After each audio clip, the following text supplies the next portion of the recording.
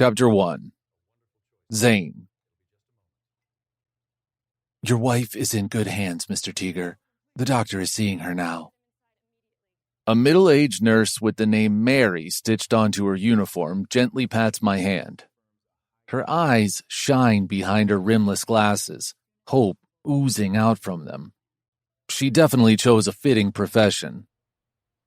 After giving me another tender smile, she treads out of the waiting room.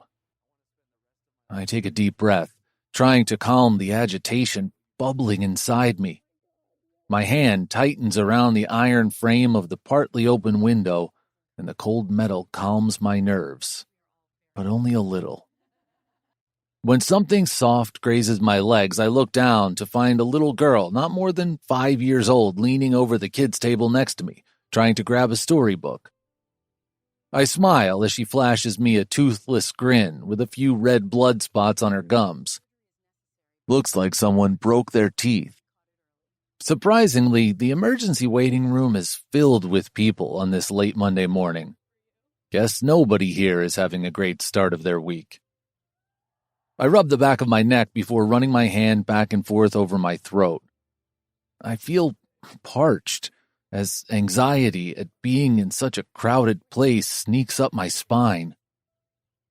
I once again search the pockets of my jacket and come back empty-handed. Fuck, I don't even have any lozenges. Mr. Teeger, Nurse Mary calls my name and waits for me by the door. When I scamper toward her, she says, Your wife's checkup is done. So soon? The old lady's eyes widen for a beat, just like every fucking one else, before she nods. I'm 28, for Christ's sake. How long will it take me to get used to people's reactions to my fucking voice? With a renewed agitation, I follow the nurse to the emergency ward. She pulls the curtain, and there sits my wife in a white crop tank top and navy blue jean shorts. She's not exactly a stranger to me, given I see her every day at the cafe where she works. But I don't think I've spoken more than 5 sentences to her in total. The young doctor beside her shakes my hand. Hi, I'm Dr. Nelson. We performed an x-ray of Mrs. Teeger's wrist, otherwise everything looks fine. He points toward the hand, which my wife is clutching too close to her chest. Are you sure she doesn't need anything else? The anxiety doesn't help my stutter, and I stammer like a fool more than usual. Not at all. She's good to go. We'll email the report, and if there are any questions, you can give us a call. Just put ice on your wrist, Mrs. Teeger, and take it easy today.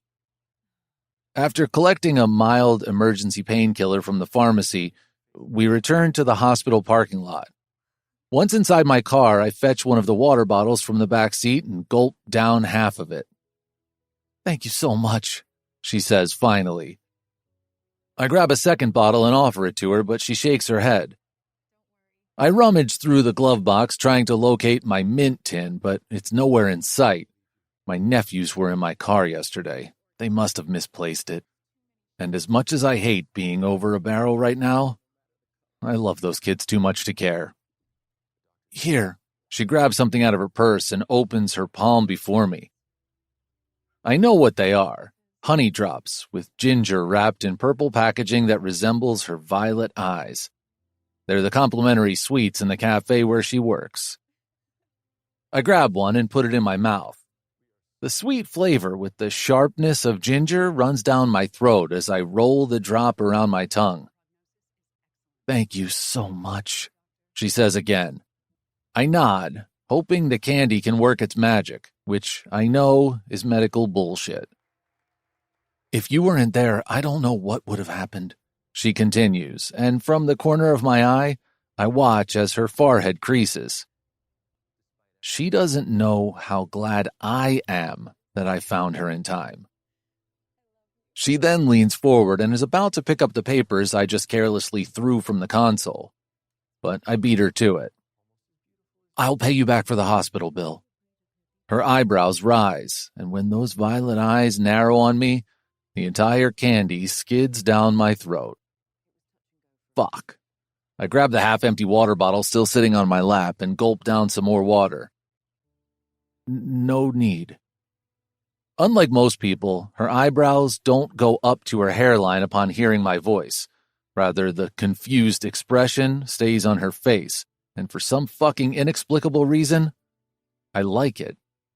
I like that I possibly don't sound like a weirdo to her. I can't do that. I'm already beyond thankful that you didn't leave me on the street to die. The nurse said she was aware that I left my insurance card at home. How did you...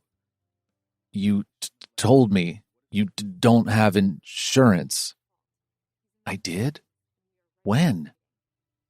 I find her wide eyes almost hilarious, because she didn't just tell me, but kind of begged me. While I was carrying you to my car. A flush creeps up her cheeks, and her nervous gaze skids from me to the dashboard.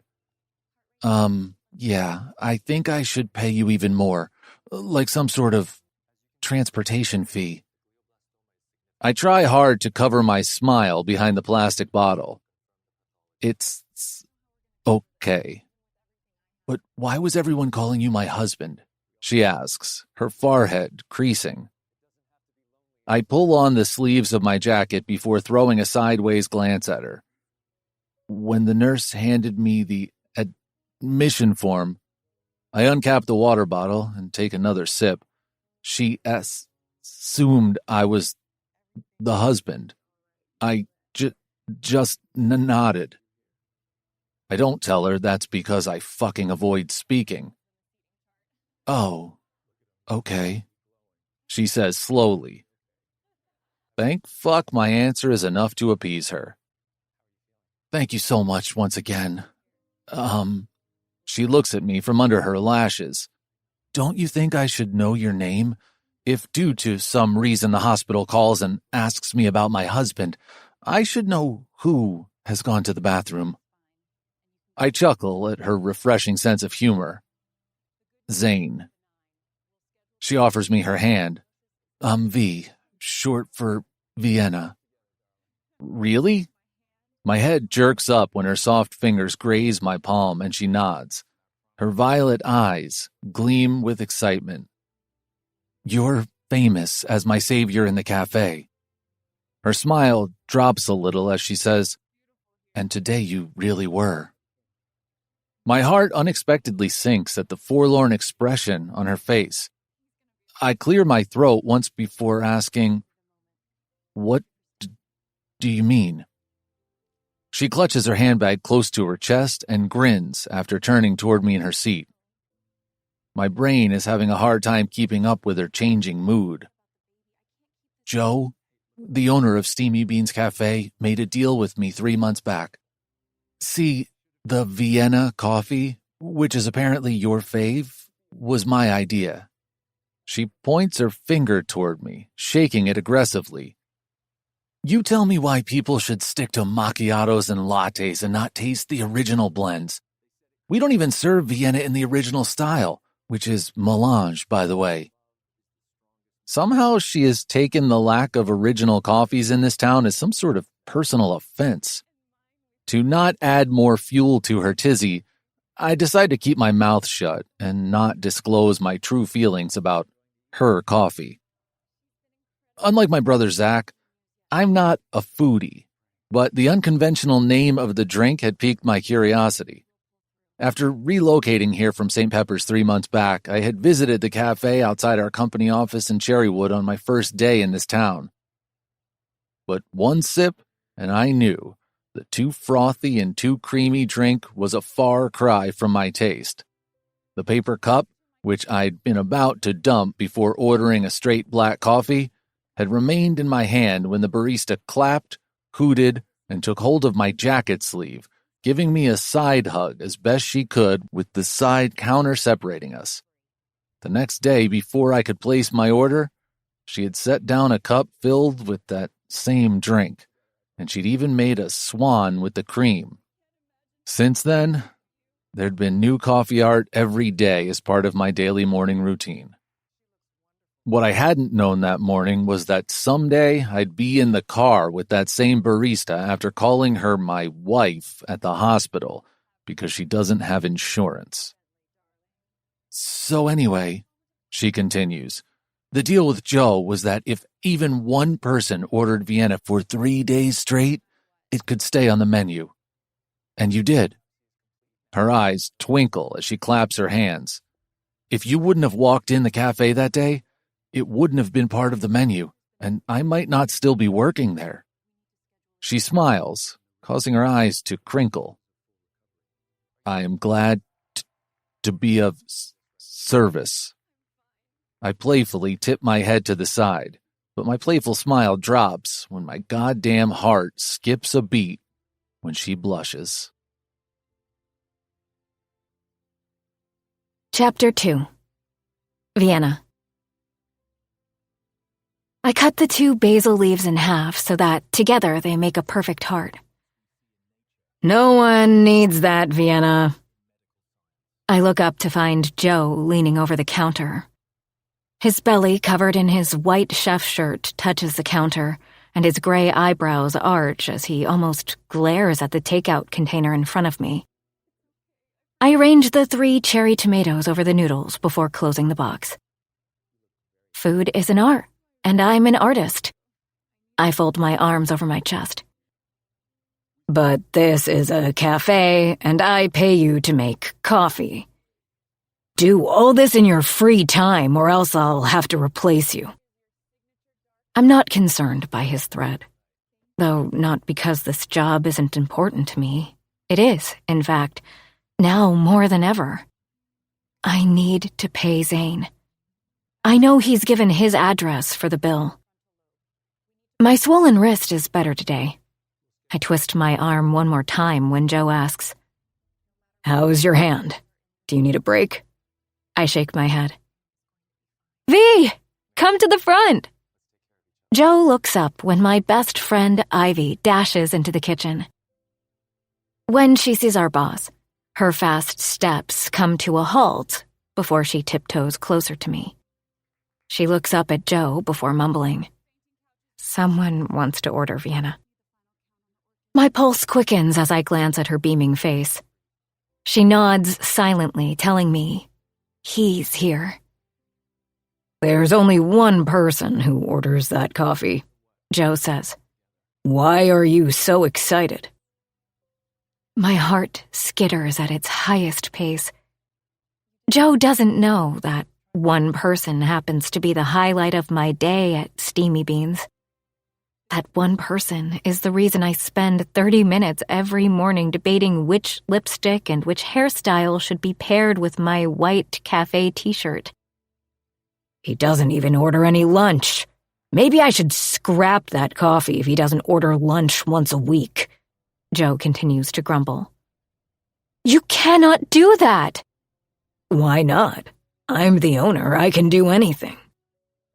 Joe gives me a look before turning around and grabbing the weekly supply list. But we had a deal. I try to get his attention standing before him.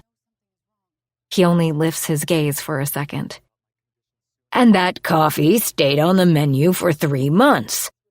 If you want this to continue, get that suit to buy lunch. I want to shake him and make him listen when again he goes back to inspecting that stupid list. V, let's go. Ivy pulls me out of the kitchen. Otherwise your husband will leave. Shh, he'll hear you. So the nurse can call him that, but not me? She wiggles her eyebrows as we walk to the front. I'm preaching to my brain to stay cool when Ivy waves at my fake husband. This girl. As every other day, he's dressed in a suit, a gray one with a deep violet tie neatly tied around his neck. He smiles as I approach him, my heart pounding. Hi. He nods, and without asking, I start making his coffee. I can feel his gaze on me as my trembling hands steam the milk. The pitching mug shakes, ruining the 4-leaf clover I'm trying to make on his coffee. Ivy slides up next to me, blurting at him. You need to buy lunch today. Ivy! What? Joe said he needs to buy lunch or else Vienna will be out of the cafe. I pinch her leg under the counter and place his to-go coffee cup before him with a slightly distorted clover design on the foam.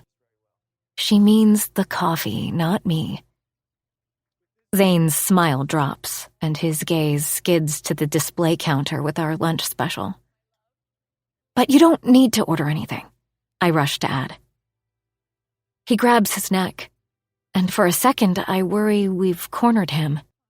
But then his fingers run up and down his throat, and I realize he does this whenever he has to start a conversation. Is he nervous about his stutter? But that would be too crazy. That one flaw makes him approachable. It's like a small dent in his perfection. He swallows a few times before asking, "What do you recommend?" Of course, he'd be one of those rare men who genuinely care about a woman's opinion. God, as if I'm not already crushing over him enough. What are you in the mood for? I cannot escape the excitement and tease in my voice. He shrugs before smiling.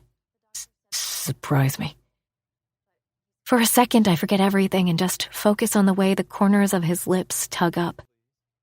I hesitate over the hot pastrami sandwich box in which I've made a beautiful grasshopper with pickles, complete with olive eyes.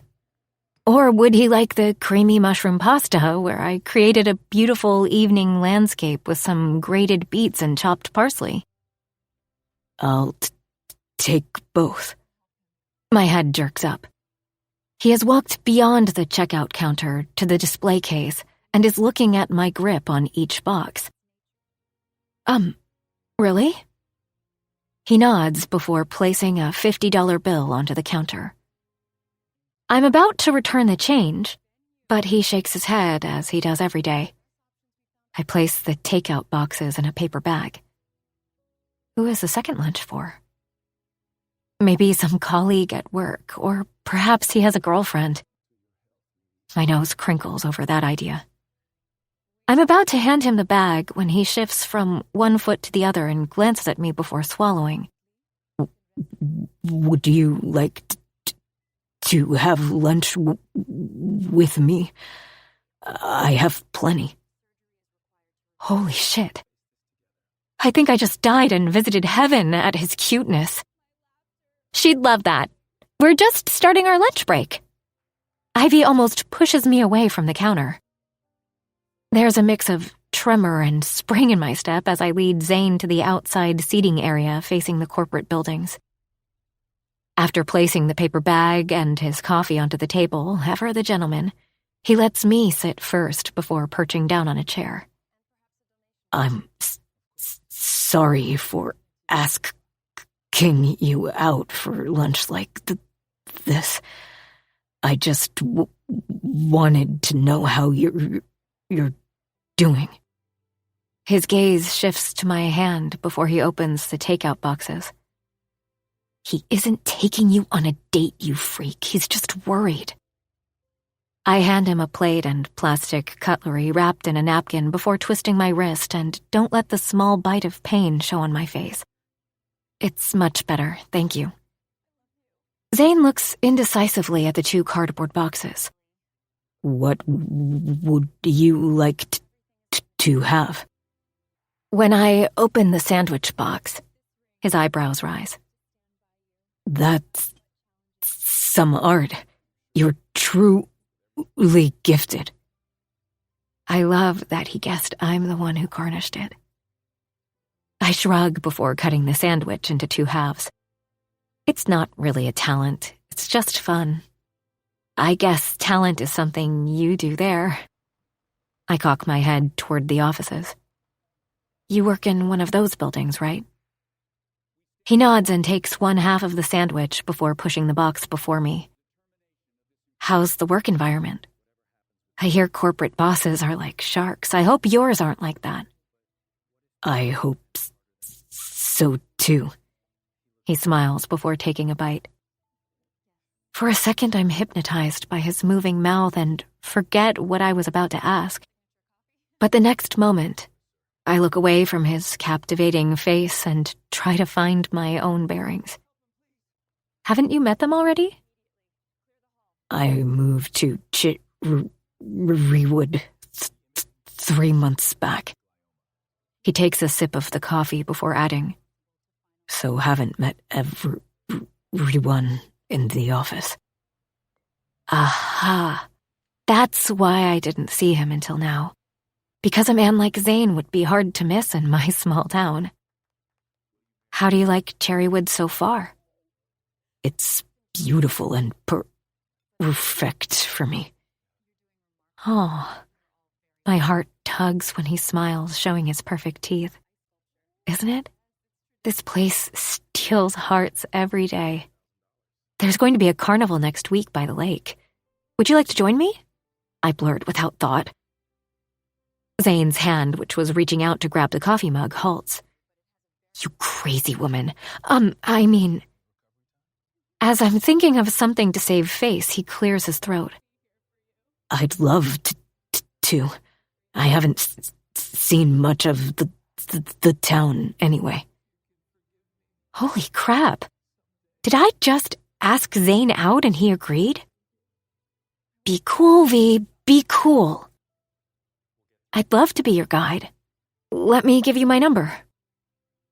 I recite my number, and his beautiful fingers type it into his cell. I fish out my cell phone from the apron pocket when it vibrates. Now you have mine, too. He smiles, tilting his head toward my phone, where there's a hi text from him. I place the untouched pasta box back into the bag as he gets up. Guess his lunchtime is over. As much as I'd love to keep staring at Zane's handsome face and talking to him, I know Joe will be out soon. I hand him the bag. This is for you, and thank you for the lunch. I can't help but return his earnest smile. I'll be back for Vienna tomorrow. Until then, take care. I can't take my eyes off him as he crosses the street. Unlike other men in suits who only care about where they're going, Zane looks around, pausing every once in a while to see the life around him. This man is something else. I turn around with a smile and enter the cafe. Ivy will be dying to know what we talked about. The door jingles shut behind me. Suddenly, everything before me goes black for a second. My hands tremble as I hunt for some support. V? I hear Ivy's voice coming from far off. What's happening? As she leads me to a chair, the darkness before my eyes slowly dissolves and I start to get a hang of my surroundings. Ivy hands me a glass of water, and after taking 2 sips, I place it down. Her worried gaze bores into me, and I whisper with a shaky voice, I'm okay. I just got dizzy. I think it's that hunks effect. Her face remains serious for another beat before a teeny tiny smile pulls on her lips. Ivy gives me another worried look, and only when I smile does she weakly head toward the 2 women who just walked inside the cafe. Once alone, raw fear engulfs me. My palms sweat as I hide them under the table. What the hell is happening to me? Zane. I'm outside. I fix the silk scarf around my neck before giving myself a good look. My lavender pullover, which everyone says makes my eyes pop, looks pretty over black jeans studded with stars and knee-high leather boots. I check Tassel's food and water bowl. At this very moment, my Maltese dog is focused on the TV, watching an ancient rerun of Scooby-Doo. Who would have thought a dog would love watching an animated dog? But I guess if someday Tassels can learn to speak, it sure will be super interesting. I snicker at the insane thought before kissing him on his forehead. But this grump whines like a kid who doesn't want to be disturbed in the middle of his video game. Mommy's got a date with your fake daddy. You be a good boy. After petting him once more, which he of course doesn't appreciate, I run down the stairs of my apartment complex. My pulse skitters when Zane straightens from where he's leaning against his car. I've certainly developed a tiny crush on him just by looking at him over these 3 months. Unlike his usual garb, he isn't wearing a tie above his black shirt. Guess that's what speaks casual to him. Hi. I give him a small wave, trying and failing to keep my skyrocketing heartbeat in check. Zane takes a step away from his Bugatti. I don't know much about cars, but thankfully this one has the name clearly written in red and white. His lips quirk up, and today in the open, beyond the confined walls of the cafe, his smile is irresistible.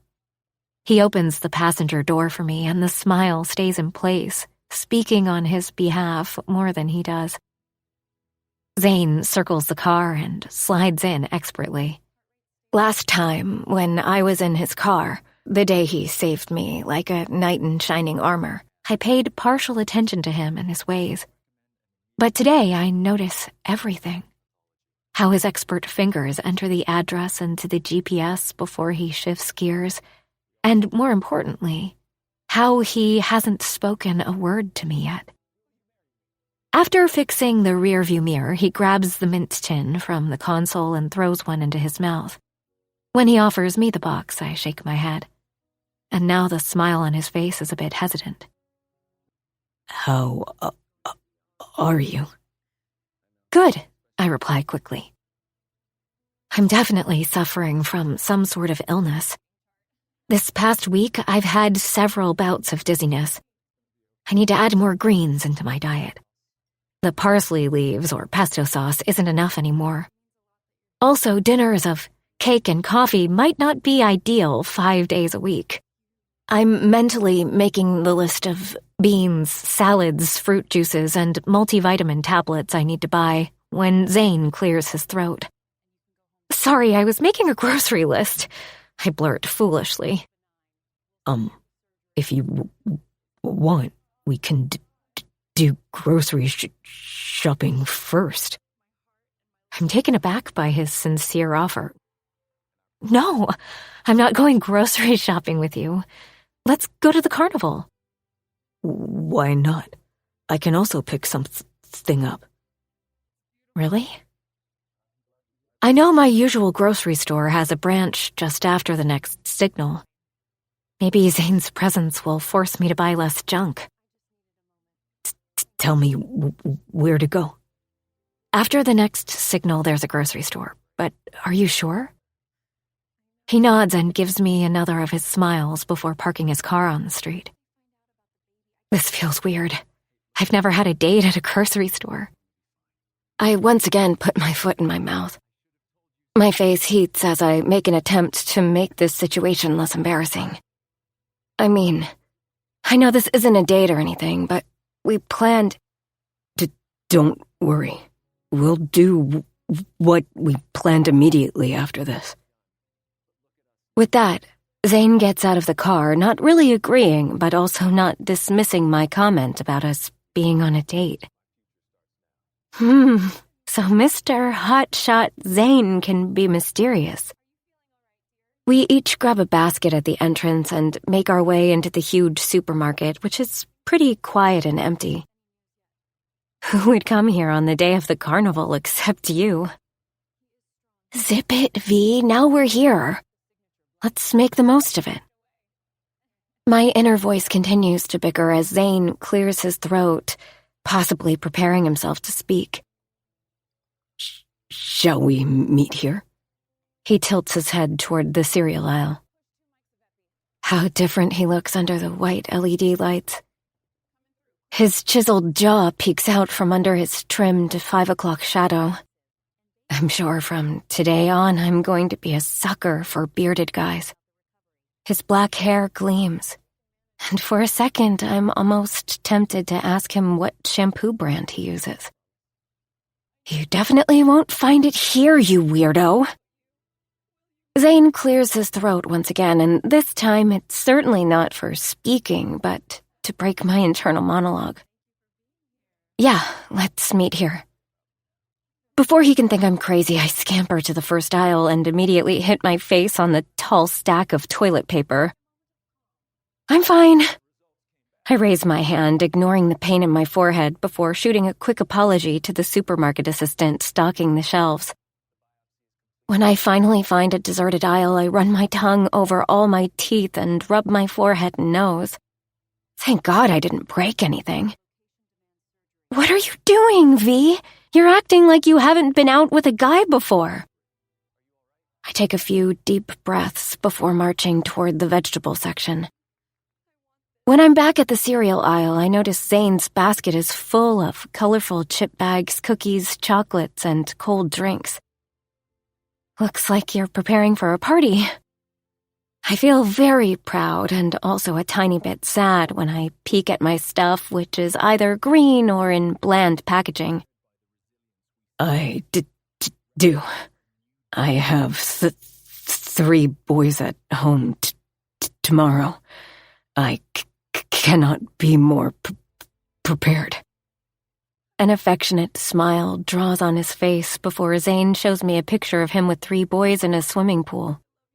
My gaze zooms in on his broad chest without a single hair. God, he's hot. It's a kid-sized pool, and my lucky eyes get a glimpse of the navy blue waistband of his swim shorts.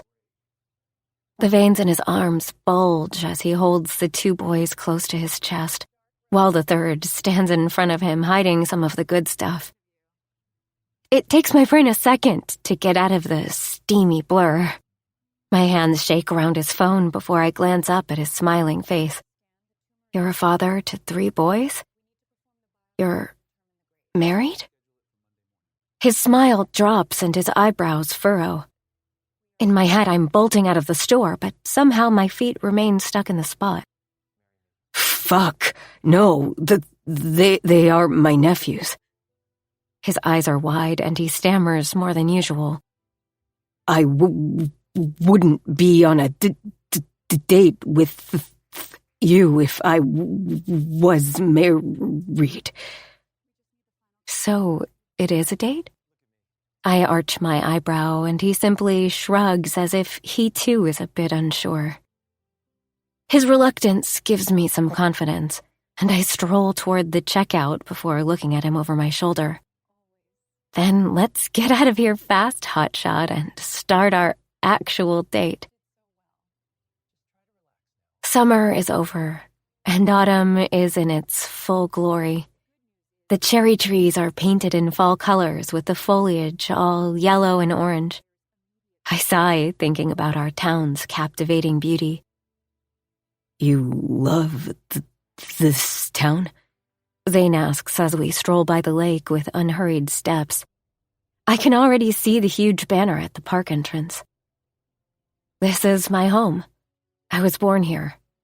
It's filled with beautiful sights, but even more beautiful people.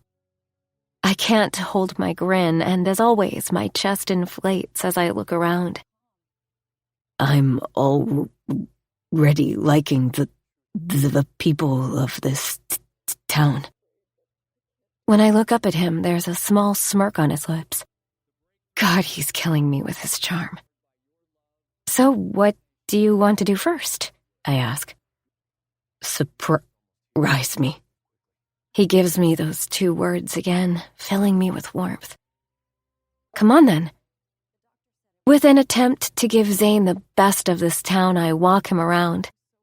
We go from one shop to another, looking at hand-painted lamps, one-of-a-kind handmade jewelry, and glowing salt lamps, until we stop at a photography booth.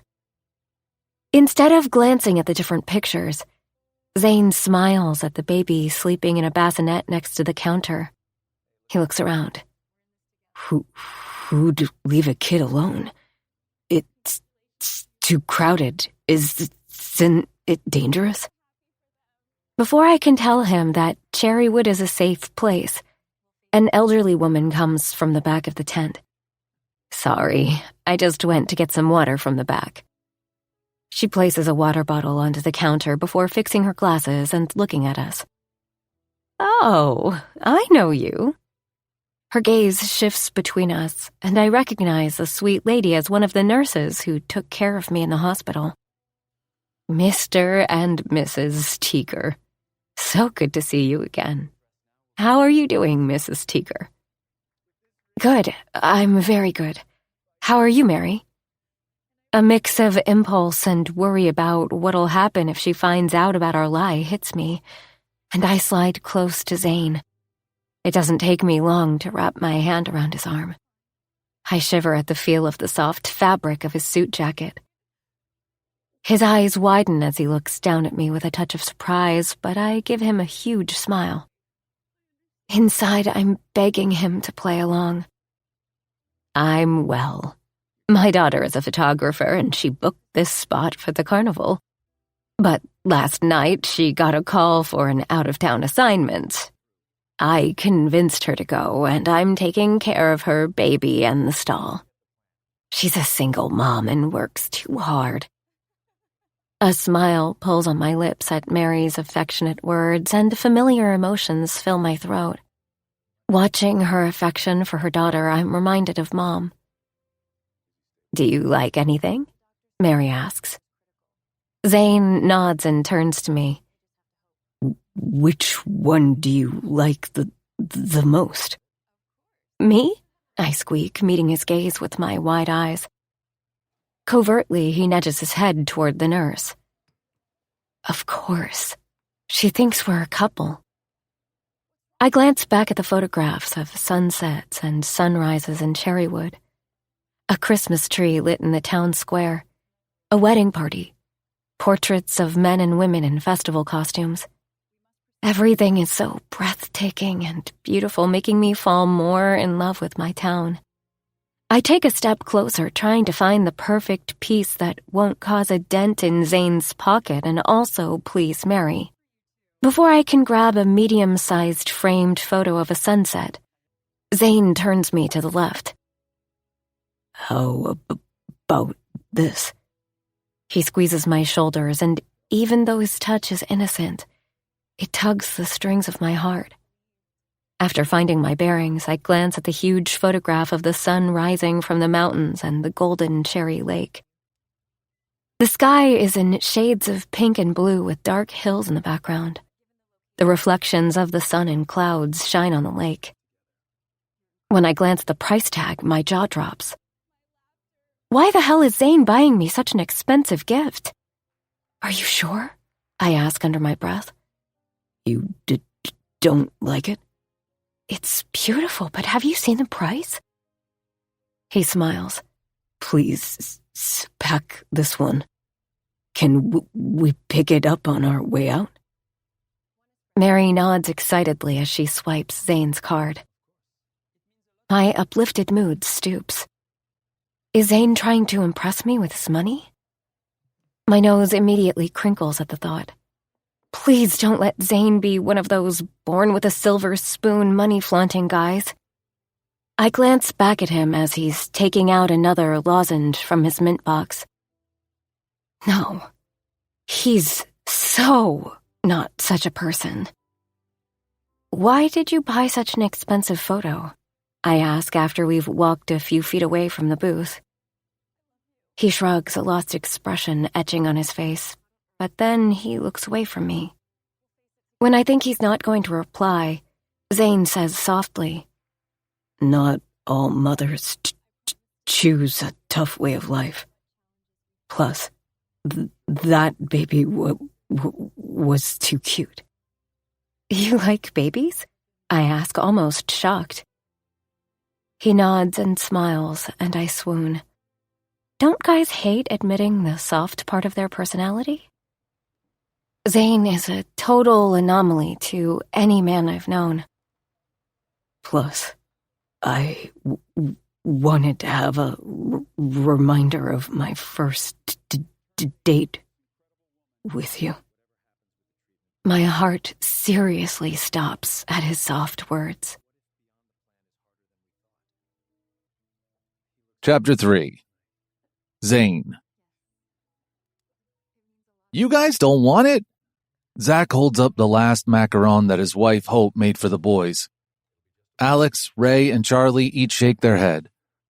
Are you sure? I don't want it like last time when you three started crying immediately after I put that last piece of chocolate into my mouth.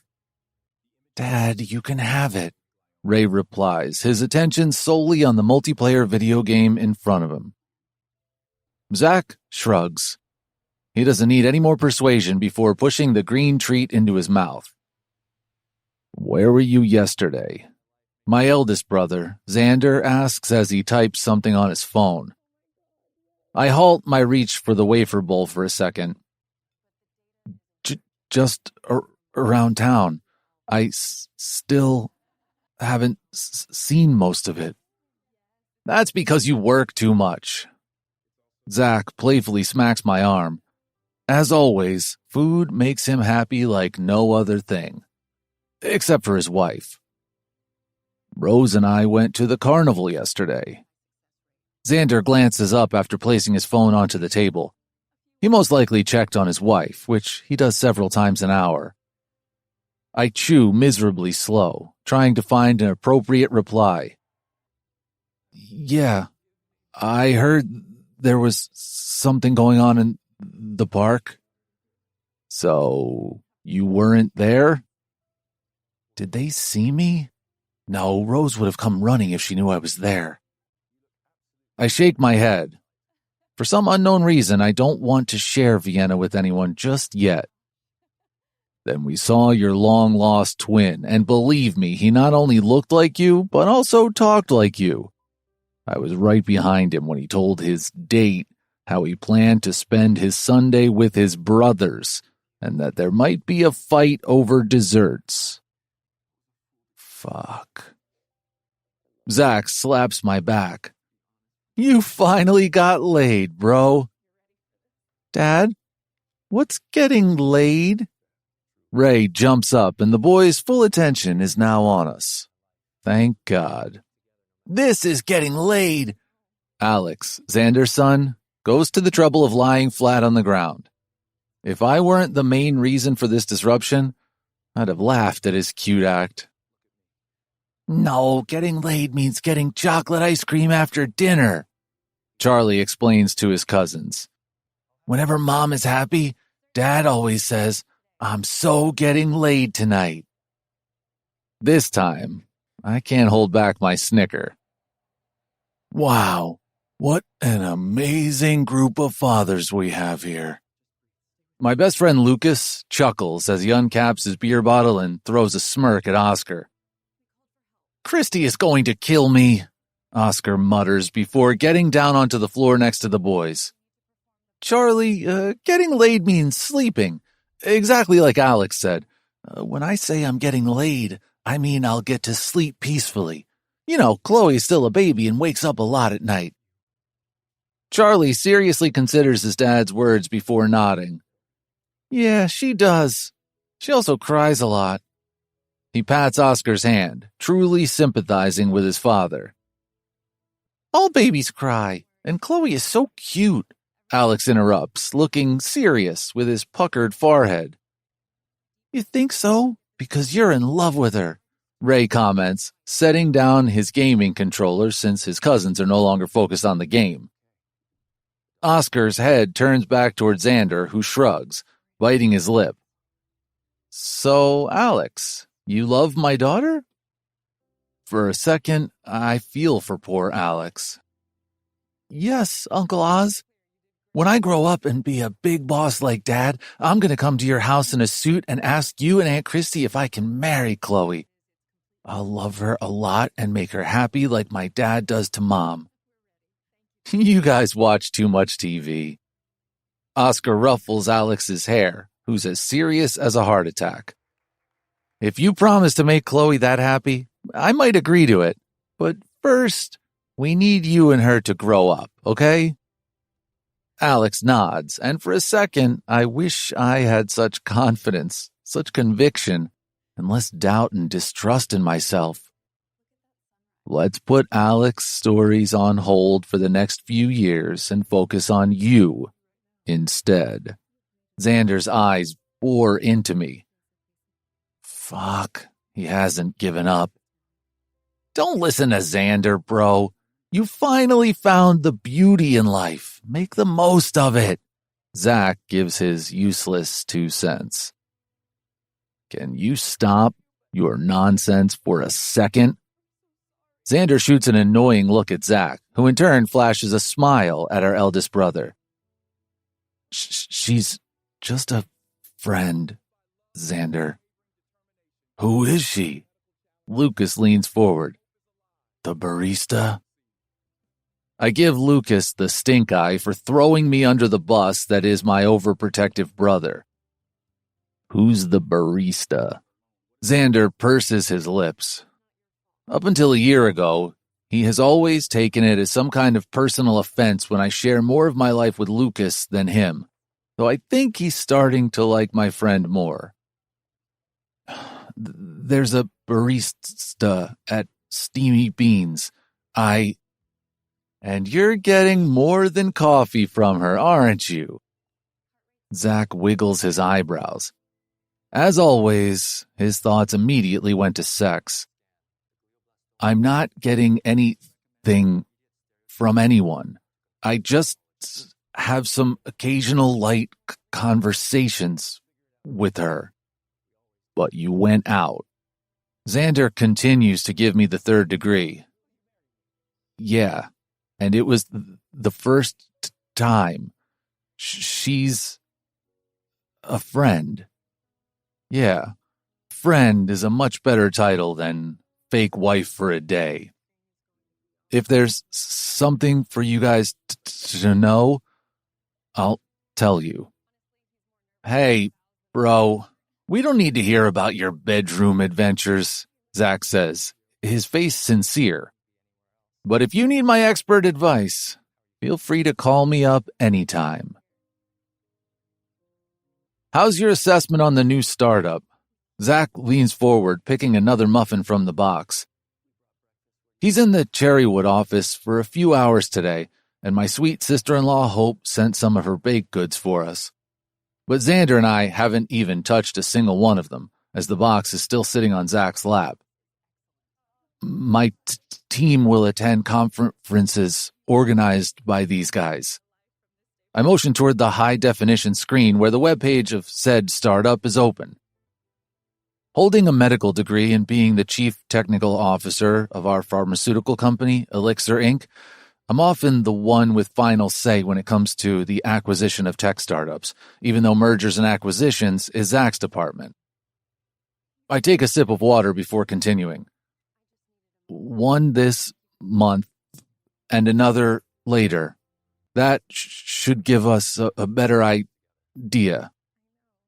I'm about to say more when the phone resting face down on my desk rings. I wait for 2 more rings in case somebody dialed by mistake, because I fucking hate phone calls. Meanwhile, I grab my glass of water off the table and gulp some down. When my phone continues to ring, I pick it up with a sigh. Mr. Teeger, I'm calling from the Cherrywood Hospital. A woman blurts from the other end, and it takes me a while to make sense of her words. Your wife had a bad fall.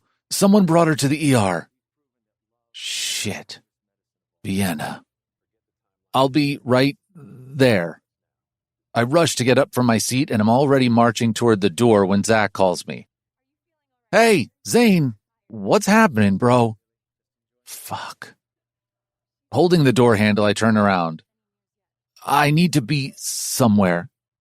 Can we do this later? Yeah, that's okay, but what's the emergency? Xander rushes to where I'm standing. Everything okay? Is it Lucas? My brothers think the extent of my life beyond family is Lucas. And maybe in some ways that's true. But this new addition happened by serendipity. And I don't know why, but I can't seem to share it with anyone right now. It's hard to comprehend, even for me, why all of a sudden I'm in her life or she's in mine. How the hell do I explain this to my brothers? Yeah, all's fine. I just have to be somewhere. Thankfully, Xander nods, even though there's a deep frown on his face. I'm usually a safe driver, but today my foot presses on the accelerator a bit harder as I navigate through the streets to reach the hospital, all the while my chest pounds in worry for Vienna. Hi, my wife. I'm talking to a hospital staff when Mary rushes to me. Mr. Teeger, thank God you're here. What happened? Mrs. Teeger collapsed in the middle of the street. The woman continues to talk as she leads me to the ER. She's still unconscious and has sprained her ankle. We did an x-ray. Here, the doctor will tell you more. She pulls back a curtain and my pulse skyrockets as Vienna lies on the bed, eyes closed. She has blue tape on her ankle and arm and a white bandage covering a spot where she probably hit herself on her forehead. She's okay? A doctor in scrubs approaches me. Your wife is fine, Mr. Teeger. There's no fracture, but she has a mild concussion and sprained her ankle and hand. We were lucky we had Mrs. Teeger's details, including your number, in our system. We did an x-ray and ran some blood work. Vienna's soft groan interrupts the doctor. Her face scrunches as she tries to shift her legs and immediately winces. Take it easy, Mary says. Her eyes widen and meet mine when the nurse fixes the sheet over her. You were lucky someone brought you in, Mrs. Teeger, but we can't let you go so easily this time. The doctor chuckles, but Vienna's face turns white. What do you mean? She stammers, her voice breaking like mine. We're waiting for your blood work. We cannot chalk this up again to just weakness. I'm also requesting some more tests. But, Vienna starts. Of course. Please do all that's needed. I can't believe I fucking didn't insist on it last time. It's a good thing I don't practice medicine. Otherwise, I'd be killing people left and right. Until then, you sit tight. The doctor pats her leg through the sheet once and leaves. Mary turns toward me, the same kind person I know her to be from last time. Mr. Teeger, you can meet the man who brought your wife here. He's still here? I ask in surprise, wondering if Vienna was with this guy while she got injured. Yeah, he said he'll wait until you arrive. Mary leads me to the waiting room, and there's a single person occupying the sofa, making it appear much smaller with his huge frame. His cotton t-shirt stretches over his chest, and colorful tattoos run down his arms. Mr. Cole? He looks up from his phone when the nurse calls his name. This is Mr. Teeger, husband of the woman you brought in. Thank you so much for bringing Vienna here. He takes my offered hand in a tight grip without batting an eye over my weird voice. No problem. I hope your wife's better. I nod. They're running some tests now. He hums. I'll leave then. Anything I can do to thank you, Mr. Cole? I urge as he walks toward the door. Call me River, and no need. He turns around before tipping his head to the side, and then he leaves through the door. Thanking God that good men still exist, I walk back into Vienna's room. She now has an IV tied to her arm. I walk closer to read what's being given when her eyes shoot open and tears leak onto her face. Hey, are you hurting? I quickly take a seat next to her bedside. She bites her bottom lip as if trying to hold back a sob. Vienna, what's wrong? Does it hurt? My heart tightens when she shakes her head and closes her eyes once more. Hey, tell me. I hate hospitals. Even though her words sound simple, there's a rawness in her voice that trips my pulse. Don't worry. It'll be over soon. I drift my hands over her soft cheeks, drying her tears with my thumb. Think about something else. What'll you do when you leave in a few hours? She sniffs before lazily opening her eyes. I told you about tassels, right? I nod at her soft mumbling. After hearing so many stories of her dog on our first date, I feel like I know him well. Friday is usually our crime show night. Criminal Minds is Tassel's favorite show. He's kind of obsessed with it. My lips curl up. I don't think it's the dog who's obsessed with the TV show. Most likely, it's Vienna's favorite. But I don't comment. I'm happy she's no longer crying. I'm about to ask her what Criminal Minds entails when Mary opens the curtain and rolls a wheelchair inside. Mrs. Teeger, there was an additional test that we forgot to perform earlier. Which one? I give her some room and take a few steps away before throwing a quick glance toward Vienna's record. It's an MRI, the nurse replies. But we would like to know if there's a chance that you're pregnant. Vienna gasps. No. My gaze is pulled from the papers to her panicked face as she cowers in the bed, trying hard to hide behind the thin blanket. But why do I need an MRI? The nurse looks between me and my wife with a sad smile, further escalating my heartbeat. What the hell are they checking? Before I can do anything, tears start to run down Vienna's face again. Vienna, it's okay. She shakes her head and clutches my forearm. I don't want to die, Zane. I'm stunned by her extreme reaction. Hey, you aren't dying, okay? I'll give you two a minute. Nurse Mary draws the curtain after leaving, giving us some privacy. Vienna's grip tightens before she glances up at me with tears brimming in her lavender eyes, making them look a darker shade of purple. She whispers, My mom died of brain cancer, Zane. I can't go through this again. Shh. I place a finger on her lips. You don't have the same thing. I'm sure the doctor is doing this as a precaution. I try to smile, but an MRI is never routine. They must have seen something on the X-ray. My heart pounds, but I continue smiling as I hold Vienna's face. I'm so scared. Her cold hands touch mine as they rest on her wet face. I don't want to die alone. I wipe her tears. No one's dying, and you aren't alone. I'm here. You won't leave? I'm sure the nurses will kill me if I do. Plus, I don't want to be known as the jerk husband. I don't tell her that I wouldn't even without those reasons. A tiny smile makes an appearance at the corners of her lips before her face scrunches again. I'm sorry for all this.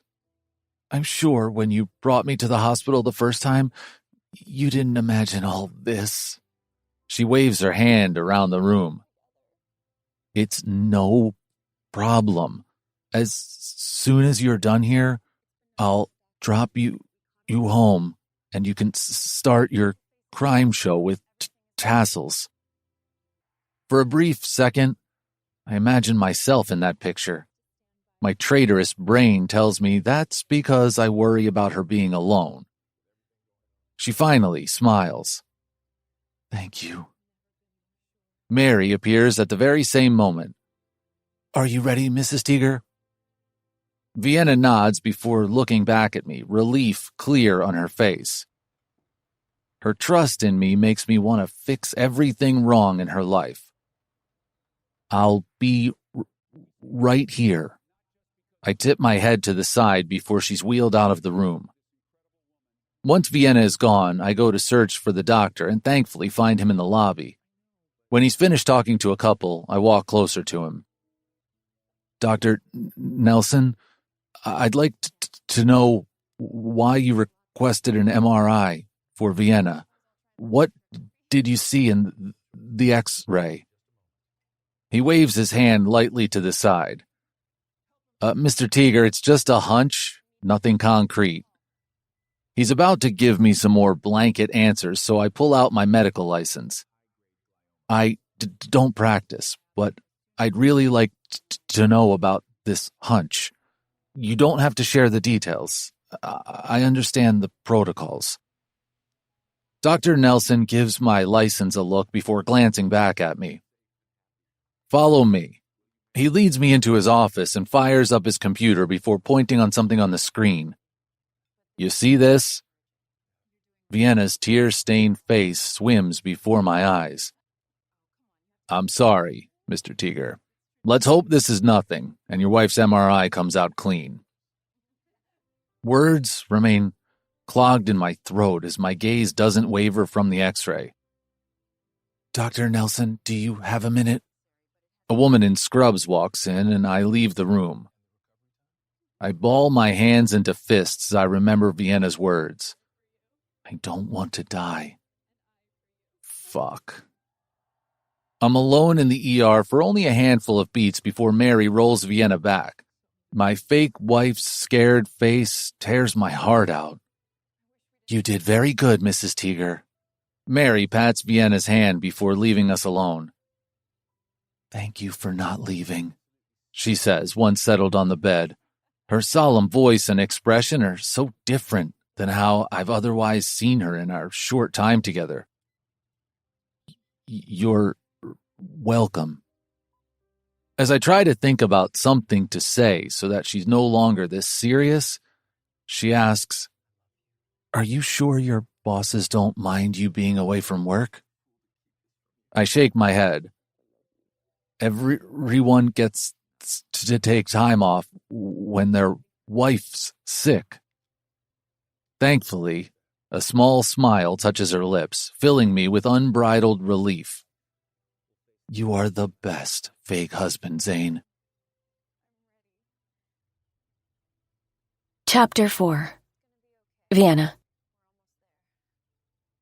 His beautiful eyes glint and my chest clenches in the small ER room. For a second, I forget all the worries that have been gnawing at my stomach since I was lying inside the MRI chamber. But then everything comes crashing back. "Hey, what's the matter?"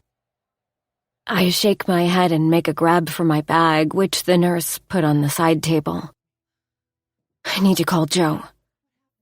"Vienna." Zane pulls me back, halting my move. He then motions toward the IV stand, which is now standing crooked and ready to topple over on me. "What do you need? Tell me." "I need my cell phone. I need to call my boss in the cafe. He'd be waiting for me. I don't know how I'll pay for the MRI and all the other tests. I can't lose my job at any cost." My throat chokes at admitting out loud how broke I am. I don't know how Joe will react to me suddenly taking a day off. "Hey." Zane grabs my hand as I make another attempt to get my handbag. Don't think about all of this." "What do you mean?" He clears his throat. "I'll take care of it now, and you can pay me back later." "Zane, I can't do that. I'll be taking advantage of you. I haven't even paid you for the last time." My insides quiver at his proposition, which is completely inappropriate for me to consider, but at the same time a huge relief.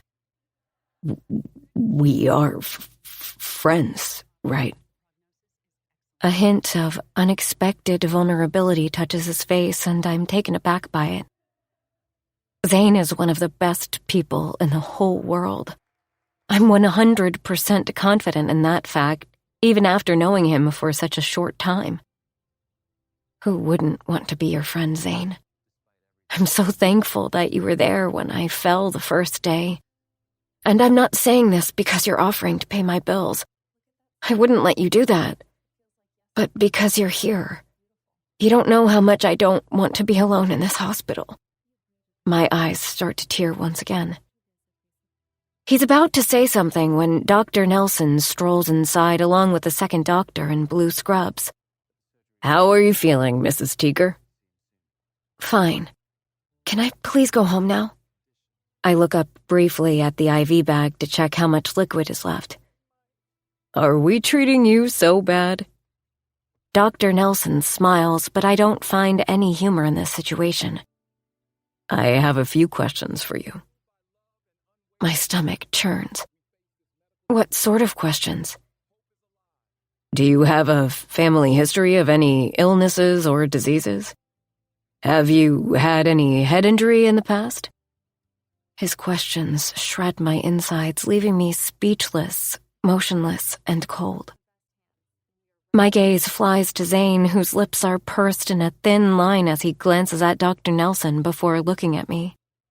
My heart aches when our eyes meet, and I don't know why, but at this very moment I want this person to not just be my fake husband, but really someone close to me.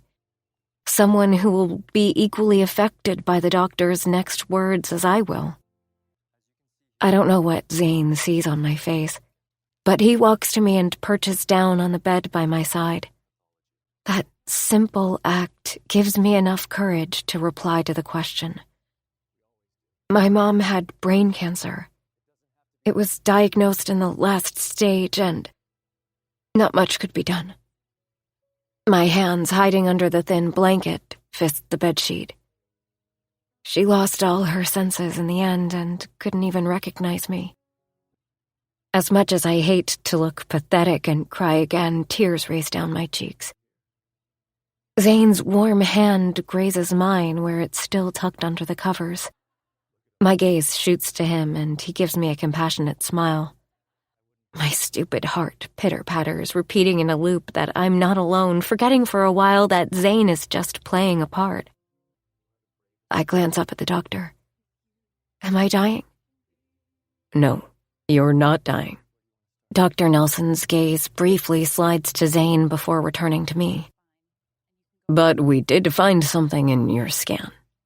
He waves toward the doctor behind him. This is Dr. Allen, our head of neurosurgery. Neurosurgery? Dr. Allen takes a step forward. His face remains stoic as he says, You have meningioma, a brain tumor. Tumor. That word wrecked my life years ago and has found its way back.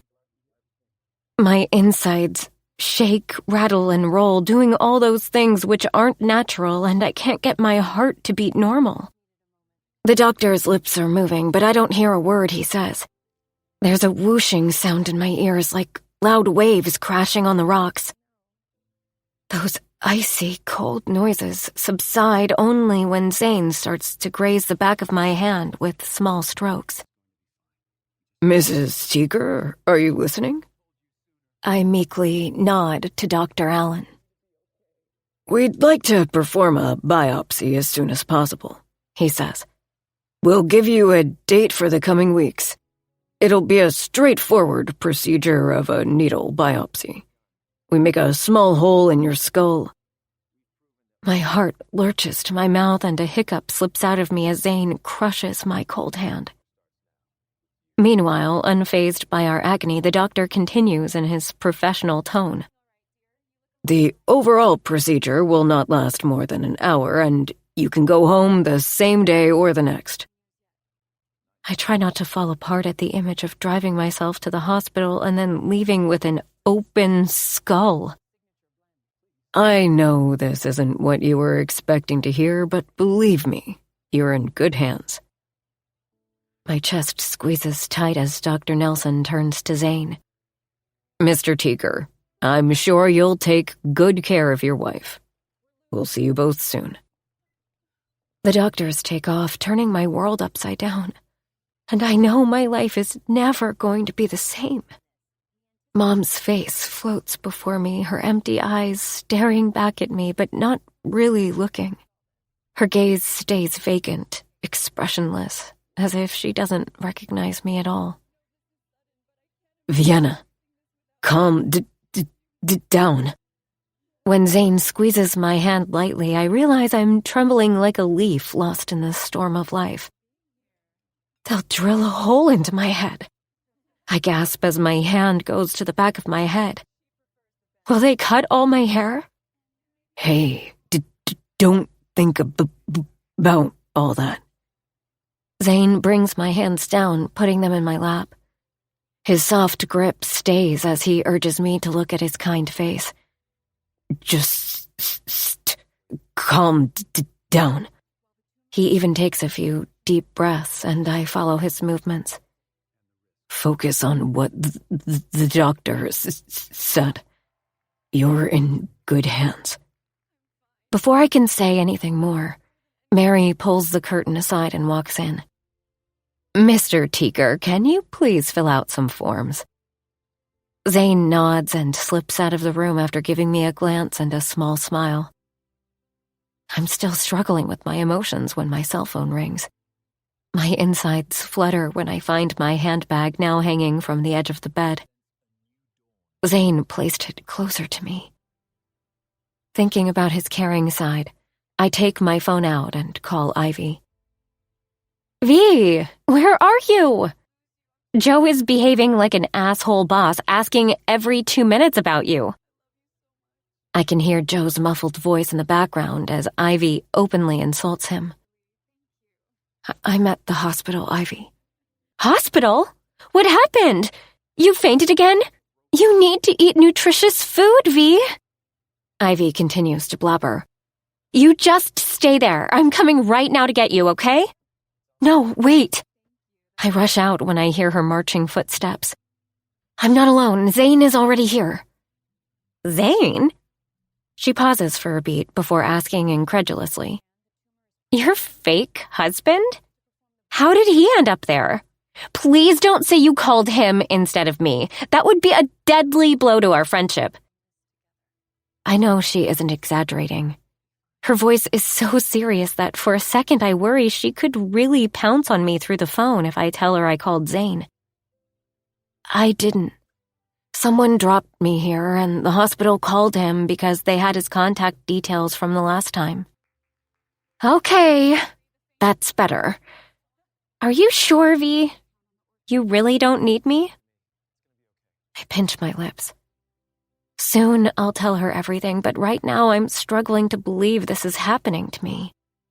I wish someone would rush into the room and tell me there was a mistake in the report. V, are you there? Yeah, I'm here. And thank you for the offer, Ivy, but I'm just about to leave the hospital. Zane is doing the final paperwork with the nurses. Ivy clears her throat. So, there's a silver lining to your fall. The sexy hunk came running to your rescue and you got to spend the day with him. I snort despite all the bad news crushing my mood. You are one crazy Cupid. My name is Ivy Hart. What else do you expect from me? Chapter 5. Zane. And one here. Mary points at the bottom of the page, and I sign the last paper. I'd advise you to sort out the issue of Mrs. Teager's health insurance soon. I nod, knowing that her words come from a good place in her heart. The nurse finally hands me Vienna's discharge papers and a CD case on top of it, her MRI scan. I tighten my jaw as her worried face crawls above all my thoughts. With a churning stomach and heavy steps, I amble into the emergency ward. Vienna is ending a call with someone, and thankfully, for a beat, there's a lightness in her gaze. But when she sees me, the dread is back. Before I can tell her that all's gonna be fine, Mary says to my fake wife, Everything is done, Mrs. Teager. You can now go home with your husband. She removes the IV from Vienna's hand and places a bandage on her wrist. I'll get you a wheelchair. Once alone, Vienna doesn't waste a second throwing the blanket off her. I don't blame her for not being gentle with the hospital linens. After hearing the news, I'm sure the last thing she wants is to spend any extra time here. Gingerly, she gets up, holding the edge of the bed. My feet remain glued to the side, but my grip tightens on the papers. I'm able to resist the urge to do anything like rush to hold and support her only for a second, until she hobbles. Here, let me help you. My hand curls around her waist, and an unfamiliar shiver crawls up my spine. She puts her sprained ankle forward, but immediately grimaces. Ouch! She grabs my bicep. I can't help but feel like a blessing has just been placed before me, and it's now my responsibility to keep her safe. Mary is bringing the wheelchair. No, Zane. Please, no wheelchair. Her voice trembles as she looks up at me, her painful gaze doing indescribable things to my insides. I have to do this. Please. I hate that walking without a wheelchair equates to having some control on things, which are rapidly slipping away from her. Pride soars through me as I nod. Hand in hand, we plod toward the parking lot. I open the passenger door of my car and, before helping her inside, slide her papers on the dashboard. Trying to think about the best thing to say to her, I circle the hood. My fucking throat feels arid more than ever, and I grab a lozenge from the inner pocket of my jacket before sucking on it. When I open the driver's side, my hand halts on the door handle as Vienna skims through her file. Fuck. I quickly get in, and am about to take the pages from her when she turns in her seat to face me. Her eyes are as wide as saucers. This is today's bill? Her index finger repeatedly taps on a page. I don't need to look down to confirm. Don't think about money right now. Focus on getting better. What are you saying, Zane? I don't even know what the cost of a biopsy is, or the expensive treatments that will follow. My chest constricts as her teardrops fall on the paper sitting on her lap. It's too much, she mumbles to herself. I can't do this alone. I can feel the dark pain engulfing my own heart as she cries next to me. Everyone in my family says I've a magical, calming power, but I don't feel it right now as Vienna's teardrops continue to shred my insides. I try to think of a response that will lessen her pain, but it isn't easy. All her worries are warranted. I rack my brain trying to think of a solution where she won't be crushed under medical debt and also not be alone. I look at her as she absently plays with a lone thread of her denim jacket. Her face is scrunched. She's probably trying to find a fitting solution. I clear my throat once. I've a proposition. I swallow deeply before shifting in my seat. My brain screams at me to shut up, but I focus on my heartbeat, which is lighter for a second. Marry me. The hospital already thinks I'm your husband. I can add your name to my insurance. That's one less thing for you to worry about. I run my hand through my hair before peeking at her. Also, you won't be alone. She opens and closes her mouth a few more times as she struggles to find her words. Heat tingles my face and insides. You dumb fuck, why would she marry you? She's in a temporary crisis. Once recovered, why would she want to stay tied to you?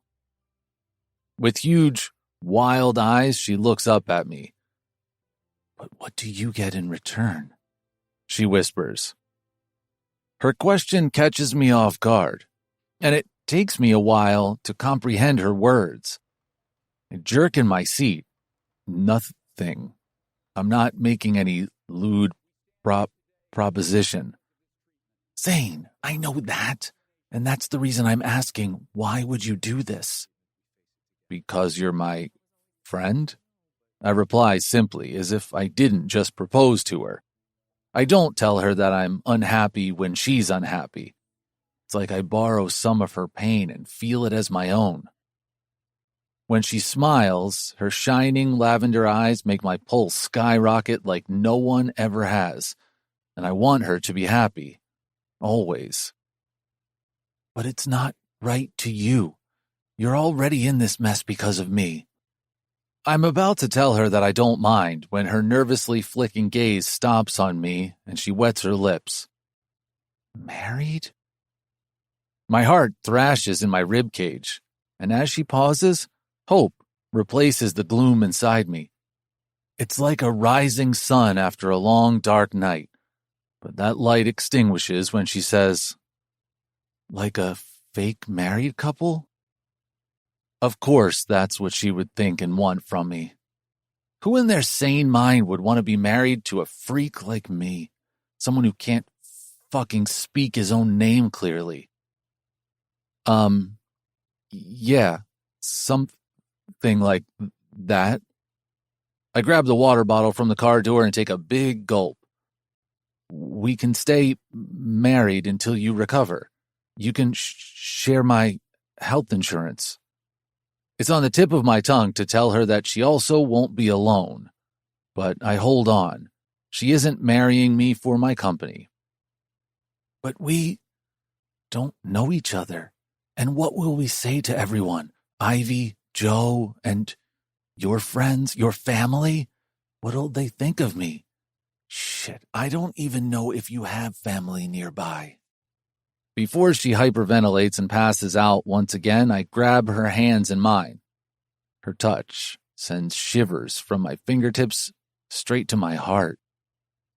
Hey, it's okay. I have two older brothers. They live nearby.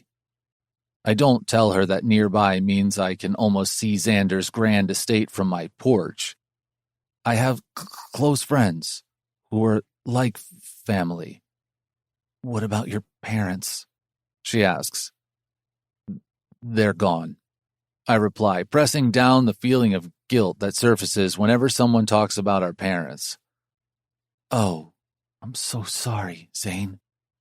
It's okay. It was a long time ago, but you don't have to worry about all of this now. My mouth dries, and I'm almost tempted to grab the water bottle when she says, Can I think about it? I nod. It's already dark when I pull out of the hospital parking lot. We stop at the signal next to the town square when I notice that the restaurants are slowly being filled with a dinner crowd. Shall I pick up something for dinner? I break the silence that has stretched in the car. Vienna shakes her head, and a casual smile pulls on her lips.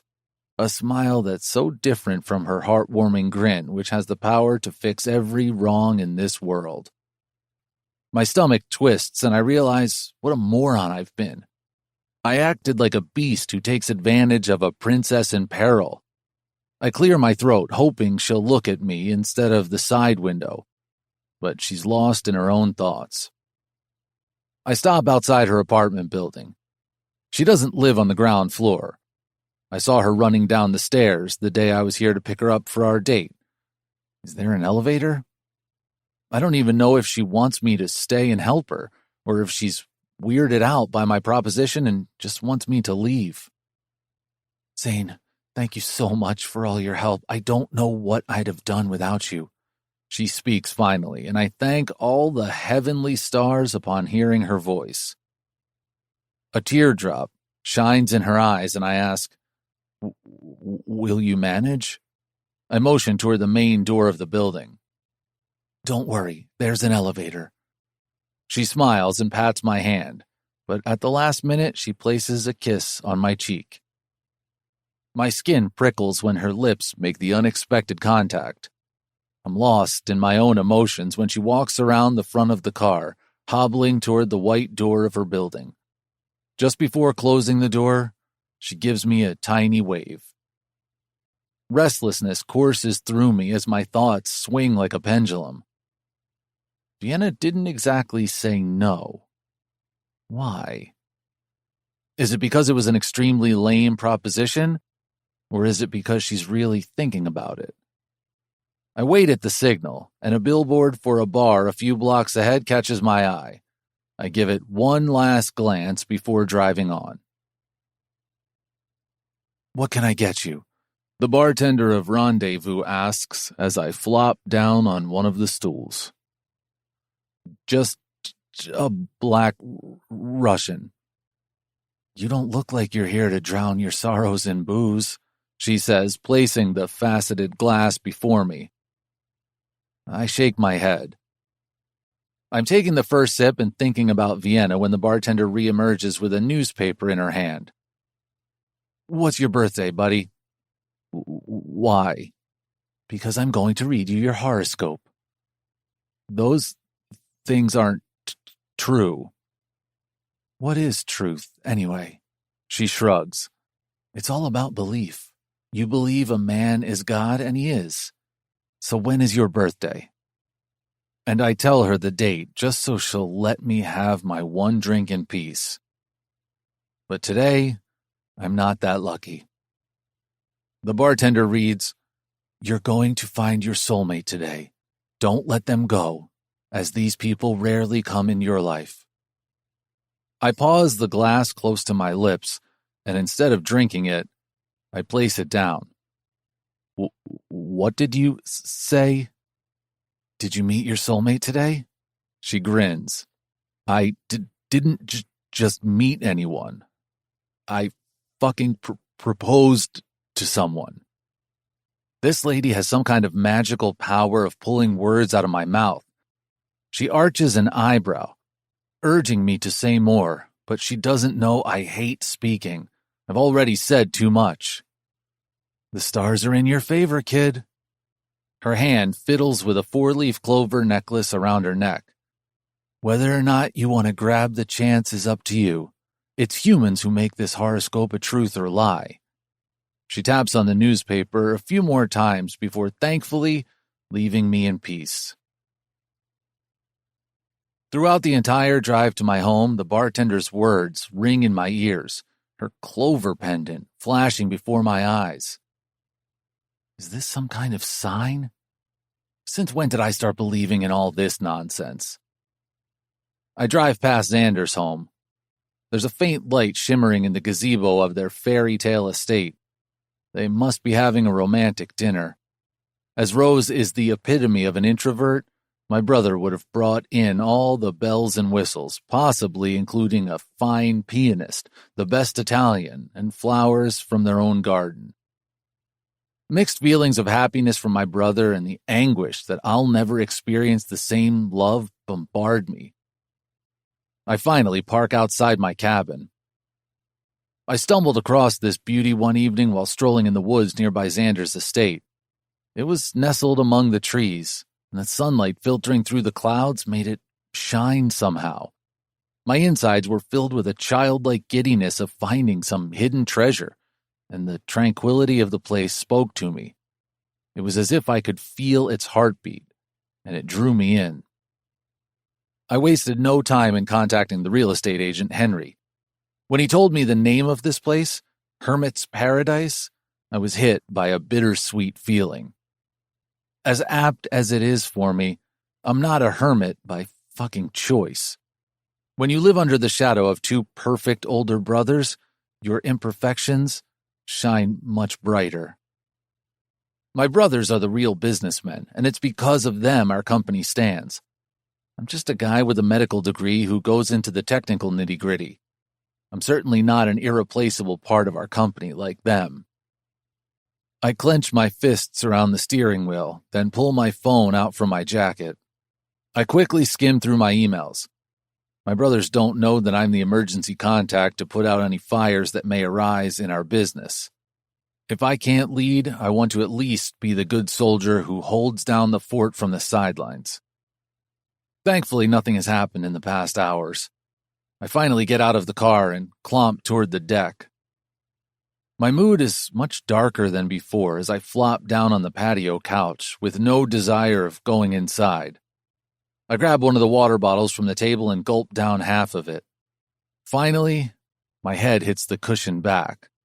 My thoughts, which have been intermittently drifting to Vienna, now fully focus on her without traffic or disturbing bartenders to distract me.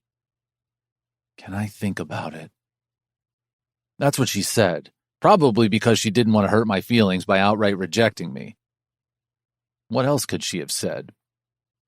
My insides twist, and I'm about to call her and apologize when a low howl comes from under the table. I look down to my furry friend. Mystery? Hey, bud. I run my hand down the fur of my huge dog a few times before he jumps up on the couch and starts licking my face. How's your day?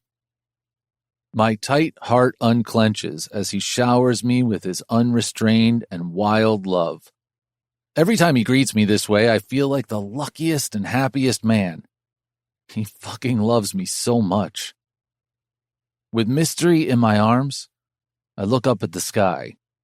But my mind again plays tricks with me.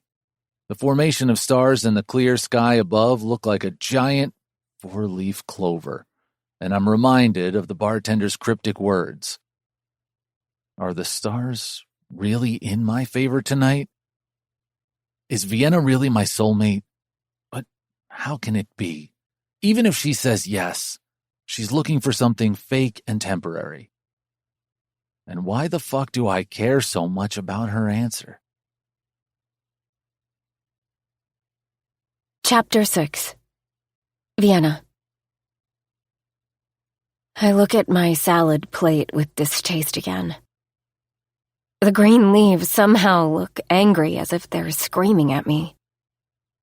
I push the first bite into my mouth, and as expected, it doesn't taste like anything spectacular. My eyes water. No matter how hard I try to not think about that, my brain, my sick brain, will not let me have one peaceful night. All I can think of is Mom as she vacantly stared at me as she lay on the hospital bed, and me crying, urging her to stay and to not leave me alone. Tassels crawls up in my lap as I sit by the window seat looking at the street. Couples hand in hand, arm in arm, pass by, probably returning from dinner or a late-night stroll. For some stupid reason, there hasn't been a lone person passing by tonight. It's either couples or families. Where the hell are all the bachelors in this town? Are they sulking in their homes like me, or am I the only single person out there? I hope it's the former. These thoughts are certainly not helping my misery, and as if he can sense it, Tassels stands and places his soft front paws on my chest. He starts licking my face, my tears, and I can't help but hug him tight. Oh, Tassels. I don't want to die so soon, and I really don't want to go mad. I don't want to die alone. Please, please don't leave me. My tears roll down, wetting Tassel's coat, and I worry he's going to run away like he does whenever I'm trying to be too touchy-feely. But thankfully tonight, the sweetest pup stays in my arms, giving me the company I so badly crave at this time. I don't know what to worry about first. Should I focus on the fact that I'll go mad, the forthcoming hospital bills, the money Zane has already spent on me, or his proposal? After spending more than a few minutes squeezing the shit out of Tassels, I let him go with more than a couple of kisses on his sweet face. I try to not see the salad bowl and grab my phone.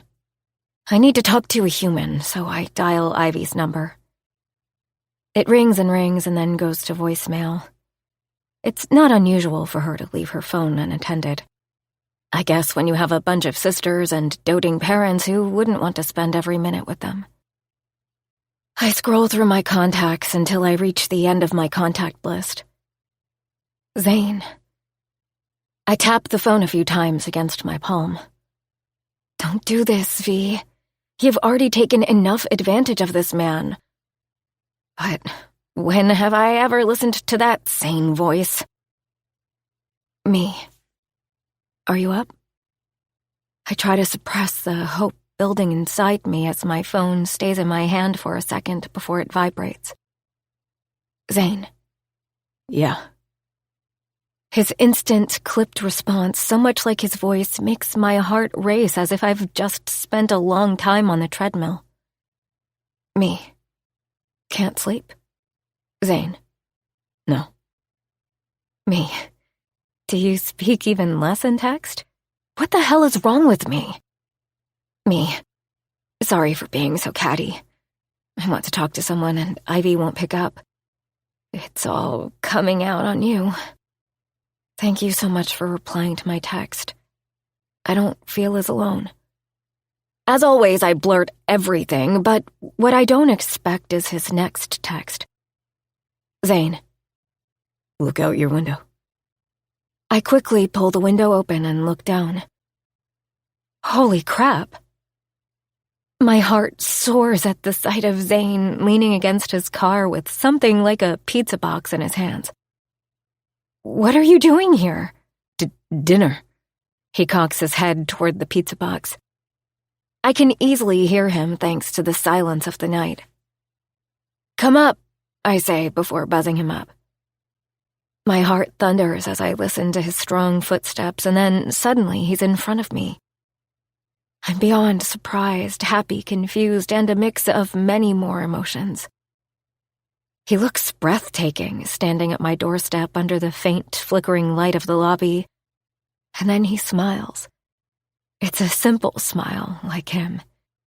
He isn't trying to be mysterious or charming, but when his lips curl, a tenderness paints his face. Standing at the door, it takes me a second to notice there's a small box over the pizza. What's that? I motion toward it. Can I come in? I slap my head. Yes, please, sorry. I was so surprised to see you here. His steps halt just over the threshold. If you prefer to be alone, I can leave. No! I smack my forehead again, and thank God he steps in. I was thinking about you, and then you appeared. I was just so happy to see you. He throws a brief glance around as if nervous to look for more than 2 seconds at my apartment, and then he saunters with his long legs to the window seat. Once seated, he looks at me and says, You were saying? I didn't want to be alone tonight. My face and body inflame as I admit it to him. But there's something in Zane's face that makes you believe he can feel your feelings. He nods and smiles once more before opening the small box. What's that? My insides are the lightest they've felt all day at the sight of 4 cupcakes with dog faces on them. My sister-in-law makes designer cupcakes. My gaze slowly moves between him and the beautiful cupcakes. I can't believe he remembered I have a dog. I slide beside him and pick 1 cupcake out of the box before taking a bite. It's as delicious as it looks. I thought you would be upset. My heart leaps in my throat at his thoughtfulness. Living alone since Mom's death, I've forgotten what it's like when someone cares for you. I blurt, If you keep being so sweet, I'll really marry you. But instead of smiling like I expected, he grimaces. I'm sorry that I acted like a jerk. I tried to take advantage of your vulnerability. He gulps hard, as he always does when he speaks more than a few words. I grab the water bottle from the table and pass it to him. His eyes widen for a brief second, and I notice the tips of his ears turning red. Is he embarrassed? He takes a few sips and says, I came here to tell you that you don't need to worry about the medical expenses. I'll take care of that, and you can pay me back whenever you get the money. But contrary to what's expected, Everything in my body, my chest, my limbs, tightens. Instead of feeling relief, I feel lonelier than before. Did I say something wrong? Zane grabs his neck. I shake my head as tears brim in my eyes. I'm about to get up in the ruse of grabbing a plate when he snags my arm. As soon as my steps halt, his hand drops. But that ghost of a touch has left me with swarming butterflies in my stomach. Tell me, he urges. It's nothing. You're upset, so it's not nothing. What did I say? I bite my lip, hesitating. But when I look at him, waiting for my answer, I give in. I don't want to be alone, Zane. I watched my mom, how she withered in pain and cried. My parents eloped and didn't have contact with their parents, so I have no extended family. After Dad's death, we were really alone. I don't want to die alone like my mom. I flop down and hide my face in my hands, embarrassed for breaking down in front of him. Hey. He turns toward me and hesitantly touches my hair. I've missed an affectionate touch for so long that I turn in his arms. For a second, I don't care what he thinks. I need someone to hug me, to tell me that it will all be okay. I barely register Zane going still as I take him by surprise, but a beat later, his arms tighten around me. For a fleeting second, I let myself believe that he's as devastated with this news as I am. He fears equally for my safety. Tell me what you need, he whispers. Marry me. He stills, possibly unprepared for the news. Are you sure? Will you be so sweet throughout my sickness? Am I as sweet? His eyebrows furrow, and I know he isn't trying to gloat or act. He really has no clue how precious he is. You are the sweetest. I wouldn't say that. His ears once again turn red. And I don't know why, but I feel better and a bit powerful to make this man sweat. I'd be the luckiest girl, with such a sweet, handsome hunk by my side. I'd have to ward off girls left and right. So you will have to wear a ring or carry handkerchiefs with my name embroidered on them. You should always carry a photograph of me in your wallet. What else? Yeah, your calendar should clearly say lunch date with wife and dinner date with wife. As I carry on with the stupid list, my chest loosens and something other than misery fills my heart. I don't know why, but I look forward to this fun-filled fake marriage phase with Zane. And I'll frequently visit your office to stake my claim. Stake your claim? His chuckle echoes in my tiny apartment. His hazel eyes dance and sparkle as he looks down at me, still in his arms. So, will you marry me? Are you proposing? For a beat, his one eyebrow arches, and holy crap, Zane looks sinfully hot as hell. My pulse skyrockets at his rare action. Are you playing hard to get? Fuck no. I don't know why I said that. He immediately backpedals, and his sweet, hesitant persona is back. Don't worry, you can be playful at times. I gently pat his tie. If you were seriously asking, I'd really like to marry you. His words, even though stuttered, have the conviction of a lifetime. And even though it should scare me, it doesn't. Why? I whisper, unable to understand this man. You're getting a sick wife and tons of hospital bills. I don't like you upset. His concerned voice has me transitioning our conversation. So, what will you do after we get married? To tell everyone that you're mine? As much as I know this conversation with Zane is silly and meaningless unless we do get married, I'm enjoying the warmth that's spreading inside me. What do you want me to do? He says in a raspy voice before tightening his arms around me. My head rests against his chest. I haven't felt this safe in such a long time. I let my brain go wild with imagination. I want you to order lunch at least once a week from Steamy Beans and tell everyone that it's because your wife works there. I want you to drop by occasionally just to check up on me. I want you to bring me flowers, daisies, every day. I want you to kiss me in front of everyone. I want you to tell everyone how much you love. He stills, and I realize the fantasy I'm weaving. I'm sorry. I pull back from his arms. I'm just being crazy. My emotions are all over the place. Why not? If we decide to get married, I'll have to say we're in love. How else will everyone believe the whirlwind romance?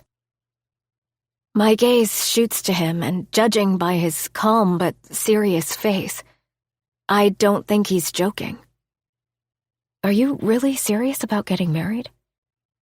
If it makes you happy, I'll buy you daisies, carry handkerchiefs with your lipstick mark, put your photograph in my wallet, order lunch and say all those I love yous. My breath hitches. Holy crap. He paid attention to all my blabbering. How are you single, Zane? My voice comes out hoarse, and I can't believe this man, who's so thoughtful and sweet, like a perfect guy from a Hallmark movie, is sitting in my apartment waiting to be my fake husband. My crazy thoughts break when Zane mumbles, Do you have a guess? I don't have time to comprehend his words because Tassels comes out from under the couch. Fuck, was he in the same room all this time? Zane jerks before leaning forward as Tassels smells our guest's shoes. Yep, for a dog, he's pretty useless. I get up from the love seat as Tassels continues with his inspection. Zane's tender company and my groggy mood are not a good mix. I've already blurted more nonsense to him than I usually do to anyone else. Meanwhile, my dog has decided to cling to Zane as the spot is now vacated by me. Tassels rests his head on Zane's chest when my possibly future fake husband pulls him into his arms. I don't blame Tassels, though. Despite how sweet Zane looks, he is built like a rock under those suits. Stop it, V. Are you still hungry? Zane asks, nodding toward the pizza box with my dog peacefully lying in his arms. Let me put it into the oven. I walk into my kitchen space connected to the living room, hoping to get a better grasp of my confused emotions. I set the timer on the oven, and when I place 2 cans of iced tea on the small counter, Zane slides onto one of the bar stools. I glance at my dog clinging to our guest. Tassels is an attention whore. The more you keep him with you, the more he won't leave you. Zane smiles. I don't mind. I love being wanted. He looks down at my dog while my brain continues to dissect his words. Is this why he's doing this? Because he likes that I need him? When Tassels makes a whining sound, I look down at Zane pulling some dog treats from his jacket pocket. Where did you get those? My brother, Zach's son, has a dog. Mr. Stanley. I was at their place before coming here. That's when my sister-in-law, Hope, gave me the box of cupcakes. Zane continues to stroke tassels. You're close to your brothers? You've mentioned them before. He nods. I am. I'm the youngest, so everyone's very protective of me. If we get married, you really need to know about them. Otherwise, they'll see right through this charade. I look at him one more time, slowly realizing how his presence has changed the mood in my apartment. If you're up for it, I want to be your fake wife, Zane. Chapter 7. Zane. My heart pounds, ready to crack out of my body when she tucks a strand of hair behind her ear. If you're up for it, I want to be your fake wife, Zane. Am I seriously proposing to this girl after knowing her for less than a month? Or wait, is she the one proposing to me? Would you tell me about your family? She asks. I have two brothers, Xander and Zach.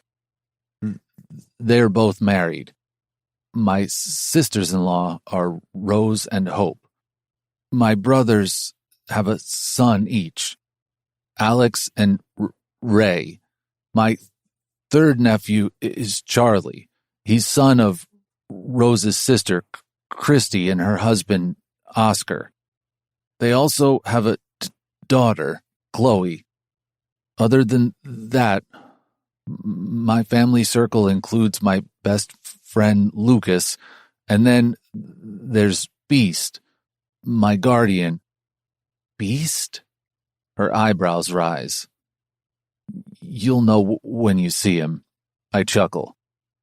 Rose invites everyone for dinner on Fridays.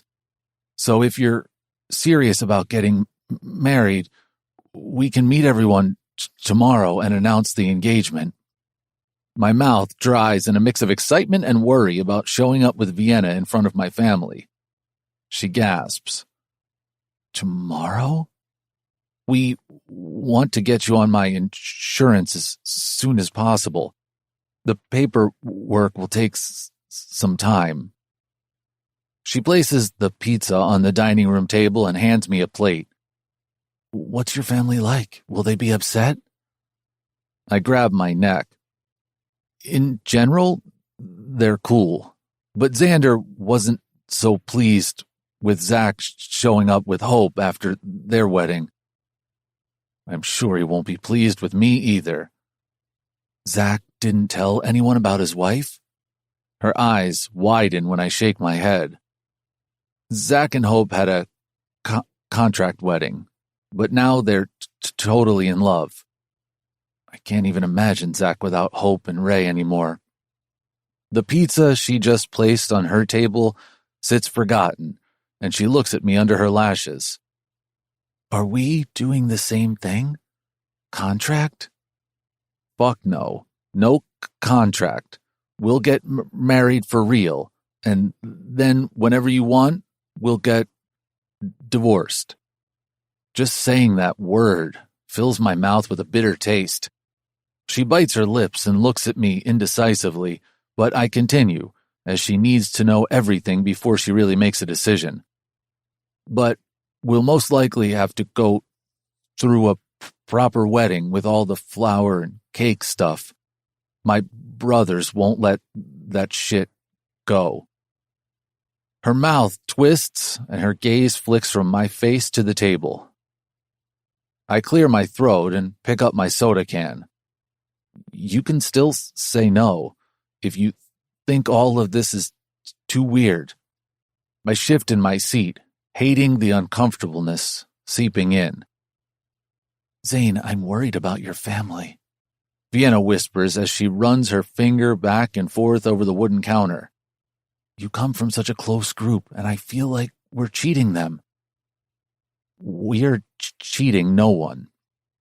I'm hit with fresh guilt, but try not to think about it. We're getting married for real. There's nothing fake about it. Our marriage just comes with an expiration date. And you're okay with this? I nod, and at the same moment, Tassels jumps into my arms as if accepting me into his family. I hope his mom does, too. I never had a big family, and I always wanted one. But now I don't even know if I'll be able to have kids. These medical procedures mess with your body and hormones in a nasty way, you know. My head jerks to her wistful face, and I want to tell her that she doesn't have to worry. She can have everything she wants in this life. But then I realize she isn't asking me for advice. I'm just a temporary fake husband. When she gets better, there'll be someone else for her who will be perfect in every way and will fulfill all her cherished dreams. I shake the gloominess approaching me from all directions and focus on the sad girl sitting before me. Vienna, your foremost task right now is to get healthy, and family doesn't always have to be blood. When you meet everyone tomorrow, you'll see it. Both of my nephews aren't my brother's biological kids. Her head jerks up. Really? I nod. My family is an unconventional bunch, but we all love each other regardless. Vienna's eyes look almost dreamy under the yellow light of the hanging lamp. Zane, it might be my wacky brain speaking, but I really want to marry you. Now more than before. Not only because you are the sweetest person I've ever met, but because I can't wait to see this perfect life around you, even if it's for a short time. A thrill courses through my body every time she says she'll marry me.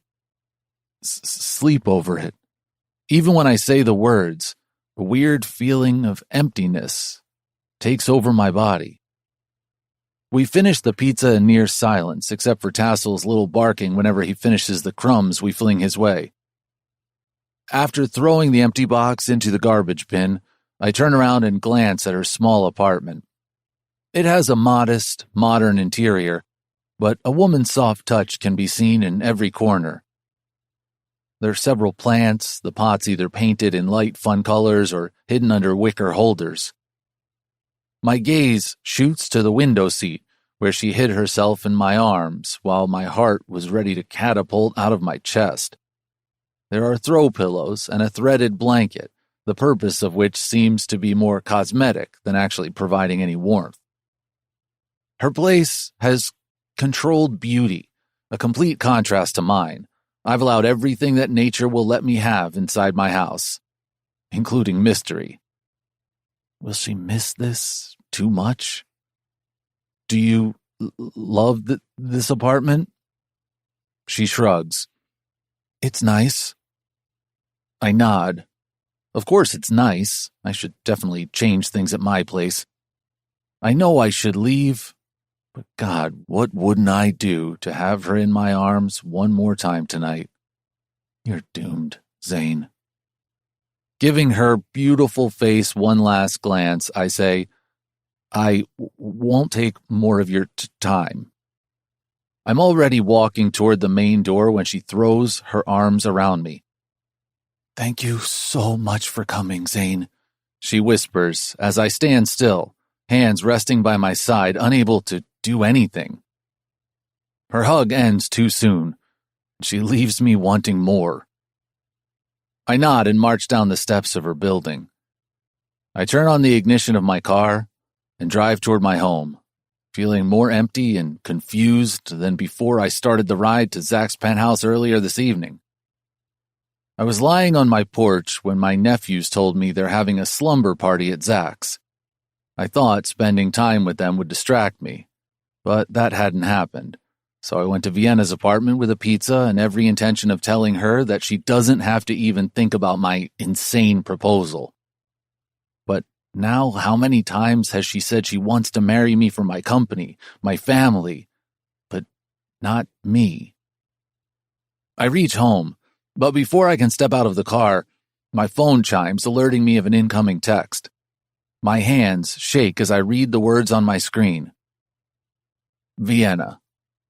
I don't need to sleep on it. I'm in. I turn on the coffee machine after a restless night. Sleep played hide and seek with me, and my brain was busy making a list of things I need to do. Get a marriage license, introduce Vienna to my family, get her on my insurance, get her reports for a second opinion, make the house comfortable for her, and the list goes on. I pour myself a black coffee and my mind goes back to Vienna. This time, the coffee. I can't hold back my smile while taking a sip of the straight black coffee. Zane, are you still in? I text her with trembling hands. Last night, I didn't reply to her text because I don't want her to make a decision out of fear. I want her to think through it. I'm still lost in my thoughts when my phone rings. It's her. Hello? Did you not agree last night because you thought I'd change my mind? Her voice is incredulous. I don't want you to make a hasty decision, I reply carefully, confused by her surprise. I thought you were no longer interested. I cried the whole night, Zane. Don't you ever do this to me again. Fuck. My heart clenches when she sniffs. I'm so sorry. I pluck on my hair, cursing myself for the torture I put her through. Your presence is the only thing that's keeping me sane. You're the only hope that's telling me that I won't be lying in the hospital alone, that you'll cry for me if I die. Something heavy clogs in my throat as images float before my eyes, and I hear her sobs. What the fuck have I done? I'm so sorry, Vienna. I rub my hands over my face. I can't fucking believe I hurt her. All night I was making a list of things we need to do. But I also don't want you to regret the moment when you're dressed in white and I'm placing a ring on your finger. Now you're being intentionally brutal. You're casting a dream and robbing me of it in the same instance. If I die, I'll at least die happy and married. You're not going to die. I try to keep my voice light, but internally I make a vow to not let anything happen to her. Vienna has too much light, and this world needs people like her. So, shall we apply for a marriage license? A strange feeling pinches my chest when I hear her soft yes. I'll pick you up during your lunch break from the cafe. I run my hand back and forth over my jaw. The guilt of keeping my brothers in the dark hits me, but when I hear Vienna's deep breath from the other side, I remember why I'm doing all this. We stay on the line, a silence stretching until she says, "See you later, husband." The call ends, but the phone stays pressed to my ear for a few more seconds, wanting to hear those 4 words again. Finally, I bring my phone down and make a list of all the people I need to call. I start with my sister-in-law.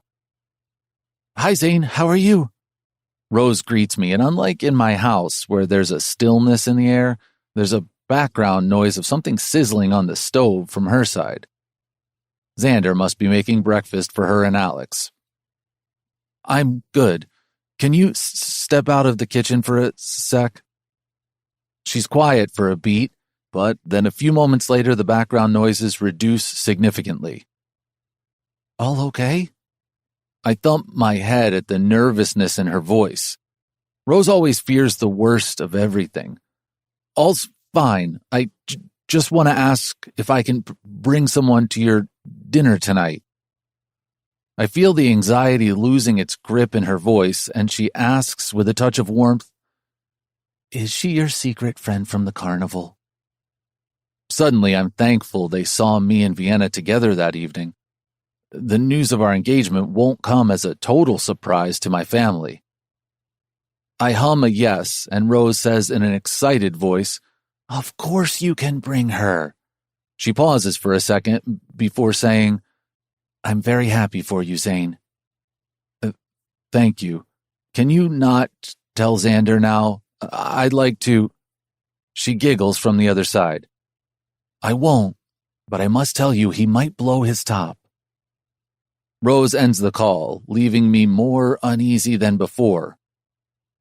I calm my breathing and cross off telling my family about Vienna from my mental list.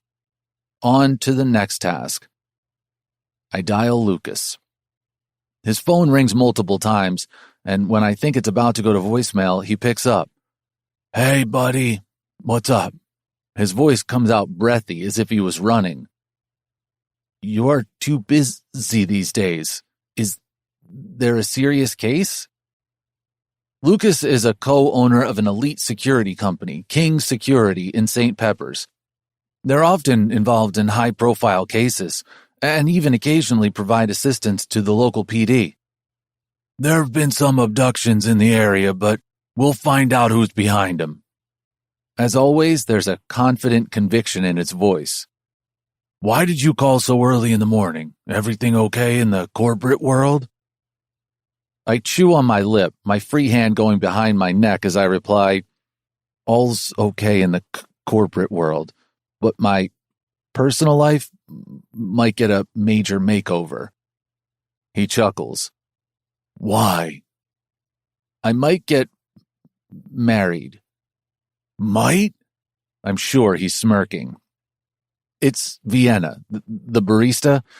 We're picking up the marriage license today, and we'll be getting married as soon as possible. A shiver runs through my body as I admit it out loud. What's the rush? Is she turning into a frog? Lucas chuckles, but when I don't reply to his stupid question, he says, You can't lie to me, Zane. This thing between us works on trust. You tell me everything, and I'll give my life for you. Instead of feeling irritated, my heart fills with unbridled warmth and affection.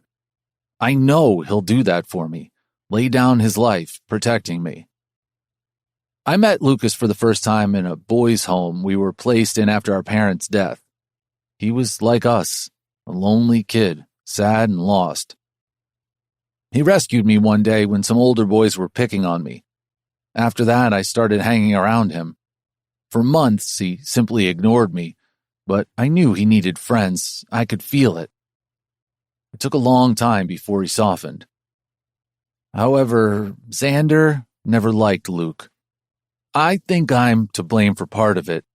My eldest brother wasn't pleased that I was seeking someone else for support and affection. What Xander didn't know was that Luke was just as lonely as us. When Bees took us in, he offered Lucas to join us, but he refused. We lost touch for many years, until Lucas moved to St. Peppers a few years back, and we all reconnected. Hello? I'm here. I clear my throat. She's got a brain tumor. I hear him curse, softly. She doesn't have insurance. But why are you marrying her?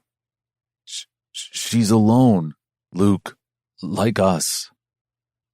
He's quiet for a second, and I worry he's going to preach to me about being strong-willed and getting a better grasp on my feelings. But he asks instead, And you like her, too. From today onward, I'll have to lie to everyone, including my family, telling them that I don't just like Vienna, but love her. But in this moment, Lucas is asking for the truth, and I know I can't give him any bullshit. I do. I confide, hoping my best friend understands that this isn't just a random act of kindness. And what about her? I clench my jaw as I admit, I don't think so. We'll get divorced once she's better.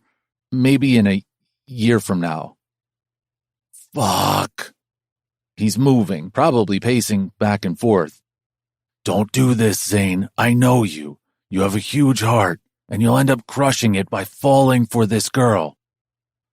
There's no going back. I already promised her. He's about to say something, but I interrupt him. Will you be my best man at the wedding? Lucas chuckles. Did you throw the best man offer out to shut me up and keep your secret safe? I sure did. Is it working? Xander will have a heart attack, you know. Lucas's chuckle is clear in his words. I grin, happy that he hasn't denied my request yet. Don't worry, I have a role for him too. I'm here, Zane, but think carefully, not only about her, but about yourself too. The decision is made. My bride has already agreed. Chapter 8. Vienna.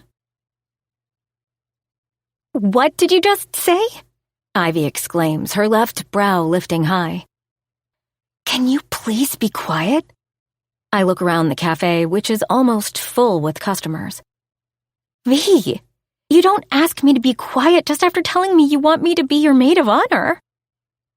I roll my eyes at her. My over-the-top attitude falls short in comparison to Ivy's melodramatics. I said nothing about a wedding. I said I'm getting a marriage license. Next step is to get married. She makes air quotes. Why are you marrying Zane?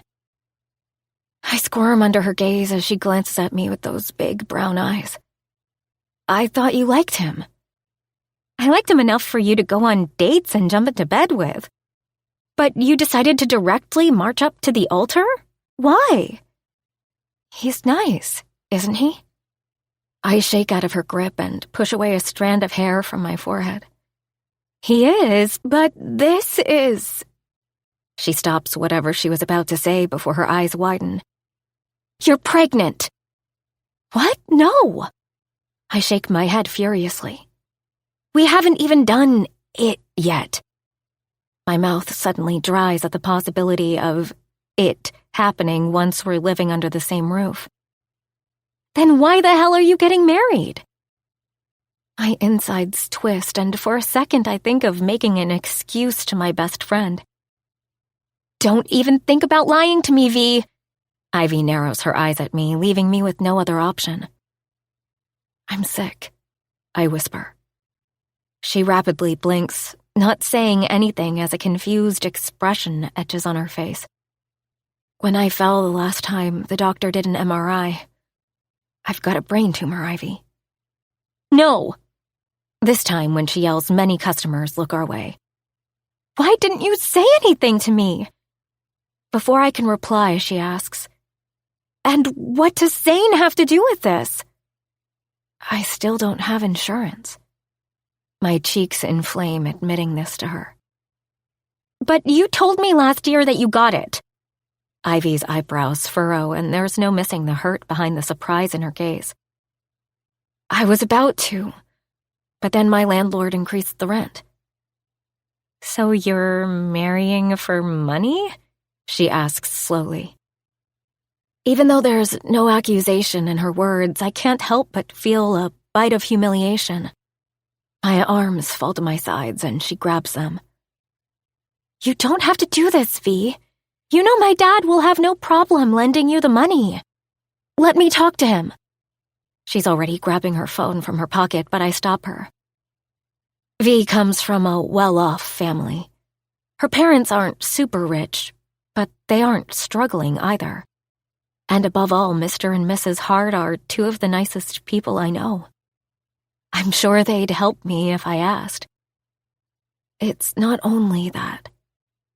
Then what is it? Tell me. How do I tell her that it's mostly fear? I'm scared of being alone at night. I don't want someone to find me dead in my apartment days later. I want someone to cry for me with me when they think I'm going to leave them forever. Hey! Ivy grips my hand, and I realize there are tears racing down my cheeks.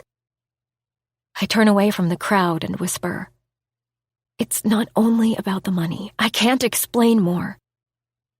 Worry lines are etched on her face, but before she can ask me any more questions, Joe comes out from the kitchen.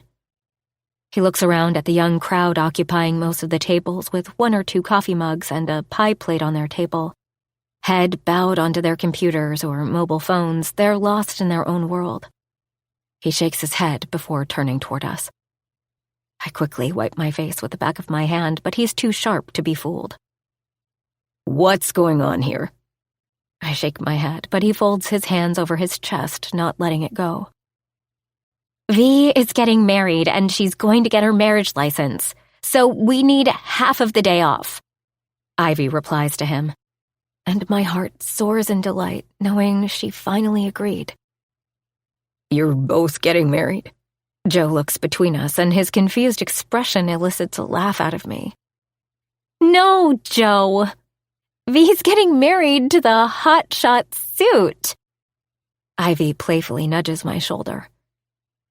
The bell on the main door jingles, and as if summoned by our words, Zane walks in. My heart almost stops at the sight of a white daisy bouquet in his hand. He's the husband? Joe cocks his head toward Zane, who's giving me a small smile. I nod with my heart pitter-pattering in my chest. I remove my apron to hang it, but I halt at the hook when I hear Joe. So you weren't coming just for the coffee? He still has his arms folded, but now his formidable gaze is zoomed in on Zane. I must say, given Zane's height and physique, it doesn't look so formidable. I liked the coffee. Zane looks at me before adding, Too. That simple word brings such joy to my heart. So you really like Vienna? Joe continues the interrogation as Ivy slides next to me. I think I've never liked Joe more than now. He really loves us. But Joe turns his head toward the coffee board. What I mean is, you really like the foamy, creamy Vienna coffee.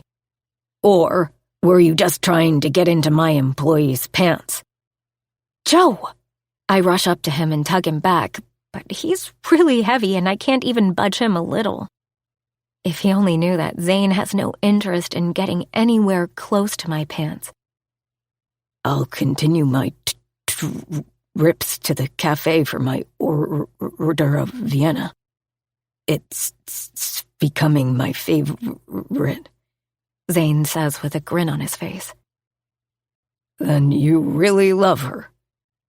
A tinge of a smile touches Joe's face, and before walking away he says to Zane, Be good to her, okay? I hug Joe, but then he adds, It's not that these girls are amazing employees or anything, but it's a pain in my ass to find new workers these days. Hearing his words, I giggle and give him one last hug. Joe can act as tough as he wants, but we all know he likes Ivy and me. Go now, he waves at us. I circle the counter and Zane hands me the bouquet. How are you feeling? I'm okay. You're sure about this, right? He motions between us. I nod. Let's get married. What? I don't look okay? I shift from one foot to another as Zane stands at my doorstep, gaping at me. After getting our marriage license, he dropped me back to my apartment where Ivy was waiting. I needed her expertise in getting ready for my first meeting with the husband's family. I still can't believe Zane and I are getting married. The thrill, the excitement has taken my mind off the crazy things happening in my brain. But with the way Zane is staring at me, I'm not sure if I look too hot or too dumb. You look beautiful, he swallows. Thank God. Inwardly, I do a happy dance with lots of twirling, knowing I render him speechless. I'm meeting your family for the first time. I need to impress them. His lips curl up, and as always, his smile says what he's not saying with words. I actually didn't get individual gifts for everyone, as I still don't know them. But would this be okay? I show him the champagne bottle and the box of scented candles. I've hand-wrapped both the items in fall-colored paper. He jerks his head back before glancing at me with an incredulous expression on his face. You didn't have to do that. Zane, I want your family to like me. I'm going to be your wife. As soon as the words are out of my mouth, his eyes widen, and I'm sure my face isn't much different than his.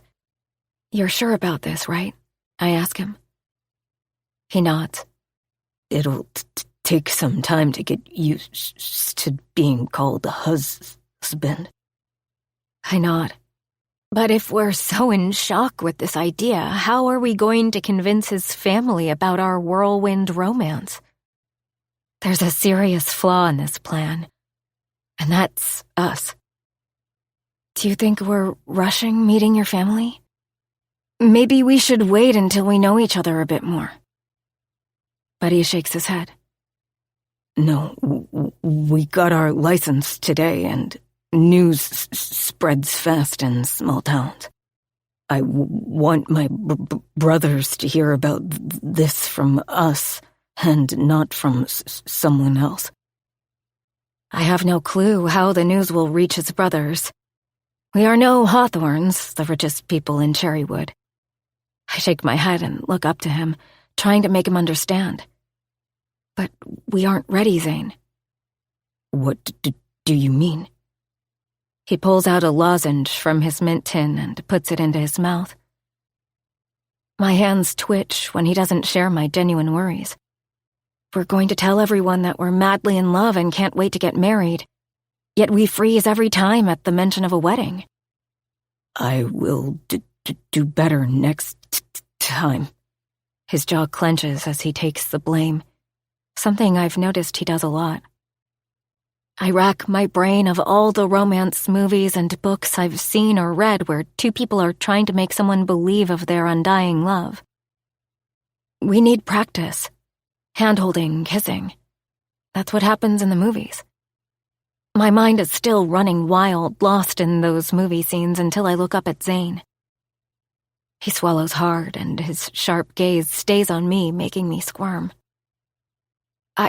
I'm sorry. I mean, I'm about to think of some excuse when he takes a step forward in my direction. All of a sudden, my heart starts racing, and it almost combusts when he grabs my hands. His touch is so gentle as he intertwines our fingers. How is it? His stammering voice is raspier than usual, and until now, I hadn't realized the intermittent pauses he makes are so hypnotic. The truth? I whisper, and his smile drops. I can feel the nervousness oozing out of him when he nods. I have never seen such soft hands. I lazily run my fingers back and forth over the back of his hand, which is softer than butter. Can I ask what lotion you use? He chuckles before bursting into full-blown laughter. His hazel eyes twinkle, and maybe for the first time, Zane looks so carefree. All of what's mine is yours from now on. Not only can you ask, but you can order me to get you a bottle. My heart swoons at his playful remark. He's usually so careful in speaking that his rare, lively mood makes my insides happy. You get full marks on this exercise. Now let's check the other one. Zane's grin is still there when I take a step closer to him on trembling legs. My insides quiver when I place my lips over his. He's still for a few seconds before his lips gently purse. There's no frenzy, no fighting for control. It's like we're savoring the first of many kisses we'll share in this journey together. My conflicted mind has a hard time thinking straight when Zane presses kisses on my lips. His touch is neither aggressive nor light. There's a hidden hesitation, but also a conviction as his lips make contact with mine. His kisses leave me with a feeling of being wanted, loved, and cherished. He pulls back. How was this exercise? It takes my mushy brain several beats to find my bearings. It was one of the best sweet kisses. But now we need to practice a full-blown, ravishing type of kiss. Are you ready? My voice is hoarse as I shamelessly make a demand. Even before my sentence is complete, his lips are on mine, like he's fueled by some determination of not failing the exam. I grasp the lapels of his jacket as he does exactly what I asked. He ravishes me. When he pushes his lips against mine, I see stars. For a second, I worry this is another episode of my sick brain, but that thought vanishes when Zane's hands curl around my waist. He pulls me closer to him until I'm plastered to his rock-solid chest. My first thought is that my husband is built, but then everything goes away. I'm still lost in him, his touch, his kiss, when my stupid dog pulls on my dress with his teeth. Tassels! Zane leans down and pets him. Tassels, the ever-sucker for affection, licks Zane's face and hands. It seems I'm not the only one in this house who wants a kiss. Zane continues to play with him a little more while I try to get my breathing under control. When he gets up, I'm ready with the gift bag. I kiss Tassels on his forehead before locking the door. Zane and I get in his car, and just when I think we won't talk about the kiss, he asks, How did I perform in the second exercise? He peeks at me through his lashes, and I can't hold back the butterflies going crazy in my stomach. It ended too soon. We'll have to test again. My voice is hoarse, but I don't miss the grin on Zane's face as he starts the car. Chapter 9. Zane. You can still change your mind, Zane, Vienna says from the passenger seat as I'm driving toward Xander's estate.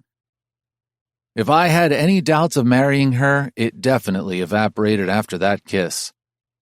A kiss she asked for, and even graded, sealed everything. Never in my life have I felt more alive. There's nothing to think about. I cock my head toward her and give her a tiny grin. And the nervousness on her face is replaced by her own wide smile, which has the power to erase all the darkness from this world. Your brother lives here? She asks when I take the narrow road off the highway. I'm not surprised by her shock. Everyone who comes to Xander's estate for the first time has this jaw-dropping reaction. I nod. My oldest brother, Xander, made this estate for his wife, Rose. I park the car and Vienna gets out after me. The gift bags shift in her hand. For some reason, it makes me happy that she thought of getting something for my family. I'm about to lead her inside when she grabs my arm. Are you, like, a very rich man? Her eyes are wide as she glances around. What do you do, Zane? Are you some illegal mob boss? I chuckle at her absurd comment. Do you really think I can be a mob boss? She looks at me and then smirks. Who knows? Maybe you're some dominating alpha with your chest covered in tattoos behind that sweet exterior. I can't hold back my laugh. You'll be disappointed to know that there's no ink on me. I am squeaky clean, without even a hair on my chest. My heart does a flutter when her gaze skids from my face and settles on my chest. Now I'll spend a hell of a lot of time imagining your bare chest, she mumbles. She groans once more before looking around. But you're rich? I'm okay. Before she can ask more, I notice my nephew's face is plastered on the floor-to-ceiling windows in Xander's living room. I cock my head, and Vienna grins as she takes note of them. Come on, before they break that glass and pop out. I'm about to ring the doorbell when she grabs my hands. Vienna closes her eyes as she sways on her feet until I catch her in my arms. My pulse takes off like a runaway train when she stays out for another second, but then she slowly opens her eyes. My heart rips at the sight of fear on her face as her grip curls around my jacket. Everything will be fine. I pull her close to me, telling her that I'm here and not going anywhere. She stays in my arms as I wait for her to get her bearings.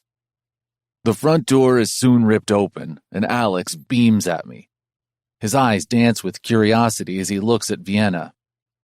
"Uncle Zane? We're waiting for you."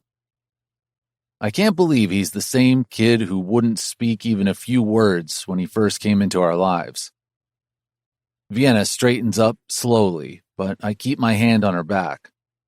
"Hi," she waves her hand at Alex. "I'm Vienna." "I'm Alex," he grins. "Are you Uncle Zane's girlfriend?" Vienna looks at me over her shoulder, and a slow smile appears on her face. I marvel at her strength and grit. "Wow, Alex, you're really smart." My nephew stands a bit taller at the compliment and giggles. "Everyone says Uncle Zane really needs to find a girlfriend."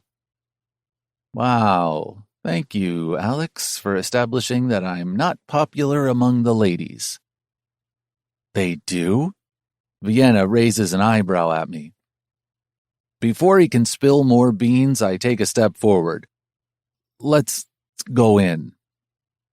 Vienna looks around my brother's whimsical house with wide eyes, and I'm happy that she likes it. It means she at least likes nature, though my house might have too much of it. We reach the living room, where all pairs of eyes fixate on us. There's a pin-drop silence for a second that makes my insides twist, and I'm thankful when Alex breaks the ice. "Mom, Uncle Zane brought his girlfriend." He ambles toward Rose, who's sitting on the couch, squeezed between Xander and her sister, Christy. "Hi, all. This is Vienna." My throat dries as I introduce her to my family. Rose and Christy have giant smiles on their faces, but Xander's face is stoic as ever. He looks between Vienna and me, doing nothing. Thankfully, Beast takes a step forward. "Welcome, dear. I'm Ashcroft. You can call me Ash or Beast, like these boys." He then beckons Sophia, and wearing a sky blue shift dress, she walks to him. I get happy jitters watching these two together. No one would believe that Beast and Sophia lost 2 decades of their lives away from each other. They almost picked up from where they left off and are now establishing huge couple goals for everyone. "This is my lifeline, Sophia." Sophia pats my cheek affectionately. Her presence is slowly filling the cracks in our hearts that our own mother created long ago. "We're so happy to meet you, Vienna." Sophia glances between me and my bride-to-be. "But just to confirm that Alex didn't put you guys on the spot, you're really together." Vienna looks up at me. Fuck, I thought I'd share about my soon-to-happen marriage when everyone was more relaxed and not ready to pounce on me in Vienna. But I guess that ship has sailed. I clear my throat, and my hand goes inside my pocket to fetch my mint box, but before I can do that, Vienna takes out a purple-wrapped honey candy from her purse. She opens her palm for me and smiles. The curl of her lips somehow abates my anxiety and reminds me why I'm doing this. I take the candy from her hand and put it into my mouth before turning toward my family, who are intently looking at our interaction. "We're together," I reply to Sophia. Everyone jumps around us and are still clapping when I add, "We also got our marriage license today." But before anyone can speak up, the front door opens. Alex and Charlie rush out of the room to meet Ray, and a few seconds later, Hope and Zach make an appearance. By this time, Vienna is hiding behind me. "What did you say?" Xander snaps, taking a step closer and jabbing a finger at me. Will someone tell us what's going on? Zach slides next to me, lending me his silent support. Xander takes a step back and starts pacing restlessly. I take that small window of silence and introduce Vienna to Zane and Hope. This is Vienna.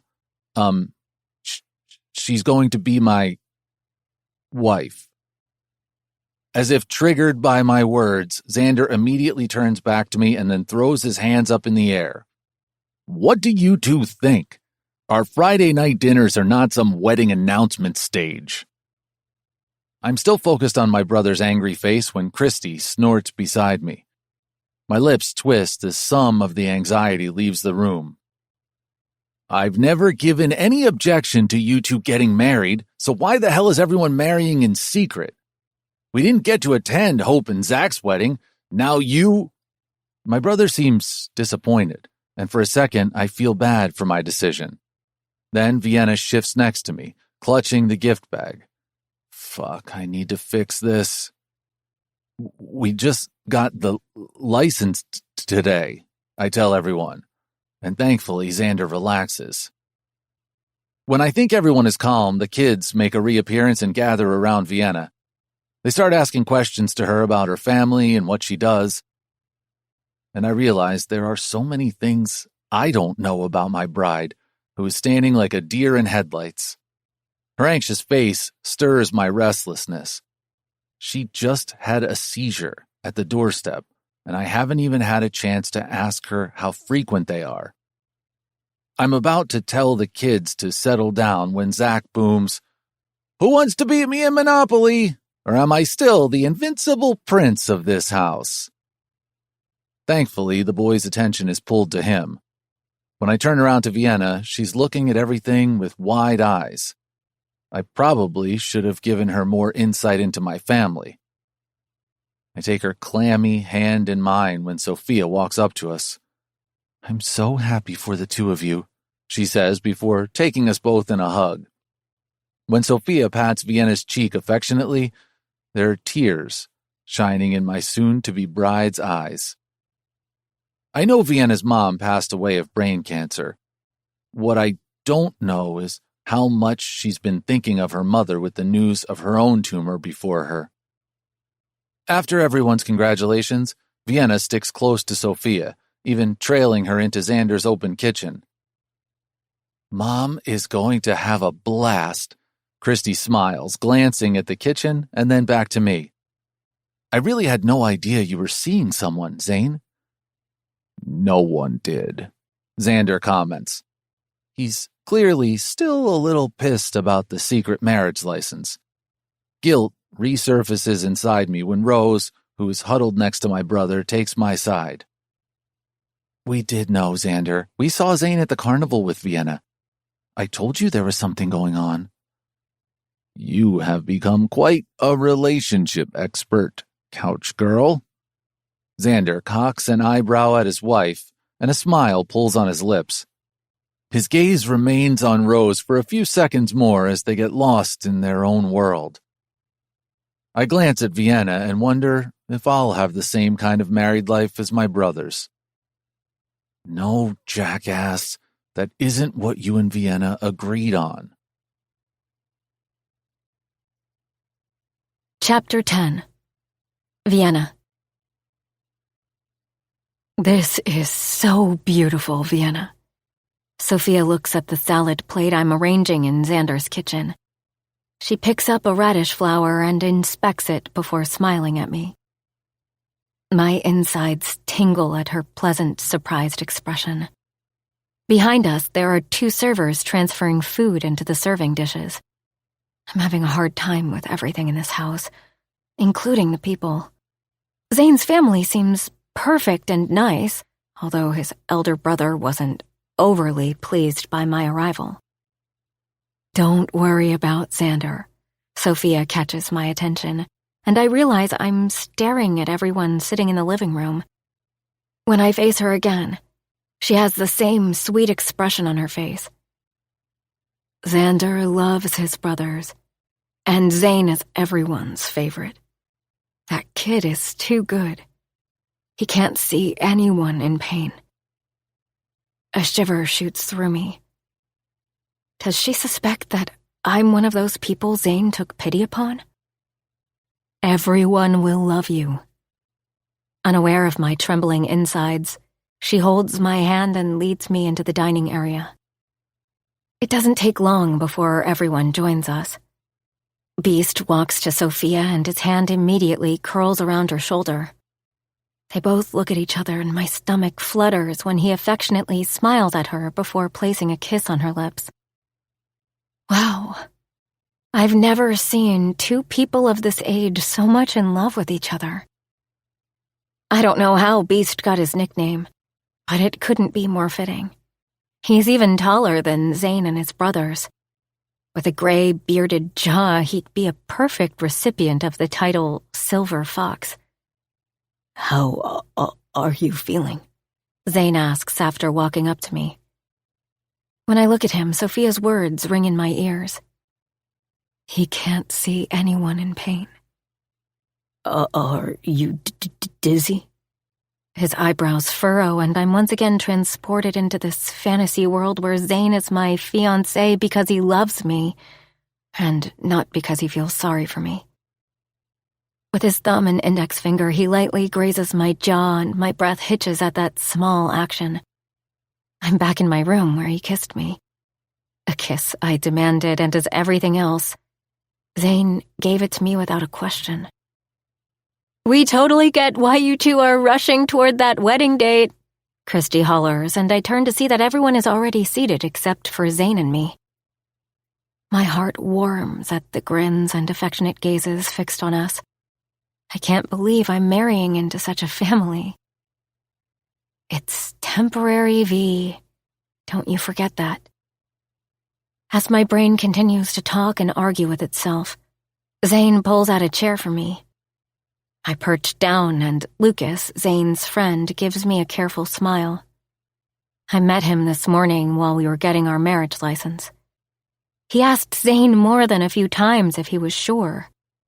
If I'm not wrong, he's the only one in this room who's aware of the truth of our situation.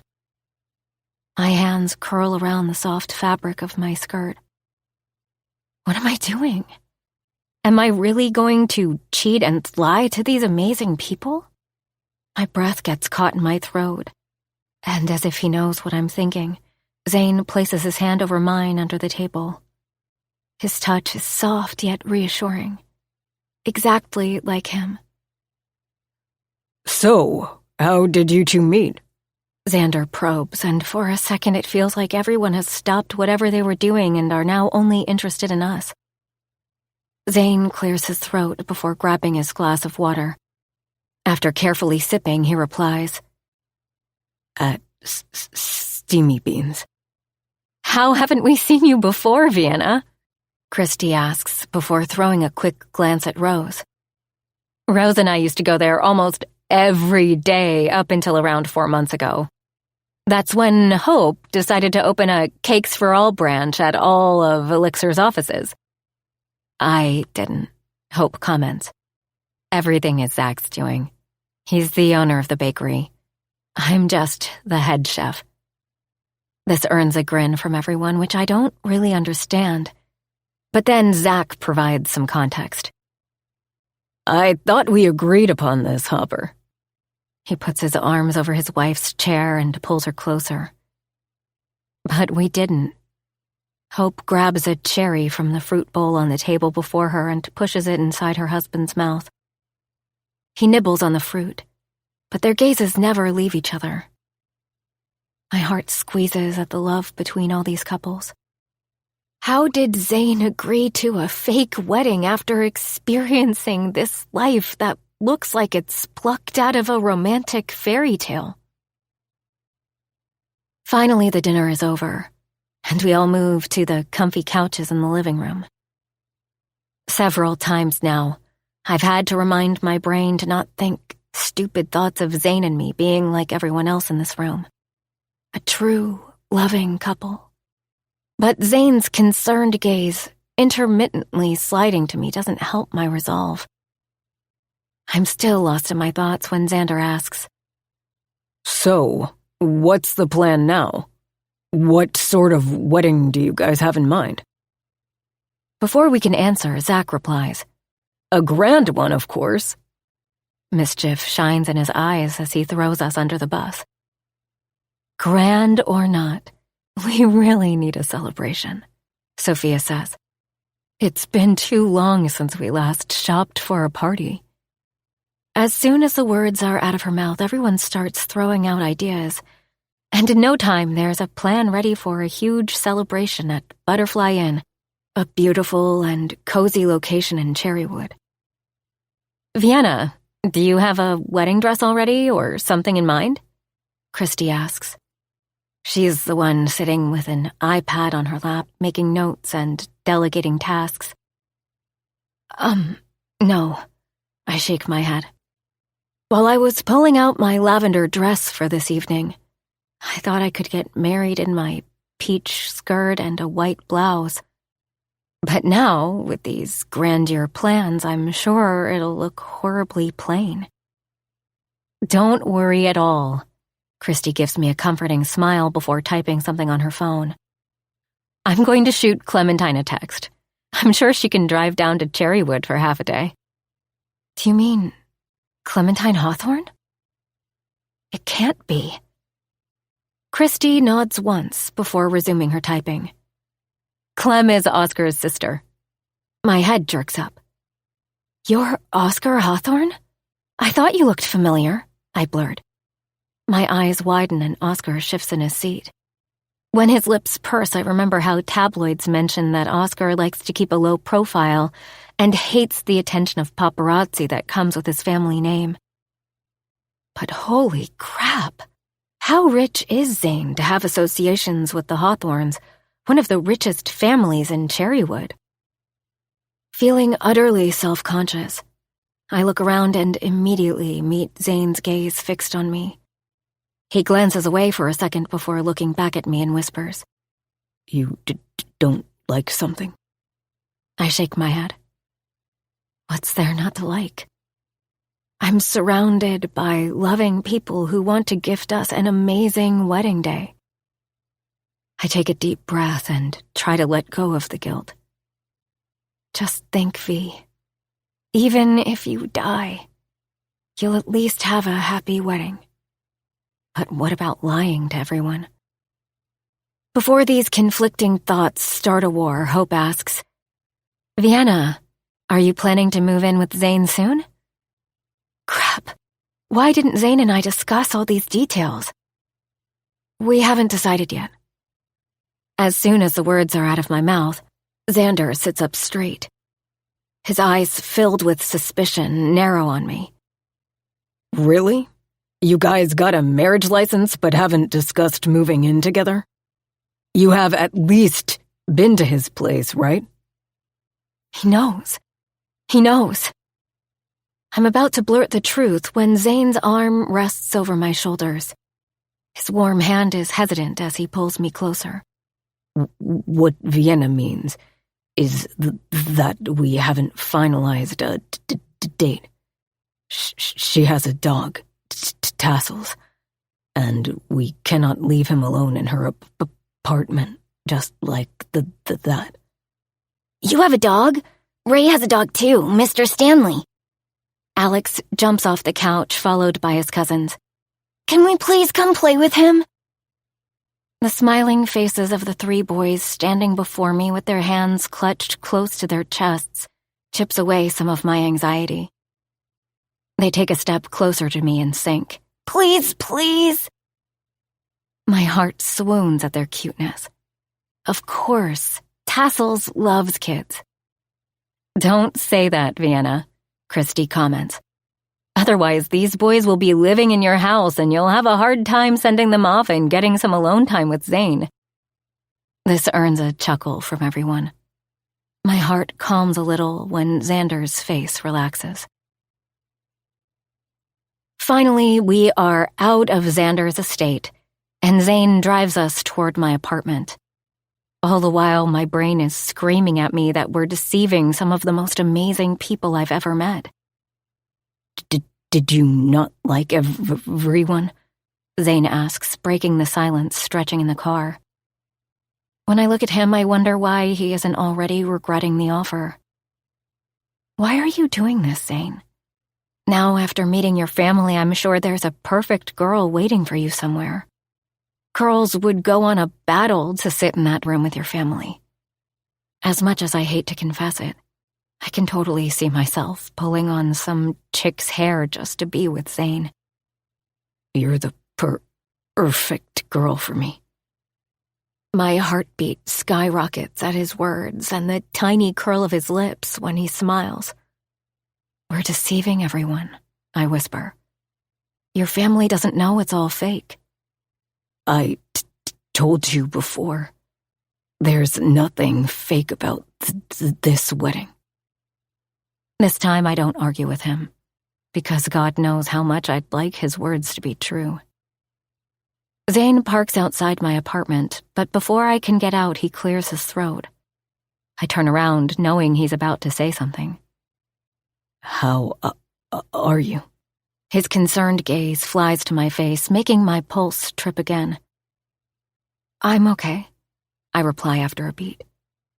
Sometimes I feel dizzy, and I try to push back the ball of worry, which is getting larger day by day. I've recently started getting these headaches. Zane's lips twist as he grabs the back of his neck. He took off his suit jacket when we started the drive, and without it, the soft material of his white shirt stretches. Before I can fully appreciate his sinewy arms, he says, I don't like that you are living alone. What if something happens during the night? My heart melts at his statement, his concern and his irritation for my well-being before twisting in fear. It's not that I haven't thought about it, but what other option do I have? Move in with me. I gasp after a second of pause. Zane! Why not? We're getting married soon. You'll move in with me then, or... He looks up at my apartment and then back at me with wide eyes. Do you want me to move in here? I'm so sorry. I didn't think this through. He swallows and clears his throat a few times, and for some reason I enjoy his fumbling. I can totally move here. Despite all the mixed feelings of worry, fear, and guilt, I chuckle. How are you single? I don't know how many times I've asked him this question, and more than that, thought about it. Zane shakes his head as always, not believing my surprise. I don't want you to move in. As you might have noticed, it's a studio apartment designed specifically for one person. I'll put it on sublet or something until... No, you'll have to give it up. I turn around in a flash, pulling my gaze away from the apartment to him. Zane doesn't take long to explain. If anyone finds out, especially Xander, there'll be too many questions. But Zane, can we please not talk about it now? I nod. I, too, don't want to think about that after period, before we have even started this journey. Are you sure about me moving in? I ask, grabbing the tiny thread of hope that has surrounded me since I met Zane. I don't think I have enough courage to fight him anymore. What will I do if something really happens to me at night? A spark of fear races through me and everything inside me trembles. Giving my shaky hands one last look, Zane steps out and circles the car before opening my door. I'm 100% sure. Less than an hour later, I'm back in Zane's car with a bag full of clothes and other stuff. I turn around in my seat to check up on Tassel sitting quietly in his travel bag on the rear seat. Zane does the same, reaching his hand behind him. We'll sort out all the rest in a few days. Do you have a long-term lease? Zane asks. but my restless mind is once again distracted by his fingers moving on the pattern of Tassel's travel bag. No, I shake my head. I have a month-to-month agreement. I don't know if it's the tremor in my voice that prompts him, but he asks, Are you okay?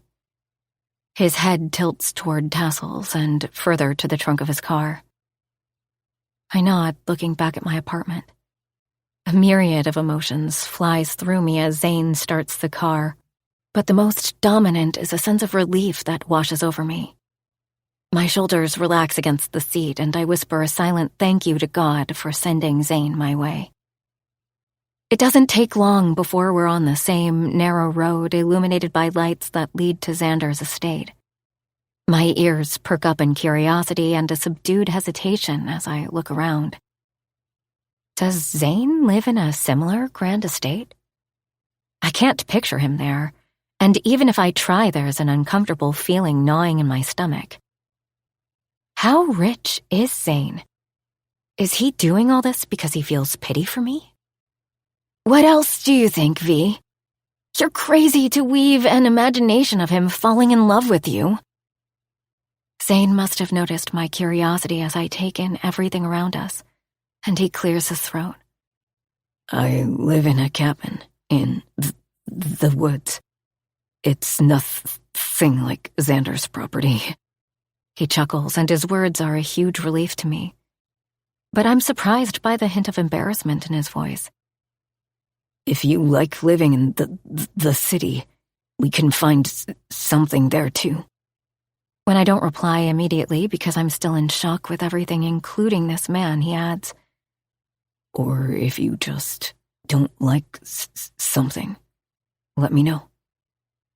Even in the dark night, with only the car's headlights on, I can feel the nervousness oozing out of him. How is Zane so unsure of himself and his life? But before I can dwell more on that surprising tidbit, he stops and parks in an open garage.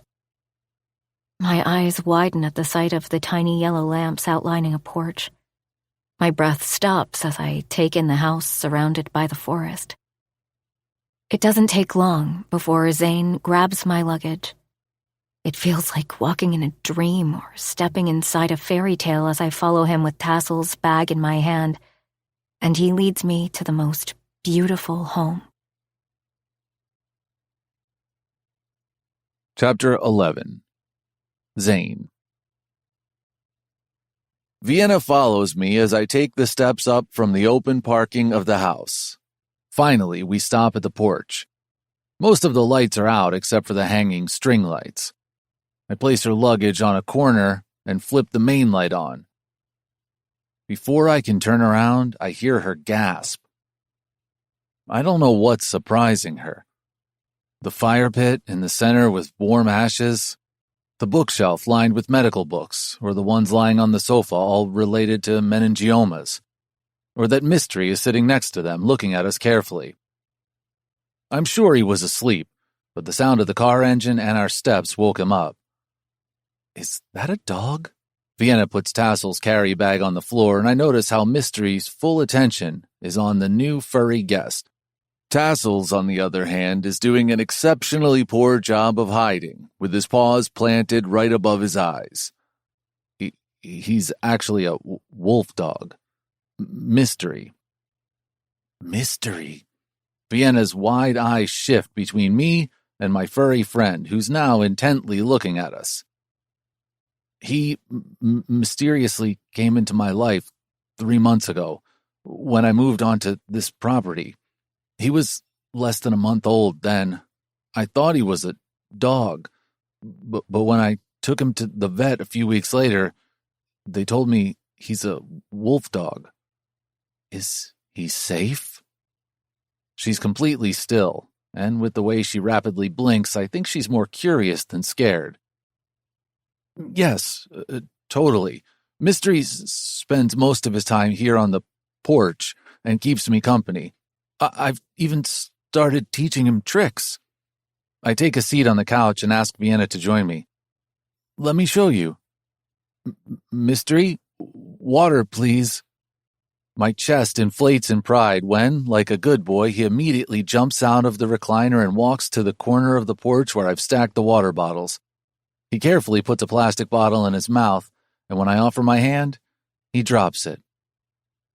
Holy shit, Zane. How did he do that? Vienna's eyebrows go up to her hairline in surprise.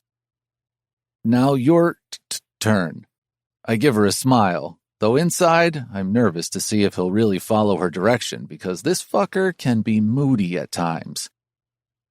Vienna sits straight and even squares her shoulders before saying, Mystery, water, please. Mystery looks at her for a second before his head turns to me. I lean back a little away from Vienna's sight and then cock my head toward the water bottles. A few seconds later, Mystery drops the bottle in Vienna's hand. She squeals, throwing the bottle up in the air, and my stomach quivers watching her this happy. I can't believe you did that, Zane. I can't even make Tassels come out of hiding on my command. I smile and then pet Mystery, who's now sitting on his back feet next to me on the floor. This is Vienna, boy. Know her well. It's no longer just you and me anymore. My pulse shakes as I make the introductions. Do you think he wants to lick my mouth? Vienna asks out of the blue, rolling her tongue. I'm distracted by her action, as it reminds me of her sweet mouth and how it tasted when we kissed. Does he? Her eyes open wide when I don't answer. I don't understand. You don't know? And then, without waiting for my reply, she turns around to face me. She folds her legs underneath her before leaning back, getting comfortable. Wolves make connections by licking the inside of people's mouths. Until they do this, they don't accept you in their pack. Do you think Mystery wants to do that to me? I chuckle, but also remember reading this fact somewhere. No, Mystery doesn't need to do that. I think if he didn't accept you in his pack, he wouldn't have brought the water bottle for you. Yeah, you're right. Shall we introduce him to Tassels? They're going to be brothers now. She's already up and placing Tassels' carrier bag on the table while I'm still thinking about the implications of her words. Tassels, come out, boy. She beckons her pup, who instead of coming out goes further inside. Mystery patiently waits, only sniffing the air around him every so often. I watch as Vienna finally manages to get her pup out of the bag. As if Mystery was waiting for only this moment, he slides next to Vienna, his wet tongue sticking out, and starts licking Tassel's face, earning a hearty laugh out of our special guest. Oh my God, Mystery, you're such a good boy. Vienna pets him softly before my over-aggressive friend licks her face. See, Zane, now I'm a part of his pack. I ignore the feeling of jealousy toward Mystery and instead focus on Vienna's carefree laughter. I don't remember when an evening on this porch was so lively. She's like a cool breeze after a sultry summer day, like a lone white daisy in a field of green grass. She has the power to light up any dark corner, and to think that this girl has to worry about her health. I bring Vienna's bag inside and quickly scan that the guest room sheets are not the kids' ones.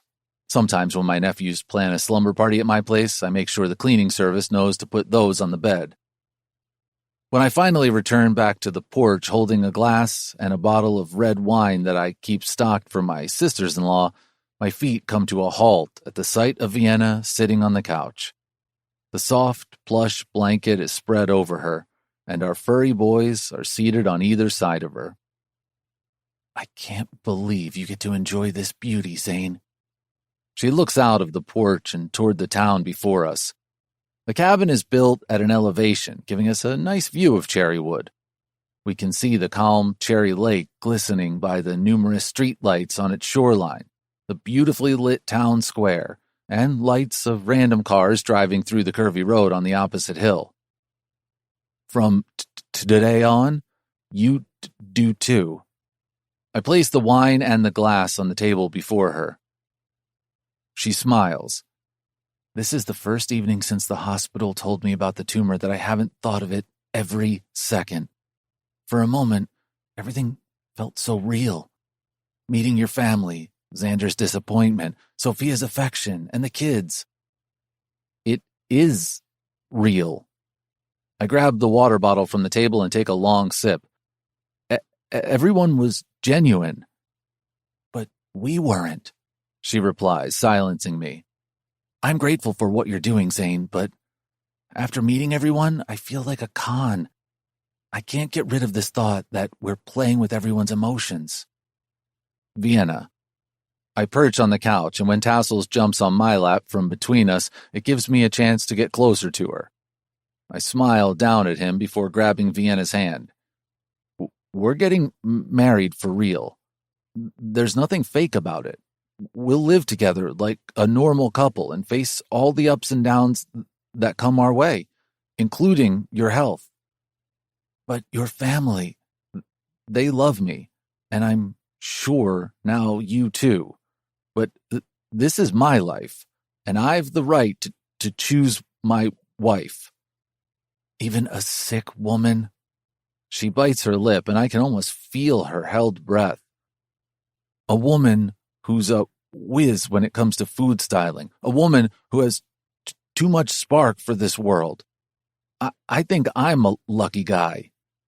The tiny smile that pulls on her lips starts to grow with my every word. Now, enough about my family.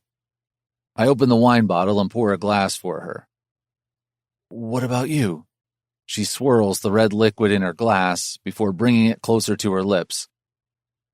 I don't like wine. Don't tell me my husband can't handle his booze. I swoon at her flushed cheeks and narrowed, teasing gaze. Your husband is a champion at handling his alcohol. He just doesn't like the light stuff. I get her full-blown laughter before she places her glass back onto the table and pushes me off the couch. Then go get whatever manly drink you drink. Strange excitement shivers through me as I return in a few seconds with a glass of whiskey. I lean against the doorframe, watching her sipping wine, when her soft gaze lands on me. She openly scans me up and down, and my heartbeat accelerates under her curious gaze. So, I get that you aren't a mob boss. But what do you do, Zane? A few years back, my brothers and I started a pharmaceutical company, Elixir Inc. We have 2 offices in Cherrywood and 1 in St. Peppers. Vienna pets Tassel's soft fur, and I don't know if she's comforting herself or the dog. So, you're like a rich businessman. I shrug. My brothers are the real brain behind our company. I have a medical degree and oversee the tech department as a CTO, but any doctor can fill in my shoes. I tell her the truth without sugarcoating anything. She stares at me for a while, and I squirm under her gaze. I look around for a second and try to calm my crazy thumping heart before saying, looks like my superpower of handling a hard drink is diminishing. In reality, I don't know if it's the drink or her that got the words out of my mouth. Vienna is quiet for a while and then asks, so you're a doctor? Her head jerks toward the medical book still spread out on the recliner. I don't practice. I squirm once more. Reading about her disease feels like I've somehow invaded her privacy. I just wanted to... You don't have to explain, Zane. I haven't even Googled the term because I'm scared of the images and the information. To be honest, I'm relieved that you're willing to be my nurse, too. A tiny smile pulls on her lips, and I once again marvel at her capability to make jokes at the expense of her disease. My phone sounds, and I grab it from the table. There's an incoming text from Xander. Xander, are you serious about marrying next week? Me. Yeah. Why?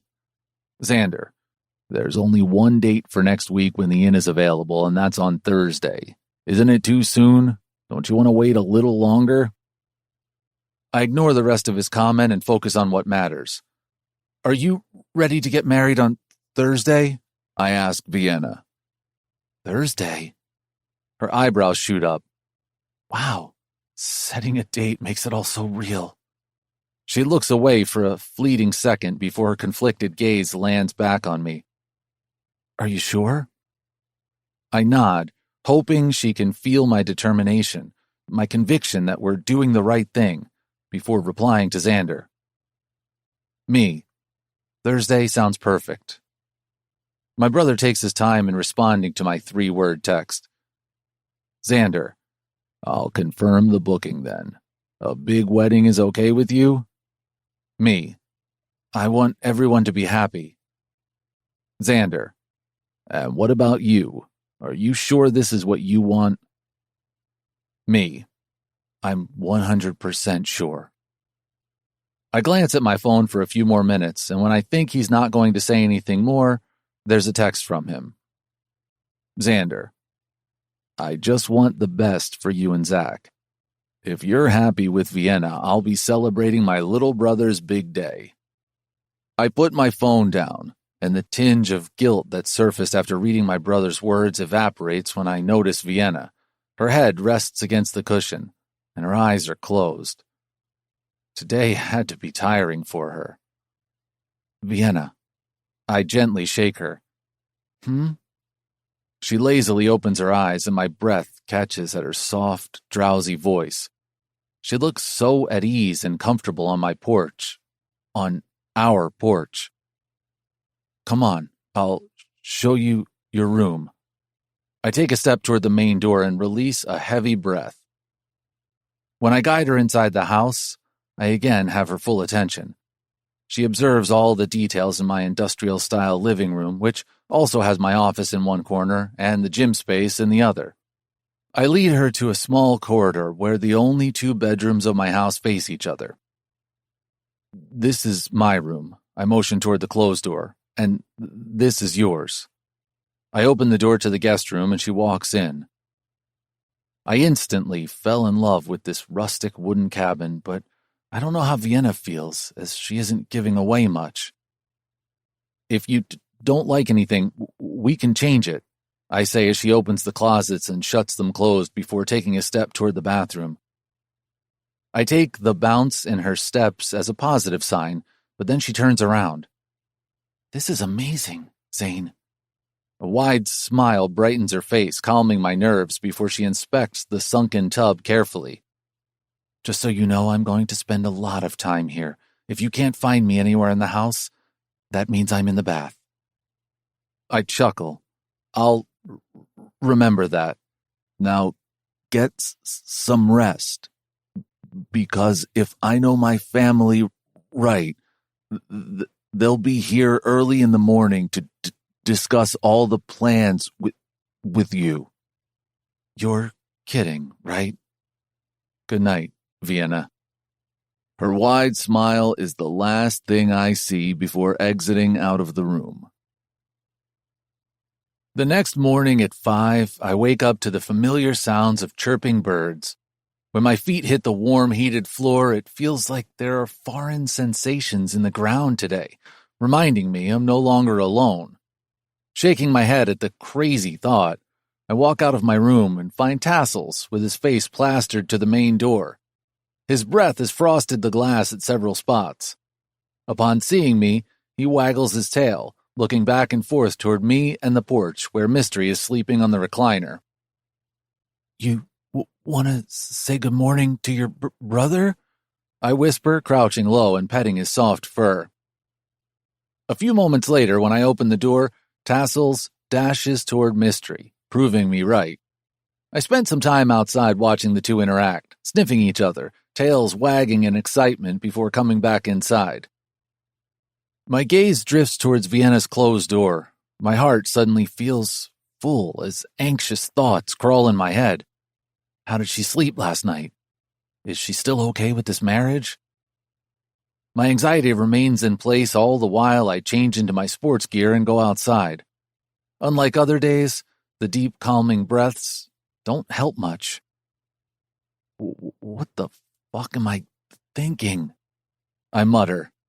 I remind myself that she's here for a reason, and that has nothing to do with how much I already like her in my lonely place.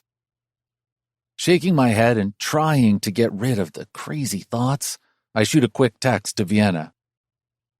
Zane, I'm out for a run. We'll be back in 40 minutes. I hope her phone is on silent and I'm not disturbing her.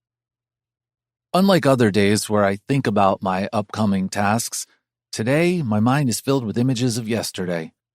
Vienna and me getting the marriage license. Me kissing her in her apartment, her in Xander's kitchen. Finally, her dozing off on my couch with tassels and mystery beside her. When I return back, her door is still closed. With my thoughts intermittently going toward my fiancé, I remove my sweaty t-shirt and decide to jump on the rowing machine. Before switching the equipment on, I give some food to Mystery and Tassels. Even though I fill 2 bowls with dog food, they both stick their mouths into one dish. Thankfully, Vienna and I feed our dogs the same food, so I don't have to worry about their stomach getting upset. I smile, watching them getting along so well, and take their action as a sign that Vienna and I are doing the right thing. I'm in my final rep on the bench press when there's a ping on my cell phone. I finish my count of 20 before grabbing my phone from the center table. I've just read the message about 2 cars parked outside when the doorbell rings. Fuck. Chapter 12. Vienna. A faint ringing forces me to hide deeper in the heavenly, nice-smelling covers. I'm about to ignore it when the squealing voices remind me where I am. Geez, what time is it? I quickly grab my phone and a mild irritation hits me as I see it's only 8. Who the hell visits someone at 8 in the morning on a Saturday? As I have the mornings on weekends off, I usually stay in bed until late morning. Before I can lament more, I hear Tassel's soft, excited barks. I tiptoe quietly toward the door and peek through the small opening. Holy crap. Zane was right. Christy, Rose, and Hope are standing in the living room surrounding my fiancé. I hear the kids in the background, but my God, I can't shift my gaze from Zane's bare back. And what a back it is. Broad shoulders with bunched muscles. Distinct arching shoulder blades that would be perfect for licking or scratching as per my limited adventure with few porn movies. There are 2 dips just above the waistband of his track pants on either side of his spine. Before I can further drool over the deliciousness or burn it better in my memory, Christy asks, "Where's V?" Crap. I look around the room. Wouldn't they expect me to be in Zane's bedroom? What sort of whirlwind romance would this be if I'm found sleeping in the guest room? I grab the duvet and peek once again at the living room before opening the door quietly. I shut the guest room door, hoping no one enters here. While flinging the door to Zane's room open, I say a silent thank you to God that this small corridor between the 2 bedrooms isn't in sight of the huge living room. I have no idea what excuse Zane's probably making to his sisters, but I'm sure it won't be long before they all come here looking for me. I should get settled soon. If only my legs would freaking move. The oak floor beneath my bare feet is warm, and I feel the texture of the uneven wooden pieces joined together like a puzzle. A mural covers the entire wall behind the bed.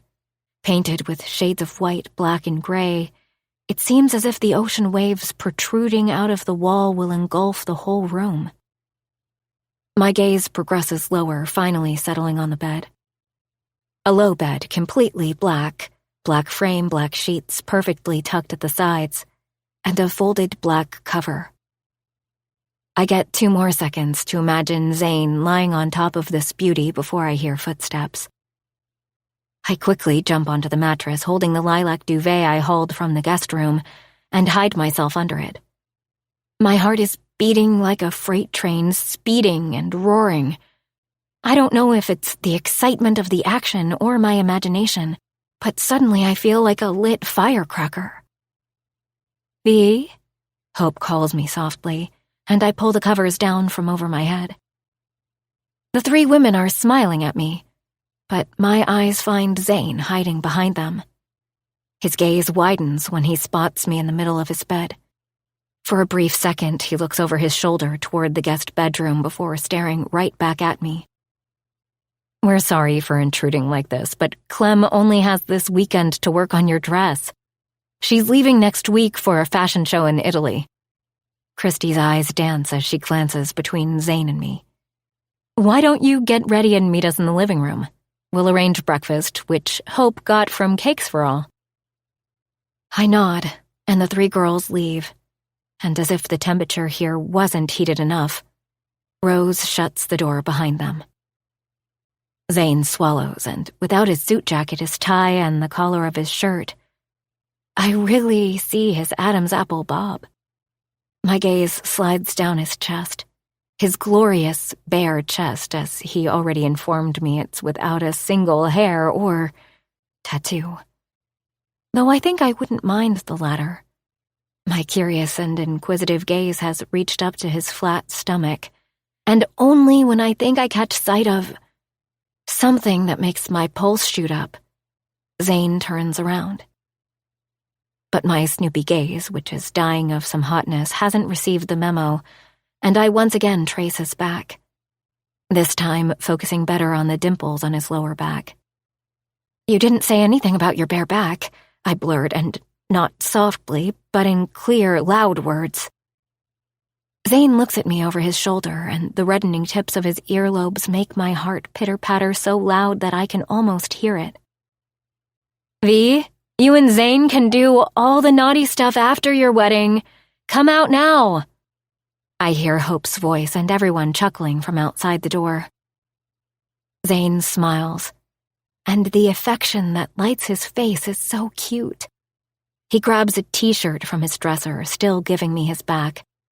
I'm not complaining, as he does have a beautiful back, but I'd love to see his gorgeous face right now. He finally turns around. In my mind, I'm ripping that gray t-shirt off his chest in slow motion. My brain is really sick. The noises from the living room remind me that we aren't alone. You were right. I get up from the bed. But I still can't believe they're here. Zane shrugs, and before I'm again distracted by this version of him where his perfect hair is tousled and he's out of the three-piece suit, I ask, "How do I change?" I look down at my boy shorts and plain cotton t-shirt. When I glance back up, Zane's checking me out too. I bite my lip, trying hard to hold back my smile. Thank God I'm not the only curious one. He holds up his hand, urging me to wait, and softly opens the door.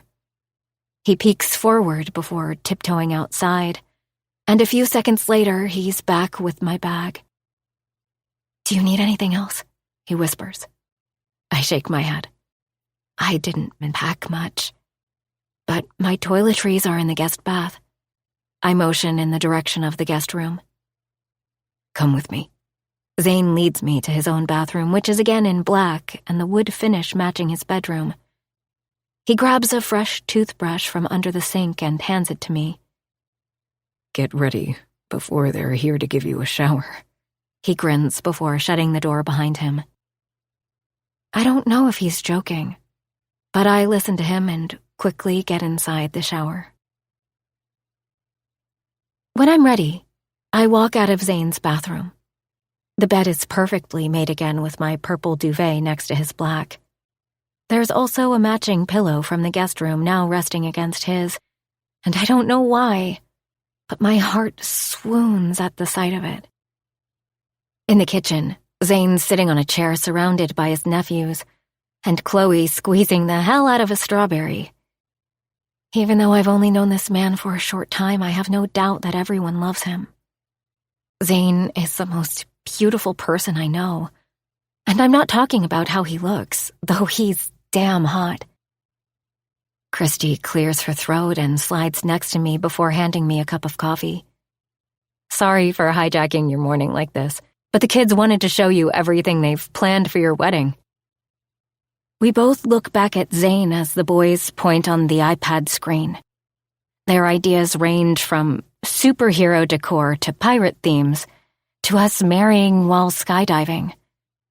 And I can't lie, their excitement is contagious.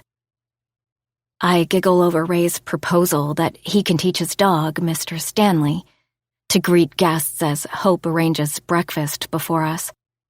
She passes a plate to all of us except Rose, who's sitting next to me. "Won't you eat?"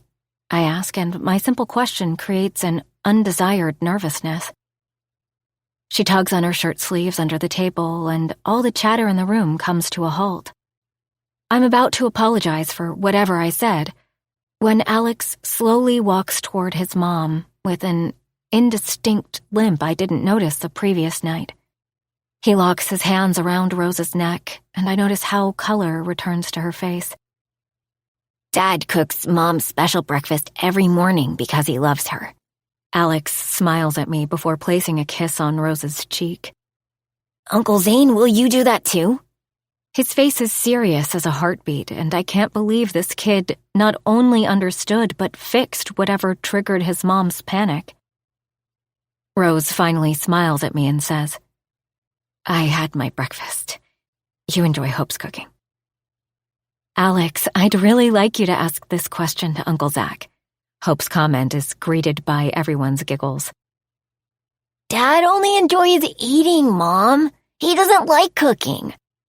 Ray defends his dad in a serious voice, but then falls into laughter when Hope tugs on his cheeks. "I forgot his lawyer is here with us." She finally takes a seat after placing a pie on the table. I'm still taking in the love in this room when Christy opens her iPad and slides it toward me. "Clementine sent me some of her designs. Can you take a look and see if there's anything you like?" My breath hitches at the sight of the delicate wedding dresses. Until a month back, marriage and wedding gowns were the last things on my mind. But right at this moment, I can't help but think about being dressed in white and walking toward Zane, who's waiting for me at the altar. My hands tremble over the screen when my swiping fingers stop at the image of a TV actress's wedding gown. How much do these cost? "Can't we go to a shop?" I whisper. But when I look at Christy and the other girls, their smiles have dropped, and now no one is eating. "You don't like these?" Christy carefully asks. "No, they're amazing," I reply quickly, but I lick my dry lips before looking at the iPad again. They look super expensive. I meet Zane's eyes, and the familiar soft expression etches on his face. V. Rose turns in her seat, taking me by surprise as, out of all of them, she's the one who speaks the least. "Vienna, we want to give this to you on your wedding. Consider this an early wedding gift from us." My heart twists at their sweet gesture, and a burning sensation develops in the back of my throat. But no buts. Rose is right. This could be your early wedding gift or late engagement present. "By the way, where is your ring?" Hope asks. Panic seizes me when Christy picks up my hand and turns it side to side and says, "Zane, I can't freaking believe you got a marriage license before an engagement ring." My gaze shoots to Zane, who's looking at me. "I'm getting it today." The sincerity in his voice has shivers coursing through my body. Chapter 13. Zane. Once Clementine arrived after breakfast, Christy sent me out of the house. They told me I can't see Vienna's dress before the wedding. For a second, everyone's excitement feels so real. Because it is, you fuckhead. It's the two of us who are faking it. Everyone else is as genuine as they can be. My sisters sincerely want Vienna to be in their circle. A feeling of guilt snakes up my spine, but I try to push it away. There's a reason we're doing this. As if I need more encouragement. My phone rings. It's the hospital. Mr. Teeger, I'm calling from the Cherrywood Hospital. Your wife's number is not reachable, and your number is the preferred contact. We have a biopsy date for Mrs. Teeger. The first possible date is this coming Monday, 2 days from today. 2 days? I rake a hand through my hair and turn my head toward my cabin where Vienna is trying on wedding dresses. Can we do this after Thursday? The nurse pauses, and I hear the clicking sound of her keyboard. The next available date would be in 3 weeks. But, Mr. Teeger, Dr. Allen recommended next Monday. I release a deep sigh before confirming with her. We'll be there. I jump down the porch and get inside my car. My insides tremble and hands shake as a sense of helplessness hits me. I recall Vienna's tear-stained face as she worried about the hospital cutting her hair for the biopsy procedure. I don't know how to fix this for her, make this less painful. This is your first test, Zane. Throughout her illness, we'll be hit by such situations. I have to do something to keep her smiling. I crank up the car and call Lucas. I need to buy an engagement ring for Vienna. And why are you calling me instead of your married brothers who would be better fitting for this matter? Because along with their expertise, they'll bring their interrogation. I'll have to answer why we got our marriage license before I even proposed to her and all that shit. So what do you want me to do? Come with me. I found a reputable jeweler in Cherrywood, but it feels weird to go alone. Why don't you come to St. Pepper's? There are many more showrooms here. Why do I get the feeling you don't like this town? Except for Rose's dinners, you always find an excuse to stay away from here. What are you hiding? Not everyone has a secret bride. He chuckles, but I can feel the anxiety behind his words. Before I can prod more, he says, Send me the address. I'm already in the area. I shoot Lucas a text and give one last look to the cabin before driving away. How did you get here so soon? I ask after parking my car and walking toward Luke. He's leaning against the hood of his SUV, sunglasses covering his eyes against the morning sun. I told you I was nearby. He shrugs, already marching toward the jewelry store. A prickling feeling that he's hiding something dawns on me, but before I can dwell more, I'm warmly greeted in the shop. I discovered this is one of the oldest family-owned jewelry stores in the town. Welcome, sir. How can I help you? Asks an older gentleman dressed in a crisp white shirt and a gray waistcoat. We are looking for an engagement ring and wedding bands. Sure. We have a great selection of his and his bands. He grabs a velvet tray from the glass case and places it on the counter. Oh, no, this is my friend. My fiancé is at home trying on wedding gowns with my sisters. Lucas chuckles, and the gentleman apologizes with a tinge of embarrassment on his cheeks. Sorry, I've recently had so many couples looking for these rings that I thought you two...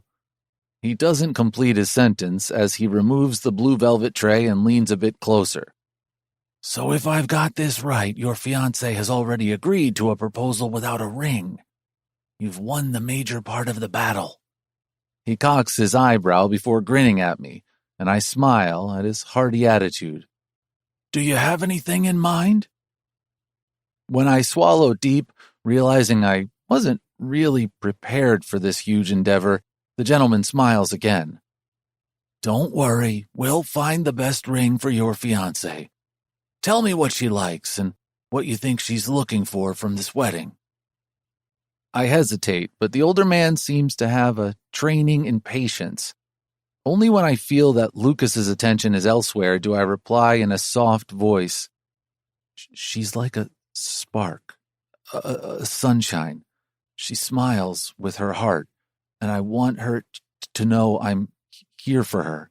She'll always have my care, my support, and my love. My last two words somehow make him grin wider. I see. You want to show her your eternal love. Lucas is next to me as soon as the words are out of the man's mouth. My friend raises an eyebrow at me, making me squirm. But before he can ask me anything, I cock my head toward the small velvet jewelry box. What did you buy? He must have gone to the saleswoman on the other side behind the counter. Nothing eternal. He smirks and effectively shuts me out. How do you like these? Luckily, the gentleman returns soon with 3 rings. This is an eternity ring. He plucks up the thin band surrounded by diamonds and nudges it forward on the tray toward me. I must tell you, this is more like an anniversary present. Fuck, I don't even know if Vienna and I'll get a chance to celebrate even one anniversary together. But there's nothing that says eternal like an eternity ring. This ring is handmade by my wife, and each diamond is inspected carefully before it's placed in the band. I didn't know your wife also works here. Oh, yeah. My wife does a lot of jewelry designing, but wedding bands and engagement rings are her specialty.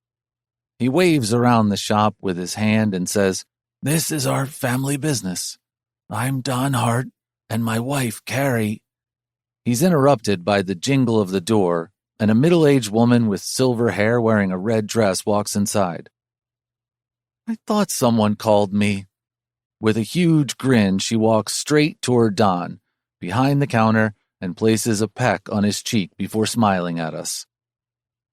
This is the love of my life, Carrie. Don's chest inflates, and for a second I think how damn lucky these two people are. Are you buying this? Carrie looks at me. I'm thinking about it. Because suddenly this ring feels like a huge commitment that I want to make, but I don't know if Vienna is up for it. There couldn't be anything better that says I'm always here for you than this. Unless... Carrie's sharp gaze drifts to Lucas's hand, and from the corner of my eye I notice how he drops his arms. But Carrie is a woman on a mission, as she asks, Would you want something like your friend? That's a Gimmel ring, right? My friend, who is often known as a daredevil, visibly squirms under the small woman's gaze. I don't know. It was my mother's. Can I see it? Carrie asks, not letting it go. Carrie? Don lightly touches his wife's arm. I'm sure he can see the reluctance in Lucas's face. But I guess it's the designer in Carrie, as she continues. These rings are extremely rare, so I'm just curious. Lucas grabs his neck before placing his hand on the glass counter. I don't take it off, so you'll have to inspect it like this. Carrie's eyes shine as she holds Luke's hand. This odd ring is no surprise to me, as I've seen it multiple times, along with a few other belongings of Lucas's mom that he kept. You wear it on your ring finger, Carrie whispers. She gives him a long look before patting his hand and finally letting it go. Thank you. It's beautiful. I feel heavy emotions in the air around me, something like longing and love, but before I can make more of it, Carrie turns toward me and smiles. There are wedding bands that go with this eternity ring if you're considering it. Don holds out the remaining 2 rings from the tray. 15 minutes later, I'm back in the parking lot with a small bag holding 3 rings. So how are the preparations? Lucas pulls a cigarette box out of his jacket and lights it while I open my car and grab a water bottle. Xander book the Butterfly Inn for Thursday, I reply after taking a few gulps. Butterfly Inn? Lucas's eyebrows jump to his forehead. He continues to stare at me, and his almost stunned expression takes me by surprise. When he shakes his hand, I realize it's to get rid of the burning ash on his fingers. What's up with you? If I didn't know you any better, I think you're seriously hiding something from me. But that inn isn't anything grand. Why are you not throwing some celebratory shit in St. Pepper's or doing something smaller like Xander and Rose? There's no missing the disapproval in his gaze. I'm so confused by his attitude this morning. He's usually the most laid-back person I know. Were you at a different dinner last night? Didn't you see how Xander would have throttled me if I didn't agree to all the bells and whistles? The girls are with Vienna right now, buying her a wedding dress. Are you seriously suggesting I should disappoint everyone? I do enough of that shit already. I didn't mean it like that. Lucas grabs his neck before walking back and forth. Then what's happening? You've been tense all morning. Lucas shakes his head. Nothing, it's work. Do you have some more wedding shopping, or are we done for the day? I still don't understand his disapproving grunts, but before I can ask him more, my phone vibrates in my pocket. When I think it might be one of my nephews texting me with yet another picture of what they plan to wear at the wedding, I notice it's an email from the hospital telling us the do's and don'ts before coming for a biopsy on Monday. Chapter 14. Vienna. And you didn't think to call me? Ivy asks while I prepare a latte for a customer. Didn't you hear what I said? I was sleeping when they rang the bell. The new relatives, I'm sure they're all snobby. She folds her arms over her chest. Actually, they aren't. They're all really nice. In fact, I feel like I'm cheating everyone. But Ivy's face remains irritated even as I hand her the tray with coffee and a piece of pie for the next customer. I don't like it, V. You're getting married and I'm not with you during all those important things like bridal shopping. This is a fake wedding, you know that, right? I whisper. How? She snaps, gesturing in the air. You got your marriage license for real. You're getting a grand party at the inn. As far as I know, there's no prenup. How is this a fake wedding? I feel as if all the air is sucked out of my lungs. The cafe suddenly feels extremely small and lacking oxygen. Because we don't love each other. She jumps off the counter. Are you sure? Ivy has just said the words when the front door opens and Zane strides in, sending my heart racing like a freight train. The cloth napkin I was using to wipe the nozzle of the coffee machine drops from my hand. Ivy gives me a knowing look before turning toward my soon-to-be husband. Hey, Zane. I heard everything is going as per plan. Unaware of her annoyance, he smiles and nods toward my best friend. With my heart pitter-pattering its way into my throat, I ask, Everything okay? Why are you here on a Saturday? Rose told me that Ivy gave you a lift to work, so I thought I'd take you home. I still need to get my car from the apartment. I circle the counter and walk close to him. I asked Ivy to come pick me up. That's okay, right? I run my tongue over my dry lips, and Zane's eyes stay on me for a beat longer. Clearing his throat, he says, That's your home, too. You can invite whoever you like. My insides curl as he continues to gaze into my eyes. Every time I've thought of Zane today, the image of him in nothing but sweats has filled my brain, And suddenly everything feels hot. And then the next instant, I'm reminded of how sweet he is with his sisters and nephews, and I swoon. Are you ready to leave? He asks, breaking my mental chatter. I glance back at the clock next to the chalkboard menu on the wall. I have another hour for work. Nervously, I bite my lip, not liking that I've to keep him waiting. But Zane's smile doesn't waver. I've got some work at the office. I can wait there. He motions toward the buildings. I'll be back in an hour to pick you up. He's already walking toward the door when I call after him. I can meet you there. I shrug, not liking that he has to come and get me, but also not sure if he wants me in his office. Zane smiles as always and nods. That'll be good. I can also show you where the sharks work. When he smiles, I realize this might be the first time he's joked with me, and I can't hold back my laughter. I can't wait. Though I never thought I'd marry one. For the first time today, I feel like my true self, and by the way Zane's lips curl, it seems that was his plan. I did get insanely lucky with my fake husband. I follow Zane's instructions and take another right, until I'm standing in front of a building with a huge sign illuminating with LED lights on top of a building. Elixir, Inc.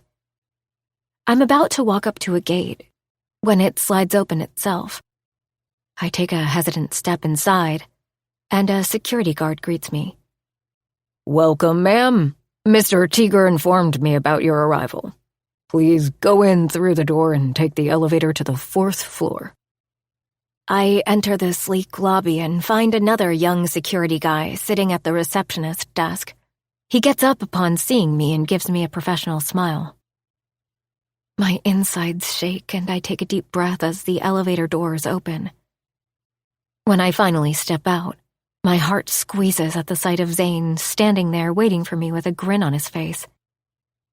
Let's see the fish tank, I blurt, because what else can you do when you feel completely out of place before a gorgeous businessman? But my simple joke, which was more meant to calm my anxious nerves, somehow delights him. He leads me into a corridor with offices fanning on either side until stopping in front of a wooden door with a golden nameplate. Zane Teager, CTO, Elixir, Inc. You did come as an elixir in my life. As soon as the words are out of my mouth, Zane goes rock solid beside me. His wide eyes move between me and the nameplate.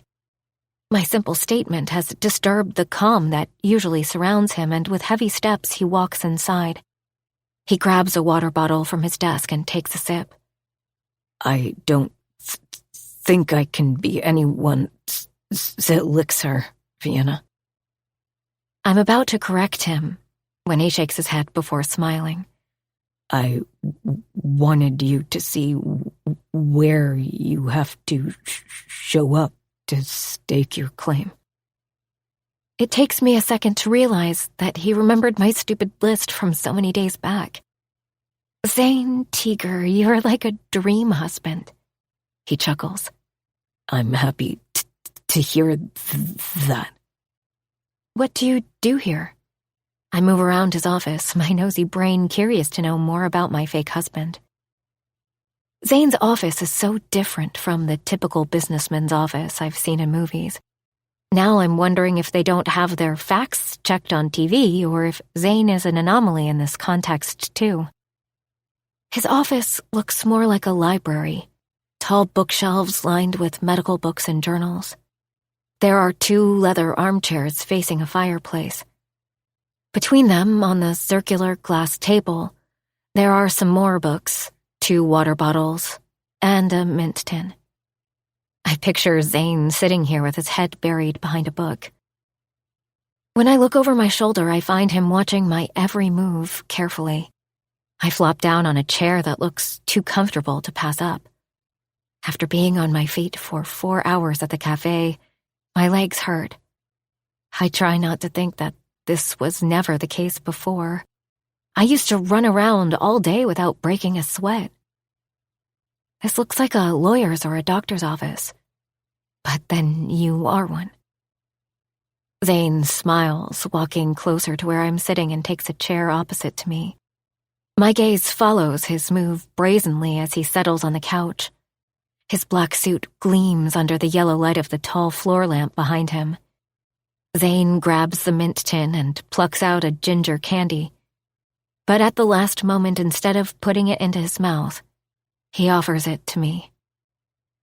When our eyes meet, the world stops for a second. Everything feels like a frozen TV screen. And for the first time, I can hear my heart beat out loud. Boy, my heart beats crazy fast. I can see in Zane's eyes that it's not just me, but he too feels the crackling in the air between us. His attention is solely focused on my face. My scorching face. In this very moment, everything swims before my eyes. Zane stepping into the cafe for the first time. Me hugging him over the counter after he placed his order of Vienna. The small smile that tugged on his lips that morning. My brain replays everything in slow motion. I remember the feel of his muscles as I hugged him, and in my imagination, the suit is gone. We're no longer in the cafe, but his bedroom.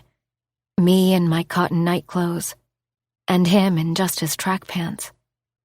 This time, when I hug him, my hands roam over his warm chest and back until I feel the dips of his 2 back dimples, which have been plastered in my head since the morning. I must have groaned, because the candy drops from Zane's hand and onto the glass table, making a clicking sound. He releases a heavy, shuddering breath before resting back against the chair.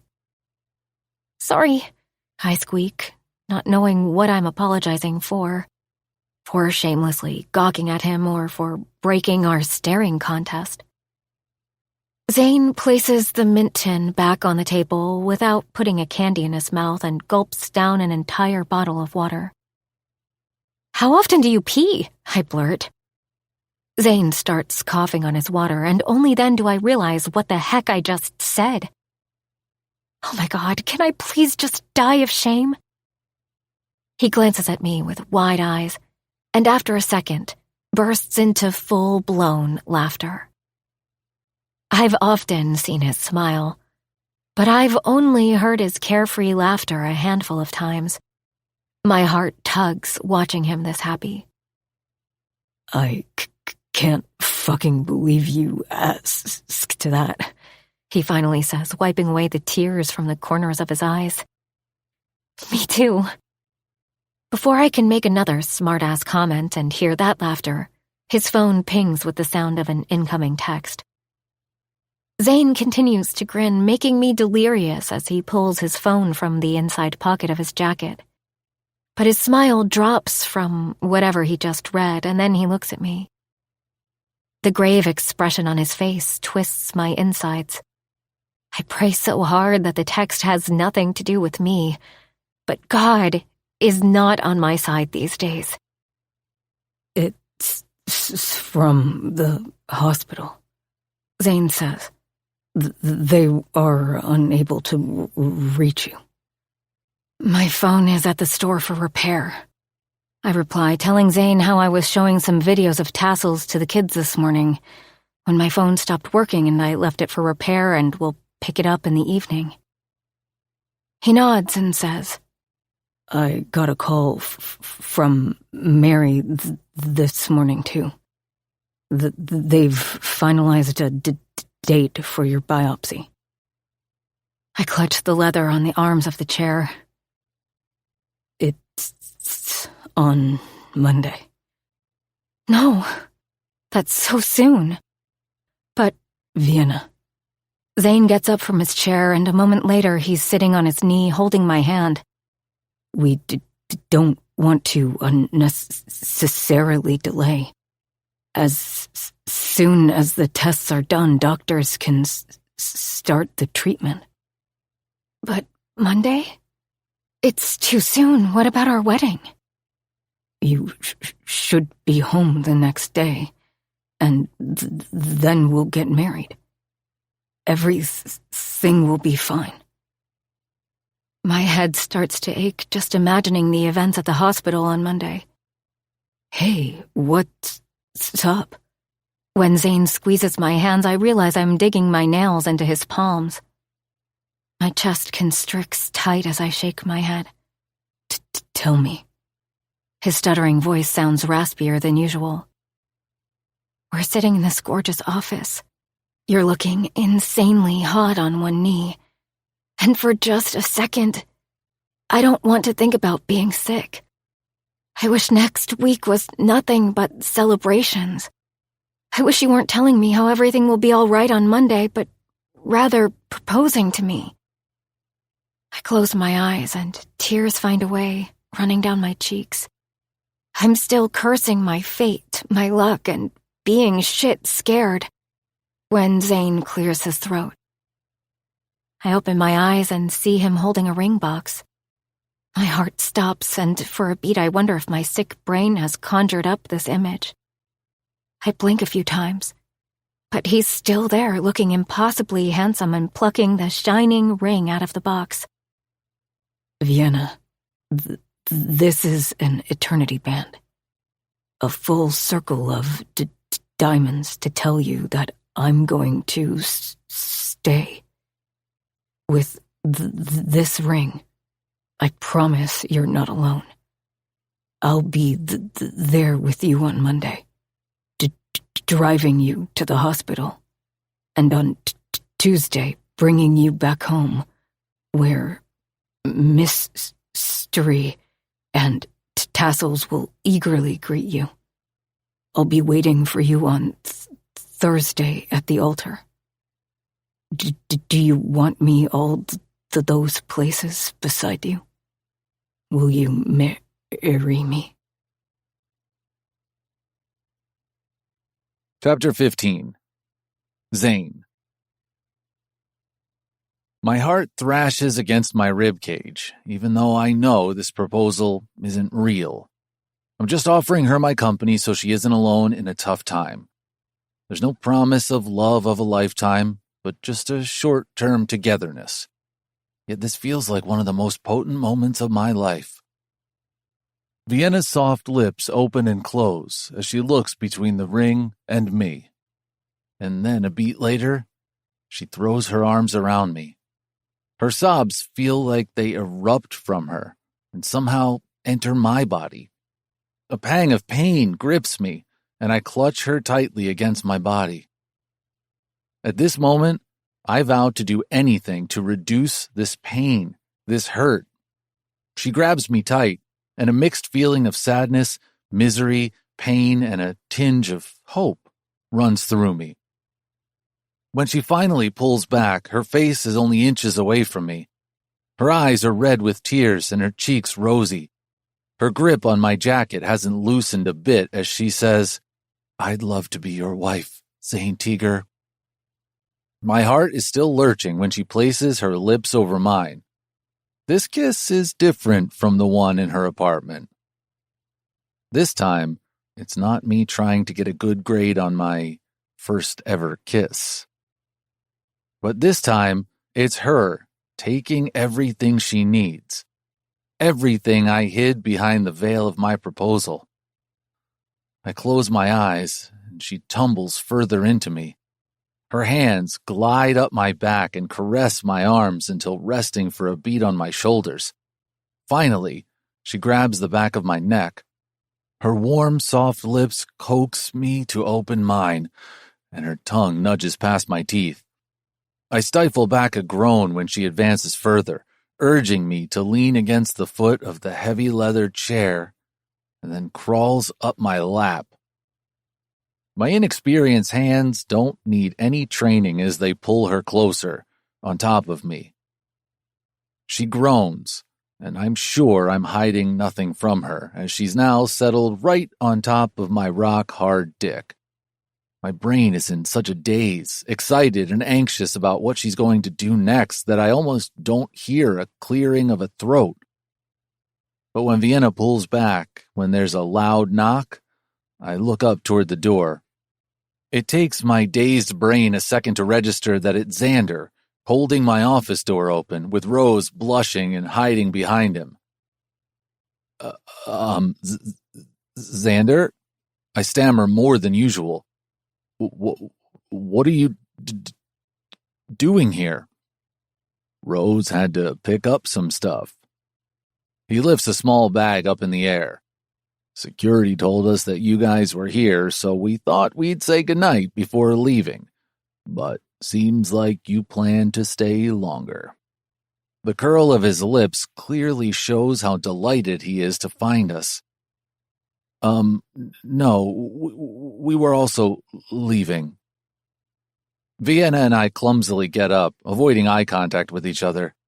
I silently plead with my brother to leave, even motioning with my head, but that bastard just stands there with an amused expression. For the first time ever, one of my brothers has found me in such a quandary. It doesn't take a genius to know the reason for his shit-eating grin. But thankfully, Rose takes pity on me and says, "We'll leave now. Would you guys like to come over for dinner tomorrow?" I'm about to say yes, anything to get them to leave, when my senses return. Vienna has to be at the hospital tomorrow afternoon. The doctor wants to run some tests in preparation of her procedure on Monday. I tell them the first reasonable excuse I can think of. We're going out of town tomorrow night for 2 days. Out of town? Now? Xander's eyebrows rise, his dimpled smile immediately vanishing. You have the wedding on Thursday. Before I can find a suitable reply from my brother, Vienna says, I actually want to visit a distant relative and invite them to the wedding. But can't you do that on the phone or by email? Going now, 3 days before the wedding. I'm not close to them, but they're the only family I have left. They might not even come. The sadness on her face seems to melt my brother's heart, and he nods. Okay, you guys go. We'll take care of everything here, but be careful. Once Rose and Xander finally leave, I glance at the forgotten ring now resting on the glass table. I hold it up. May I? Her hand trembles as she places it over mine, and I slide it on her finger. Thank you, Zane. It's perfect. Like you. Vienna traces the ring with her fingertips before placing a kiss on my cheek. Her touch and her words have my heart pounding so hard that I fear it'll rip out of my body. Vienna stayed quiet during the whole ride. When we reached home, I asked what she would like to eat, but she simply shook her head and curled up on the porch beside Tassels and Mystery. I'm sure the thought of her biopsy is slowly sinking in. I look out through the kitchen window at her lost frame, staring far at the hills. I don't think she's enjoying the serenity tonight. Most likely, there's turmoil inside her. I open the fridge. The company that delivers homemade meals for me has prepared 2 boxes with rice and chicken for us. I transfer the food to 2 bowls before sliding them into the microwave and throwing some bread in the oven. Fuck!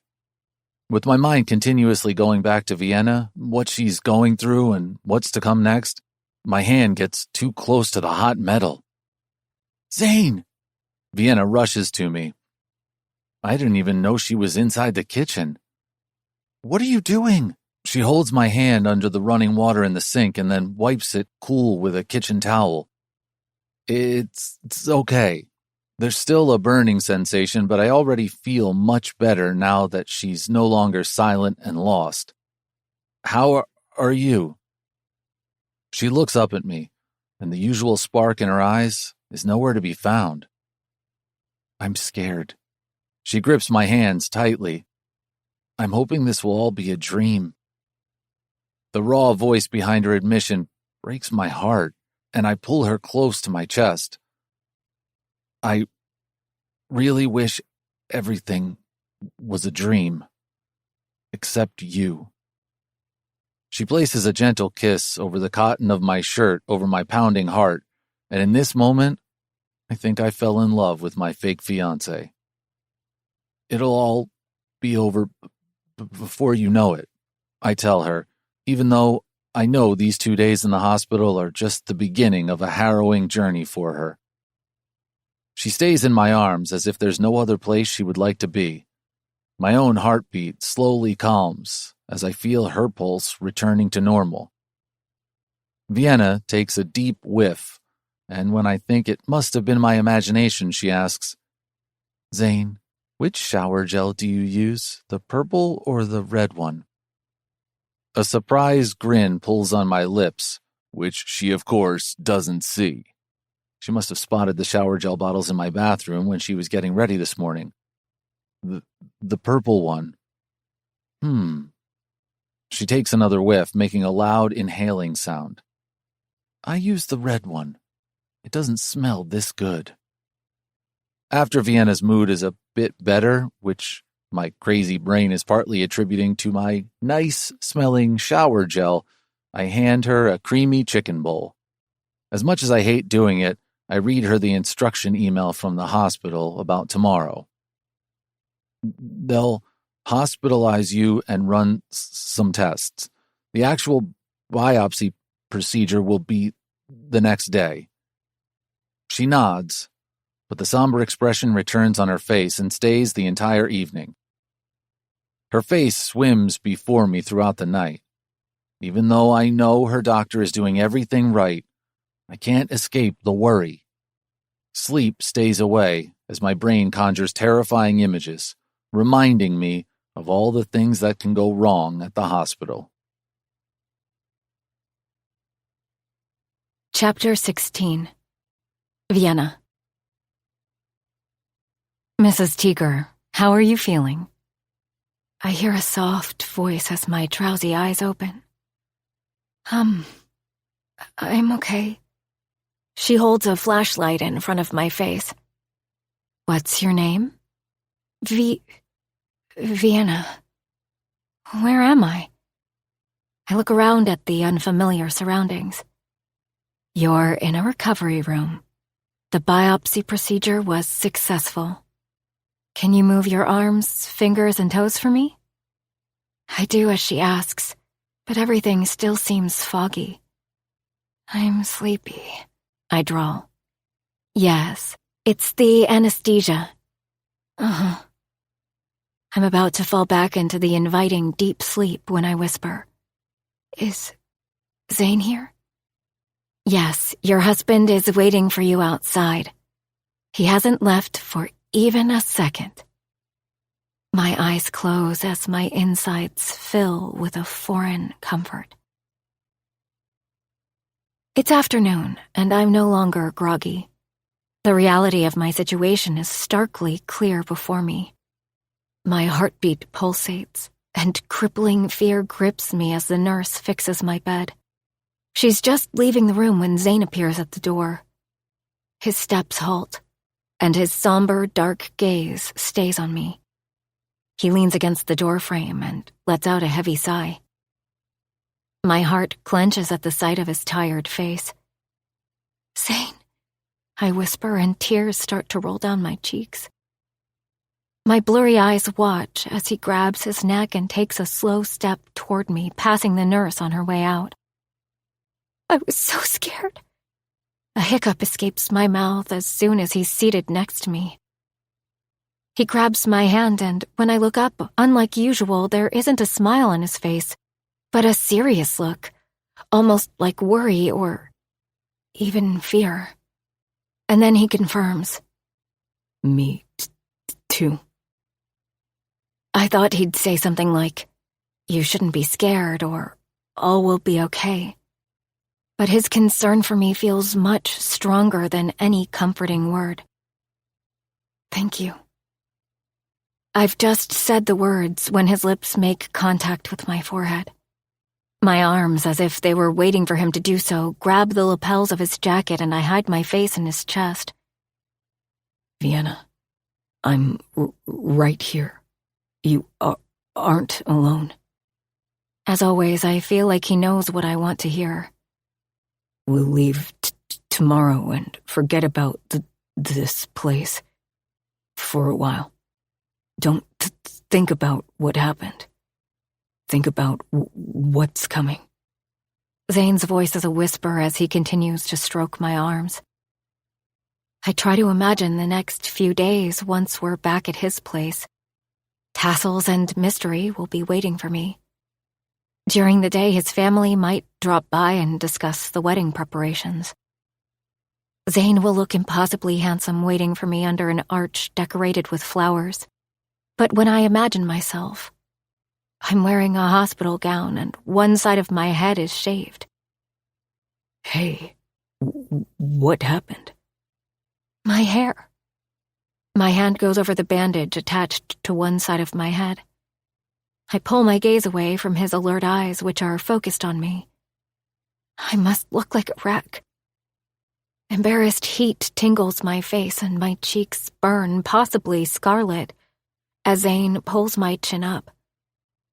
You look tired, worried, but you're still the most beautiful woman I've laid eyes on.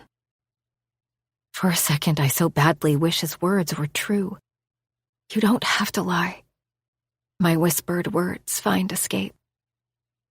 He tugs on my fists, still clutching his jacket, and places my hands above the soft cotton of his navy blue shirt. Do you think my heart would hammer like this?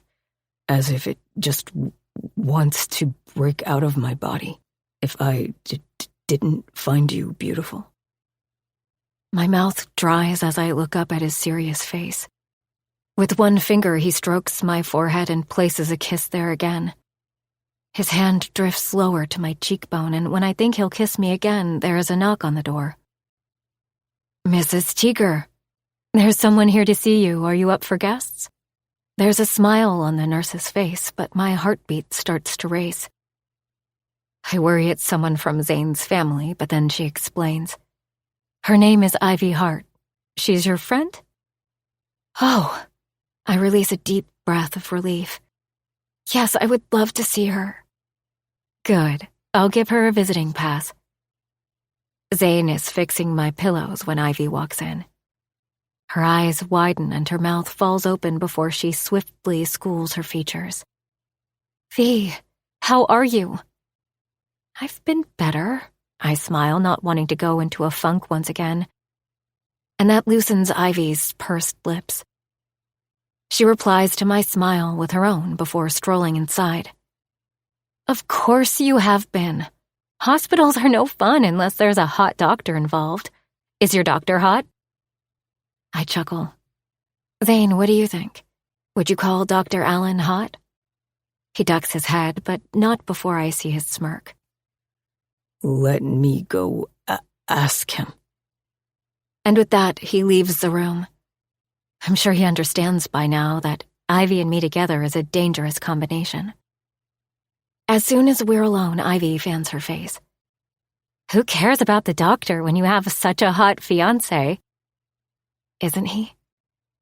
I don't know if it's Ivy's presence or the feel of Zane's pounding heart that I still remember pulsating against my hand, but I feel much better. How are you really doing? Ivy's sober voice pulls my gaze away from the door through which Zane left. I'm better than I thought I'd be.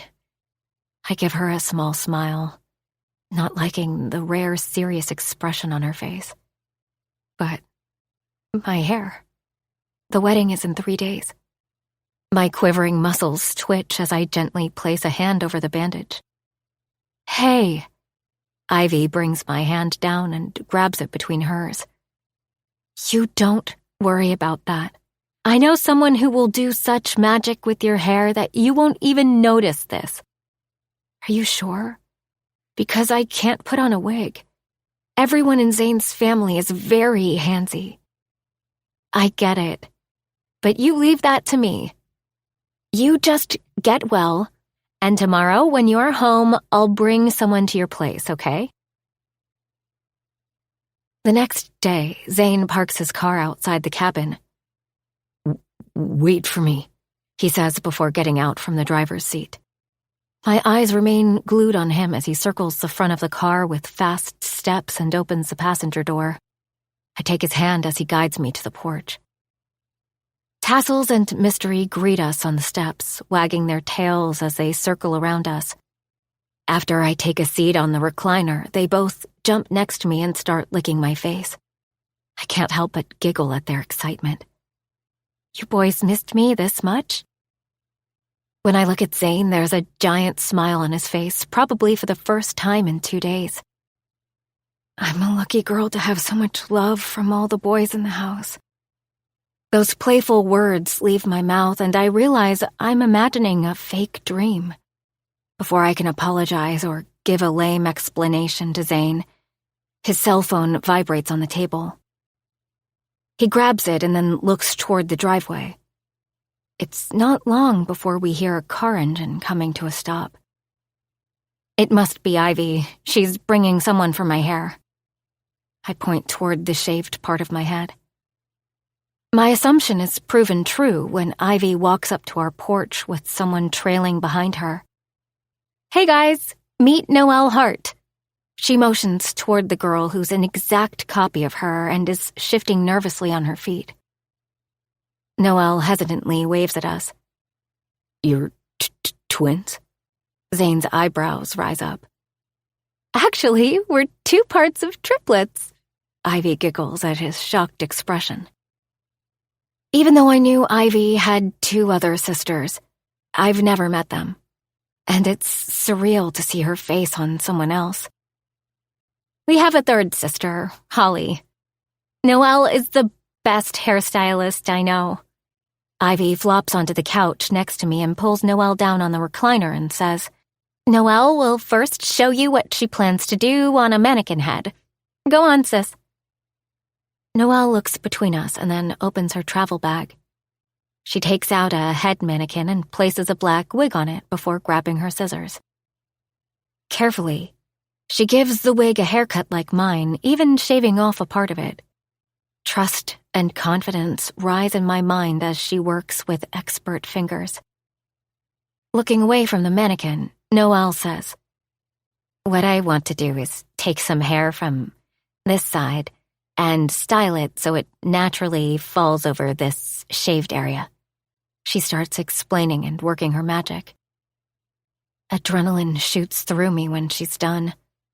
I feel like my familiar giddy self for the first time since Monday, knowing that Zane's family won't suspect anything. At least, not due to my crazy hair. This is amazing. You're crazy talented, Noelle. Watching her cheeks turn pink, I can't believe she's Ivy's sister. Vienna, who gave you this haircut? Hope asks as she unzips the bag holding my wedding dress. It looks so pretty. It's a day before the wedding, and Clementine sent my dress with Hope for a final fitting. My friend's sister, I reply with a smile. It's only 2 days after the biopsy, but I'm already feeling much better. Watching the excitement of Zane's family, I often forget about my illness.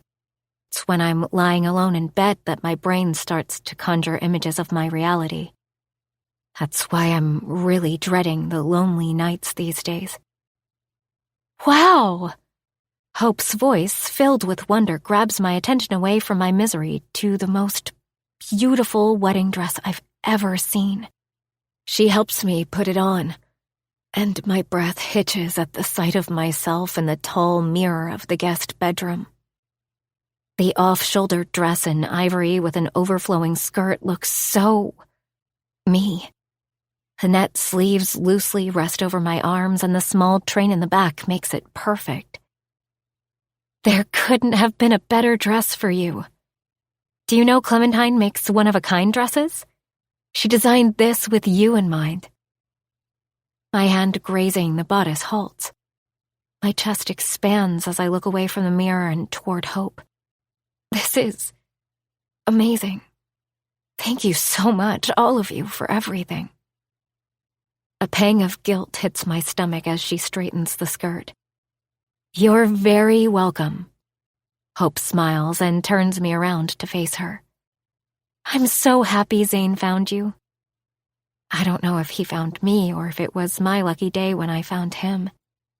It seems my life has taken a 180 turn since then. Amid all the lies, I tell her some truth.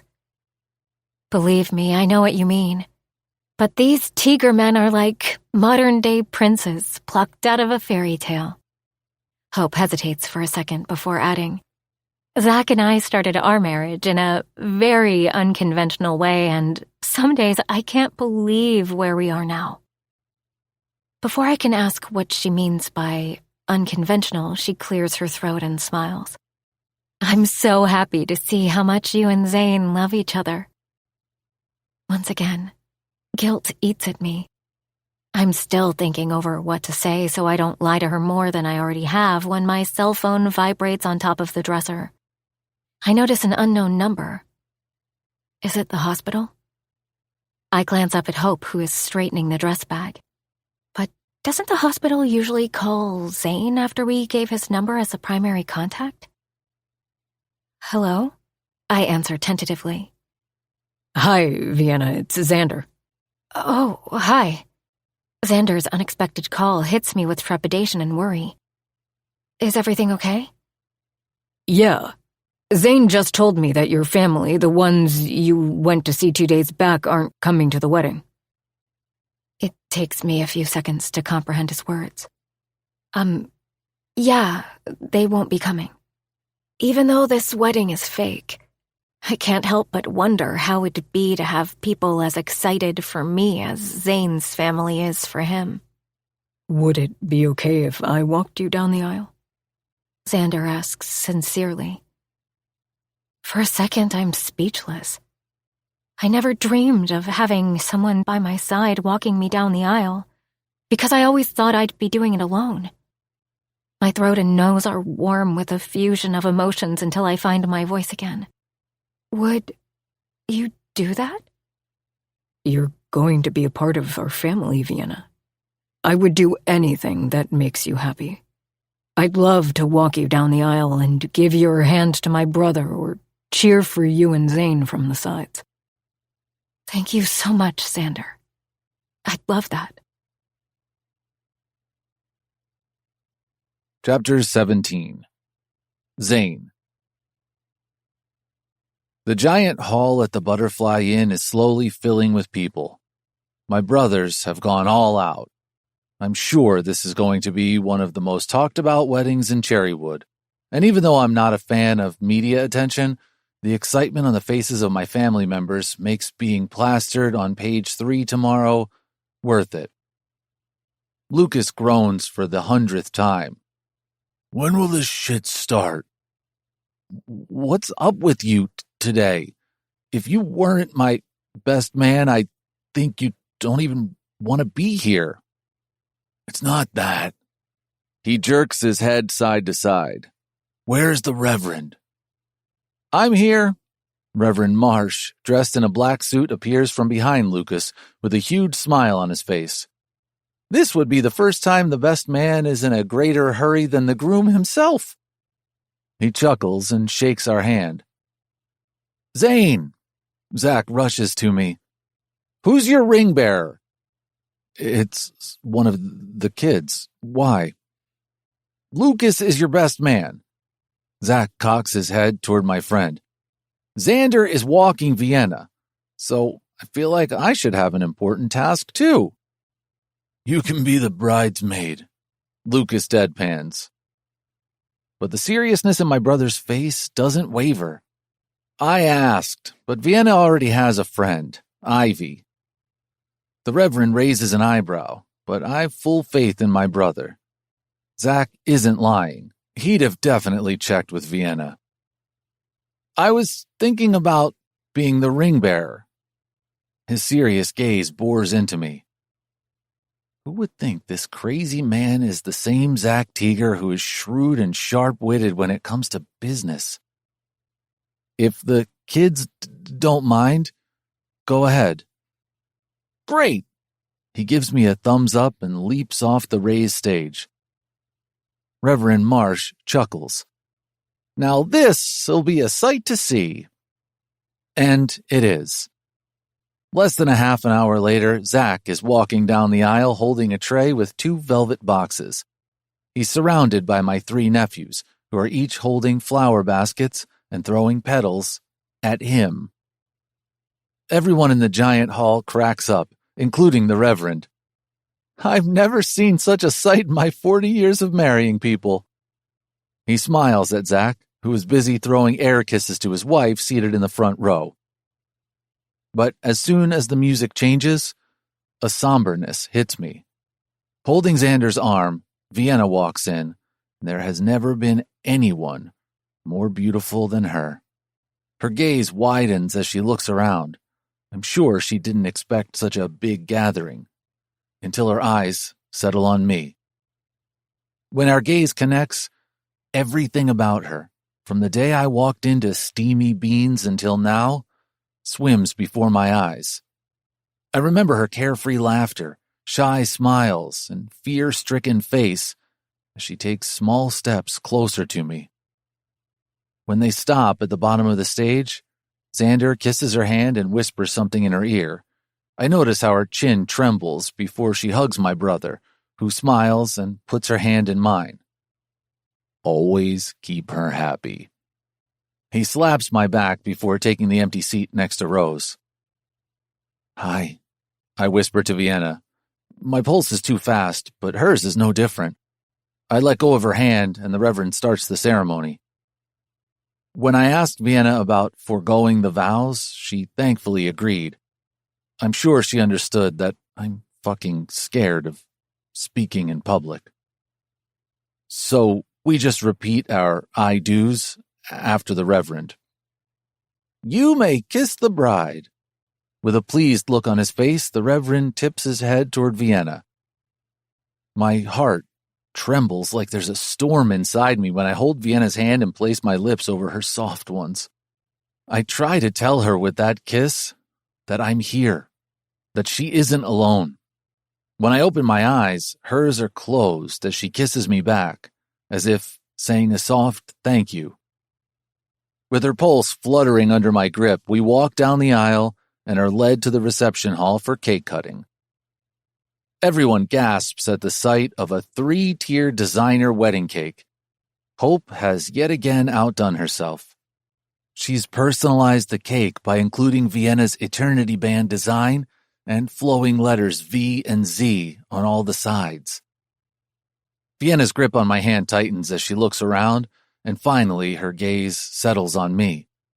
Her face is serious, and it doesn't take a genius to know what she's thinking.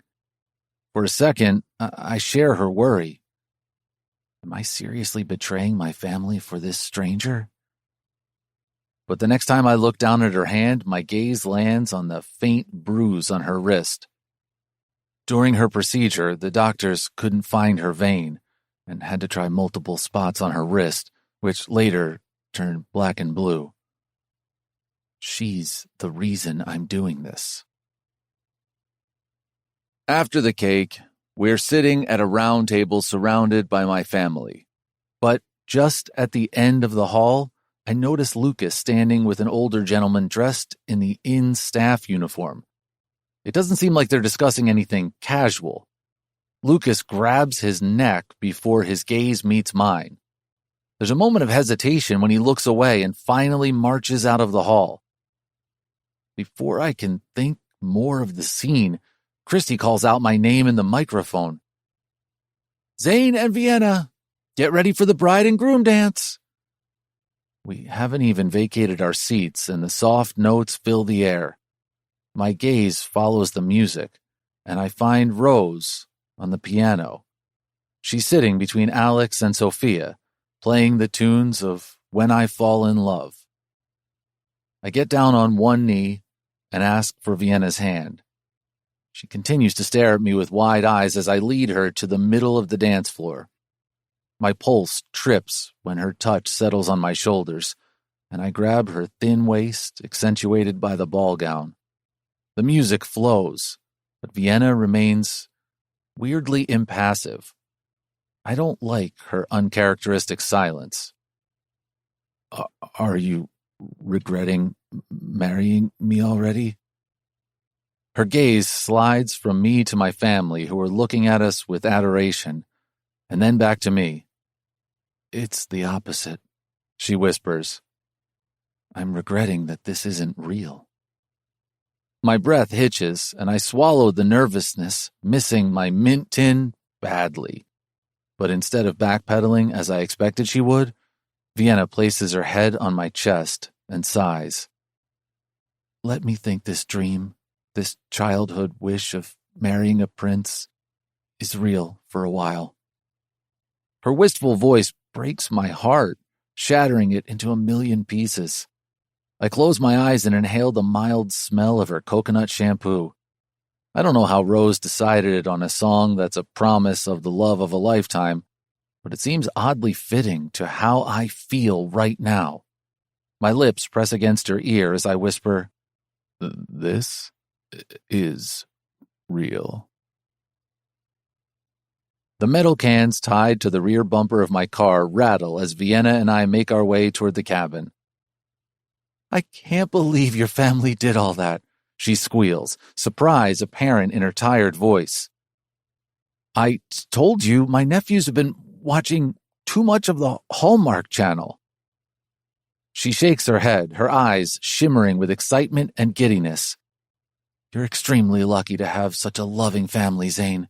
They all love you so much. Now you, too. Before she can tell me how this is a lie or that she wishes this was real, I hit the gas, taking my bride away from everyone to our home. Come on, wife, let's share the good news with our kids.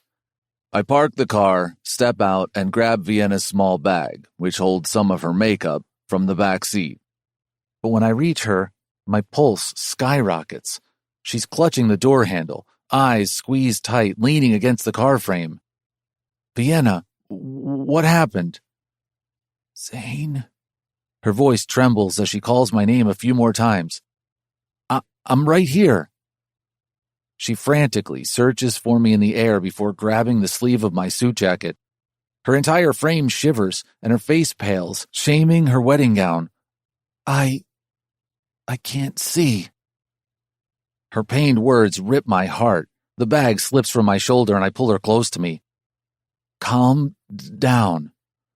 Why can't I see? Her trembling voice skates my skin. It's just temporary. Take deep breaths. It'll be okay. Her grip on my arm tightens as she waits, but instead of doing as I asked, she holds her breath, waiting for the darkness to pass. A few seconds go by until I feel her eyelids fluttering against my neck. I'm scared, Zane. I know her vision is back, but it gave her a panic attack in its wake. I'm here. We'll find a way. Vienna trembles as I lead her toward the loft. Just before taking the steps to the porch, she loses her balance. I hold her close, my own heart rate escalating. Zane? It's okay. I know you're tired. She's still in my arms when I open the door and march inside, finally placing her on the guest bedroom bed. We crossed the threshold together. There's a painful smile on her face, which gives me a bittersweet feeling.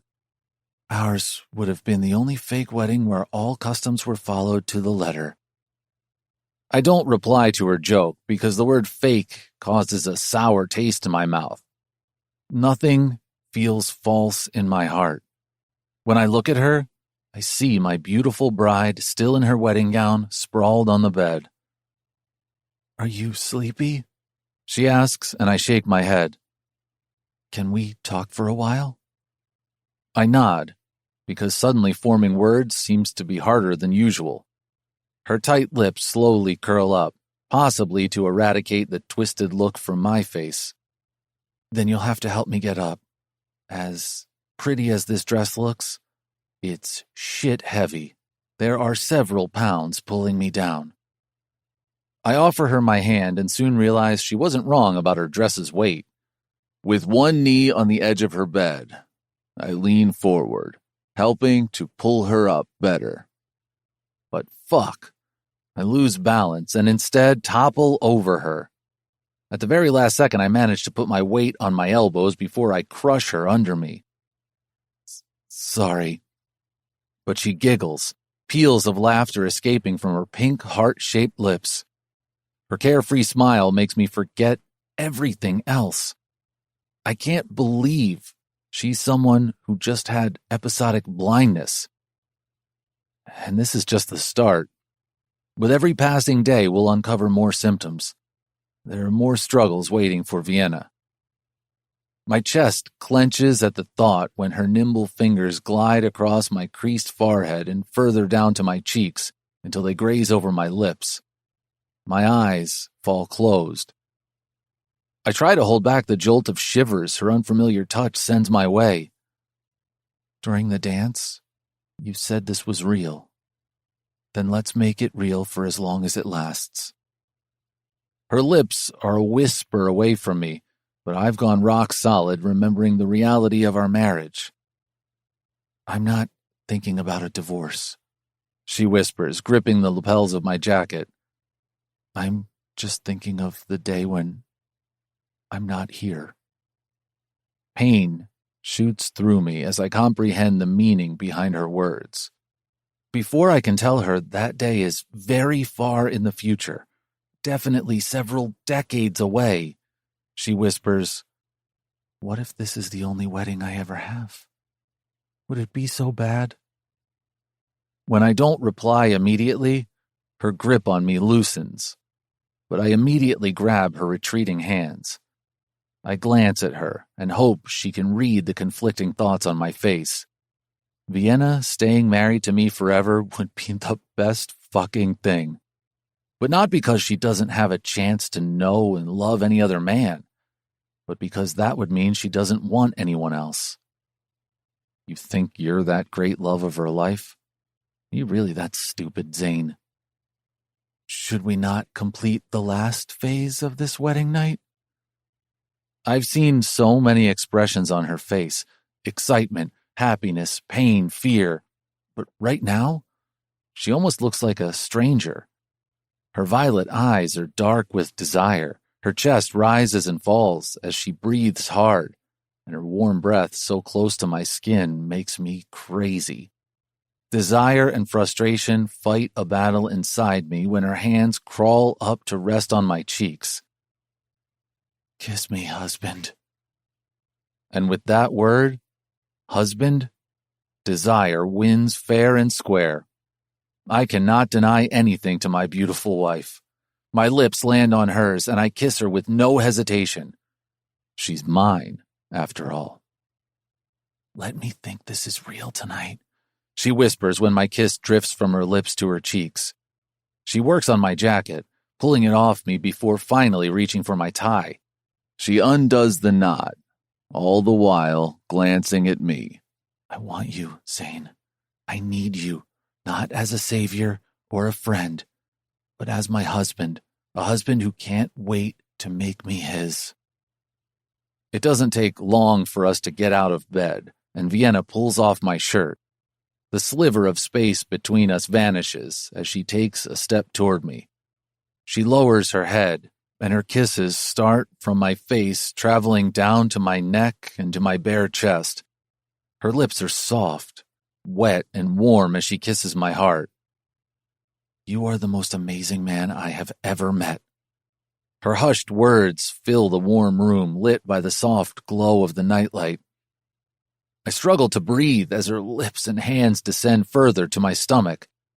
My heart drums aloud and my fists rest by my sides, clenched, not knowing what to do.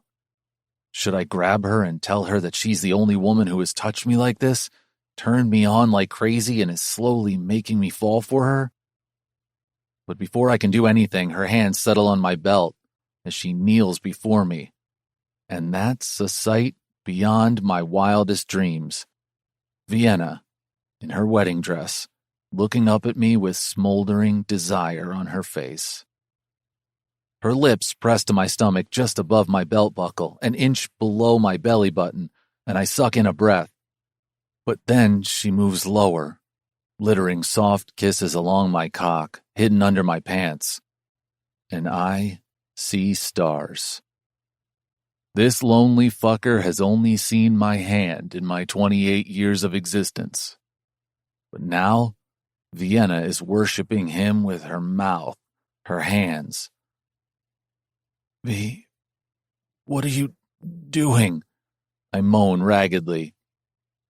I'm taking what's mine tonight, she rasps, and I swear to God my ears have never heard anything hotter.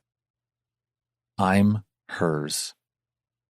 Holding my gaze, she unzips my pants, pulling them down along with my boxers. I take in the sight of her eagerly wrapping her lips around my thrusting cock and commit it to memory. The whole world spins before me when she slides my whole shaft inside her mouth and throat. God damn, this is sorcery. I place a hand on the side wall and lean against it as Vienna moves her mouth up and down my length. If I'd have known my wedding night would turn out like this, I'd have read some articles on sex instead of the numerous medical journals last night. I love the feel of you. Her hoarse voice sends shivers down my spine, and I can't stop myself from thrusting inside her tempting mouth. She grips my ass as I hit the back of her throat. This is heaven and hell. I don't want this to end, but I can't stop myself from fisting her hair. She looks up at me as I forget everything else that exists in this world beyond her. I drive into her, moaning loudly before spurting into her hot mouth. Fucking hell. Did she even want me to come inside her mouth? I'm about to pull back, but her nails dig into the backs of my legs and she swallows every damn drop. I stare down at her and try to catch my breath. I caress her cheek and whisper, I can't believe you did that. If you stay this hard, I'll do it again so you don't forget it, husband. Don't worry. I wouldn't forget you on your knees, sucking me in a million years. I pull her up and kiss her lips, thanking her without words for showing me how it feels to be loved by a woman. She runs her hands over my chest, which I'm slowly thinking she likes. I thank Lucas for a split second for getting me addicted to weight training. But I want more. I want you. Tonight, I want to own your body and your soul, and I want to give myself to you completely. Make me forget everything else, Zane. Take me to a place where it's just us and nothing else. I don't know if it's her words or the rawness in her pleading voice, but I make a promise to myself that I won't let my inexperience show or my insecurities to guide me tonight. I yank her closer and cover her mouth with mine. My heart thrashes against my ribcage as my hands glide over the embroidered fabric of her wedding dress. I find the zipper and drag it down. I push the fabric away from her, and the heavy gown pulls at her feet. But I can barely breathe at the sight of her standing before me in a white see-through bra and thong. There's some embroidery just above her nipples, but everything else leaves nothing to the imagination. My mouth salivates at the sight of her tempting cleavage and soft skin. Her full breasts are a perfect tease, and I can't help but groan before my gaze skids lower to her slender waist, her belly button, and then south to her sex. Thin white elastic rests on her hip bones, but everything else is bare except for a tiny embroidered triangle.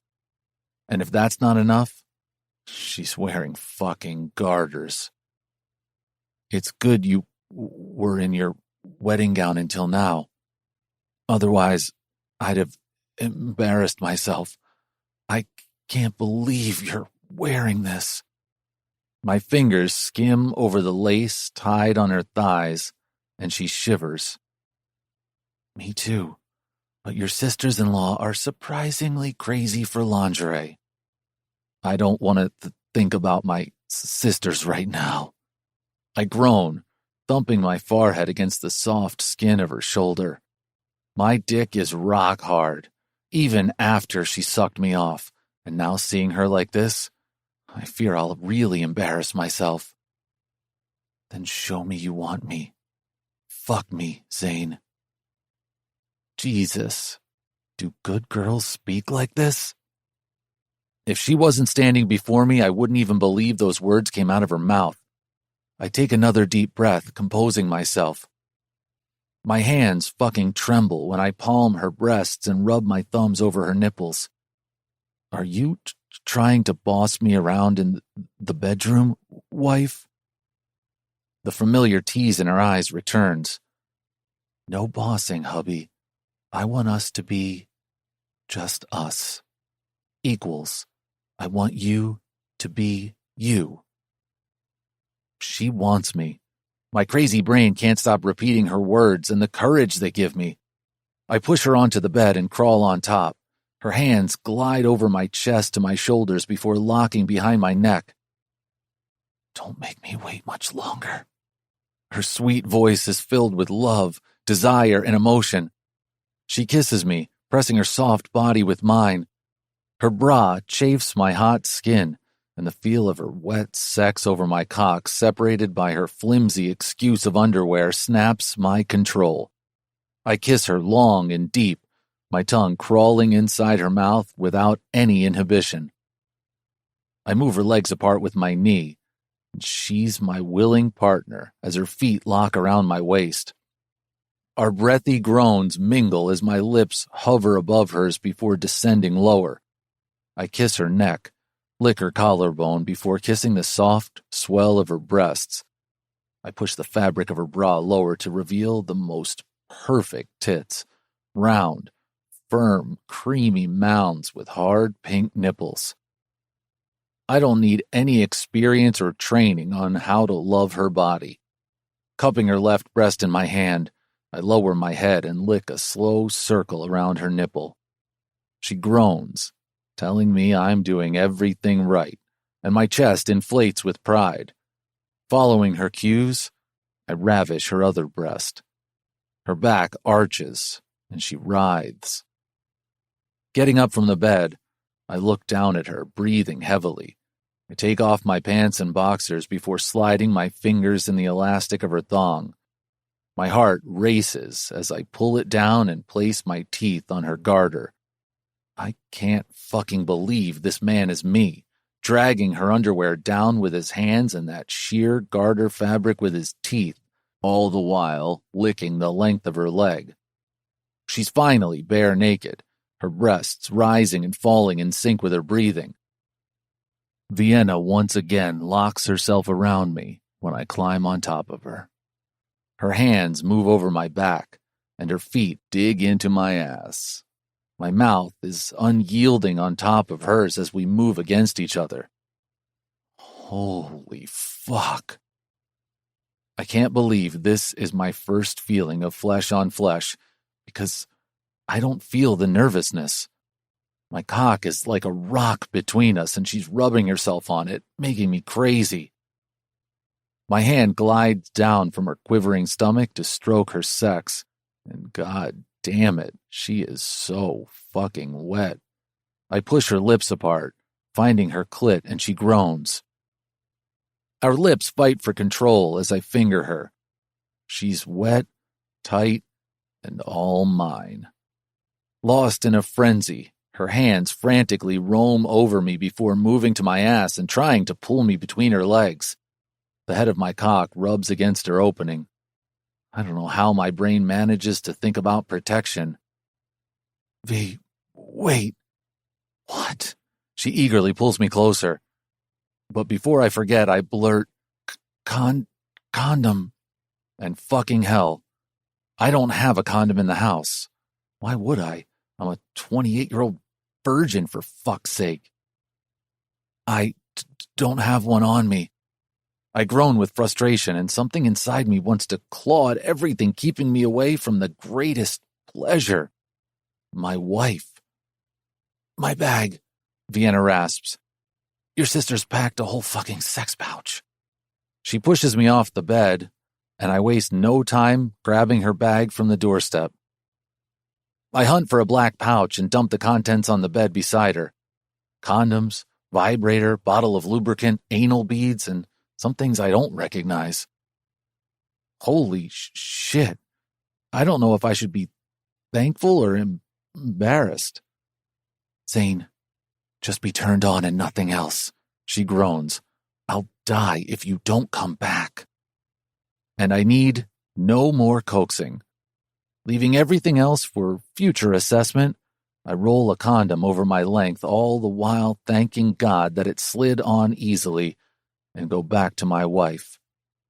Are you ready? I ask, grabbing my cock and rubbing the head between the wet lips of her sex. I've been ready since I saw you at the altar. Just fuck me already, Zane. Can she be any more tempting?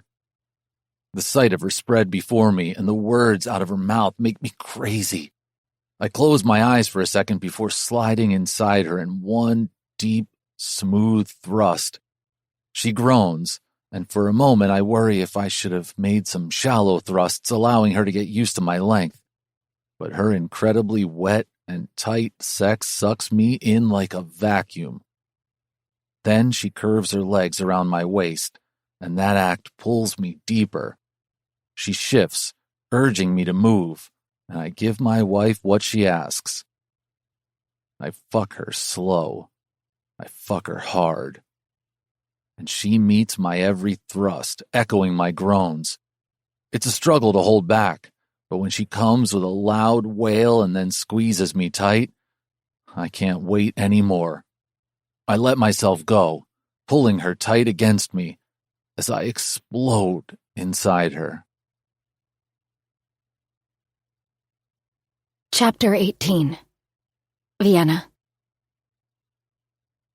Good morning. I wake at Zane's soft voice. When I open my eyes, I'm met with the prettiest sight. My husband is leaning against the door frame, wearing only his track pants and holding 2 steaming coffee mugs. Am I the luckiest girl on the planet or what?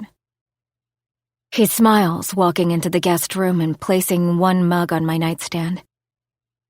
I slowly get up, pressing the covers under my arms, and when I put on his white dress shirt, his eyes widen. Don't tell me I don't look hot in your shirt, I joke, biting back my smile. I didn't intentionally grab it, it was just close and the first thing I could find. But Zane's amused expression was too tempting. You look hot in everything, he whispers, hiding his grin away from me. If the news gets out that you're this sweet, I'll have to send bodyguards with you to keep you mine. I grab the coffee mug and take a whiff of the nice-smelling coffee. My husband is definitely sweet on top of being drop-dead sexy. This says I'm yours. Don't worry. He shows me his ring finger. My insides flutter when he looks at me above the coffee mug. I remember the previous night. Flashes of images float before my eyes like a movie. His soft touch, hesitant and gentle, but also reverent when he caressed my skin. His groans when he thrust it inside me. I place the coffee mug back on the nightstand and advance toward him. His hazel eyes widen as he follows my movement. He swallows hard, but his gaze doesn't leave my face even when I'm inches away from him. I run my fingers over his stubble, and I'm about to place my lips on his when stupid Tassels dashes into the room, followed by Mystery. Unlike Tassels, who has now settled himself between me and Zane, our well-mannered boy Mystery settles himself next to the door. Zane gathers Tassels and kisses his forehead before placing him in my arms. My needy pup gets the kiss that was for me. there are a lot of people fighting for your love this morning, Zane says before sauntering out of the room and leaving my heart racing. Why did you have to come now, silly boy? I reprimand Tassels, although I can't be angry at this cute face. Couldn't you have waited a few minutes? At least I'd have received a morning kiss. Get ready and I'll give you your morning kiss with breakfast. Zane stands at the doorstep with a smirk on his gorgeous face and a towel hanging from his neck. I dart toward the bathroom. I'll be there in 2 minutes. And true to my word, I'm in the kitchen in record time for a kiss from my husband. But he's nowhere to be found. I guess it's only fair that I make something for breakfast in exchange for a kiss. By the time Zane enters the kitchen, I've 2 steaming cups of Vienna coffee on the table for each of us, sprinkled with chocolate powder. I cut 2 baguette slices open and lather them with peanut butter before laying strawberry hearts on top. Zane smells awfully delicious when he slides next to me and looks down at the 2 breakfast plates, where there's an avocado smiley next to bread. This can perk anyone's mood. Thank you, I reply with a grin and hand him his plate. We bring our breakfast out to the porch. The sun is up in the mountains, and the colorful fall trees are shining under the golden light. There couldn't be a better start to this morning. How did you start on this? Zane picks up a strawberry heart. Many years ago, I read an article in a food magazine about a Michelin star restaurant in France. They had people just to garnish a dish. Food styling wasn't even a profession then. That's what I want to do someday. When I look up at Zane, the reality of the situation comes crashing down. At least, I wanted that until my life took this turn. I wave my hand around. Dr. Allen said it's possibly only a matter of a year or maybe 2. Many years down the line, you'll tell me that you don't even remember this year. This time it's him who's making up all the fantasies, and I can't help but wish they become a reality someday. Before Zane can correct himself or backpedal, I whisper, I hope that happens someday. After one of the most serene breakfasts I've ever had, I kiss Tassels and Mystery on their noses and leave with Zane for work. He parks outside Steamy Beans, and as I'm about to get out, Zane clears his throat. I'm slowly learning his tics and quirks. I know he wants to say something, so I lean back against the passenger seat before turning toward him. He grabs something from the pocket of his jacket, and just as I'm about to ask him what he's crushing in his palm, he looks at me. My assistant asked what he should gift me for the wedding. I asked for this. He swallows before opening his fist. A white handkerchief with a V embroidered in royal blue sits on his palm. Holy shit. I grab it, running my hand over the embroidery, and look up at the man who sometimes feels like a dream. Zane. Is this enough? Or would you like to leave a lipstick mark too? A hesitant smile dances on his face as the corners of his lips curl. His sexy grin with a hint of hesitation is so captivating that I can't help my tripping heart. I can't effing believe he remembered the things I rambled about weeks ago. My brain goes crazy trying to recall what all I said to him that day in the cafe. But Zane's gorgeous smile drops as my silence stretches, and I once again see the vulnerable side of this man gifted with such a beautiful heart. I grab the lapels of his jacket and pull him closer. His eyes widen when I drag his buttoned collar down a bit and kiss just above the pulse on his neck. I press my lips into his soft skin, which smells delicious. The spiced and woody scent of his aftershave reaches me as I make sure my strawberry pink lipstick leaves its mark. When I'm confident that's done, I pull back a little, and Zane has a scorchingly hot expression on his face as he holds my chin. His fingers drift to my cheeks as I place his collar back in place. His lips press on mine, and he kisses me slow. Zane's kisses are like chocolate lava cakes. They start with something familiar and soft until the molten hot chocolate liquid explodes in my mouth. I'm about to jump onto his lap or ask him to drive us back home when he pulls back. I don't even try to suppress my groan, and that puts a grin on his handsome face. Have a nice day, wife. He places another quick peck on my lips. Now off you go before your friend comes to get you. He tips his head toward the cafe where Ivy's plastered against the glass window, sipping an iced tea and brazenly gawking at us. Crap, she's going to give me the 3rd degree. I slip out of the car and dash out. The cafe is not overly crowded when I open the door. The early morning staff is preparing to leave, and it'll be Ivy and me working until the afternoon when we close.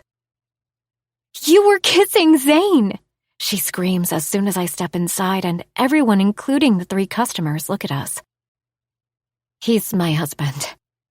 I wave my hand toward the people staring at me. Thankfully, they all go back to minding their business.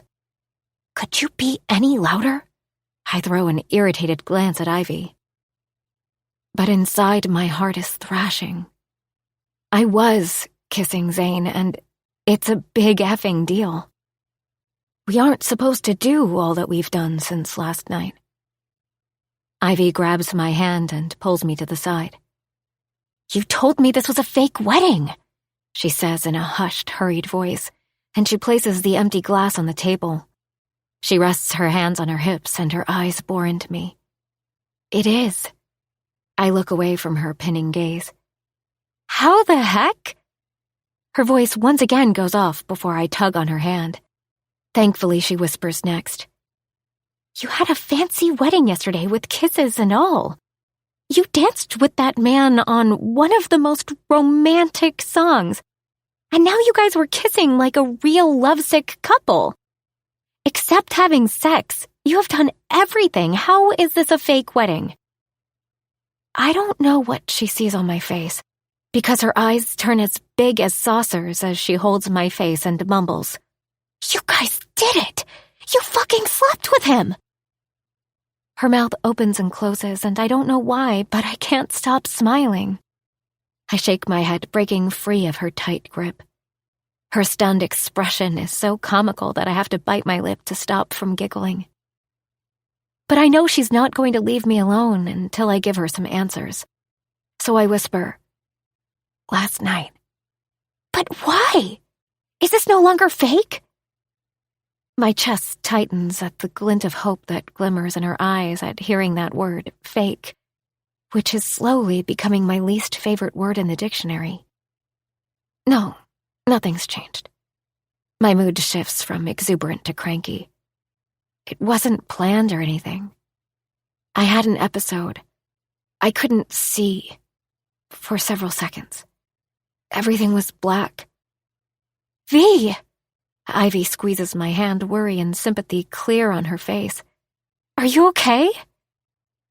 I'm fine now, but I was so scared. My heart races remembering those literal dark moments. She presses on my hands, and her touch is comforting. A few beats later, she asks carefully, "So he said I'll kill your fear by fucking you?" A laugh escapes me. Do you really think Zane would ever say that? A familiar smile tugs on her lips, and she waggles her eyebrows. "So you asked for it?" I chuckle. Something like that. Holy shit, V, you're like the dominatrix in your marriage.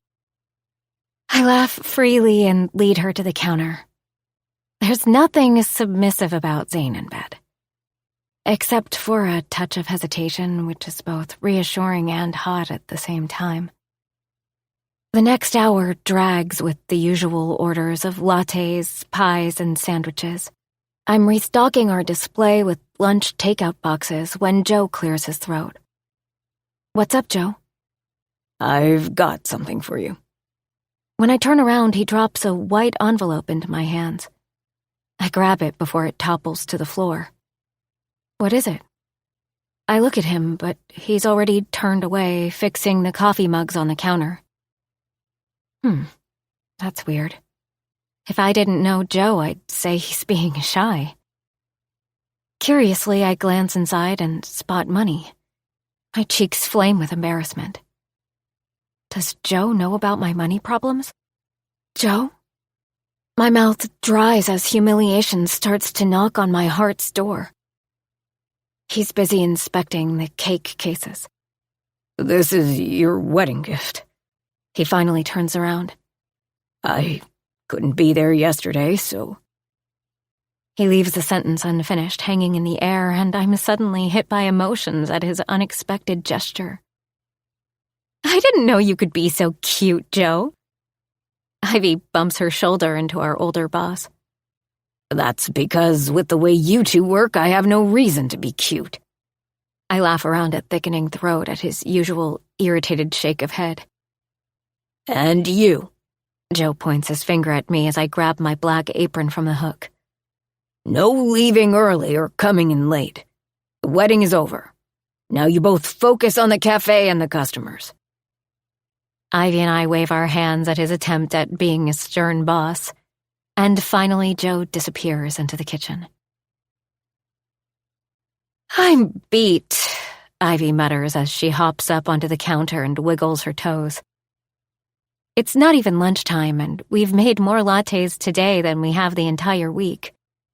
It seems like everyone is out and taking advantage of the great weather. I'm about to slide next to Ivy when a man dressed in a suit enters. For a second, I think it's Zane, but then my gaze slides to his glasses and nicely cropped hair. He smiles a friendly smile before making a beeline for me. Hi, are you Mrs. Teager? Mrs. Teager. Wow, that sounds so nice. My heart flutters at his greeting. Yeah, I am. I'm Rick, Mr. Teager's executive assistant. Rick offers me his hand. Boss has ordered lunch for the med team and cake and coffee for the meeting participants. Really? Why? I think he wants everyone to know about you. Rick raises an eyebrow and bites back a smile, but my heart pounds like I've just run after tassels in the park. Can you give me a sec? I'm already calling Zane when Ivy slides off the counter and stands next to me. You go. I'll start preparing the order. Her excitement is palpable as she giggles at Rick. Mrs. Teager and her best friend expect a hearty tip, just so you know. Zane picks up after one ring, and the butterflies in my stomach go rapid. I've noticed over the past few days that every time his phone rings, he waits for a few seconds to answer, but he didn't do that with me. Hello. His raspy voice reaches my ear, and I can almost feel his hot breath on my skin. Hi. I clear my throat to find my bearings. You ordered lunch for your staff? He hums and gives me nothing more, but I can hear him walking. Zane, you don't have to do this. How do you even remember what I blurted weeks ago? I was just rambling. But I want everyone to know about you. But, shh. I hear the door closing behind him. Pack me something special. And God, if I could, I'd pack myself for his lunch and be his meal. With the way his whispered words skim my insides, I think I see stars. For a second, I worry I'm having another episode. But this time, it's Zane Teeger's effect and not my sick brain. I end the call and return to the counter where Ivy has already packed lunch and cakes and is now making a variety of lattes. I grab a cup and start the second coffee machine. I make a heart on top of the foam, and before closing the lid, I take a sip of the latte, making sure there's a clear stain of my lipstick on the mug. We help Rick arrange all the bags in his car. When he's about to get inside, I hand him the special cup, showing the lipstick mark. Can you make sure this reaches Zane and no one else? Rick grins. I'm very glad to meet you, Mrs. Teeger. Tipping his head to the side, he takes off. Chapter 19. Zane. I think life comes in moments. Some happy, some sad, some scary, and some where everything stills before you. And right now, that's exactly how I feel. Rick smirks as he places the coffee mug before me after removing the lid. That's specially for you, boss. That fucker doesn't even try to whisper. All eyes zoom in on the lipstick mark. I try to hold back the smile that feels like it's crawling up from my chest, but I've no idea how successful I am. The entire med team looks at me with a mix of bewilderment and awe as I hold the cup close to my lips. The meeting continues, and for the first time, I'm more excited to leave the conference room than be in it. I can't wait to call Vienna. Finally, Christy shares her findings about the new startup that's catching the M&A department's eye. I mentally draft a plan on how we should start our assessment. When the meeting ends, I collect my iPad and the empty coffee cup, but before I can get up, Christy flops down on the empty chair next to me. The rest of the staff leaves, and it's finally just us. When I think she wants to discuss some finer details with me, she says, "Is Vienna worried about you?"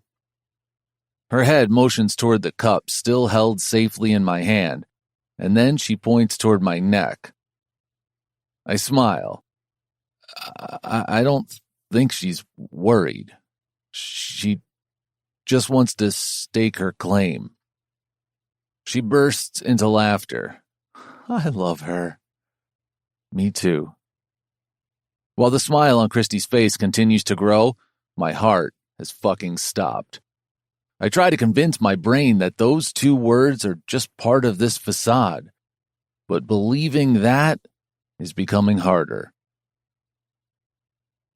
After closing my office door, I check my cell phone and there's a text from Vienna. Vienna, does your staff now know you're taken? And amidst all the thundering inside me, I can't help my smile. Me. Yeah, your claim is loud and clear. In the evening, I park outside Steamy Beans. Vienna is waiting for me on the steps while the cafe is already closed. When does your shift end? I ask as she hops in the car. 2 hours ago? She grins before looking ahead at the golden sky of sunset. Were you alone? Why didn't you call me earlier? I'm pissed at myself for not knowing her work schedule, but also scared. As much as I don't want to think about it, she's now passed out a few times, and I can't forget last night's episode. Even Dr. Allen said I need to be watchful when I called and told him about last night. Calm down. She places her hand over my arm, and I realize I'm gripping the wheel too tight. Ivy was with me until half an hour ago. We experimented on some lattes and gossiped about you. Me? I don't know how I feel about her discussing me with her best friend. Of course, you're the most interesting thing in my life these days, husband, she says, and then rests her head on my shoulder as I drive us extra slow through the streets of Cherrywood toward our home. Hey, kiddos. Did you miss Mom and Dad? Vienna hasn't even stepped out of the car when Tassels and Mystery start bouncing on their feet, ready to greet her. Tassels' whines and Mystery's low growls fill the space, along with Vienna's lively laughter. She looks at me with a huge grin before walking toward the porch with her fur babies surrounding her. Do I blame them? No fucking way. They know Vienna is special, and they want all of her brightness, just like me. We stay on the porch, watching the sunset and teaching the boys tricks. Mystery successfully learns to cover Vienna's lap with a blanket, but Tassels' every instruction ends with him lying flat on the ground, playing dead as a possum. He's useless. Vienna giggles. The porch feels warmer today, and I know it has nothing to do with the fire burning in the fireplace. It's the warmth of happiness, and maybe all four of us feel it. What are you thinking, Zane? This is fucking fake. Before reality can knock more sense into me, Vienna gets up. I'll go clean up. Once she leaves, the boys remember I'm also here. So now you want me? I rub their heads a few times before going inside. My steps halt at the landing between the two bedrooms. The guest bedroom door is shut, but my mind has no trouble remembering every moment of the previous night. Vienna's words, her groans, her touch, the feel of her, something I'll never forget. I don't even know if this was a one-time thing we did on our wedding night or if there will be a repeat of it. And wouldn't I love to hold her in my arms one more night? When I hear the sounds of a dresser opening and closing from inside, I quickly walk into my bedroom. I freshen up in record time and find Vienna putting our dinner into the microwave. I join her, and she smiles at me, and I don't know why, but it trips my heart. I clear my throat a few times to get myself under control, but nothing seems to be working. I can't believe you have a home-cooked dinner delivered for you every day. She pulls out 2 plates and starts working on some art with cherry tomatoes and chives. I don't know how to cook, so it was either this or have someone prepare me food here, but I don't like strangers in my personal place. Vienna's making black streaks on the plates with a bottle of balsamic cream sauce, and she halts and looks up at me with wide eyes. Wives don't fall under this category. I rush. Only when the wide smile returns on her face does my heartbeat settle back to normal. She takes our plates to the porch while I clean and refill the water and food bowls for Tassels and Mystery. When I look down at my food, a laugh escapes me. Next to the chicken gravy, she shaped the rice into a bear with eyes, a nose, and even buttons on the chest. So, how did you start on your dream of becoming a food stylist? I haven't. She shrugs. This waitressing job was supposed to be temporary. I wanted to make some money, get better camera equipment, start building my portfolio, and do some food blogging. But life threw all my plans in disarray. She pokes at her food, and her downturned mood doesn't sit well with me. I'm about to tell her that she can still do all that, but stop at the last minute. I know my words aren't enough, so I keep her focused on what brings her happiness. But if you could, how'd you go about it? Her gaze stays buried on her food. Tell me. When I lean forward and hold her hand, she glances up at me. After placing her dinner on the table, Vienna grabs her phone from her pocket and swipes her screen a few times before turning it toward me. There are tons and tons of photos of her food craft, ranging from something as simple and cute as a rice bear to a complicated design of a Disney character. She has a huge social media following with comments from moms requesting her to include specific ingredients and create their kids' favorite recipes. Wow, this is amazing. I had no idea she was this serious about her art. I thought it was just a hobby. I had just started to monetize it when everything went downhill. You can still do it. Who's stopping you? She glances up at me with a sad smile on her face. I sold my camera and light equipment. The phone resolution isn't enough for finer details. Why? Why would she do that after putting so much effort into everything? I was collecting money to pay you back, Zane. She shows me the balance on her online account. I was so close to having enough for the first hospital visit and the MRI. My heart twists seeing the frown lines on her forehead.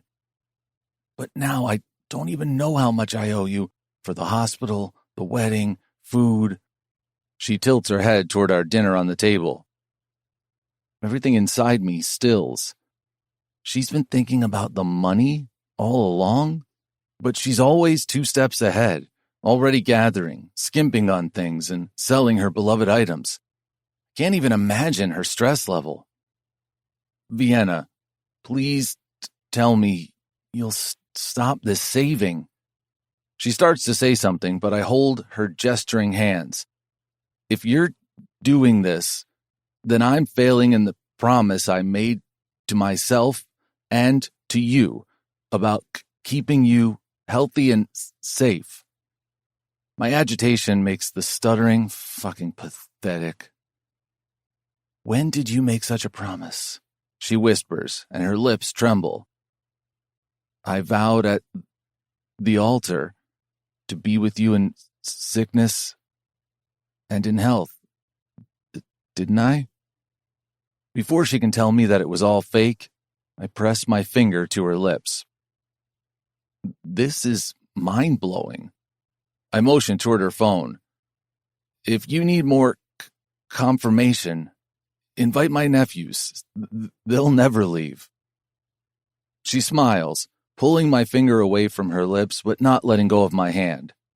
A sense of belonging fills me when she twines our hands together. Can we invite them over this weekend?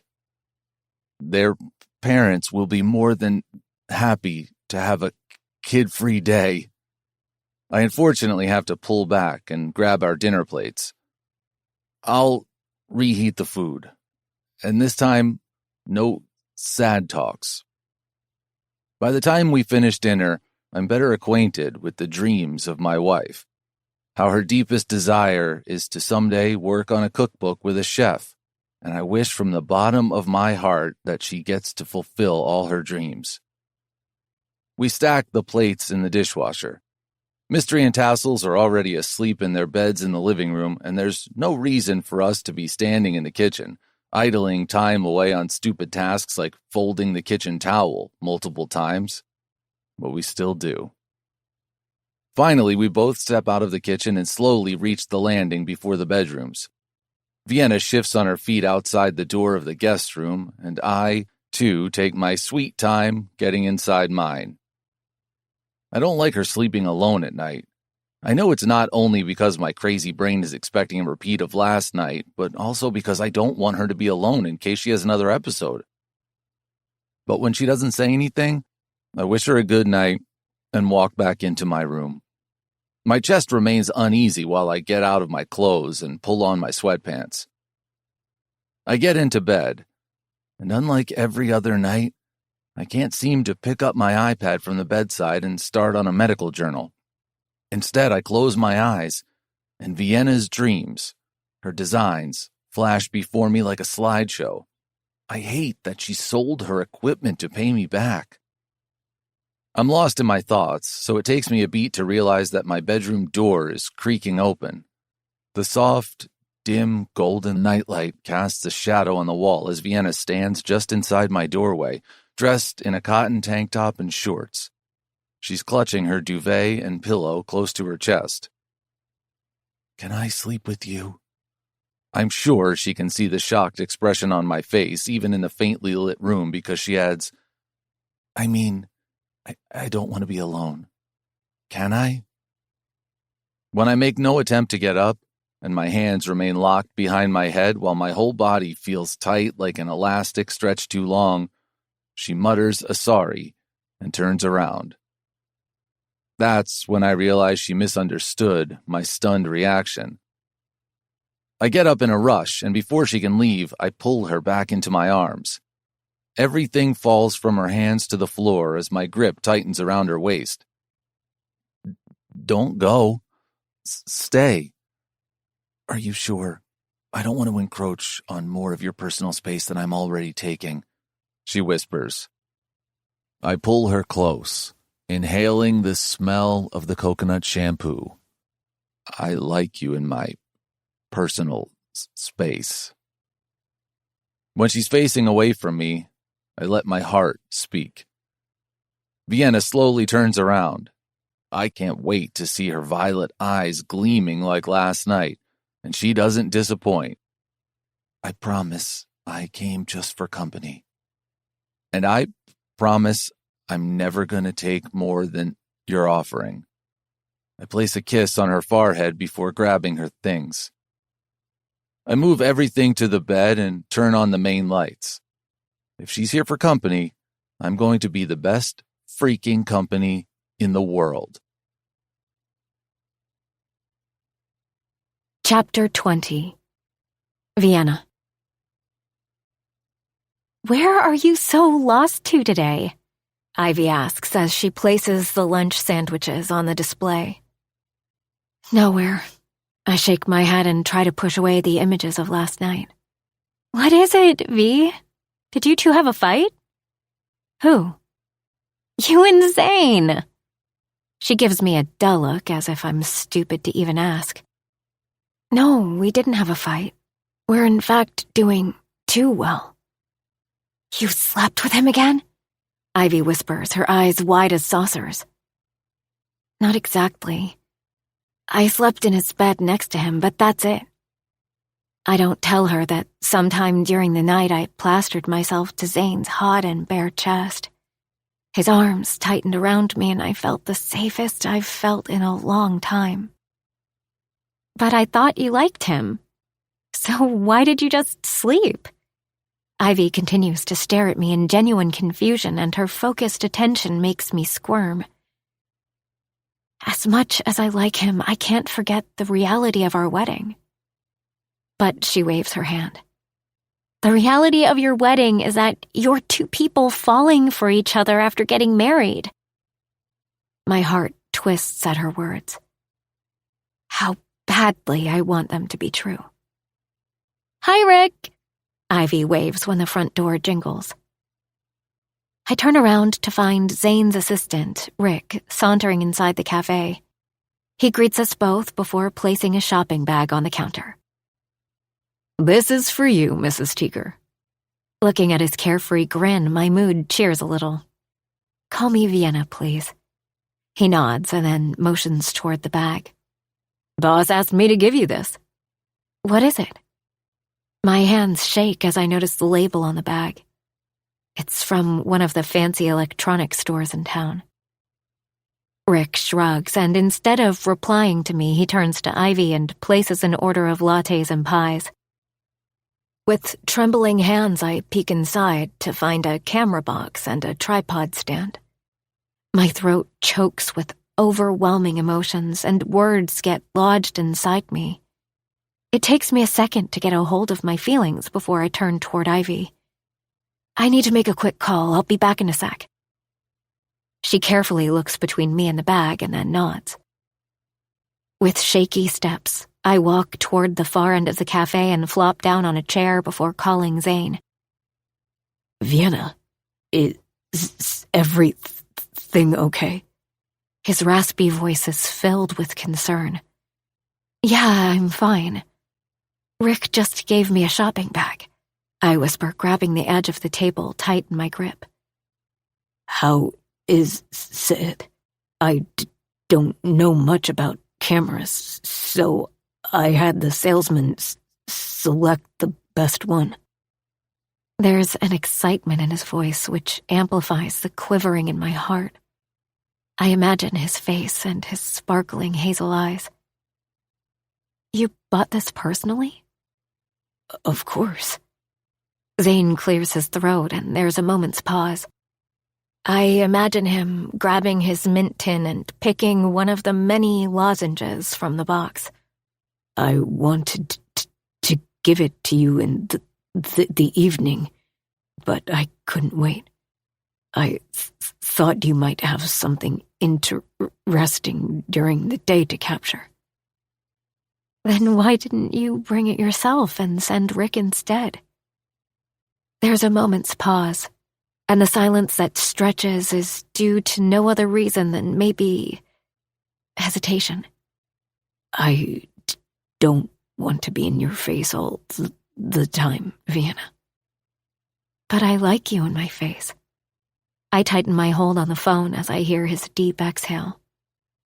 I mean, I like when you're around. Then, starting tomorrow, I'll be there to pick up my team's coffee order. Zane, you don't have to do that. Though I definitely wouldn't mind seeing him in the middle of the day. I can almost hear his smile through the phone, and just the feel of it makes my heart race. I'll see you in the evening. Take some pictures for me. I wave to Ivy as her car leaves the street, and at the same time, my phone chimes, alerting me of an incoming text. Zane. I'm running late. Someone dropped in for a discussion at the last minute. Can you come to my office? I should definitely start bringing my car, but Zane is insistent on us driving to work together, arguing that we work so close. With a camera bag in one hand and a takeout bag in the other with 2 coffees and sandwiches for our evening snack, I march toward my husband's office. When I step inside Elixir Inc., the receptionist rushes to open the door and even offers to help me with the bags. I shake my head with a smile before getting on the elevator. During my brief ride, I check that my makeup is still in place and my hair isn't going in all directions after a long day. When the door opens, Rick's waiting for me with a huge grin. As before, he's dressed in a suit, blue tweed with a matching waistcoat. I heard someone special was on their way. Could you be any more corny? I smirk. In only 2 days, I've gotten used to Rick's carefree attitude. He shakes his head and grins before leading me to Zane's office. I'm surprised to find it empty. Where's Zane? Boss is in the conference room. He'll be here soon. Can I get you anything? Tea, coffee? I shake my head. I'm good. After Rick closes the door, I look around Zane's office. Like his bedroom, the decor is mostly dark and woody. I flop onto the leather chair next to the electric fireplace after adjusting the 2 bags on the coffee table. Next to them, I find a thick, unopened envelope holding what looks like a medical journal inside. For a businessman, Zane does read a lot of books. I pick it up and notice the name of the recipient. Dr. Z. Teager. I've just grabbed the book when the door is pulled open. Zane walks in dressed in a charcoal gray suit, a sky blue shirt, and a navy blue tie. God, he's hot. He throws me a smile before placing his laptop onto the table, then perches on the chair opposite me, not saying a word. Instead, he grabs a water bottle from the table. My gaze follows his every move. I feel like I'm watching one of the soda commercials where a hot guy gulps the liquid in slow motion. Even when Zane's fully dressed with the top button of his shirt tightly closed, my brain has no trouble imagining him dressed in just track pants like last night. His bare chest, washboard abs, and lick-worthy muscles on display. You got us coffee? He finally places the half-empty bottle onto the table and opens the bag from the cafe. He's about to sip the cold latte when I jump out of my seat and stop him. It's cold, you don't need to drink it. I didn't realize you were in a meeting. I place it back on the table. But you made it for us. Zane's eyebrows flutter, stealing a piece of my heart. This man couldn't get any sweeter. Yes, but wait. He raises a finger and then gets up. Zane turns around and opens one of the nearby cupboards. He looks back at me with a grin on his lips before stepping away from whatever he's showing me. You have a microwave in your office? My jaw goes slack when Zane opens the lower cupboard. And a fridge. The mini fridge is filled with water bottles, beer, and chocolates. Why? Please don't tell me you spend your nights in this office. I settle back in my seat as Zane removes the plastic lid before placing our to-go cups in the microwave. As much as I like this rustic, moody office, your bed is the most comfortable thing in the whole world. Zane's back is still facing me when he says in a low voice, You're free to claim half of my bed any time. Don't tempt me or you'll really find me every night in your bed. I know we're probably playing with fire here, but it's so rare for Zane to show this playful side of his personality. I can't for the love of God believe that this hunk of a man who is like a perfect mix of sensual and adorable is shy. Zane hands me a cup before settling back on his chair. After taking a sip, he cocks his head toward the camera bag. How's everything? I place my cup down and grab the camera. Removing the lens cover, I point it toward Zane and take a shot. He brings the cup lower from his lips. There's a ghost of a smile and a touch of embarrassment on his face. I thought this was for food. I've noticed on the rare moments when Zane isn't his usually composed self, he stutters more than usual. Somehow the knowledge that I've made him nervous gives me too much power. You're no less tempting, I smirk before taking continuous shots of him. Zane continues to grin and a slight pink color rises up his cheekbones just above the 5 o'clock shadow. God, his coyness will someday kill me.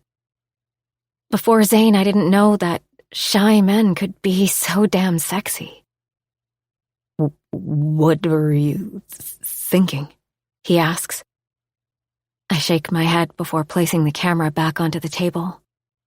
I'm still racking my brain, trying to find a fitting excuse, when Zane's phone rings. Thank God I'm saved by the bell. I lean back in my chair. His attention being elsewhere gives me the perfect excuse to blatantly gawk at him. And that's how I notice when the smile on his face drops in a flash as he reads whatever is displayed on his phone screen. But when his gaze locks with mine, there's a mix of concern and worry before he clears his throat. And I know what it is. It's the hospital, isn't it? I ask. I've tried not to think about the results of my biopsy, but I guess they're ready at the hospital. Zane slowly nods his head. They want us to come in tomorrow. Chapter 21. Zane.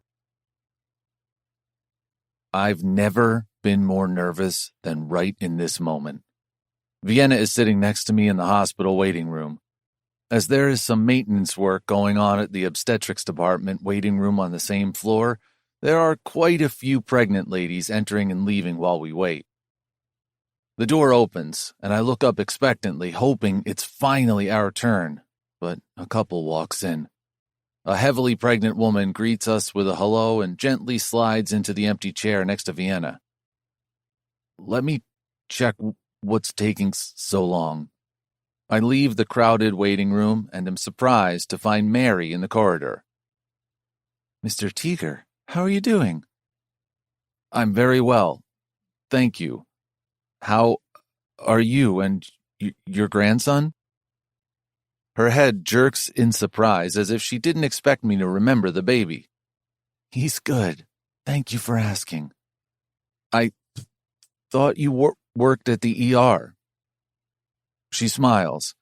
I did. I'm in the process of changing departments. She nods toward the obstetrics department and whispers, "It feels like I'm back at school once again." I chuckle. I can understand. "Are you and Mrs. Teeger here to see Dr. Allen?" I nod. "He's actually in a meeting with a few other doctors from different departments. They're all discussing a complicated case. I'm really sorry, but you might have to wait a while." Watching the solemn expression on her face, I decide not to remind her that we had an outstanding appointment. "Okay, we'll wait then." With slumped shoulders, I return back to the waiting room. I'm filling a cup of water at the water fountain when I hear an excited female voice. "It was a total surprise for us. We weren't even trying." She giggles and looks coyly back at her husband before turning to face Vienna. "How far along are you?" My heart twists at the anxious expression on my wife's face, but before she can even explain why she's here, the enthusiastic lady squeals. "You aren't showing much. Did you just take the test?" There's a true gleam on her face, and her hands are fisted close to her heart as if she's remembering her early pregnancy days. I walk forward, and Vienna's gaze meets mine. The empty, scared expression in her eyes kills me. I take a seat next to her. After grabbing her hand, I turn to the woman. "We're here to see the neurologist." Her face blanches, and her apologetic gaze shoots to Vienna. "I'm so sorry. I didn't realize." For the first time this morning, there's a smile on Vienna's lips, but it's so sad that it hurts me more than her solemn expression. "It's okay, and congratulations." She tilts her head toward the woman's pregnant belly before hiding herself in my arms. After 50 fucking minutes that dragged on like hours, a nurse walks in and leads us to the doctor's office. Dr. Allen motions for us to take a seat. "Sorry for the delay. We had a critical case this morning. How are you feeling, Mrs. Teeger?" He smiles at Vienna. "Okay. I had a few episodes where I passed out, and one time I wasn't able to see for several seconds." Her clutched hands rest on her lap. When I grab them, her ashen face slowly turns toward me. The quiver in her chin hits me with the force of several punches rolled into one. Dr. Allen nods. "These are all symptoms of meningioma. I must tell you to look for a few other things. You might experience some headaches, especially in the mornings, maybe even a loss of smell or forgetfulness. You're already observing changes in your vision. Are you feeling any sort of loss in memory, like you've forgotten parts of conversations?" Vienna slowly shakes her head, and my heart leaps up to my throat at her petrified face. "Mrs. Teeger, you'll possibly experience bouts of dizziness, and maybe even occasional seizures. I suggest you try to spend most of your time in some company." I grab Vienna's cold hand tightly in mine. Do you have the biopsy report?" "Yes, and there's good news. The tumor is benign. You can relax a little." But I don't feel Vienna's body relaxing even an inch. She's still sitting ramrod straight, taut as a bowstring. Dr. Allen hits a button on his computer and the LED screen on the wall comes to life. The not-so-good news is that the tumor will have to be surgically removed. He presses his lips together, and the grim look on his face doesn't help my rabid heart. I'm really sorry, but at this point, based on the location of the tumor, my gut says a neuroendoscopy wouldn't work, and we might need a craniotomy. My grip on Vienna's hand tightens as her worried gaze flutters to me. I hope with every fiber of my being that Dr. Allen stops here, but I know he won't. He can't. He has to explain everything to his patient in clear terms. A craniotomy would mean open brain surgery. In such cases, a bone flap or a hole is usually created that exposes the brain tissue. Vienna freezes before me, and my feet shake in fear for what'll happen to her in the future and what's happening to her now. I'm going to discuss your case with another specialist before I can be fully certain, but in any case, we'll start your treatment, and you'll have to visit for regular scans. Dr. Allen throws a quick glance at me when I clear my throat. I hope the good doctor doesn't take my request personally. Do you mind if I discuss the case with Mr. Teeger? I already expected you to ask about a personal second opinion. It never hurts to have a fresh pair of eyes on a case. I'll email you the reports. Mrs. Teeger, I'm scheduling you for some general tests next week, just to make sure you don't have any sort of infection or deficiency. 30 minutes later, we're back in the parking lot. My mind goes to the first day I brought Vienna here. She was like a firecracker in my car. But today, all that spark is gone. She looks lost and pale, and I fucking hate to see her like this. But I don't know what to say and how to make it better for her, because anything I say wouldn't be enough. When I start the ignition, Vienna grabs my arm and whispers, "I don't want to go home. Can we go someplace else?" I nod, because I'd go anywhere for this girl. Walk barefoot on a hot desert or take a stroll on an icy lake. She's slowly becoming that one person for who I'd do anything. I leave the parking lot, but the somber air of the hospital stays with us, filling every corner of my car. Do you have a place in mind? Vienna is quiet in her seat before a slow smile tugs on her lips. I want to go to Giovanni's. I don't understand the reason for the mild upturn of her mood, but at this point, I'll take every freaking thing that makes her happy. Giovanni's is one of the most popular restaurants in Cherrywood. Situated right in the town square, it's almost always crowded. But as we're here post-lunch, I'm hoping we'll find a spot. Thankfully, we do. Before we walk in, I spot a few empty tables on the outdoor seating area. I place my hand on Vienna's back. Would you like to sit outside? She glances at the clear sky of a rare autumn day and nods. We grab 2 seats with a good view of the town square and the water fountain. A bunch of boys take advantage of their moms being occupied with conversation when they decide to splash water on each other. A boy in a red t-shirt started the game and is soon soaking wet. We don't hear her words, but the kid's mom's flailing hands and shaking head indicate she's really pissed. She tugs on his hand, possibly taking him home for a change. When they pass right before us, the boy gives us a wink and shows his toothy grin before he's dragged away. Vienna giggles, and I can't hold back my smile at that smartass. I've no doubt he keeps his parents on his toes. I'd love to have a boy like that, Vienna mutters with a chuckle. I haven't even had a chance to fully digest Vienna's words when a woman dressed in a purple silk blouse and black pants stops at our table. So, things escalated fast. We're already talking about kids? She raises an eyebrow at Vienna, who in turn smiles. I guess she's a friend then. I don't know. Would a wedding band say things escalated fast, Zane? Vienna throws me a look. Her eyes dance and gleam like they do whenever she's with Ivy or teasing me about something. I don't know anything about this woman who flipped Vienna's mood, but I fucking owe her a ton. Watching my wife's grin, my chest unclenches, and I grab her hand where she was flaunting her wedding band.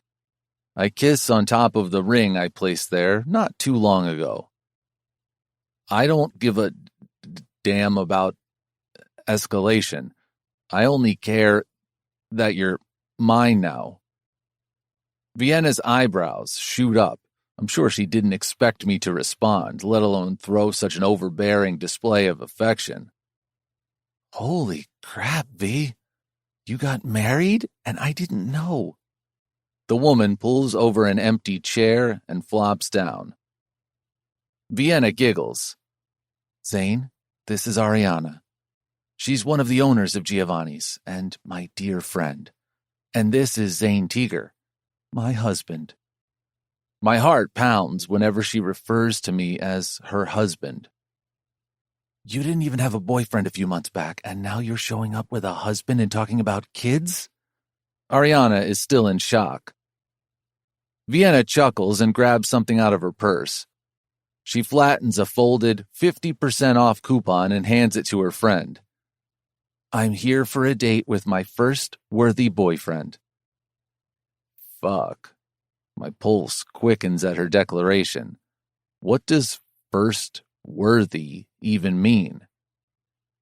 Your wife has a habit of attracting scumbags, Ariana explains before grabbing the coupon and getting up. Today's lunch is on us, and I'll send you the best we have to offer. She then hugs Vienna. Congratulations, V. He definitely looks worthy. I fluster as the two women look at me for a second longer, and then Ariana asks, Do you have any allergies, Mr. Husband? When I shake my head, Vienna giggles. Are all your friends like this? Chapter 22. Vienna. I take in the growing activity in the town square and try to focus on things around me and not on the pain that's trying to rip my life apart. A server dressed in Giovanni's standard uniform, black pants and a white shirt, brings our second order of root beers and 2 pizzas. I smile at the sight of a heart made out of salami and tomatoes. Seems your talent is rubbing off on others. Zane's smile doesn't reach his eyes, and I know he's avoiding the subject of my health for my benefit. Sitting next to him on this perfect date, I wonder once again how it would have been if Zane were mine for real. Real husband. Real boyfriend. Vienna, we'll have to talk soon. He places his hand over mine on the table. I interlink our fingers before looking up. Just a little more time, I plead, and he nods. After pressing on my hand once, he breaks a slice of pizza. Then tell me something about you. Something I still don't know. Isn't that what people do on a date? I lean back in my chair and close my eyes, imagining that everything is fine inside me. I definitely would have dressed a bit nicer for our first planned lunch date. I look down at my denim jacket, plain white tee and black jeans. You, on the other hand, look delicious. Zane's gaze drops from my face. He's so effing hot and cute. You kill me with your charm, husband. And you me with your wit, wife. He holds my gaze, and the affection, the attention, the worry that clouds his amber eyes scares me. There's no doubt in my mind that Zane is going to be my rock throughout this agonizing journey that has only just started. But what'll happen after that? How will I survive if I come through the other side? Would you like to leave? He asks, understanding shimmering in his eyes. I shake my head. Going home means we won't be able to avoid the conversation any longer. Let's finish our food first. I motion toward our half-untouched food. As he grabs his root beer, my mind goes back to his question. There are so many things I want to tell Zane about my life, but our limited time together has an end date. One way or the other. So I've got to be wise about which memory I choose to share with him. Did I tell you my parents eloped? He glances up and nods. You did mention it briefly. My father was still married to someone at the time. A touch of surprise flies across his face. My parents never really got married. I don't know anyone else in the family. They brought no pictures with them and never talked about their previous lives. But my mom, she was head over heels for my father. I grabbed the seat of my chair, hiding my hands under my thighs.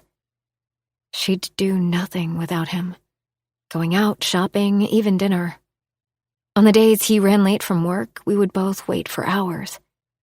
Even when Dad went out for dinner with his colleagues, we'd wait. With every word, my agitation increases.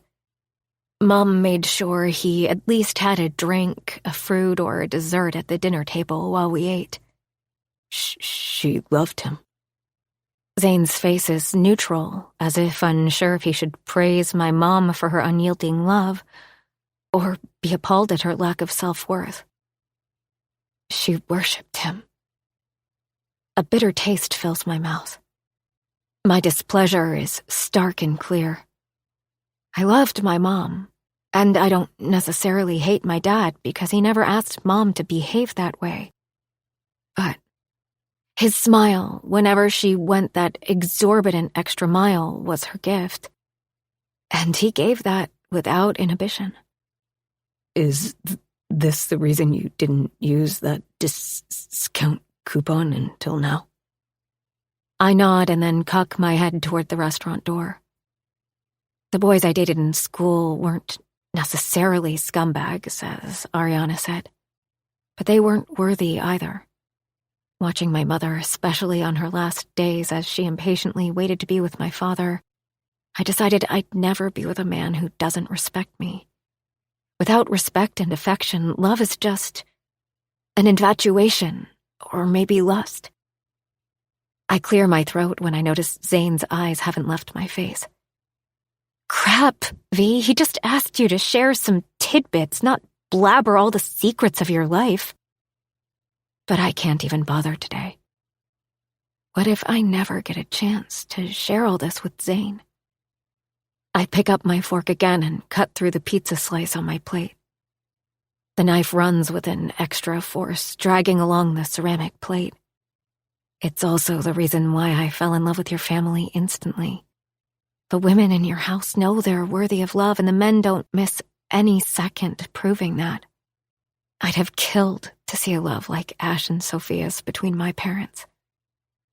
Zane flattens his hands on the table and his head tilts to the side. One has to go through a lot of pain to have such a love. It definitely doesn't come for free. I don't know what price Ash and Sophia paid, but my stupid brain wonders if my current state is enough of a price for Zane and me. Zane just took the narrow lane toward his cabin when we noticed lights on the porch. You expecting someone? I ask, not taking my eyes off his house. He shakes his head and accelerates. When I get out of the car, noises of loud laughter and kids squealing greet us. Fuck, it's my family. I'm surprised by the apologetic look he throws my way. I love your family, Zane. He shifts on his feet. I know, but I thought maybe you needed some alone time tonight. And it's my turn to fluster, because I'm not ready to have the conversation with Zane yet. I think their presence will be a happy distraction. Hey guys, will you just come over? Zach hops toward us. Hope you won't open the food until everyone's here. Come on, before my brother dies of hunger. I stifle a smile and walk beside Zane as we reach the porch. The fire pit is roaring, and a beer crate is resting on the table. Zane's medical journals, usually spread open on the recliner, are neatly tucked on the side. Xander has his arm around Rose, who's dressed in her staple checkered flannel shirt and has a wine glass in her hand. Beast is sitting on the armchair with Sophia squeezed in by his side. Christy and Oscar are on the couch, with Lucas not far from them. The boys are lying on the floor next to Tassels and Mystery. I hope you don't mind, Zane, that we open the house through the hidden key. Hope appears from inside the house holding a cake tray and tilts her hand toward the hanging flower pot where there's usually a spare key to the cabin. Not at all. I leave it there for you guys to use. That's what I told her. Zach pulls his wife closer when she straightens after placing a delicious-looking tiramisu cake on the table. But what's the occasion? Zane grabs my hand before leading me to the second empty armchair next to Beast. Sophia squeezes my hand and smiles at us. Today, her affection warms me more than usual. Maybe because since the talk about Mom at the restaurant, I'm missing her badly. Instead of perching on the chair like Beast, Zane nudges me to take a seat and sits on the cushioned arm. I look around at all the couples sticking to each other like they're held by glue. The sliver of space between Zane and me jabs at my chest, and I tug on his arm. He loses his balance and topples over me. Our gazes meet, and out of all the time we've been together today, at this very moment, my heart bolts like a horse on a racetrack. Zane's grip on my waist tightens, and I lean forward at his touch. A throat clears. And then once more, as if Sophia isn't sure we can hear her, she clears her throat for the third time. Holy crap, what was I doing? I suck in a breath and straighten, hiding my gaze from everyone else's. Zane stays by my side, and when he repositions, I'm partially sitting on his lap. I told you guys the honeymoon period isn't over. Zach pats Zane on his back. I'm proud of you, bro. You started late, but are definitely not losing the game. I only half register Zach's words, trying to fight the embarrassment, when I feel Zane stiffening beside me. When I glance up at him, his furrowed forehead slowly relaxes.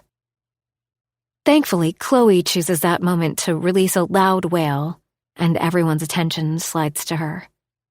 It's Alex who reaches her first and softly coos, trying to calm her down. Christy and Rose bite back a smile, and when I look at Sophia in confusion, she whispers to me, Alex apparently wants to marry Chloe when they grow up. Oh my! My huge smile grows as I imagine if this childhood dream were to come to life. Alex isn't related to Chloe by blood. He was adopted by Rose and Xander. These Tiger boys love nothing more than becoming husbands, Beast mutters, throwing a pointed look at Zane. A giggle shoots through me, especially when I notice a small curl on Beast's lips. Zane's hand resting on my hip tightens, and still smiling, I glance at him. There's a mix of relief and surprise behind his stoic face. We're here to give you guys your wedding gift. Xander leans forward and slides an envelope on the table toward us. But you already paid for the wedding dress, I say. And the wedding, Zane adds. Oh my God, I didn't even know his family paid for our wedding. Our fake wedding. And this is the last gift. Zach grabs the envelope and places it on my lap. The sooner you open it, the sooner we're gone, and you two can be alone. Mischief dances on his face when he waggles his eyebrows at Zane and me. I look back at my husband, who seems just as stunned as me before he slowly nods his head for me to open the envelope. My heart crushes at the sight of plane tickets, a hotel booking, and a lunch reservation. I can't effing believe it. That's Frauenhuber, I gasp. We might have stalked your Instagram account, Rose says bashfully. I turn around and explain to Zane. This is one of the oldest coffee houses in Vienna. But? No buts. This is for your honeymoon, and you're going. Christy levels us with her gaze. Christy. I grab Zane's arm, halting his stuttering words. I know he wants to give multiple reasons, lie for me and explain to his family why we can't go. but just for one night. I want to imagine a honeymoon with Zane in one of my favorite cities in the whole freaking world. Chapter 23. Zane. Vienna and I wave a goodbye to Sophia and Beast, the last ones to leave. And finally, we're alone. There's so much to discuss, so much to talk about. V. She interrupts me again, this time by placing a finger on my lips. My heart hammers when she looks at me, and so many emotions shine on her face. Her hand moves away from my mouth before she holds my face. Vienna rises on her tiptoes and places a brief kiss on my lips, a ghost of a touch meant to calm my racing thoughts about hospitals, reports, and tests. "I loved that your family was here today," she whispers. Her face is still so close to me, and I can see the violet in her eyes under the porch light. "They did exactly what I wanted. I don't want to think about anything." She shakes her head as if not even wanting to say the T word. "I want to talk about us, our honeymoon, Alex's love for Chloe." When she smiles, I can't hold back mine. I can't even gather the courage to correct her by stating there's no point in discussing a honeymoon that'll never happen. Okay, but only for tonight. It's past midnight, and Vienna's sleeping on my bed. She has her purple duvet all the way up to her face, but sleep is miles away from me. Phone in hand, I wait for an email from one of my medical college friends, also a renowned neurosurgeon. I sent him an email with Vienna's reports while she was freshening up for bed. My pulse skitters when the email arrives. It fucking doesn't say what I want to hear. He confirms that the less invasive procedure of neuroendoscopy might not work. My head rests against the headboard as I stare ahead and force my brain to not show me images of all the things that can go wrong in an open brain surgery, but I don't succeed. I fall asleep wondering how can I hold up on the promise that I took on the altar of keeping her happy in sickness and in health. My sleep breaks at the usual time, and I slip out of the bed looking down at my wife sleeping peacefully. God, what wouldn't I give to have this peaceful expression on her face during the day? Glancing down at her for moments too long, which definitely wouldn't be considered normal in such a fake marriage, I step out of the room. Normal.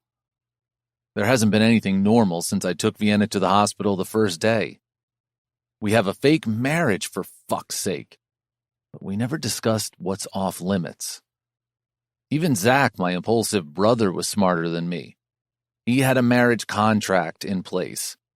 But I have nothing to guide me with what I can and can't have in this marriage. I go through my morning routine with my mind going crazy with irrational thoughts. I turn on the coffee machine knowing Vienna will be up soon, when my phone, sitting on the counter, buzzes. It's from the hospital, letting us know they've scheduled Vienna's tests for this afternoon and asking if that would be okay for us. I can't stop clenching my jaw to the point that it hurts. "It's from the hospital, right?" Vienna stands at the door, her hand clutching the door frame. She's wearing her white cotton shorts and a matching tee. With mussed hair fanning her face, she looks breathtaking, and my heart, already conflicted since morning, twists a bit more. It was expected, I remind her, and also myself. Vienna plods inside. "Yeah, but I was hoping I'd still have the morning to dream about a honeymoon and a date in Frauenhuber." The sad smile that tugs on her lips wants me to forget everything, book a private jet, and take her to that goddamn city. But that's not fucking possible. If her test results are good, there's no reason why Dr. Allen would wait for her surgery. So instead of focusing on all the impossibles, I start preparing for what's certainly coming. I arrange the superhero muffins that Hope left for us last night and a cup of coffee in front of Vienna. I'll pick you up after lunch. Vienna nods, and her fingers circle the rim of the cup. Leaning against the counter with a cup of coffee in hand, I watch her as she stares at a wall, lost in thoughts. My brain reminds me once again that I'm responsible for her happiness, but I have no clue how to make her happy. The day drags, and it's a struggle to focus on anything but Vienna. Finally, I show up at Steamy Beans and find her waiting for me outside. Ivy waves at me through the window, but her hello seems off. Vienna must have told her about the appointment. At the hospital, I wait in the waiting area while the nurses take her for tests.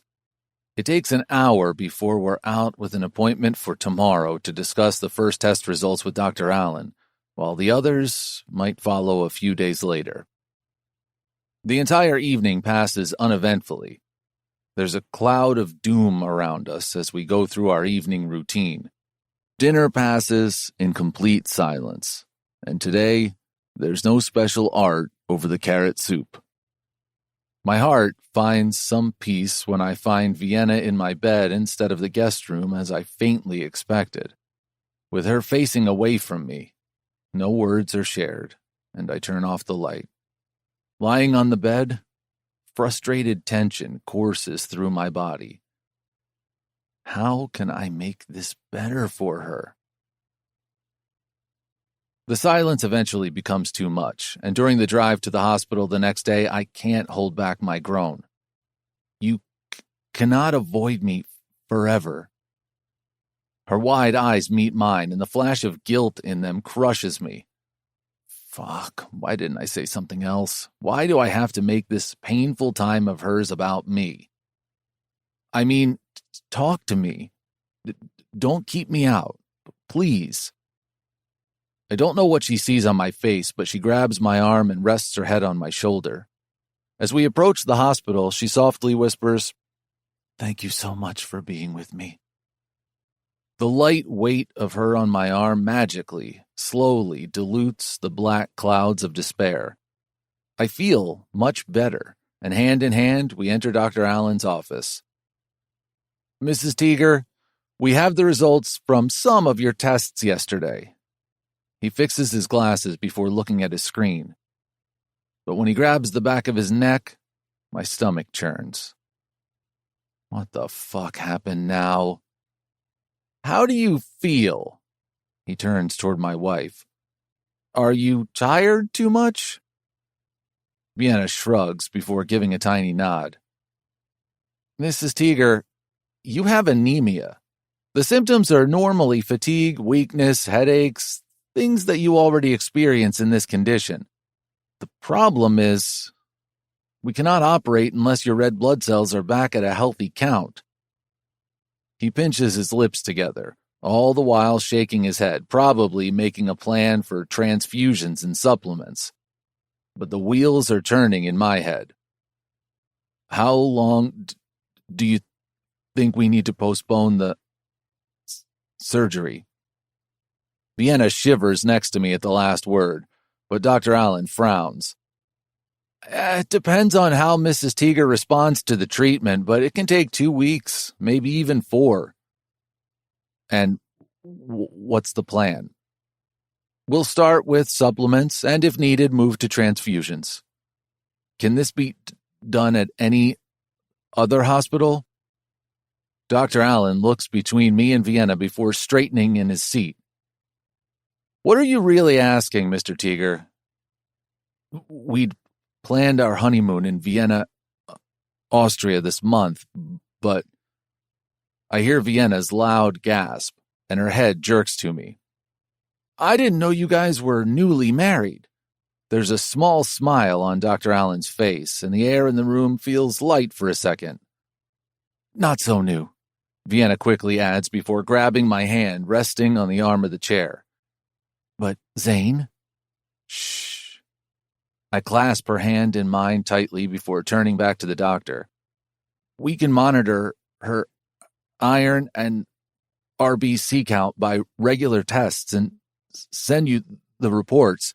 The transfusions can be done locally there.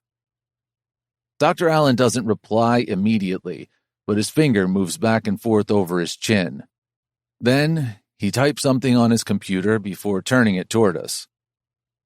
It's a private hospital's website in Austria. There's a very renowned neurosurgeon in Vienna City Hospital. Let me reach out to him and see if he can help us in your case.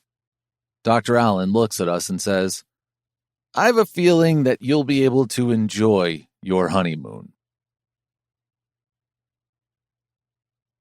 Chapter 24. Vienna. I can't believe what's happening as Zane pulls me away from the hospital. He's oozing with excitement, his steps hurried as he rushes me to the parking lot. This might be the first time I've seen him so animated. He almost looks like Zach. Zane, stop! I pull on his hand. Where are we going? To Vienna. He halts, but excitement doesn't lose its grip on him as he bounces from one foot to the other.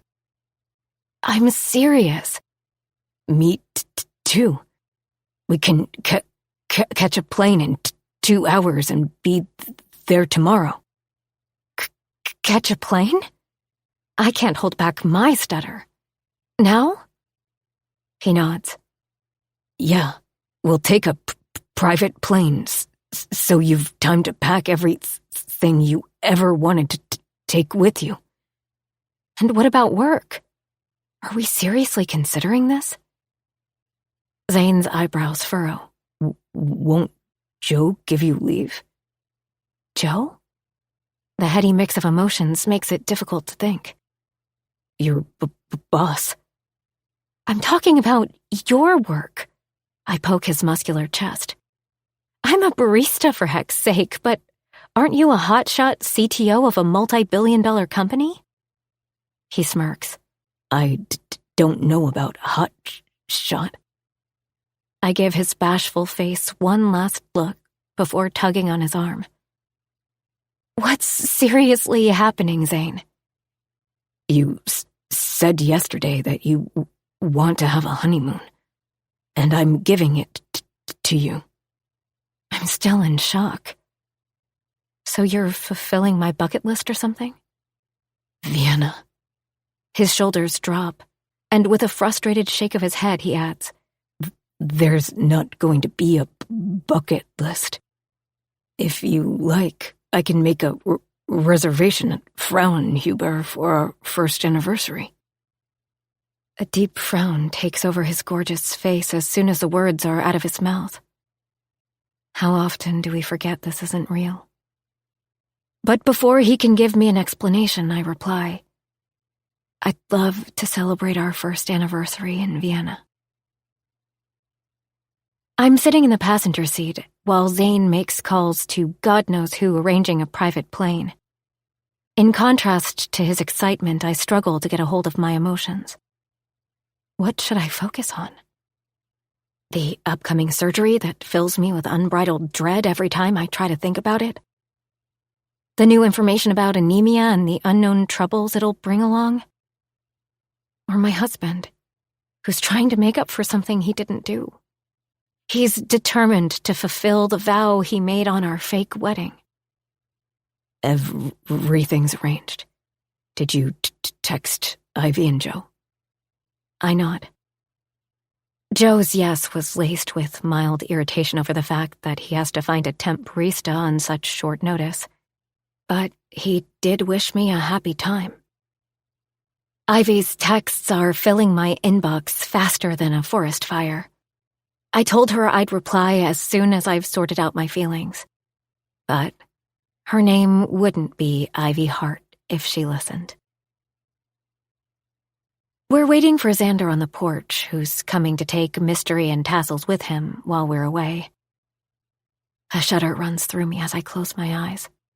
I'm going to Vienna, finally, and with no one but Zane.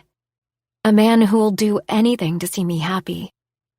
For the first time in the past 2 days, I don't feel the crushing heaviness inside. I'm going to enjoy this time, make the most of it. My honeymoon. Are you okay? Zane tugs on my hand, and when I open my eyes, there's worry dancing on his handsome face. I'm perfect. Better than before. A huge grin replaces the frown, squeezing my heart tight. You packed everything? Your camera? Your idea notebook?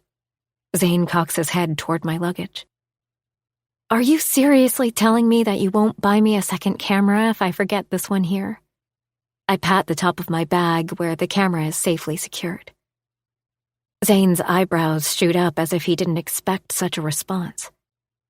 I'd buy the whole damn electronics store if that makes you happy. Oh, Zane. My heart starts to rattle. But the moment is quickly broken by the flashing lights of an oncoming vehicle. Xander strolls out of his car, and I notice 2 new dog beds on the back seat, along with a huge shopping bag from the local pet store. You didn't have to buy anything, Xander. They have everything. I shift on my feet, suddenly feeling guilty for the unnecessary expense. I have strict instructions from Rose and Alex that we're hosting some very special guests. Everything needs to be perfect. They're busy finding the best place for your kids to sleep tonight. My throat chokes with every word Xander says. I can't believe my luck. I finally found a family that'll bend over backwards to make others happy. And I'm deceiving them all, shattering their trust into a million pieces. I throw my arms around Xander and hug him tight. Thank you so much. After a moment of surprise, he returns my hug and then pats Zane's back before taking him into a manly side hug. As you guys haven't decided on a return date, I'm hoping it'll be before Christmas. I'd like the whole family to be together for the holidays. Zane nods while my brain goes into a mix of anticipation and fear. I'd love to celebrate Christmas with the Tigers, but will I get the chance? Xander and Zane settle mystery and tassels into the car after I've given them all my love. Once Xander leaves, the driver of the limo, parked for the last 30 minutes in the parking area, comes forward and grabs our luggage. In no time, we're driving to the St. Pepper's airport, where Zach and Hope have come to see us off. Hope hands me a bag, failing to hold back her grin before we're rushed to the private terminal. Everything feels surreal as Zane leads me up to the jet. I clasp his hand tight as wind blows my hair in all directions. A flight attendant, along with the pilot and co-pilot, greet us at the door, introducing themselves and congratulating us on the wedding. I feel like I'm in a movie or something, and this can't be effing true. God, please, if this is a dream, at least let it complete. Zane and I perch next to each other on the comfy leather seats. My tight grip on his hand doesn't soften as I take in my black and white glossy finish surroundings. Sir, I've a note from your brother. The air hostess places 2 champagne flutes on the wooden table before handing a white folded note to Zane. After she leaves, Zane opens the paper. There's a private bedroom on the plane. Make sure you're a proud member of the Mile High Club before you return home, little bro. From your amazing elder brother, Zach. Holy shit, Zach's something, I mumble. But is it true? My mouth dries at the thought. Zach and Hope used this plane often. I've full faith there's a bed hidden somewhere. Chapter 25. Zane. How do I look? I pull my gaze away from the window overlooking the beautiful inner city and glance at my wife. She's dressed in a black skater skirt and thigh-high boots, her fishnet stockings giving a tiny peek. There's a shawl curled around her neck, and a Nikon camera hangs from her shoulder. Breathtaking as always, I whisper, getting up from the chair and striding toward her. She flattens her hands over my jacket before curling them around my neck. It's you who steals my breath, husband. My heart pounds when her violet eyes gleam as she leans forward before placing a kiss on my lips. It's our second day in Vienna, and since we boarded the private jet, we've shared several kisses, hugs, and touches. Sometimes soft and sometimes like a prelude to something more powerful. But somehow we never get a chance to go beyond. Yesterday evening was Vienna's first transfusion. The procedure went smoothly, but it was also a reminder of the reality. We both returned to the hotel in a somber mood that stayed with us as we stuck to our sides of the bed for the whole night. I'd no intention of dragging this heaviness through another day and was happy when Vienna proposed we go sightseeing. My grip on her waist tightens, and I place my lips on hers, stealing a proper kiss, something I learned only from her. She slowly creeps her hands down from my shoulders to my chest, and her lips part, allowing me the access I'm craving. Our bodies mesh with each other perfectly. Her eyes flutter closed, followed by mine. I commit everything about her into my memory. Her curves under my hands as they travel up and graze the soft fabric of her silk blouse. I skim the underside of her breasts, and her breathing changes to heavy staccatos. My hands shake just a little as they travel up, and Vienna shifts. Breaking the kiss, she throws her head back, and her body presses against mine. Zane! A pained cry shoots through her lips as she rubs herself against my erection. Fuck. I groan, and my head lightly hits her shoulder. The cashmere shawl feels soft against my face as I press my lips to her neck. The fluttering of her pulse boosts my confidence, and I grab the back of her head, urging her to give me her mouth again. I push my tongue past her teeth, rolling it against hers. This is fucking heaven. Nothing compares to this. Vienna fiercely returns everything back, stealing my breath and making me dizzy. My fingers tighten around her slender back when she tilts her head slightly to deepen the kiss. I can't stop the low, guttural sound that erupts somewhere deep in my chest and gets lost inside her. When my eyes open, she's staring at me with lustful eyes. Holding her gaze, my lips go softer over hers. I flatten my hand on her neck and move it down to her back before she pulls back and whispers, I want to stay in. Thank God, because that's what I fucking want to do. Stay in. Not just in, but not leave the bed at all. But I look down at her, dressed to enjoy her namesake city. The camera, which holds the key to her dreams, has slipped from her shoulder and is now dangling from her arm. Fuck. I can't do this. Me too. I rest my forehead against hers and tear my gaze away from her spellbinding eyes. But I also want to show you around. I yank her toward the door. Without pausing for more than a second at the landing, where I grab our coats, I step out, bringing her with me. Zane! Vienna groans in frustration, making it difficult for me to put the coat on her. I don't want to go out. I want to have sex with you. My movements still before I quickly look around. There are 2 hotel staff personnel biting their lips as they drag a room service cart away. What's gotten into you? I look back at my wife, who still has a pissed-off expression on her face. I'm horny. What else? She waves her hand up, and all the air is sucked out of my lungs. You're making this so fucking hard. I mutter after finding my bearings. Good. I want you to be hard. Rock solid. All damn day. I don't know what stunned expression she sees on my face because all of a sudden, her furrowed eyebrows relax and she bursts into laughter. This time, it's she who tugs on my hand and takes me toward the elevator. So now I know your previous girlfriends didn't have a dirty mouth.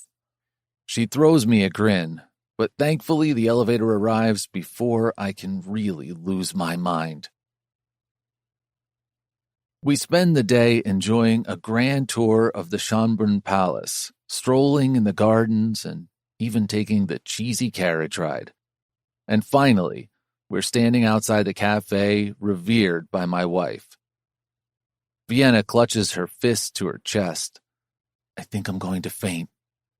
Hey, are you okay? I immediately grab her shoulders and look down at her.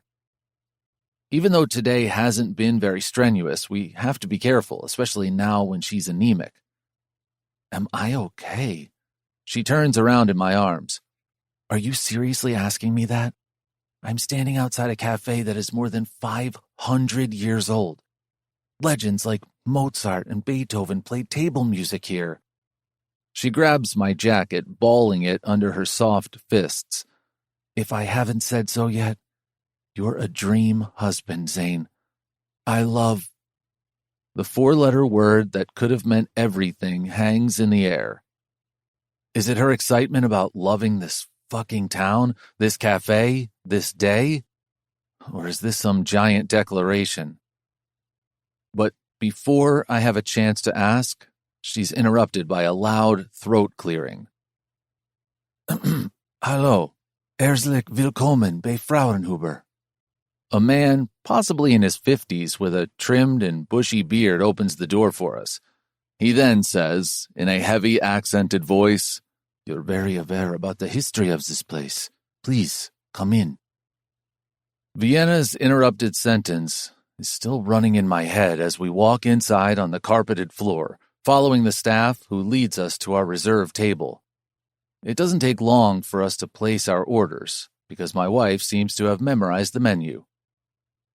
She asks permission to take pictures of the cafe and of our food. Once she has a yes, there's a non-stop whir of her camera throughout the evening. She's in her element, and my heart warms watching her enjoy and living her dream.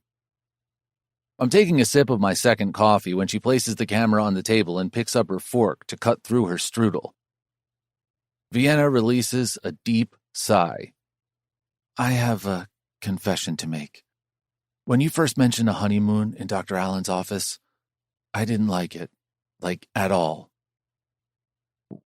Why? I placed my coffee cup onto the table. I thought you were trying to fulfill my death wish or something.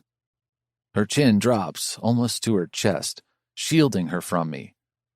Help me cross an item off my bucket list. This is the second time she's referred to a fucking list. Suppressing the bubbling agitation within me, I grab her hands, which are holding the edge of the table too tight. I told you, there'll be no bucket list.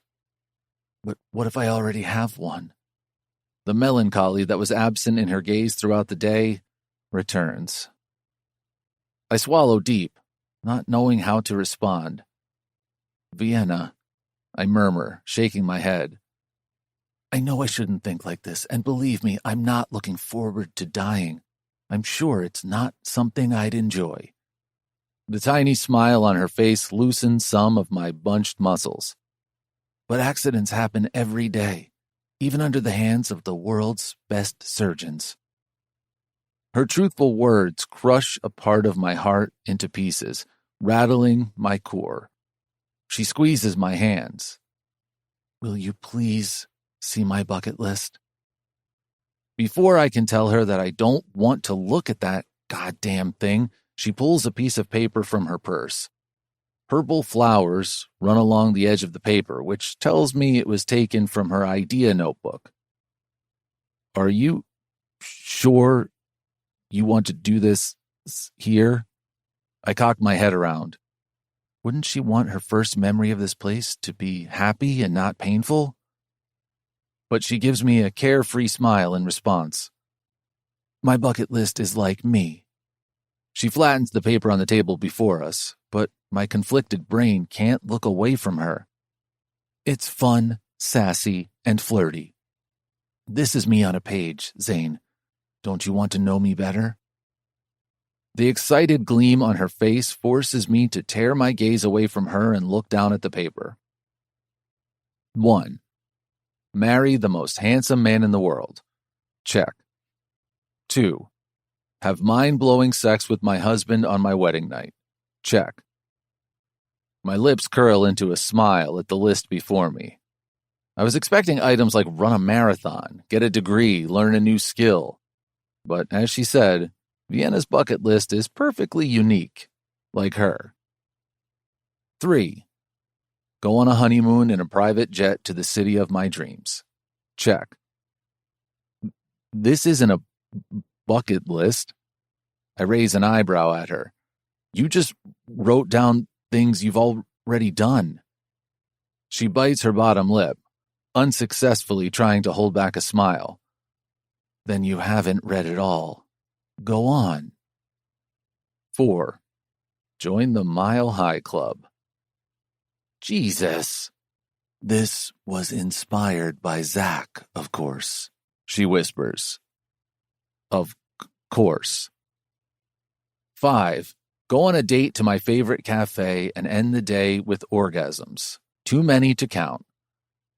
I suck in a breath before briefly glancing at her. My pounding heart wants to know everything she desires. 6. Have sex under the stars. 7. Enjoy a night free of doubts and fears with my beautiful husband and our fur babies as we lie on the porch. 8. Try anal with my husband and decide if I like it. 9. Show Zane how Christmas is celebrated in Cherrywood. 10. Give Zane head while he's working out hard and kiss those dimples on his back, which make me crazy. I won't be doing any workouts if you do all that. Her voice shakes, mimicking my throaty, deep lilt. You could do me. Holy fuck. She's pulling no punches. I fear I'll crack a molar by all the teeth grinding I'm doing to prevent my balls from bursting. I look over my shoulder, making sure that the cafe staff won't throw us out for inappropriate language. Does that even happen? I set down the paper and release a shivering breath. I want to leave this place right now and go somewhere that holds the promise of several orgasms. And before I can even ask her if she wants the same, she's already up, arranging her shawl better over her breasts, covered by a thin silk blouse, which has been taunting me for some time now. I'm counting the number of billboards as the taxi takes us toward our hotel.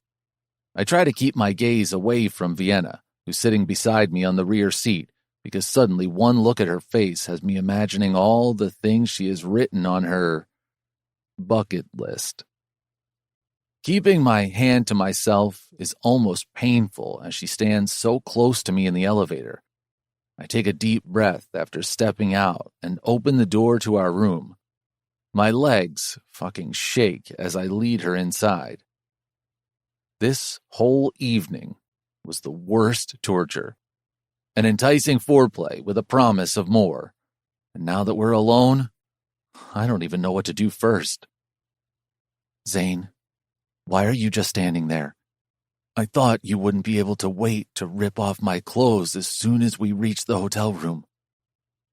The sexy curl of her lips has me walking up to her, and I pull her closer. I wasn't sure where to start. Taking off our coats would be a good place. Chapter 26. Vienna.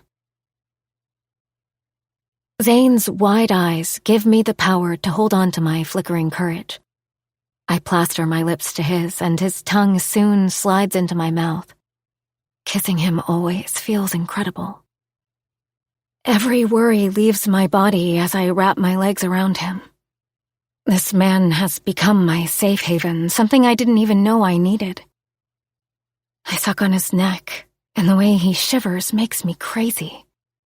The hesitancy that shows up on Zane's face whenever we're doing anything sexual has me losing my mind.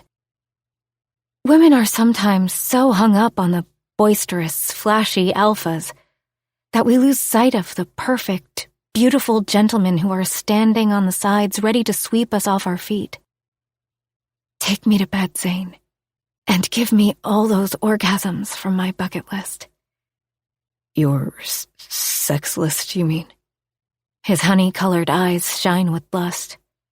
I'm sure they mimic mine. Whatever makes you tear off my clothes. I'm not usually this vocal when it comes to sex, though I've learned a thing or two in Ivy's company. But watching Zane fluster when I throw sex talk bombs at him is my recent guilty pleasure. He stares at me for a second before gulping hard and then shakes his head. You fucking love to unman me. No, I fucking love. His hands digging into my ass stiffen, and I realize what the hell I was about to babble. For the second time today, I was ready to blurt something I'm not supposed to say and feel. Don't get so carried away, V, that you forget the reality of your marriage. But Zane patiently waits for my response. The turmoil of emotions in his gaze has me looking away, but I also don't want to spoil the moment. I was serious when I said to him during the day that accidents happen even at the hands of the best surgeons. And if these are my last days, I'm going to live them to the fullest. I love the way we make love. I hold his gaze. There's a flicker of, is it disappointment? But the next thing I know, Zane has dropped me on the bed, and any other thoughts except what's to come leaves my mind. I, too, love the way we make love. He takes off his jacket and then goes for his tie and shirt buttons. Watching his bare chest slowly being exposed for me is a treat in itself. Will you just stare or help me by undressing yourself? His lips quirk up as he tosses his shirt onto the couch next to the bed. My gaze drifts lower to the deeply carved V as he unzips his pants and then tugs them lower. The thick bulge in his black boxers is on display, and I can't tear my eyes away. I didn't see getting a stripped tease on the bucket list. His comment has me grabbing my bag from the nightstand and quickly adding it to my list. I lift the page into the air and lean back. Now I want the full show before you can get your payment. Payment? Zane's lips twitch as his hand wraps around his thick arousal and he strokes it up and down through his underwear. Holy shit. Shy Zane Teager is a sweetheart, but sexy, playful Zane Teager is downright dangerous for a faint-hearted woman. With a smile on his face, he walks toward me. You'll have to satisfy your dirty mind with only this much. I'm an amateur gigolo. I lock my hands over his neck when he leans forward. And I hope you'll be improving. Only for me. Of course, wife. Zane pulls the silk blouse over my head before going for my shoes, skirt, and stockings. He unhooks the clasp of my bra and I lean down with him, following me. He cups one of my breasts and strokes the nipple with his thumb. You're so beautiful. These were peeking through your silky shirt and teasing me the whole damn day. At some point, I thought my balls would combust with a coffee cup in hand. My lungs burst with pride. But before I can give some smart-ass comment, Zane lowers his mouth to my breast and sucks my nipple deep into his mouth. And holy crap, I forget everything when he looks up, and our eyes lock as he continues to lick me and make me squirm. His mouth moves up, and cool air hits my hardened nipples. He kisses my neck, my cheeks, and his teeth gently tug on my earlobe. He lowers a hand to my sex. He tugs my panties aside and runs 2 fingers over my slick center before dipping them inside. You're soaked, he groans. I've been ready since this morning, Zane. Don't make me wait any longer. Thankfully, he listens. Zane pulls down his boxers, rips open a condom package, and sheathes his length. After dragging my panties down, he shifts fully on top of me and takes my mouth. His tongue flicks against my lips, instructing me to open. I feel his kiss everywhere. In every nerve ending, every hair follicle, every pulse, and every heartbeat. Zane lifts himself a bit, and we both look down at the same time as he rubs himself up and down my entrance, coating himself with my wetness. When he finally slips inside me, we both groan. As always, there's a hesitancy in Zane's movements, and he pulls back, looking carefully at my face as if in search of any signs of discomfort. My heart swells with overflowing emotions. God, could he be any more perfect? I push my pelvis up, not letting him get away, and he takes the hint. He starts with shallow thrusts. Each push is a bit deeper, stretching me a little wider. My eyes flutter when we finally find our pace, which isn't rushed. Sex with Zane is like being treasured, and I can't help but believe that I mean more to him than a fake wife would. Look at me, V. I love your eyes on me. He wipes a stray hair from my forehead. You'll kill me with your sweetness someday. I won't let anything take you away from me, not even my sweetness. His lips twist into a grim line as if he hadn't planned on saying those words out loud. But I'm beyond thankful that he did. Before I can tell him that I don't want to be away from him, he cups a hand behind my thigh. Following his lead, I bend my leg and he sinks deeper. Zane takes his time, with each thrust getting deeper, and a crackling of desire burns inside me. I moan through my orgasm, and he picks up speed, driving into me faster and faster, chasing his own relief. He repeats my name over and over again, making me fall a little more for him. We stay in each other's arms for another minute before Zane pulls away, and then he cocks his head toward the condom. Need to get this fucker off. I chuckle as he stands up. The fucker that lets you fuck me. He grins and heads toward the bathroom. I watch his perfect ass move until he vanishes. My eyes close as I try to savor this feeling of being cherished, when Zane's soft hands place a warm, wet washcloth to the insides of my thighs. I shiver not only because of how the damp cloth feels on my skin, but also because of how it makes me feel within. Zane places the cloth onto the nightstand and gets onto the bed. Good? I nod. Very much. He smiles and pulls me into his arms. How are you feeling? Like I'm the happiest person in the world. I look up and his soft fingers caress my cheeks. There's love and concern in his voice when he says, I'm very happy to hear that, but I was asking in terms of health. Was today too hectic for you? I shake my head. When you're with me, I'm not scared of anything. He swallows hard and murmurs, I'm happy I can get rid of at least your fears. His voice, his words, the vulnerability that has slipped onto his face shakes me to the core. My hand grazes his tensed face. What scares you? His face transitions in slow motion. His clenched jaw loosens and he shakes his head before smiling. We're all afraid of something, aren't we? I grab the blanket and cover us both before resting my back on Zane's chest.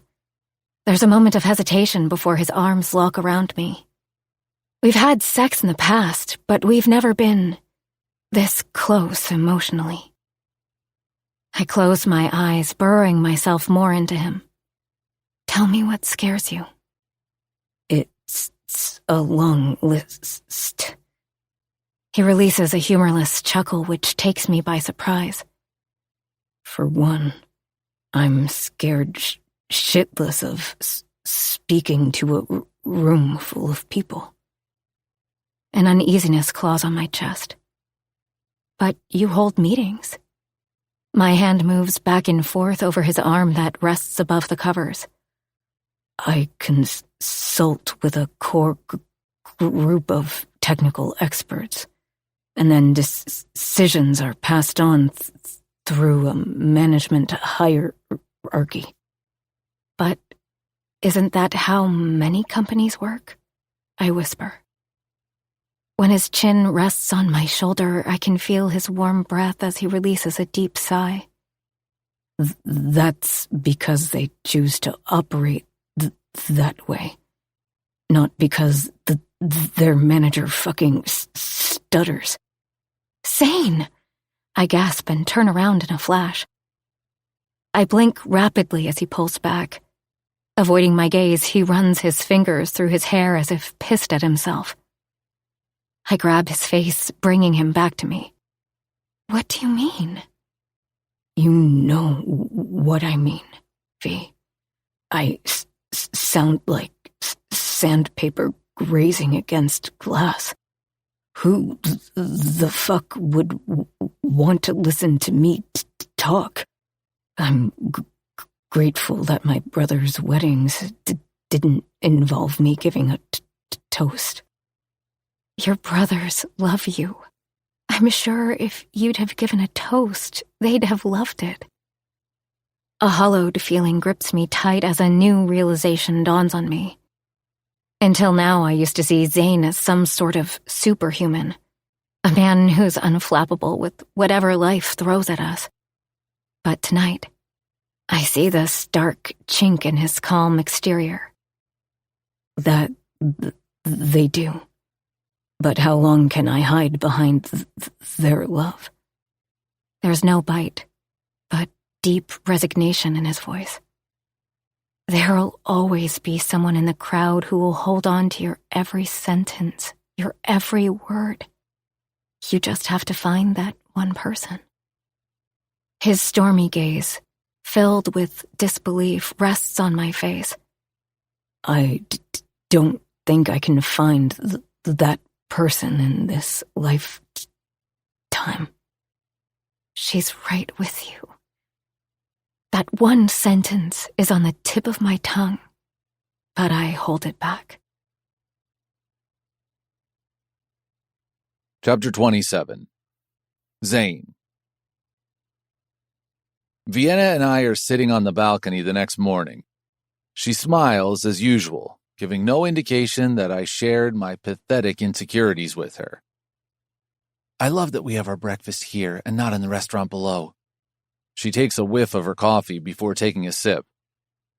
I look around before my gaze settles on her as she's bundled on a chair with a throw blanket around her. There isn't a chill, but it's already cold, given we're on the last days of fall. I grab a croissant and take a bite of it. I used to think if I ever visited Vienna, the highlight of my trip would be cafe crawling, but these mornings we spend on the balcony are unforgettable. Her sweet smile makes me believe she really won't forget our time together. I know I definitely won't. Before I can tell her the same in a way I won't come across as pathetic, like I did last night, my cell phone rings. Mr. Tiger, I'm calling from Vienna General Hospital. This call is to remind you that your wife's second transfusion is scheduled for tomorrow. Also, Dr. Bernd would like to have a word with you. Would it be possible for you and your wife to visit us at the hospital? Is everything all right? My grip on the phone tightens while I try to keep my voice measured as Vienna looks up at the rare, clear sky and colors of sunrise. The doctor will tell you everything, Mr. Tiger. The nurse speaks in that perfectly formal tone that medical professionals are trained to use.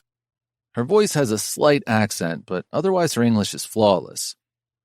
If you can come around 1 p.m., I can mark your appointment in Dr. Byrne's calendar. We'll be there.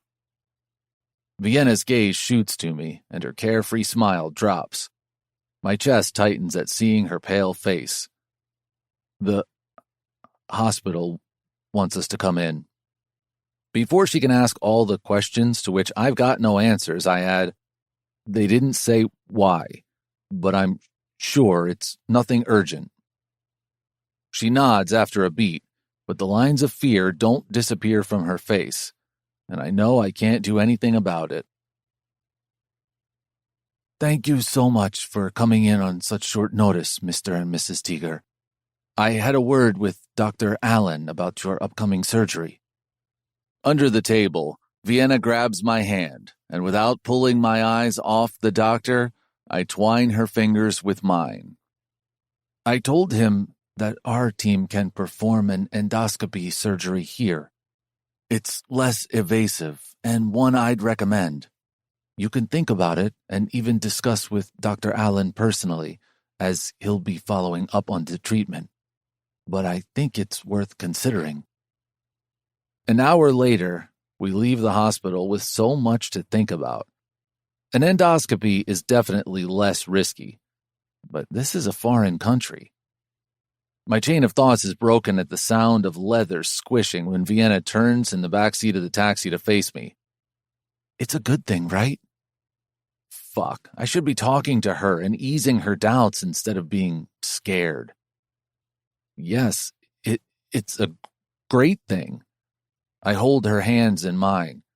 Your recovery will be much faster, and the risk during the surgery is lower. We can also hide from your family better if the surgery happens here. Her panicked eyes meet mine. My hands, which are rubbing over her cold ones, come to a halt. Vienna! I almost gasp. You shouldn't think about that. That's the least of our concerns right now.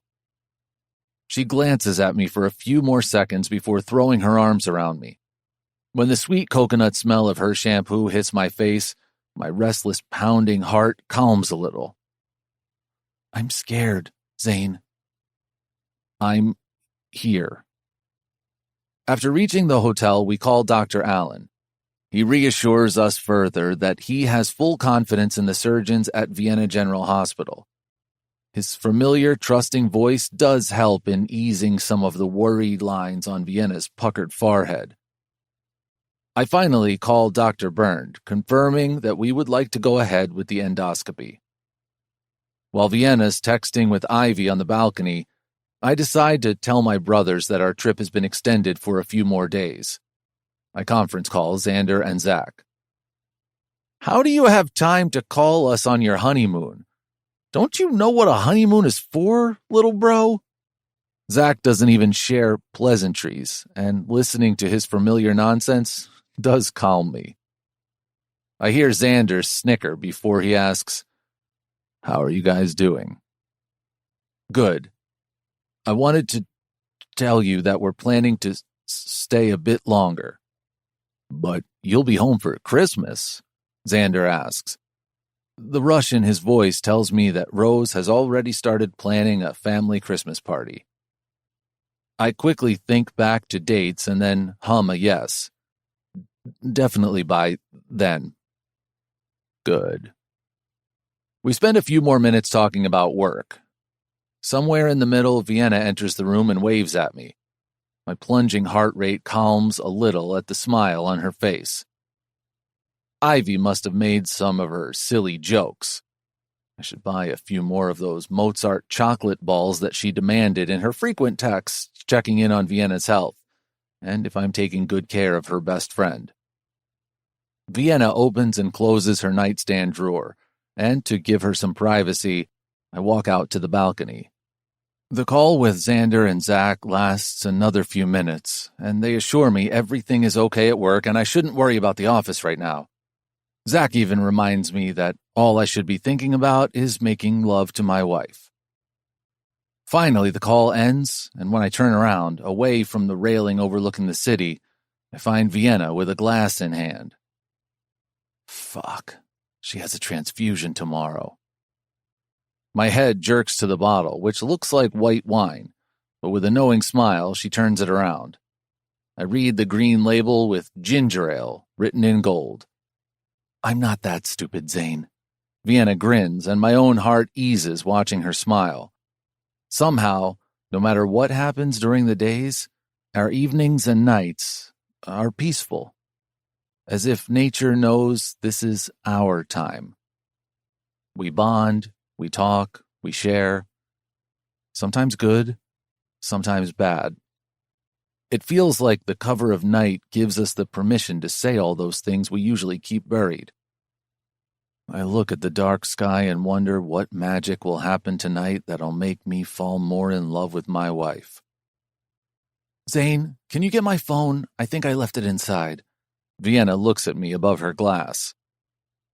I nod. Her lips curl a little upward as if she's stifling a smile. I give her another confused look, wondering what she's thinking before walking inside. I search for her phone on her nightstand and the breakfast table and even the bathroom, but I finally find it on my nightstand. I pick it up from where it's resting on a folded sheet of paper. My hands fucking shake when I pick up her bucket/sex list. 1. Marry the most handsome man in the world. Check. 2. Have mind-blowing sex with my husband on my wedding night. Check. 3. Go on a honeymoon in a private jet to the city of my dreams. Check. 4. Join the Mile High Club. Waiting for our next plane ride.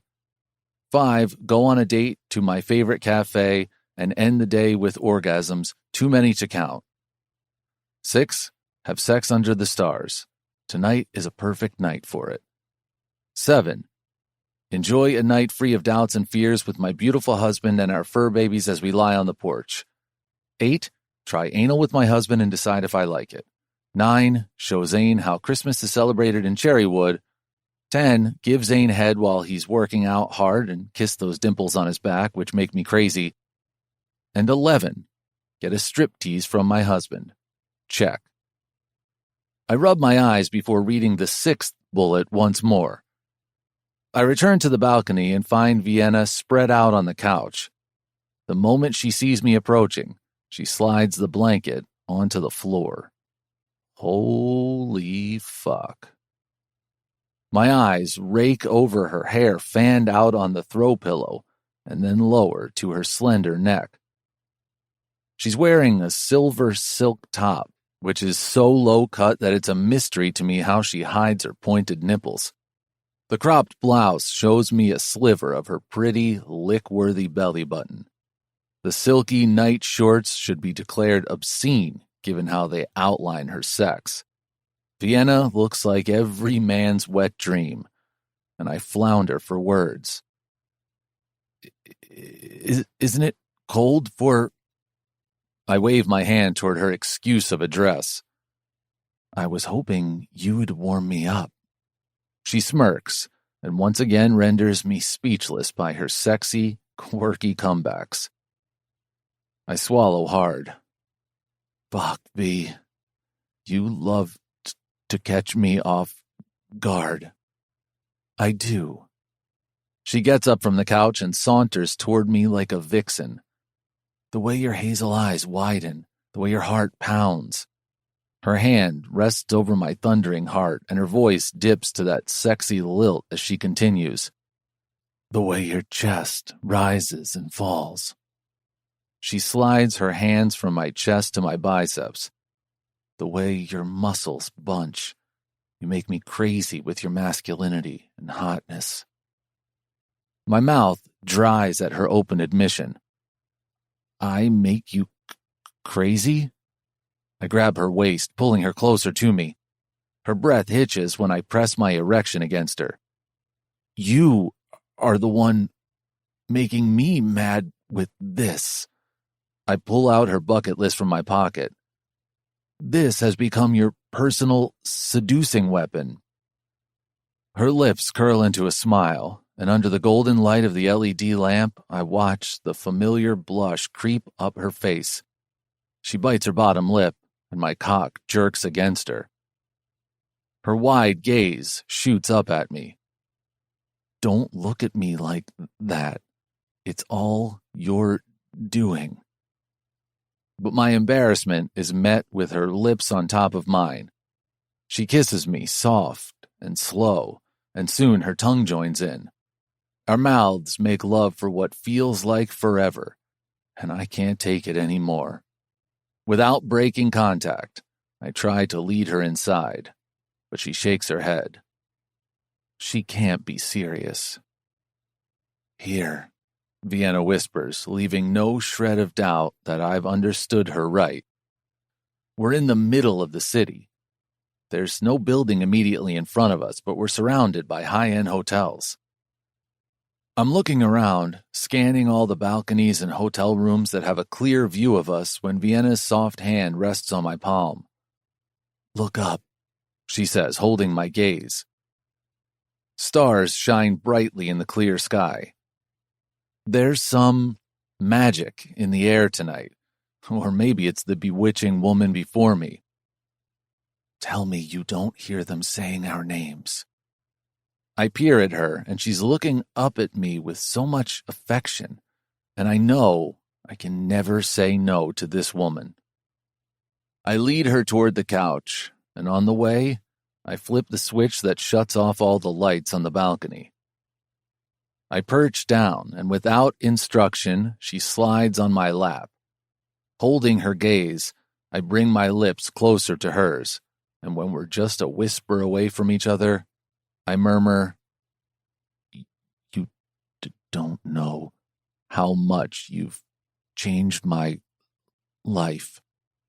And in such a short time, think what'll happen when we grow old. Her eyes widen and her face jerks back from me, but I don't let her go far. I capture her lips, begging her to let me think about how my life really will be if we grow old together. One thing I know without a doubt is even years later, I won't be able to say no to her requests. If she wants to have sex under a starry night, then that's what we will do. Chapter 28. Vienna. I rest peacefully in Zane's arms. We're both stretched out on the cramped couch, me resting over him. My breasts pressed onto the solid wall of his chest. The plush blanket drapes over us, hiding us from any curious eyes as Zane just flipped on the soft LED table lamp, which looks like a yellow lantern. Although I'm sure any listeners got a good earful of our moans and groans. What are you thinking about? Zane's fingers softly graze my forehead, tucking a strand of hair behind my ear. Who might have hurt us? I bite my lip, suddenly feeling shy. He releases a low chuckle, and my heart fills with joy at the sound. I look up to see his smile. The way the corners of his lips tug up and his eyes crinkle makes him look devastatingly handsome. You're thinking about that now? What? When you're doing all these things to me with your weapon? I wiggle my eyebrows before dropping my gaze lower toward his cock, which is nestled between us, full-massed and digging against my upper thigh. I lose all my senses. And what about before? when you used your weapons. And holy shit, when he squeezes my nipples, I can't help my moan. For seducing me. Zane caresses the underside of my breasts and relentless shivers course throughout my body. Seducing? You mean if I wouldn't have seduced you, you wouldn't have made love to me? I cock an eyebrow, trying and possibly failing at keeping a hard expression. He rubs his nose against mine. No chance, wife. I'm eternally seduced by you. And the best husband award goes to you. I laugh before placing a loud kiss on his lips. These tender moments with Zane make me believe that my story isn't over yet. If something as beautiful as Zane can come into my life in such a grave time, I can't wait to know what more happiness is in store for me. Now, what's going on in here? He kisses my forehead, but I don't voice my thoughts out loud. I want to continue feeling cherished and loved. I place a kiss over his heart as an answer, and when I look up, there's a satisfied grin on his face. Tell me about your childhood. What were your parents like? My hand drifting up toward his neck comes to a halt over his stiffening shoulder. He's gone rock solid against me. My gaze flies up, and my breath hitches at the sight of a furious expression on his otherwise calm and composed face. Zane, what did I say wrong? I can feel him shaking his head. I didn't have a childhood that needs to be revisited. With those words, he gets up, taking me with him. I remain buried in his arms when Zane saunters into the dark and leads me inside. He settles me onto the edge of the bed. Confusion grips its claws into me as I carefully watch him opening his dresser and fetching a pair of sweatpants. Keeping an eye on him, I, too, put on some sensible night clothes. Zane's still standing in front of his open dresser when I walk up to him. I hug him from behind. My cheek rests on his back and my hand over his pounding heart. If just a reference of it disturbs you so much, you don't need to tell me anything, I whisper. It's not the reference that has my stomach in knots, but the realization that I want to share it with you. My stomach tightens at his declaration. I say a silent prayer. Please, God, make me strong enough that I can take away whatever pain he's harboring. Zane has always slayed my fears and turned them into beautiful hope. I wish I could do the same for him. You might hate me after. Zane Tiger! I gasp and nudge him to turn around until he's facing me. There's a painful smile on his lips, which disturbs me more than his words. Listen to me clearly. There's nothing you can say or do that'll change my feelings for you. My throat chokes toward the end, and even if his beseeching gaze pleads me to speak those feelings out loud, I can't. Zane and I started with me needing him, financially, emotionally. But if the feelings that have developed between us are to have a future, he has to confirm them. I cannot be the first to say that I want him, without any reason this time. I cannot be the first to tell him that I'll die without him, and not because of some sickness, but because life won't be as beautiful as it is with him in it. If we ever take that leap of love, he has to be the first to offer me his hand. It's been a few minutes since Zane and I sat on the couch. The fireplace is lit, but there's a chill of apprehension around us. When I think maybe he's changed his mind, Zane says, My mother had a difficult pregnancy with me. I was born premature, and as an infant had more sick days than healthy ones. I've been told that my parents loved each other until they couldn't. He doesn't look away from the crackling fire. I'm sure the burden I brought along didn't help their fraying relationship. My tongue feels heavy in my mouth as anxiety crawls up my spine. I can feel in Zane's voice that this story doesn't have a happy ending. One day my father was out to get me medicine, but he never returned. A car crash took his life. My chest tightens to a point of pain. I'm so sorry, Zane. Words that don't feel like enough spill out of my mouth. A chilling smile crosses his face. Just my existence turned the lives of my family upside down. My mother was an addict and moved in with her drug dealer. He abused, hit, and destroyed the lives of my brothers in ways I can't even imagine. That man's actions left its impact on all of us. My brothers bear scars of those days even today, all because of me. The guilt behind his admission shakes my core. What about you? Your pain? Your suffering? What did he do to you? I softly ask. It doesn't matter. It wasn't anything close to what I deserve. And neither was it anything as grave as what my brothers went through. I still want to know. I crawl closer to him, sliding under his arm.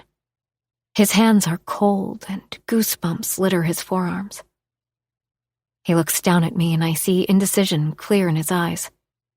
I twine my fingers with his, hoping he'll share his pain with me and give me a rare chance to be there for him. And thank God he does. I used to cry a lot as a child, sometimes because I was in pain, sometimes possibly because I didn't understand what was going on around me. He used to shake me to stop my crying. That fucker didn't know about shaken baby syndrome. I used to vomit, have seizures, which provoked him further. Oh my God! I didn't have physical bruises or any signs of injury, but his actions affected the part of my brain responsible for speech. My nails dig into his forearms and my throat chokes.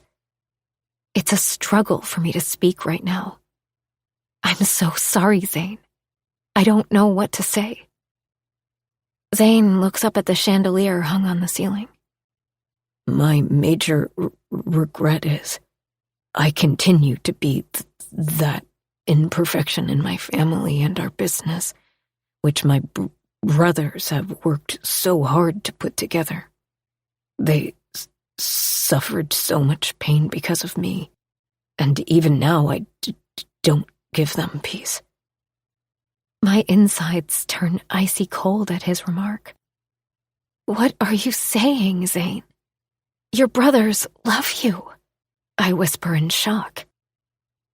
Never in a million years did I think there'd be a place for any other emotion but love between the Teakers. I didn't know that guilt had found a way into the thin crevices. They do, and I give nothing good in return. I turn around to face him, but before I can say anything more, he places a finger on my lips. You asked about my childhood, and I blurted the biggest secret of my life. I fear what else you'll ask, And what else I'll tell you. Chapter 29. Zane. It's the day of Vienna's neuroendoscopy. She's been taken to the operating room while I wait. Whenever the door opens, my gaze flies to the waiting room door, hoping it's one of the nurses with some information about my wife. But no one comes to get me. Time drags and hours fly. By now, I've tried every sitting place in this waiting room. My reputed patience shreds by every passing second, and I'm about to go mad when, thankfully, Dr. Byrne walks into the room in his scrubs. Everything went perfectly well, Mr. Tiger. He lightly pats my back and explains the procedure that was followed. My mouth remains shut as I wait for him to tell me what didn't go right. Good things have never visited me alone. There's always a constant shadow of pain and guilt that has loomed above my happiness. But nothing of that sort comes out from Dr. Byrne's mouth. You sit tight for a little longer, and one of the nurses will take you to your wife once she's in the recovery room. With another pat on my back, Dr. Byrne leaves me alone in the waiting room. Time passes and my stomach remains tied in knots as I wait for, I don't know what.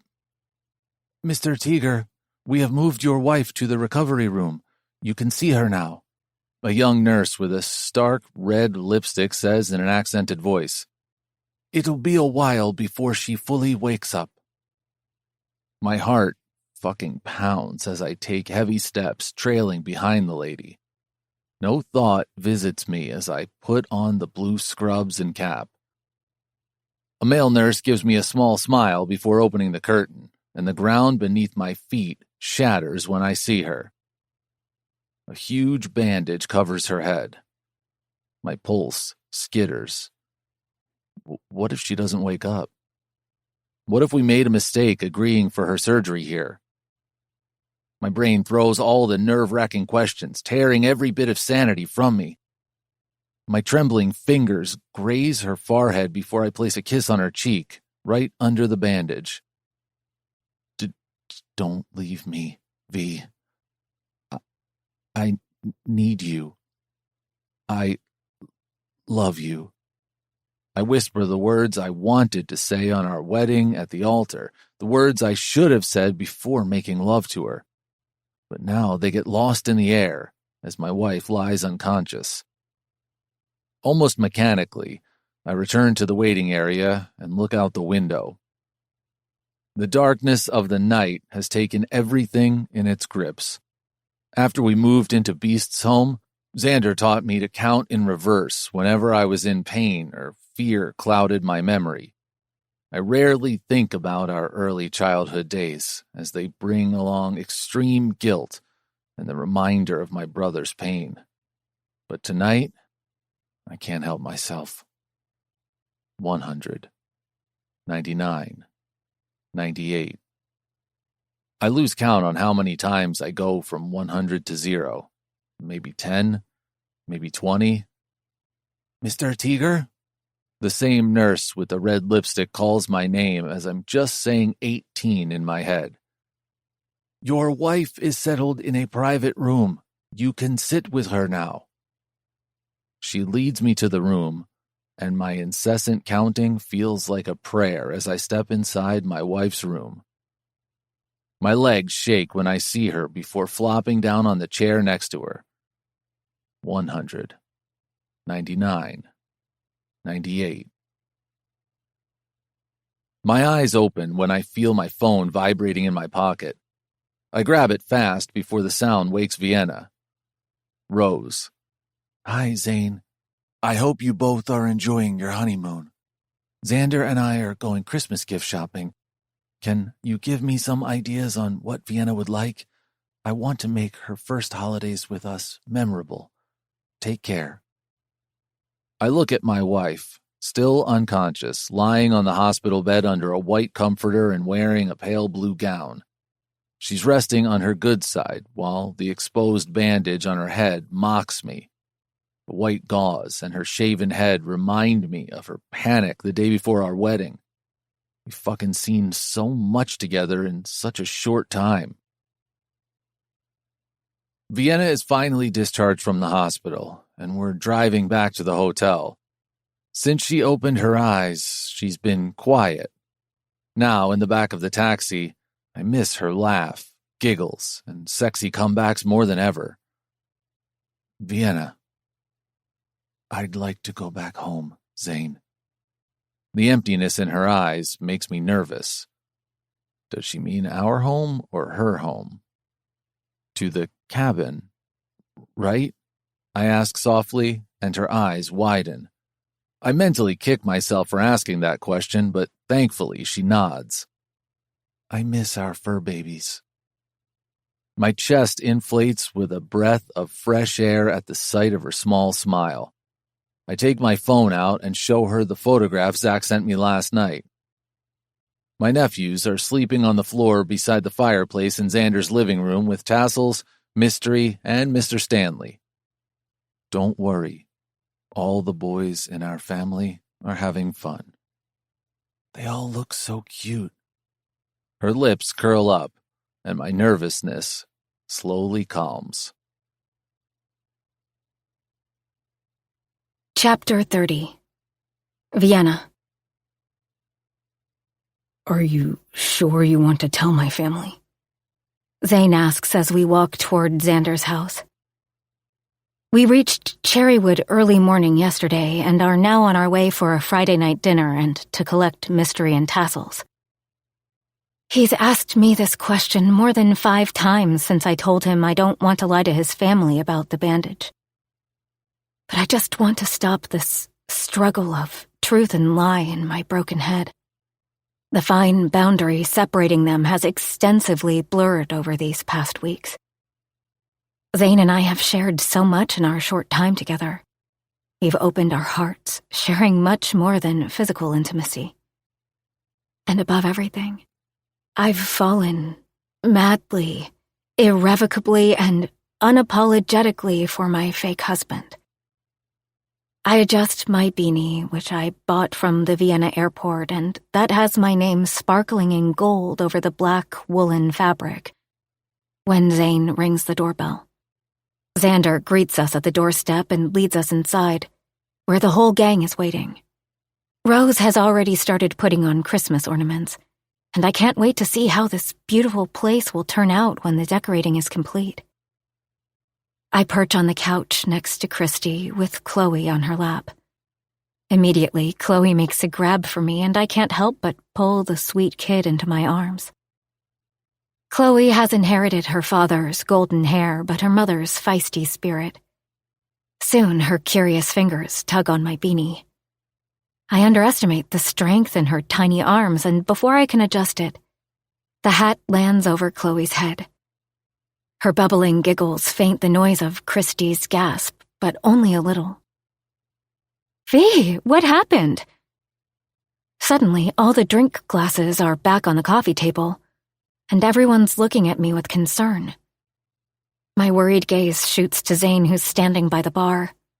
He stills with a terror-stricken expression as he looks at me. Sophia walks up to me. Her trembling hand rests on my shoulder, and I know I was right. I can't lie to these people anymore. They have accepted me with open hearts. I had a neuroendoscopy in Vienna due to a brain tumor. My stomach twists and knots, and I look away. If not for Sophia's grip, I'd have run away like a coward. "Oh my God, V! And you discovered it while you were on your honeymoon?" Hope, sitting across from me, grabs Zach's hand as if for support. For a second, I don't know how to reply. I hadn't thought about how many details I'd share today. I just knew I couldn't lie to their faces anymore. But before I can think of anything, Christy takes Chloe away from me, and all the ladies hug me one by one. I can see they're holding back their tears, and it only adds to my misery. God, how could I have deceived these people? Why didn't you tell us anything? Xander asks Zane, who glances at me with worry and affection. Things happened very fast. After the initial diagnosis and biopsy, it was thankfully clear that the tumor was benign, but the doctors wanted to operate it soon. But you guys could have come back. We'd have been here to support you and take care of Vienna better. I tear my gaze away from Xander's disappointed face. They all wanted to be there for me, but they don't know I'm not one of them. I'm just a bird who has perched onto their love tree to heal my wounds before I can carry on with my journey to the unknown. Zane knows what's best for V, Xander. Rose slides next to her husband. I'm sure they'd have come back if that would have been better for V's health. How are you feeling now? Zach's face is devoid of his otherwise perpetual mischief. Do you want to rest? Before I can reply, everyone's already readjusting, making more space for me on the couch, getting more throw pillows. Please, I'm fine, really, I don't want to think about this. I tilt my head to the bandaged side. More than necessary. In reality, I don't want to feel this pang of guilt at the sight of their concerned faces. I want to talk about the holidays, I add, hoping to change the direction of our conversation. A beat passes when everyone looks between me and one another with hesitation on their faces, and I hold my breath, hoping they'll drop the subject of my illness, hoping I won't have to lie more than I already have. And thankfully they listen. Rose shows her plan for the dinner menu and the decorations. She has prepared a presentation filled with images from Pinterest. I don't miss the intermittent glances of worry everyone throws at me. But otherwise, the evening goes smoothly without a reference to the horrifying words, tumor or operation. Zane lights a fire and I cuddle next to Mystery and Tassels on our porch. I can't wait to see how their house will turn out with all the decorations Rose has planned. I glance at the distance toward Xander's estate, where right now there's only the faint light of garden lamps. Zane simply hums, and when he saunters toward the couch, Tassels immediately vacates the place next to me. Zane slides down, grabbing Tassels in his arm. He caresses Tassels' fur before asking, Why did you tell my family the truth? My mouth dries as I form a reply, because there's so much I want to say and hear. The surgery is over, and as soon as Dr. Allen gives me a clean bill of health, there's no more reason for Zane and me to carry on with this charade. What am I supposed to do then? Pack my bags and leave like nothing has happened? Or maybe something did happen and Zane won't let me go. I told his family because I want us to be truthful about this thing between us. V? Zane places his hand over mine. I didn't want to lie anymore. To them. To you. He simply nods. I wait for him to share his truth, but he only glances at me. My heart crushes when he doesn't even make an attempt to say what's in his heart. We hold each other's gaze for a while, me in anticipation hoping he'll say something. But I don't know what he's seeing on my face. When the silence becomes too much to bear, I rise on my knees and kiss his soft lips. Luckily, Tassels has jumped out of Zane's lap and is now on the floor chewing on his toy. My hands go around Zane's neck. My knees rest on either side of his strong legs on the couch as I straddle him. Our breathing gets heavier by the minute, and sweat gathers over my forehead, my lips. Wetness pools around my sex as Zane's cock presses against me. I can't hold back my gasp at the feel of him. Huge and hard. My back arches slowly and I rub against him. His faint groans, which deepen every second, call to something deep inside me.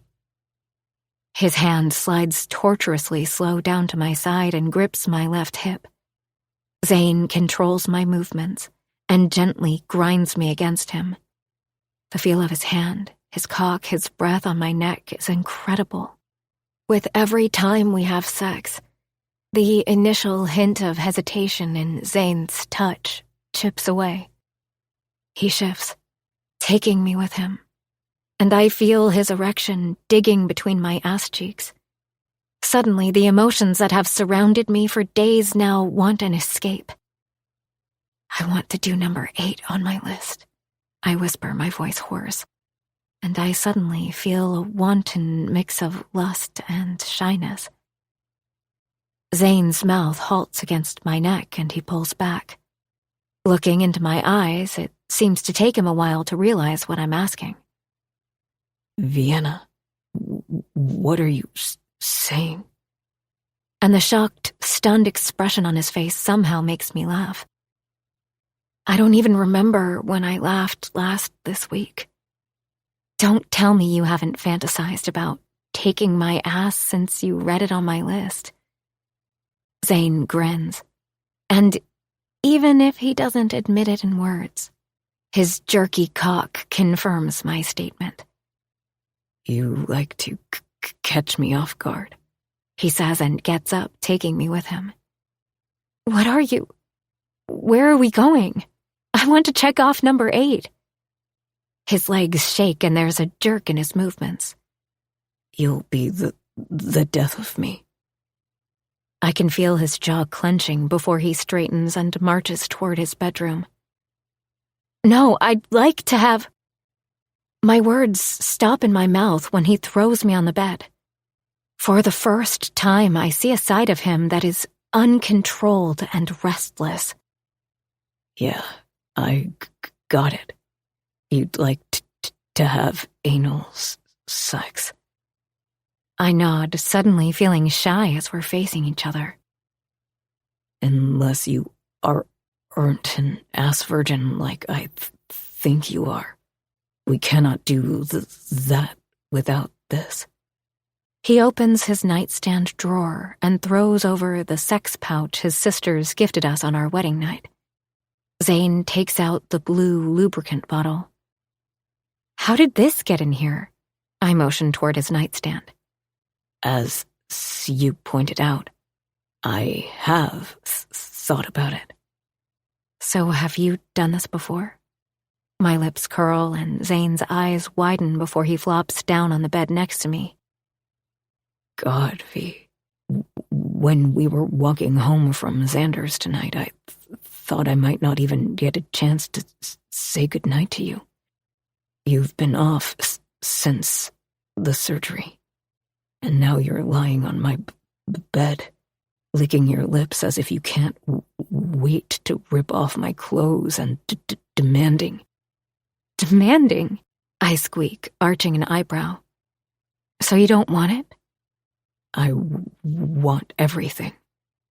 Before I can press him to tell me what that entails, Zane straightens up and says, To answer your question, no.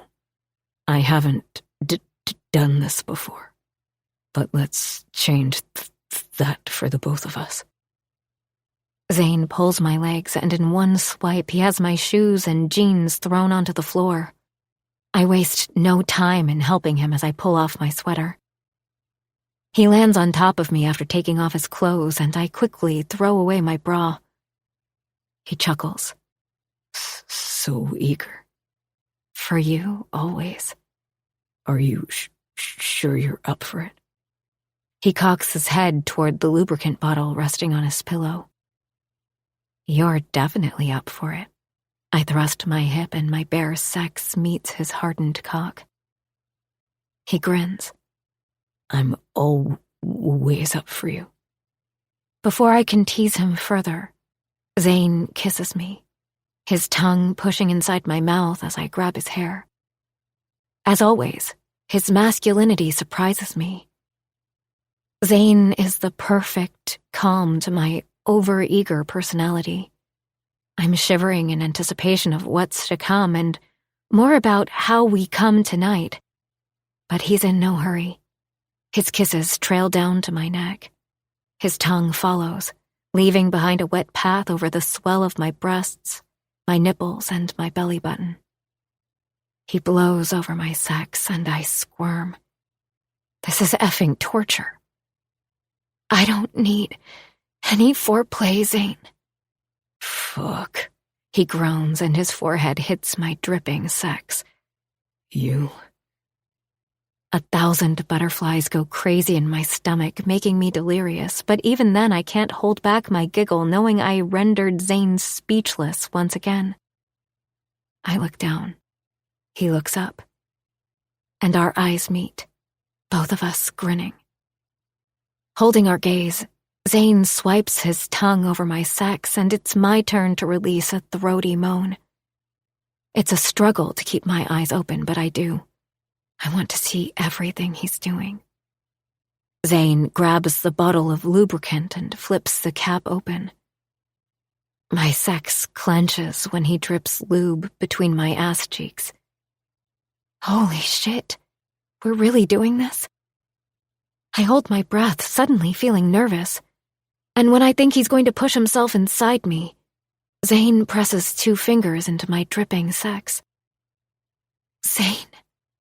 We'll do it my way, V. You'll be ass-fucked tonight, V. But by this. He shows me his pinky finger. My breath hitches at his crude remark. I can't believe you have a dirty mouth. It's you, pulling out all these foreign emotions from me. He declares before scissoring his fingers inside me, and I forget everything else except his magical hands. I shiver when Zane's pinky finger touches my back entrance. I can't believe we're doing this. Tell me you're okay. I'm perfect, I gasp when his finger nudges past my initial resistance. The pressure is amazing. The sting feels good now. When I clench, Zane releases a thick curse, and soon I'm crying out like a banshee, having one of the biggest orgasms of my life. I never thought doing this could have me feeling so fuzzy and warm in my heart. But I guess it's not what we do. It's who we do it with. Zane grasps the backs of my legs and rises. He quickly puts on a condom, and our eyes meet before he nudges his cock past my sex. Fuck. He slides further in, and I thump my head back against the pillow. I don't think I can hold back too long, V. You're so tight and hot. How does it feel? I feel kinky. I feel you, Zane. I feel sensitive, but I feel so much. I look at him, and understanding reflects on his face. I feel so much, too. With that, he starts to thrust. Zane pushes once more inside me, and I moan. I'm close. Me too. He flicks my clit once, and I come once again, my body tightening around his erection. Zane jerks inside me, and I feel the thick, warm liquid filling me against the condom. His head drops to my shoulder as he pulls me to his chest. A second passes before he flips me on the bed, taking me with him. How do you feel? Zane looks down at me. His face is red. Sweat beads coat his forehead and upper lip. A vein pulses on his forehead. I feel like a thoroughly well-fucked girl. That you fucking are. A wide grin takes over his face, and I pray we get a lifetime together to explore, enjoy all our firsts together. Chapter 31. Zane. It's Christmas. I look around my living room. There are a few string lights hanging on the walls and even a Christmas tree decorated by Vienna and my nephews near the fireplace. It's certainly not as grand as the one in Xander's home, but it's cute.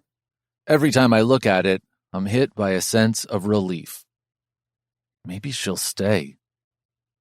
As if summoned by my thoughts, Vienna saunters into the room, mystery and tassels hot on her heels. Since our return, they don't let us out of their sight for a single minute, as if they fear we'll leave them alone. How do I look?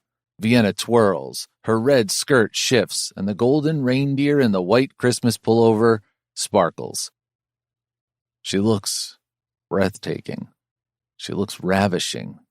She looks mine. Beautiful. I walk closer and tug on the red bow she's placed on her hair. Since the night Vienna told my family the truth about her surgery, she's been more herself, and there's a spark of hope inside me that maybe this is no longer a lie. I want to give you your Christmas present. Vienna places her hands around my neck. I'd love to get my present. I take a few steps forward. She follows my lead, placing a foot behind her, and then another, until we're standing under a mistletoe. I lean forward to kiss her when she snickers.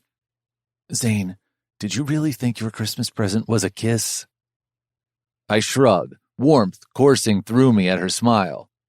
Thank fucking God that her bubbly personality is slowly coming back. Don't underestimate your value. You're quite a gift. Maybe the greatest of all. Her eyes twinkle brighter than the Christmas fairy lights, and she places a kiss on my lips. But it ends too soon.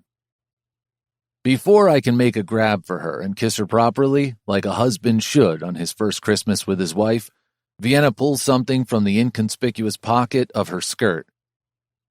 A golden chain hangs from her fingers, and a pendant rotates before us. I clutch it in my palm, and when I open it, there's a gold 4-leaf clover. This was my mom's. This is the most precious thing in my life. My head jerks to her sincere face. Thank you so much, Zane. I don't know what I'd have done without you. Tears pool in her eyes, and my chest aches at the sight of them. Vienna, I'm here. The word always is right on top of my lips, but I hold it back. Does she even want me, always? Thank you. I grab the necklace and place it around my neck. I'm not really sure if it's a woman's necklace or a unisex piece, but the unfamiliar sensation of the cool pendant resting against my broken throat feels like the best medicine I've ever had. Even before we've entered Xander's living room, I can smell the fresh-baked cookies and eggnog. Wow, it even smells like Christmas, Vienna whispers beside me, and I inhale deeply once again. I place the gifts that Vienna and I purchased for everyone under the Christmas tree, which is any child's dream come true.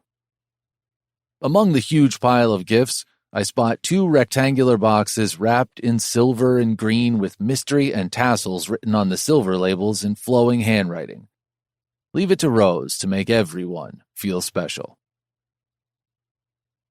We're on the last phase of gift opening. I'm the lucky owner of an Audiobook Piguet wristwatch, a bottle of my favorite cologne, a couple gift cards to Giovanni's, and handmade coupons from my nephews, which involve babysitting tassels and mystery. I hold back my tongue, which is eager to ask who will babysit this dangerous combo of 6, 3 boys and 3 dogs. Xander brings over the last plate of cookies and places them on the table. He's still wearing the apron Rose gifted to him, which has a family photo of him and Rose with Alex smiling and squeezed between them. He dusts his hands before cocking an eyebrow toward Rose. Ready, sweetheart? If you have any more presents stocked somewhere, Rose, we'll have to declare you a Christmas Zach's comment is cut short by Xander's loud clearing of his throat. Why does everyone think the worst of me? Zach makes an annoyed face to Hope, who rests her palm on his cheeks and plants a quick kiss on his lips. His expression changes instantly. After stealing one more kiss from his wife, he turns toward Xander. I was saying fanatic, Christmas fanatic. This gift is for Alex, mainly. Rose shifts on her feet, and she grabs the cuffs of her flannel shirt, a nervous habit of hers. As if he can feel his mom's jitters, Alex gets up from the floor where he sat next to Ray and Charlie. All three are wearing matching Christmas jammies, a gift from Sophia. Rose picks up a small packet wrapped in plain white gift wrapping as if she was scared to wrap it in anything more festive. What is it, Mom? Alex shakes the present before tearing the paper in the middle and uncovering something like an orange t-shirt. His eyes widen with whatever he sees on the front. This is mine? He looks between the shirt clutched in his hand and Rose for a few more beats before turning it toward us. My heart pounds when I read the words written in solid, bold white letters. I'm a big brother. Alex rushes to Rose and hugs her tight. His lips move, but I don't hear the words. I only see Rose nodding her head and agreeing to whatever Alex says as her eyes fill with tears. The news of Rose's pregnancy has made the gathering more special. I can't wait to hold my baby nephew or niece in my arms. Just the thought of it makes my chest shiver. I can't imagine how Xander's feeling right now. Now it's your turn, Sophia says in a light voice, throwing a soft smile toward Vienna and me. Everything inside me stills. My heart lurches into my throat as I feel Vienna stiffening beside me. Christy rolls her eyes. Mom, they just got married. Not everyone wants to have a child immediately. Look who's talking. Oscar knocked you up on your honeymoon, or did you forget? Ouch! Beast smacks Zach's head before flopping onto the couch next to Christy. I'm very grateful you brought Chloe into our lives so soon, Chris. Beast and Sophia love all their grandchildren, but Chloe has a special place in their hearts. I think they enjoy living their lost years of being parents together. I'm sure they'll dote on Rose's baby the same way, especially if it's a girl. If I could, I'd never let these kids grow. Sophia wistfully looks at the boys playing with their new toys. Christy chuckles. That's creepy, Mom. Light conversation flows around us, but nothing calms the restlessness Sophia's simple words have caused in my chest. No pressure, V, but I wouldn't mind if you make us grandparents again soon. I watch Sophia and the way her smile transforms into a grim line. My gaze follows hers to find tears rolling down Vienna's cheeks. Other than those, she's still as a statue, motionless and tight-lipped. Did I say something wrong? Sophia's already up from her seat. I don't know when or if I'll ever be able to have kids.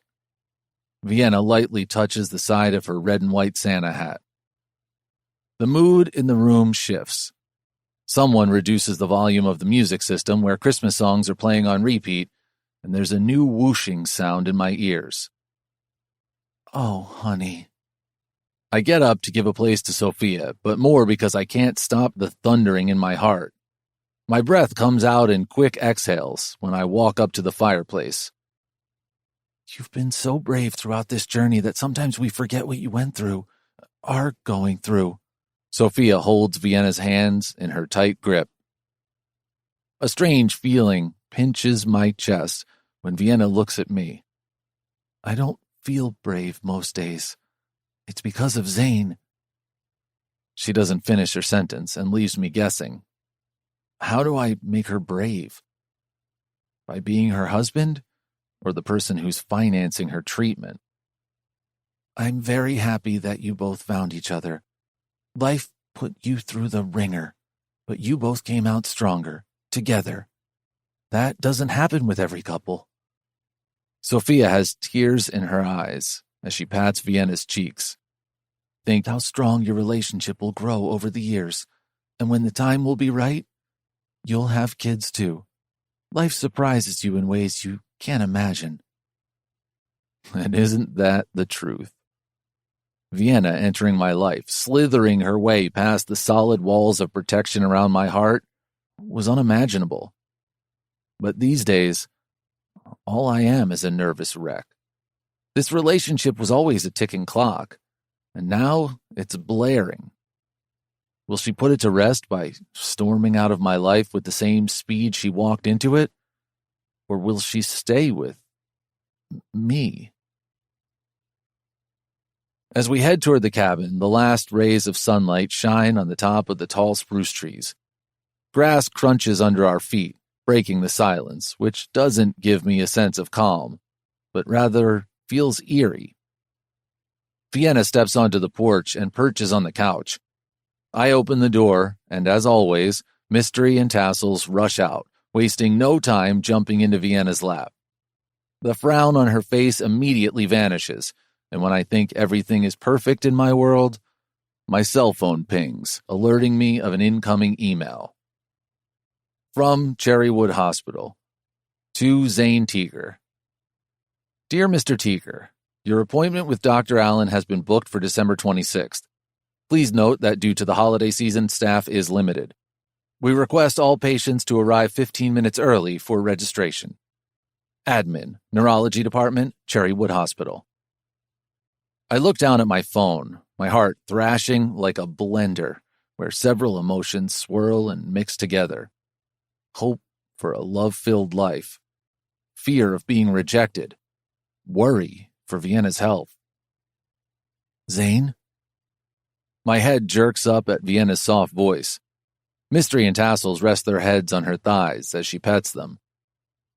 There's a calm and not a good kind. For some reason, the hairs on the back of my neck rise as Vienna's violet eyes don't gleam with mirth this evening. I can't do this anymore, she whispers, and everything comes crashing down. My fists tighten as I rein in the anguish, the pain her 5-word sentence has caused me. Her words have silenced the apprehension and sealed my fate for a miserable, lonely life. All that it was before she walked in. Chapter 32. Vienna. I can't do this anymore. The words have barely left my mouth and Zane's face hardens. I wait, holding my breath. I wait for him to tell me that he too can't carry on with this charade. I wait for him to tell me he too can't bear the burden of hiding our true feelings, which are bigger than any lie. Sophia's words about how we survived my sickness together gave me hope. We not only survived, but thrived. Zane and I became more than what we expected. We became one together. When Zane lightly nods, there's a profusion of warmth inside me. He too wants this to end. He too wants us to be a real family and no longer pretend that whatever is happening between us is a lie. If Mystery and Tassels weren't sleeping on my lap, I'd have jumped into his arms and kissed him so hard and maybe even demanded we make love right there, even though making love to my husband on a porch wasn't on my bucket list. But little did I know my fur babies protected me. Maybe they knew I needed that wall between him and me, because Zane's next words have my ribs tightening until I can't breathe. I just received an email from the hospital. We have an appointment with Dr. Allen tomorrow. If everything's okay, we can stop. I'll find a lawyer and he'll draw up our divorce papers. Time seems to have slowed down. I'm at a loss for words, and that has rarely happened to me. My hands caressing the fur of our kids stop. I try and fail and try again to imagine a day without Zane and mystery. What about everyone else? Your family? My voice sounds blank. There's no emotion, not even sadness or disappointment. I can't feel anything. Half of my brain doesn't believe this conversation is real. Zane's still clutching the phone. The usual calmness on his face is no longer there. I'll think of something. This was bound to happen. Was it? With every passing day I spent with this man, I've felt several emotions lurking around us. Friendship, affection, love. How could I have been so wrong? So all this time, Zane was waiting for me to get better and leave? But what about all our time together? We had sex. We made love. You silly fool. What could he have done when you cried like a baby and threw that insane bucket list at his face? What choice did he have? My inner self continues to reprimand me, and I don't even realize that Zane has gone inside. I spend a few minutes on the couch. Every moment I've spent with him in this house flashes before my eyes as I try to figure out where the hell I went wrong.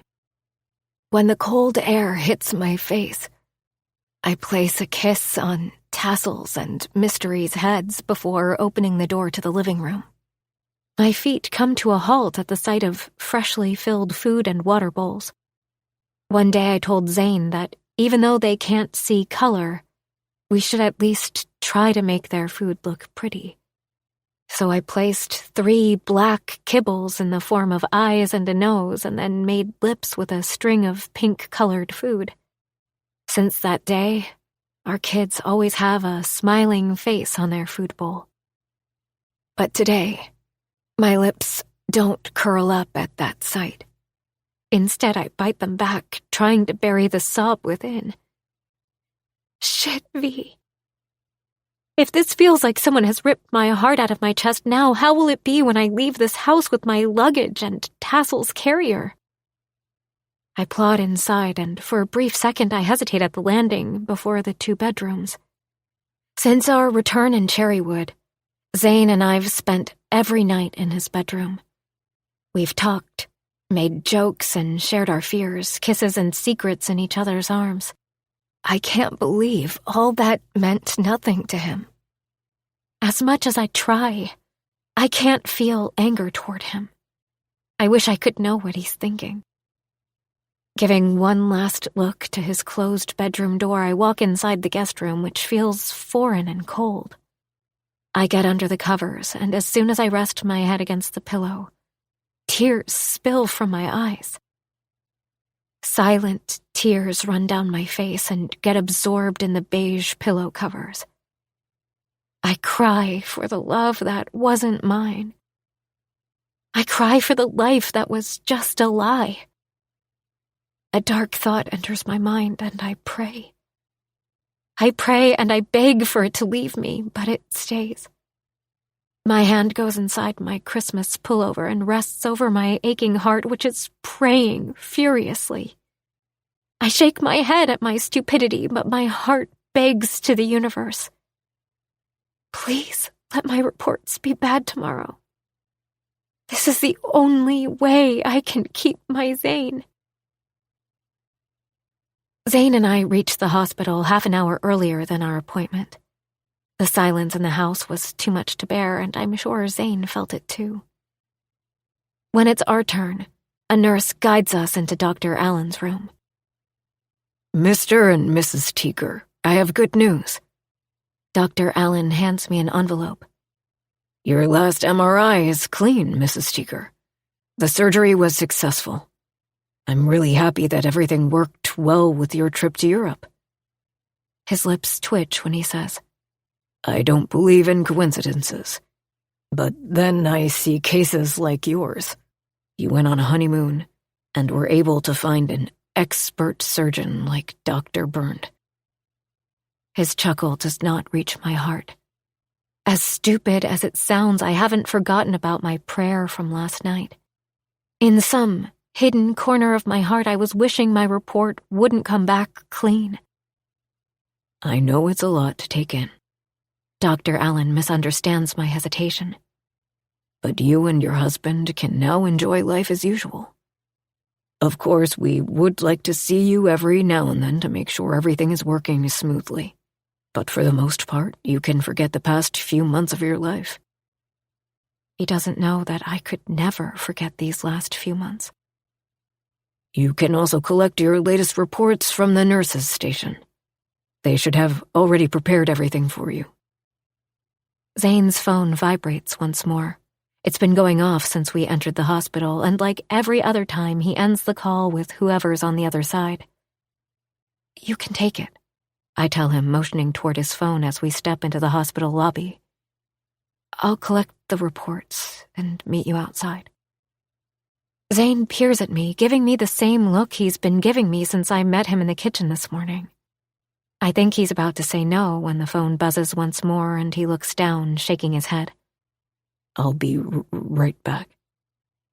Yes, but only to leave me again. I clomp toward the nurse's station. This isn't how I should be feeling right now. I should be ecstatic, thrilled with joy, but instead I feel like my worst nightmare is yet to come. Mrs. Teaker. Mary meets me on the way as she strolls out from the OBGYN department.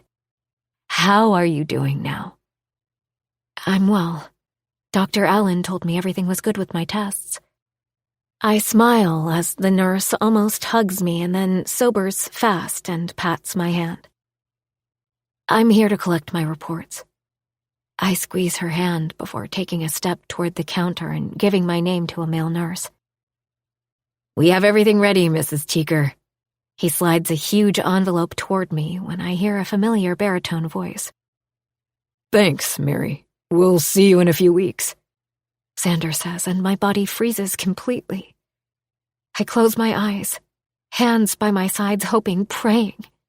Not like this. God, please, no, not like this. But, as if God is carrying a personal vendetta toward me, Mary says to Xander behind me, Of course, Mr. Teaker. Oh, I would like you to meet another Mrs. Teaker. I slowly turn around, trying to put a smile on my face and explain to the excited nurse. Xander is Zane's older brother. Oh, that's so wonderful. I can see the facial similarities now. Mary clutches her hand close to her chest. Hi, Xander. Hi, Rose. I give them both a tiny wave. V, what are you doing here alone? Xander arches a brow as always. His hand is firmly settled on Rose's shoulder. Zane just went out to take a call. I reply quickly. We came here for some follow-up tests. And everything's good? Rose tilts her head to the side, frown lines forming between her eyebrows. Yeah, all's good. When their faces relax, I take a step toward the exit, hoping they'll follow and we can get out of here before our truth, our lie, comes out to Zane's family. Are you also leaving? Yeah, we came here for Rose's OB appointment. My heart squeezes at the unrestrained smile on Xander's face. For a fleeting second, I feel a pang of jealousy for Rose, but the thought evaporates the same instant. They should have all the happiness. Unlike Zane and me, they're not lying to everyone. Mrs. Teaker, Mary calls out, and both Rose and I stop in our tracks. I slowly turn around, and so does Rose. There's a young lady standing beside Mary with a baby strapped to her chest in a Mai Tai carrier. The kind-hearted nurse looks at me and says, I wanted you to meet my daughter. She's the one who took the photograph you and your husband purchased during the Carnival. My legs go weak. And I feel an onset of dizziness as Mary continues in a proud voice, unaware of the turmoil her words will create in my life. Her affectionate gaze flies to Xander. Your brother was so adamant that his wife picked the best photograph for their home. You mean at the carnival this fall? Xander asks carefully. His brows furrow as he glances at me when Mary nods. I swallow deep, and it takes my astute brother-in-law 1 second to realize what's going on. So, my brother introduced you to his wife there? Xander's voice is filled with suspicion. No, I first met Mr. and Mrs. Teeger here at the hospital when Mrs. Teeger took a fall. When I don't return Mary's smile, she looks between us and then to her daughter. Did I say something wrong? No, not at all. Vienna and Zane kept their love a secret until very late. There's a smile on Xander's face, but his sharp, angry gaze isn't fooling me. So whenever someone shares anything about their courtship period, we get excited. It was really nice to meet you both. He gives a nod to Mary and her daughter. I think I should take both of these ladies home. They need some rest. With a fake smile on my face, I take shaky steps toward the exit. Xander and Rose don't say anything, but there's no missing the sound of heavy breaths. I don't even want to know if it's mine or Xander's. Xander, not here, Vienna. My head jerks to him when he snaps at me. This isn't a tone I've heard from him, not even when I first barged into their Friday night dinner. Rose's steps falter, confirming that this isn't her husband's usual style, but Xander has a firm grip on her hand. We've just arrived in the parking lot when Zane appears. His phone is still in his hand as if he just finished his call. Xander, what are you doing here? We had an appointment with Rose's OB. Immediately, Zane's attention turns toward his sister-in-law. He leans closer to her and frowns. You aren't feeling well? Right in this moment, I see the true face of my husband. In his concern for Rose, he has forgotten everything else. This is Zane. Did I misinterpret his concern for something else? No, that can't be it. We slept together, for God's sake. He shared his fears with me and let me see the fragile side of him. It can't just be concern. Then why is he letting me go? I'm good, Xander. Just wanted to ask a few questions. You know your brother, he worries about all of us. Rose's words make my breath hitch. As if that's the cue Xander has been waiting for, he says to Zane. I had a funny conversation with Mary. She seems to be confused about your wedding date. Then I wondered if it's her or us who have it wrong. When did you get married, bro? The bite behind Xander's honey-coated words slices through my heart. But when I look at Zane, I die 1,000 deaths. His hazel eyes almost look like he's in pain. What have I done? I made this man deceive his family. If I'd have known the Teegers before, I never would have gone through with this charade. I can't even imagine how painful it'll be for everyone. Soreness develops in the back of my throat. I feel like time has slowed down as Zane's gaze meets mine. His face blurs as tears brim in my eyes and I clench my fist, determined not to let them spill. It's not important when we got married. You just need to know Vienna and I are getting a divorce. Chapter 33. Zane. What the fuck is going on? Zach wastes no time showing how much he hates being summoned into Beast's study on a sunny winter afternoon. Everyone's here now. Beast gets up from the leather couch and waves toward me and Lucas. Tell us what happened, Xander, he says to my brother, who still has that irritated look on his face, lips pinched together, brows furrowed. Once I told them about the imminent divorce, Rose and Xander went into shock. For the next few moments, all I could hear were Rose's gasps and Xander's loud breathing. I was about to take my sister-in-law back into the hospital when she couldn't stop trembling, but Xander curled her into him, and as always, did something magical when he pressed his hands lightly on her shoulders. Rose calmed and went limp in his arms. Vienna's tears spilled down her cheeks as if she wasn't prepared for us to share our news. Confirming my suspicion, she called Ivy to pick her up and left the hospital with her friend. I had thought we would at least say a proper goodbye, maybe even share a kiss and a hug. But my wife couldn't wait to leave me. Sometime in between, Xander arranged this intervention. He forced me to get into his car, and because of Rose, I couldn't risk him blowing his top. She already had one near panic attack because of me today. I couldn't risk another. Xander drove us to Beast's house in St. Peppers, and on the way, called Zach and Lucas. Once Rose was comfortable with Sophia, we gathered in his office, where I'm fucking waiting for a grilling session. Being the youngest sucks sometimes. Zane and Vienna are getting divorced. Xander doesn't beat around the bush. What the fuck? Zach's curse is followed by Beast's nonsense. You aren't surprised? Xander's gaze bores into Lucas, who has been mostly silent this afternoon. You knew this was going to happen.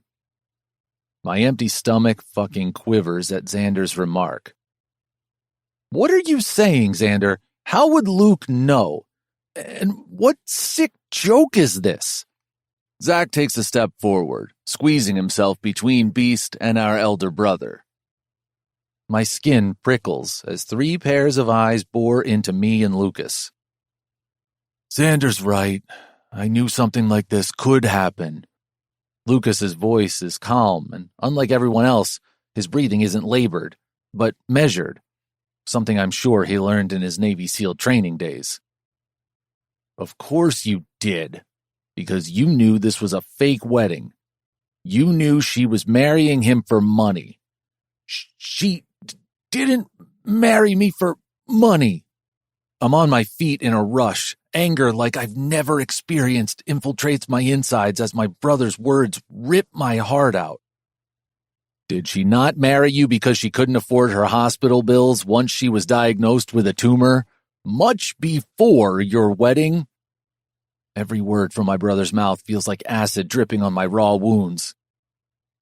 Vienna was diagnosed during your honeymoon, wasn't she? Zach asks carefully, slowly realizing what's going on. She was diagnosed before we got married. My heart pounds even today as I tell my brothers how I found Vienna lying unconscious on the street. The hospital assumed I was her husband, and the lies continued. She couldn't afford the surgery, MRIs, and everything else. Why didn't you offer her a loan or pay her bills? Beast asked, his arms crossed over his chest as he listens carefully. You didn't have to marry her. She's got no one. Fucking no one. It's bad enough that she has to go through all this, but I couldn't let her suffer alone. Why? Beast's one word and questioning stare sends a shiver down my spine. Why what? I ask carefully. What's it to you? She's a barista who makes coffee for you and you happen to take her to the hospital, but there wasn't anything else between you. Or You like her.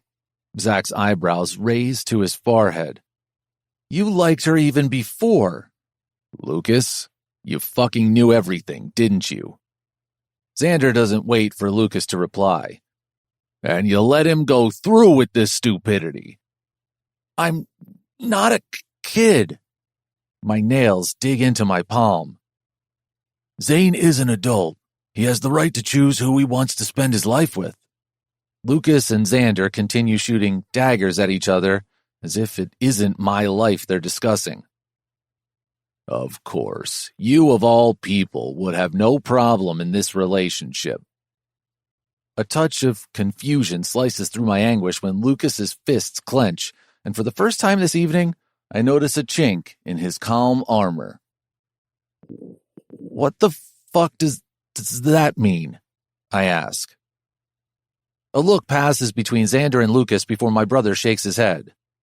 Nothing. He then turns to face me. So, you like her?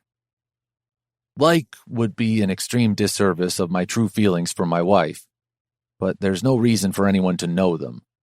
Not even my brothers. I don't want to talk about it. You just need to know that we're getting a divorce. That's how it was planned. Xander doesn't let it go. And we're to take your word for it, especially knowing how you feel about her. But his words feel as if someone is pushing a dagger into my heart or skinning me alive. Yes, you fucking are. This is my life, and I can choose to marry and divorce whoever I fucking want, even if I like them or love them. I storm out of Beast's office, but not before hearing Zach groan. Fucking hell. Once outside, I realize my car is still at the hospital. God damn it. I turn around. In the doorway of Beast's office stands Xander as he grips Lucas's collar. Any other day I'd intervene and try to calm everyone down, but today I don't have the courage or the patience. I knew my marriage with Vienna had an end date, yet I wasn't able to prepare myself for today. Her soft smiles, gentle touch, burning passion, and the sensual feel of her around me, everything felt so real. It was fucking impossible to even imagine how life could be without her. I jerk my head toward Lucas, who shakes out of my brother's grip. Can you drop me at the hospital? My car's still there. He nods and slips out without saying a word. It's been a few minutes since Lucas parked his car next to my Bugatti, but I can't step out. How are you? He asks gently, both of us looking to the parked cars before us.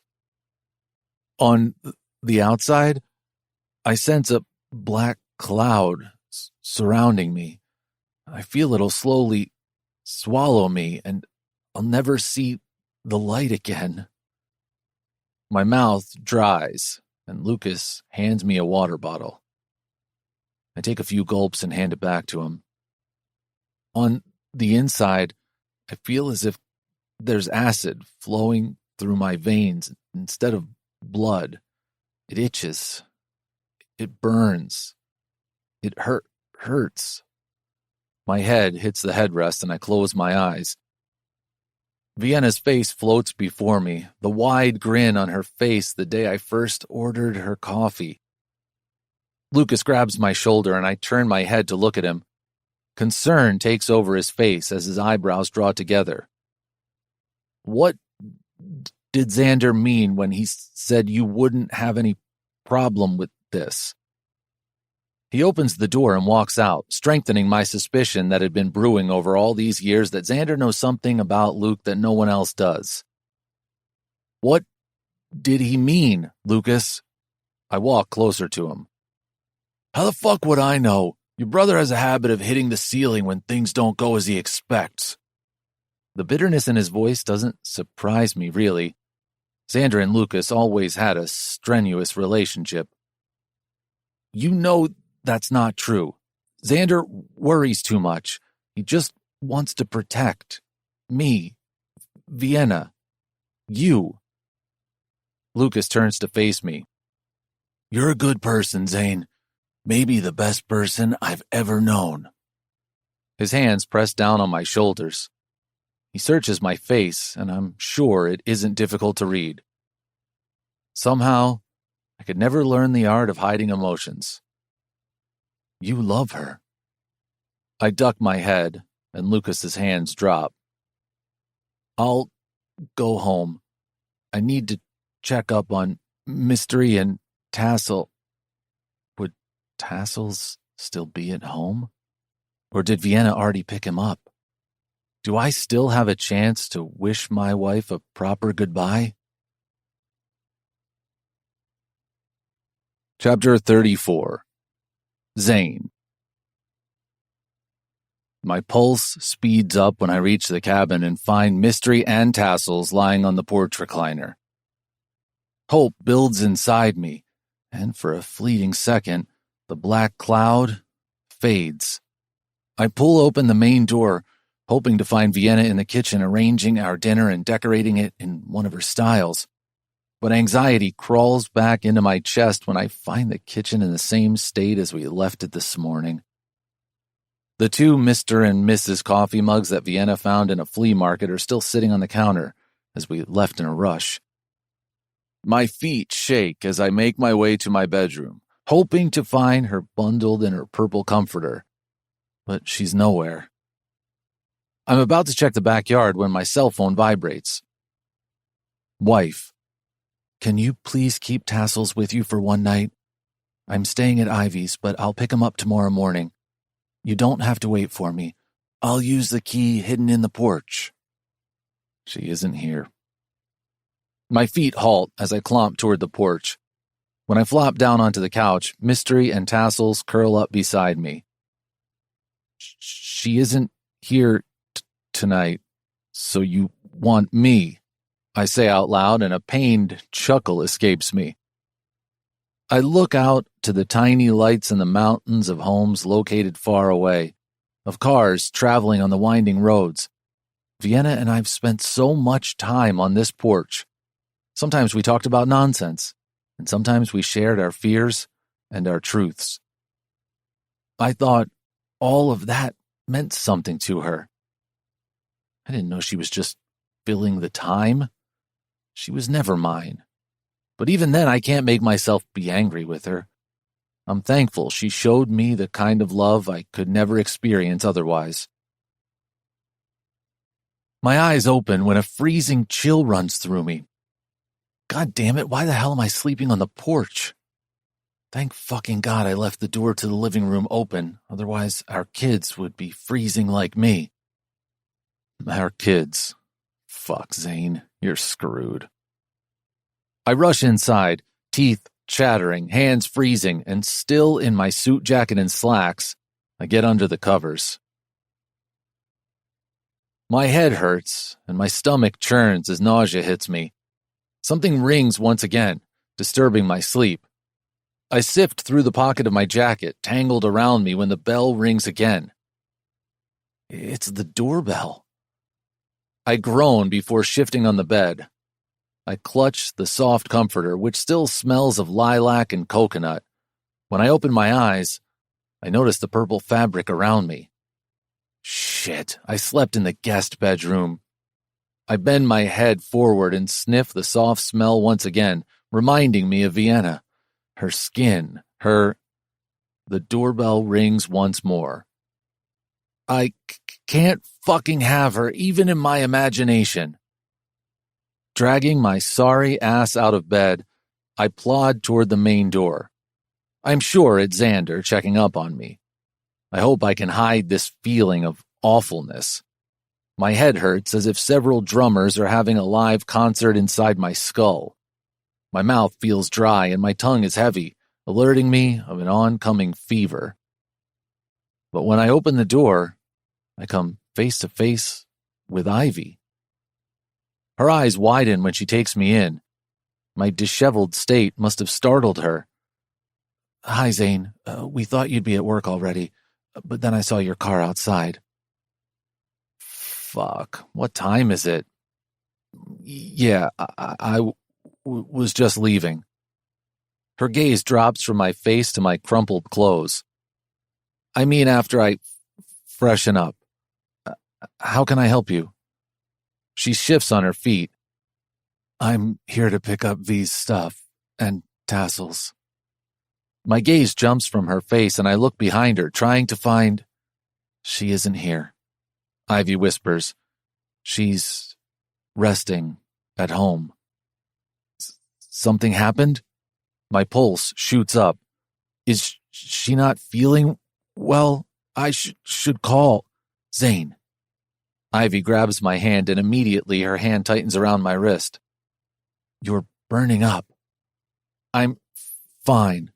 I pull away from her touch. Is Vienna? She's okay, Zane. She just thought it'd be better if I grab her things alone. I wait for Ivy to explain more because I don't fucking understand how this is better. Of course, she doesn't say anything. Her stuff is in the guest room.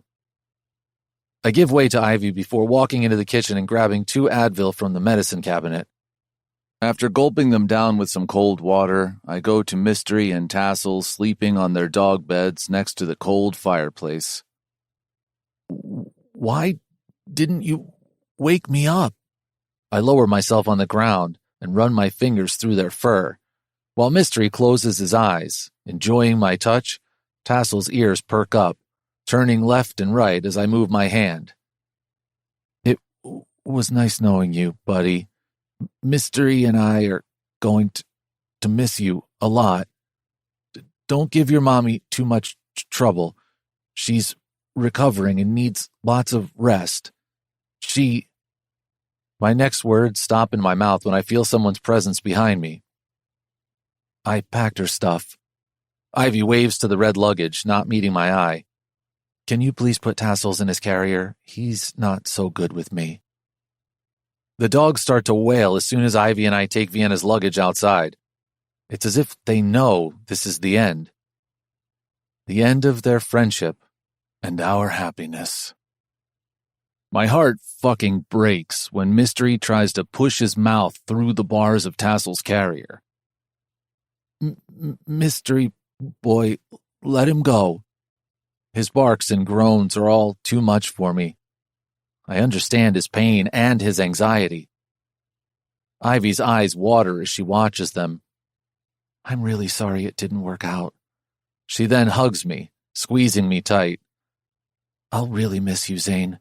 There isn't a better guy for V than you. A few seconds later, she walks away from my home, holding the luggage in one hand and Tassel's carrier in the other, leaving me alone once again. Chapter 35. Vienna. 30 minutes before. He's home, I whisper as Ivy parks outside Zane's cabin. My surprised gaze lands on his Bugatti. Even though he's the boss, Zane is one of those people who hate being late to work and wouldn't mind being the first person to show up. What do you want to do? Ivy turns to face me as I stare out at the house that has felt more like home than any other place ever has. I've laughed, cried, dreamed, and fallen in love with this place. How many sunsets and sunrises have I watched while sitting on the porch with Zane, our kids around us? V? Ivy lightly shakes me. Do you want to go in and maybe talk to him? I shake my head. I don't want to talk. I want to hear. I don't want to go. I want him to come. I can't face him, Ivy. It's his turn now. Can you please get my things and Tassels? Ivy nods and steps out of the car. Now. Once we're several miles away from Zane's home, I gather the courage to ask, how did it go? Ivy's gaze shifts from the road to me for a beat before she replies, It was awful, V. Zane was burning with fever. His dog was wailing. Tassels was barking. It was horrible. It was the saddest farewell I've ever been to. My throat chokes and silent tears run down my cheeks just imagining all that. Tassels is still whining in the back seat as if asking why the hell I took him away from his brother. Are you sure this was the right thing to do? Ivy asks carefully, and my head spins. I don't know. Maybe not, but this was how it was planned. I run my clammy palms over my jeans. Zane and I lied to everyone because of me. If we decide to tell them the truth, it has to come from him. Something like hope crawls up my twisted, scared heart. Otherwise, all my life I'll worry that he's with me not out of love, but pity. Like it's not something he wants, but he thinks I do. The ache in my chest returns, piercing through my heart. It's been 2 weeks since I've moved to Ivy's family's holiday home in the hills of Cherrywood. I look out at the clear sky. A small fire burns in the fire pit, and Tassels is curled up on my lap. But as usual, I can't help feeling incomplete. I can't stop wishing that Zane will walk out of the main door holding 2 cups of coffee, followed by mystery. I rest my head against the throw pillow and look up to the stars. I don't know if it's my imagination or if the stars really form a clover shape, reminding me of Mom's necklace. Is Zane still wearing it? I'm lost in my thoughts when the alarm on my phone dings, alerting me of someone's arrival. I sit upright when a car stops in the carport. The car's interior light turns on when the front door is open. My heart thrashes when Xander and Zach step out. My gaze stays glued to the car, hoping that the back door will open. But with every passing second of them walking closer to me, that hope dies. Tassels barks and jumps out of my lap, recognizing them. He doesn't know we're no longer a part of their family. Hey, boy. Zach bends down and ruffles his fur before pulling a bone-shaped dog toy from his pocket. I can't hold back my smile. If there's anyone who would have a dog toy in their black formal jacket, it's definitely Zach Teager. How are you? Xander takes a step onto the small front porch, his careful gaze never leaving my face. I'm okay. What are they doing here? I heard you missed your last appointment with Dr. Allen. My breath hitches at his remark. I didn't have the courage to go to the hospital alone without Zane. How did you... The hospital called Zane. Xander's flat voice somehow irritates me. I'm so sorry. I'll inform them that in the future they should only contact me and not Zane. His name feels like a drop of sweetness in my parched mouth. I've imagined him, but his name hasn't touched my lips since I left his cabin. Zane hasn't filed for a divorce, V. You're still covered by his insurance. My gaze drops at Zach's remark. His tone is understanding, but it hurts to know what they think of me. It wasn't about the money. Am I talking about the appointment or telling them about everything else? I didn't say it was. Zach peers at me, and there isn't any accusation in his eyes. Even Xander seems more calm tonight. I'm sorry that I lied. Embarrassment and shame hit me hard. My cheeks burn, and even the cold air doesn't help my hot face. So, everything was a lie? Xander asks, and the 2 brothers, now sitting on the rattan chairs across from me, focus on my face. My heart stings, and the pain I'm trying to avoid comes back in full flow. What are you asking? Zane told you why we got married. Yes, but we want to know what happened after that. Was everything else a lie too? Or were we all delusional to think you 2 were head over heels for each other? Xander leans back. I stammer. If lies continue for a long time, they start feeling real. Don't hide the truth for too long, V.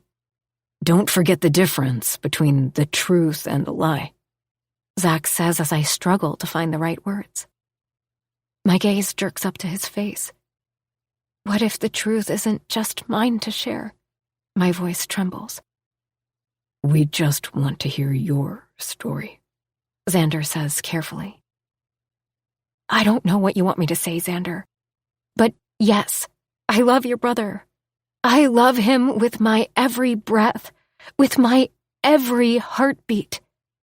I love him more than I've ever loved anyone in a long, long time. A wide smile pulls on their lips, but I can't imitate it. What's the problem then? He too, Xander says, but I interrupt him. His feelings are not for you to express, Xander. Zach's eyebrows furrow. He's our brother, V. We know he wants you. He leans forward. It's a rare occasion to see the serious side of his personality. You'd be surprised by how much we don't know about the people closest to us, I whisper. But Zach doesn't believe me. Zane is like an open book to us. My teeth dig into my bottom lip. A fluttering develops in my stomach as I look between the two men. Xander's sharp gaze focuses on me. What is it you think you know about Zane and we don't? I take a deep breath, knowing that I have to do this not for anyone else but Zane. He blames himself for what happened to you with your mother. Xander blinks rapidly. Your father and with the man. We got it. Zach jumps out of his seat. You know all about our fucked up childhood. His head shakes as he paces back and forth. I jerk at hearing Zach's furious voice for the first time. I don't know anything, Zach. What I know is that whatever happened, Zane blames himself for it. What the fuck does that even mean? Irritation drips from Zach's every word.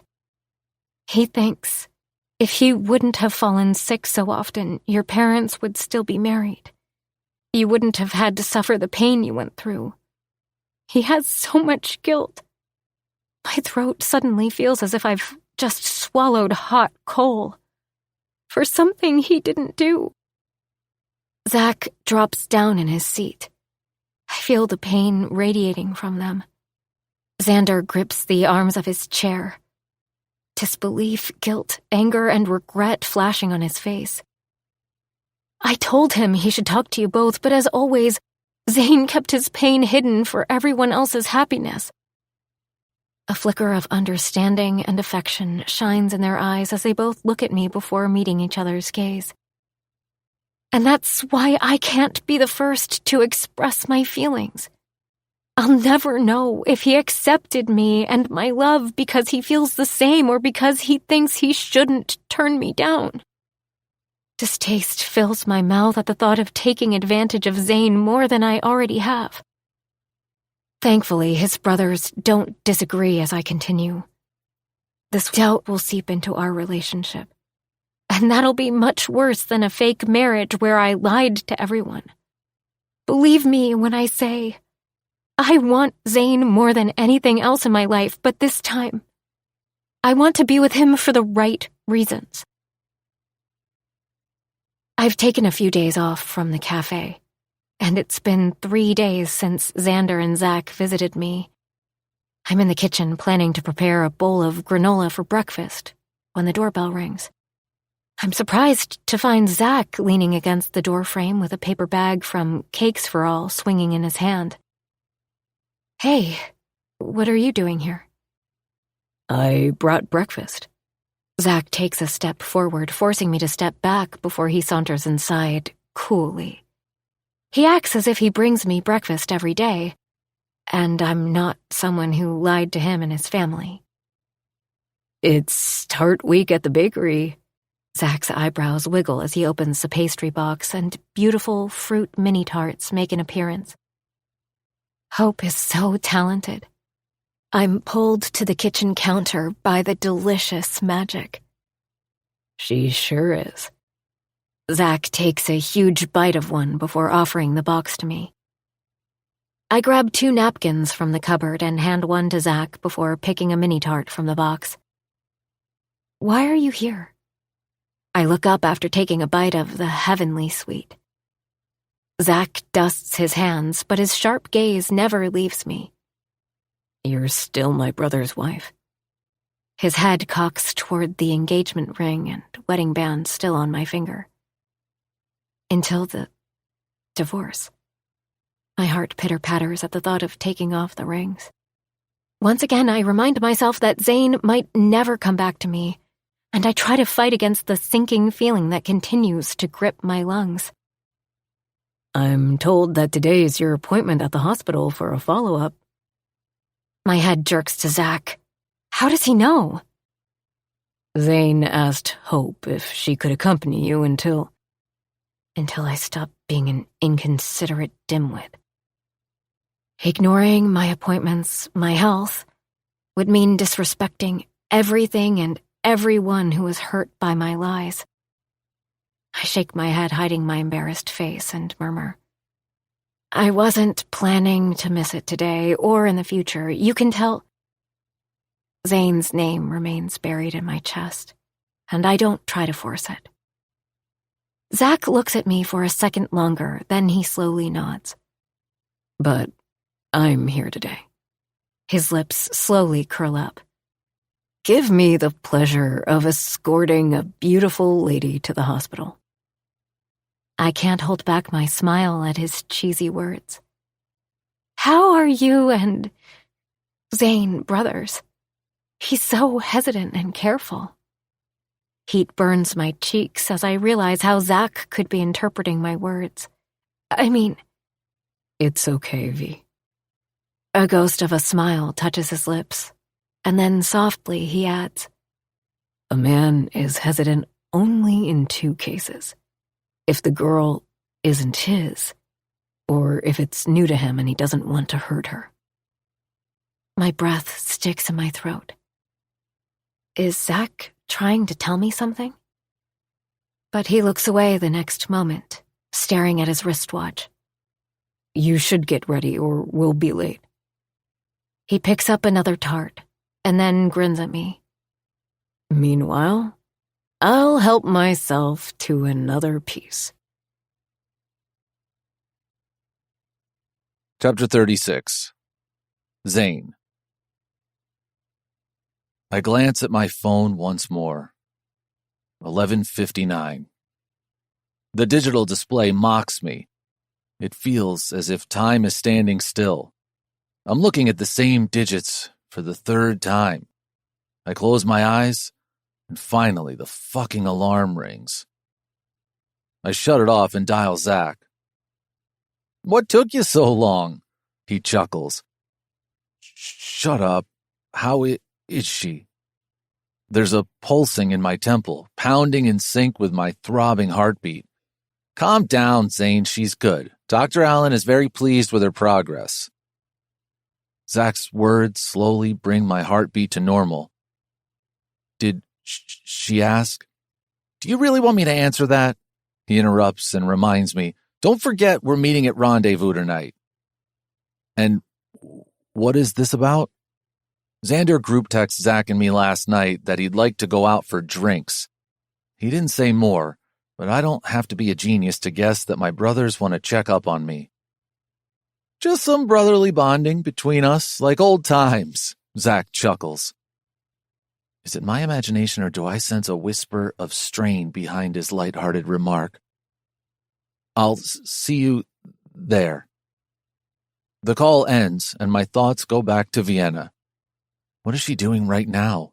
Usually when we got back from the hospital, I'd make her some coffee and light a fire so she could relax on the porch. We saw Vienna, Xander says after we settle in the bar with our drinks. Whiskey for him and me, and a beer for Zach. My hand shakes where it's wrapped around the faceted glass. You ran into her somewhere? My eldest brother slowly shakes his head. his eyes never leaving me. No, we went to see her. Where? I couldn't hold back the word from slipping out of my mouth. My brothers throw me curious glances. I was driving in front of her street, and the lights of her place were off. I looked straight ahead to the man who just walked to the other side of the bar wearing a leather jacket with a helmet resting on his side. Anything to avoid my brother's gazes. We talked to her friend Ivy, Zach replies after a moment's silence. Of course they did. That would have been more sensible than driving back and forth down her street in the night like a stalker. She said something to us. Xander leans forward. My pulse skids at the flicker of emotion on his face that has haunted him all of our childhood. My palms turn sweaty. What did she say? I couldn't believe what I was hearing, but at the same time I knew it was true. I was just too proud to accept that I was failing my brothers again. My muscles lock up at the sound of sheer agony in Xander's voice. I wait for the feeling of betrayal to hit, knowing Vienna shared my bitter truth to my brothers, but it never comes. All my life, I've lived with a guilt that I didn't do enough for you both. I was the eldest, and it was my responsibility to protect you from any harm. Xander clenches his jaw, and he shakes his head repeatedly. You were a kid. My muscles stiffen into concrete. I hate to see my brother carrying so much guilt for something that wasn't his fault. And you, a baby. We didn't choose to be born, Zane. They chose to give birth to us. Zach squeezes my shoulder before grabbing his beer. I don't think they wanted me, I whisper. Then they shouldn't have fucked that night. Zach slams the bottle onto the counter, and I'm surprised it didn't shatter. Life isn't about what we want, but what we make of things handed to us. Who the fuck in this world knows this better than us? We need you, Zane. Xander says softly, barely audible over the soft hum of the country music playing in the bar. Isn't this enough? Is their rejection more important than our love? My heart climbs into my throat. I glance at him as he stares at his whiskey glass. The anguish on my brother's faces comes down like a heavy downpour, and I want to take away all the shame, all the embarrassment, and free me. I never thought about it this way. I always believed I somehow ruined the family picture. My head dips low, and I swallow the fake pride and confidence I usually carry. Fuck, Zane, are you seriously trying to make us feel pathetic? What family picture are you talking about? The one that includes a fucked up sex addict like me or a nutcase like Xander who couldn't trust the most innocent girl in the world just because she bears our mother's fucking name? The muscles in Zach's jaw clench as his fist hits the counter. Have you ever thought that maybe it's because of you and your kind and forgiving heart that we survived that hell and came out better? My insides quiver as my brothers try to make me believe something I've never thought about. We are all flawed, Zane, and that has nothing to do with us. Xander says, it's our parents who raised us to be insecure with ourselves and the people around us. But trust is a beautiful thing. I see it every day in my wife's eyes, who had been abandoned for so long. I see it in my son's smile, who thought he'd never have a happy family. Trust in us, our love, and our words. We need you. Xander smiles. I let my brother's every word sink in. It feels like a new reality. It's hard to accept, but I want to so badly. I heard my favorite men were back. A thin shadow appears to my right, and I slowly look up. Colorful tattoos cover an arm. And when she moves to pick up a glass, my eyes zoom in on the green clover. The golden pendant against my neck suddenly feels heavy. I look up to see the bartender who read me my horoscope not so many months back. The tense air surrounding us calms at her arrival. "What the heck, woman?" Zach chuckles and looks around. "You never leave this place? Or are we visiting this bar too often?" "Did you meet someone special that day?" she asks, and I'm surprised she remembers it. I nod. I did, and I ended up marrying her. I feel much lighter than the past few days. I don't know why, but now there's a shining ray of hope in my chest that I can fix things between Vienna and me. She grins. "I think I've been sent to be a fairy godmother to you guys." "Fairy godmother? Don't tell me you just freaking said that." Zach's eyebrows shoot up before he throws his head forward. "You just ruined my super cool reputation with those 2 words. Xander's driver stops the car outside my cabin. He picked us up from the bar, and we dropped Zach off in St. Pepper's first and then drove to Cherrywood. "You're okay?" Xander asks as I step out. "I am. I'll take a while to believe that I'm enough, but I'm going to try." My brother's lips twist into a weak smile, and he pats my hand as it rests on the doorframe. "We're here, Zane." Once the car leaves, I step onto the porch. Mystery jerks his head up, and when he sees me alone, he goes back to ignoring me. If he could speak, I'm sure he'd be accusing me of not stopping Vienna from leaving us. "Still angry, huh?" I flop down next to him and grab a water bottle from the table. He releases a small whine and looks the other way. "I miss her too," I whisper, running my fingers through his fur. "Both of them. But I first need to find myself and learn to love myself before I can convince her of my love for her." My wolf dog grabs my hand with his paw and rests his head over it. I take that action as a sign that he understands what I have to do. Every evening for the last week, I've written in a gratitude journal that magically appeared on my porch one day. I don't ask my brothers if it was them because there's a hope inside me that it was from my wife.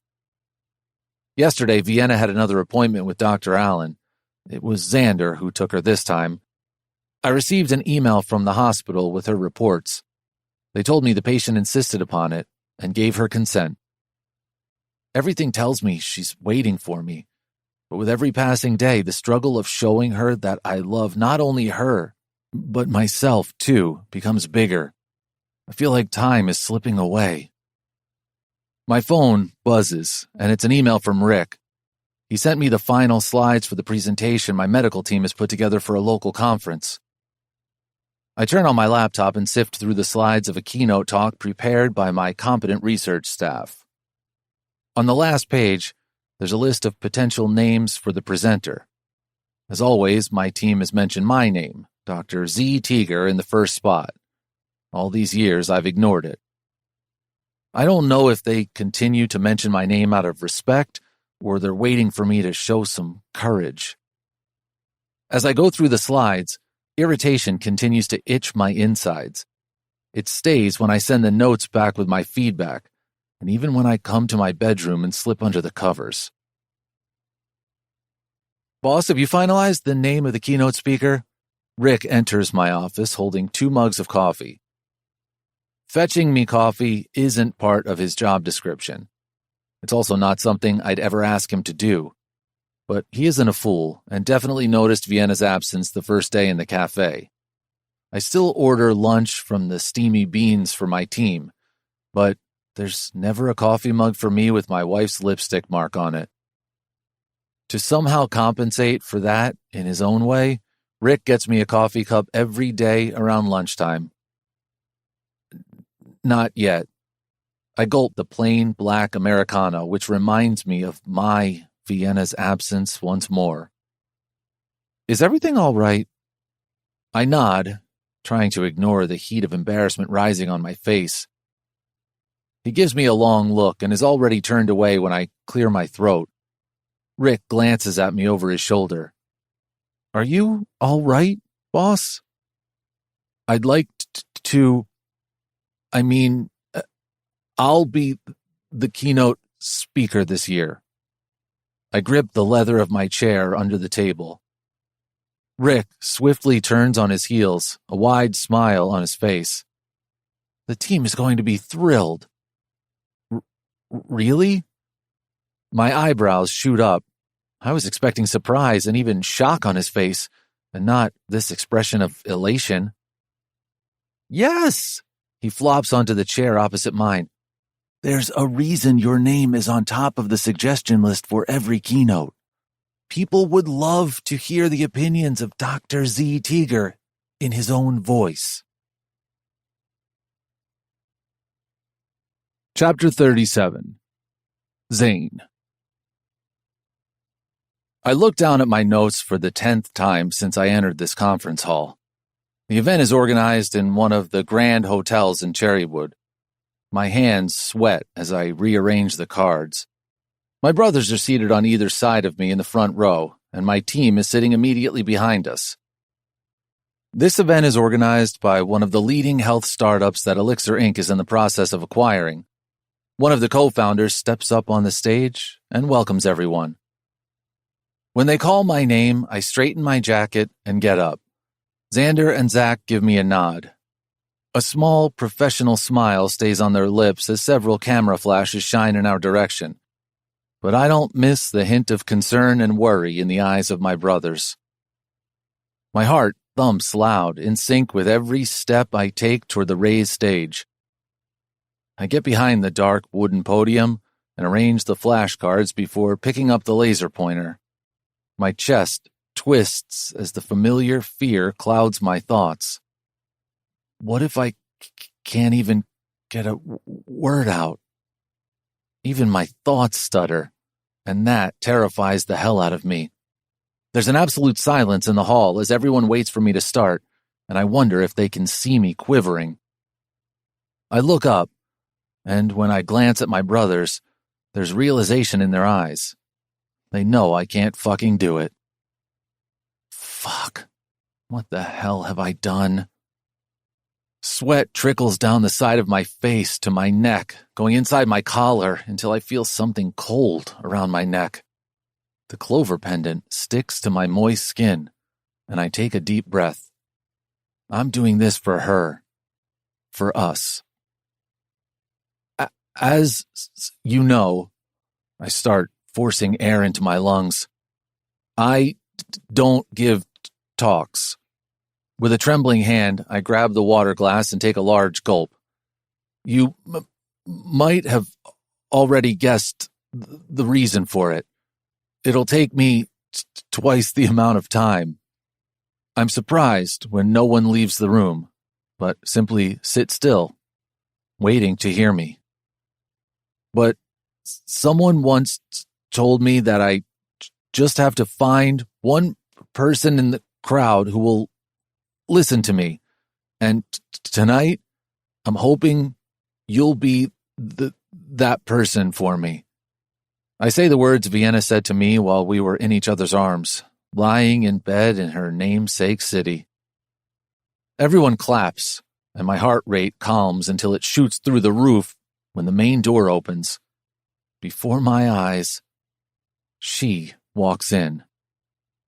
Vienna, dressed in a purple pullover with a black scarf around her neck, head ducked as if trying to hide herself before she perches on an empty seat in the back. I can't freaking believe my eyes. I haven't seen her since the day at the hospital, and she looks more beautiful than any of my fantasies over the past weeks. Her hair looks fuller, tied in a ponytail. She's no longer covering it with a cap. She looks around at the room filled with hundreds of people before her gaze settles on me, and she smiles. And I know I've found that person for whom my stuttering words mean everything. I start the talk, and my gaze never leaves my wife's proud face for the next hour. She holds on to my every word, sitting patiently until I thank everyone and step down. Around the sounds of thundering claps, Vienna rushes toward me and takes me by surprise when she throws her arms around me. Everything stills. All the noises die except for the thumping of my heart and her loud pulse, which I feel against my skin. I crush her to me in front of a room full of people, and for the first time in my life, I'm not bothered by anyone staring at me. All I can focus on is the girl in my arms. And that's a proud wife, Zach comments loudly, and a few people chuckle. The claps don't die down, and I whisper in her ear, "Thank you so much." I thank her for being here today. I thank her for pushing me over the tall, soaring cliff of my fears. I thank her for showing me that I'm relevant.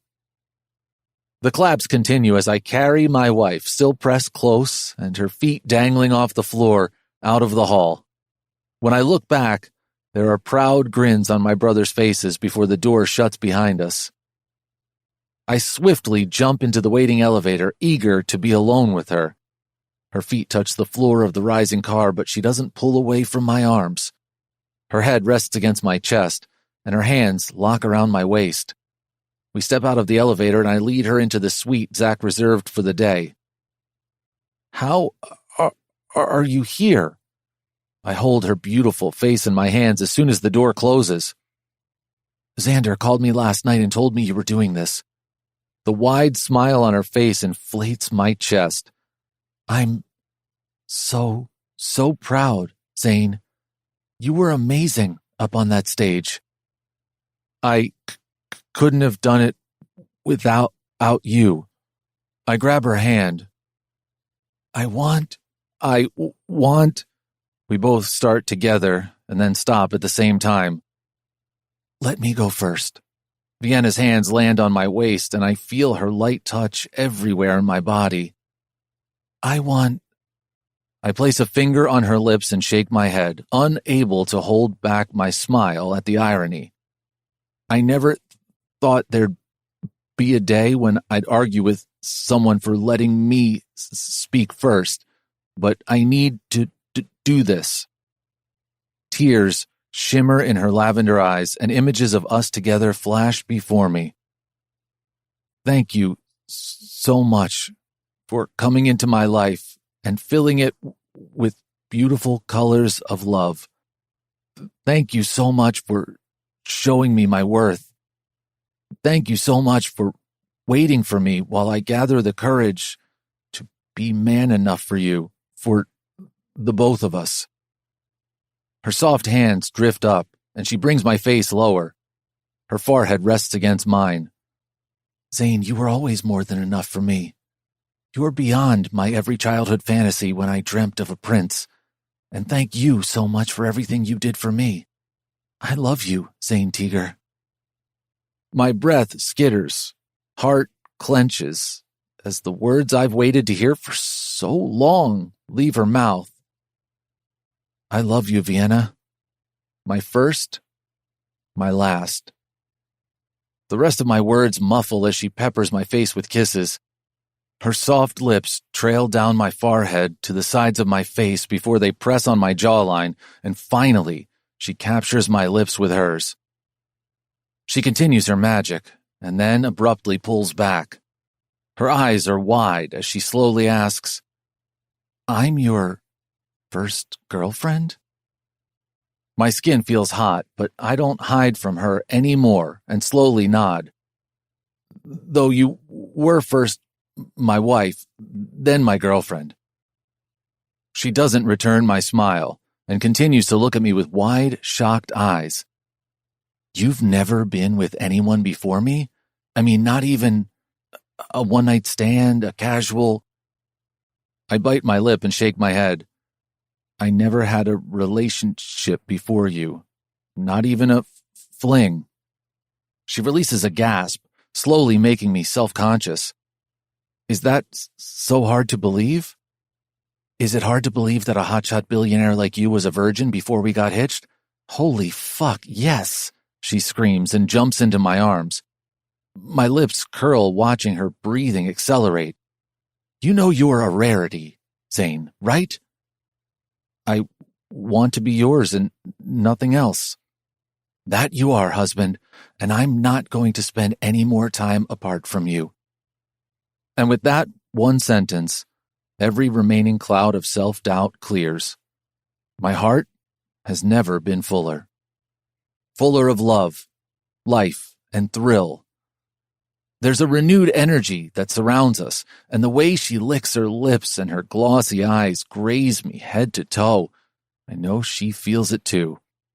There's no hesitation today when my hand trails up her body. From her waist to her arms, skimming over her breast, making her breath hitch, and settling over her soft shoulder exposed by her pleasing off-shoulder pullover. My fingers run back and forth over her cheeks as I hold her face in my hands.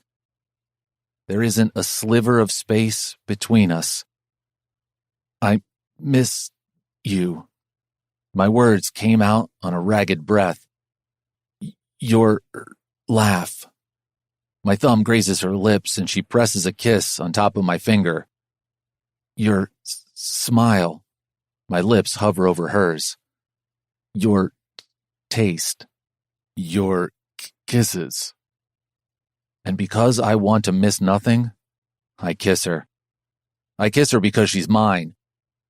I kiss her because I'm hers. I kiss her because I want to be joined to her in the most basic way.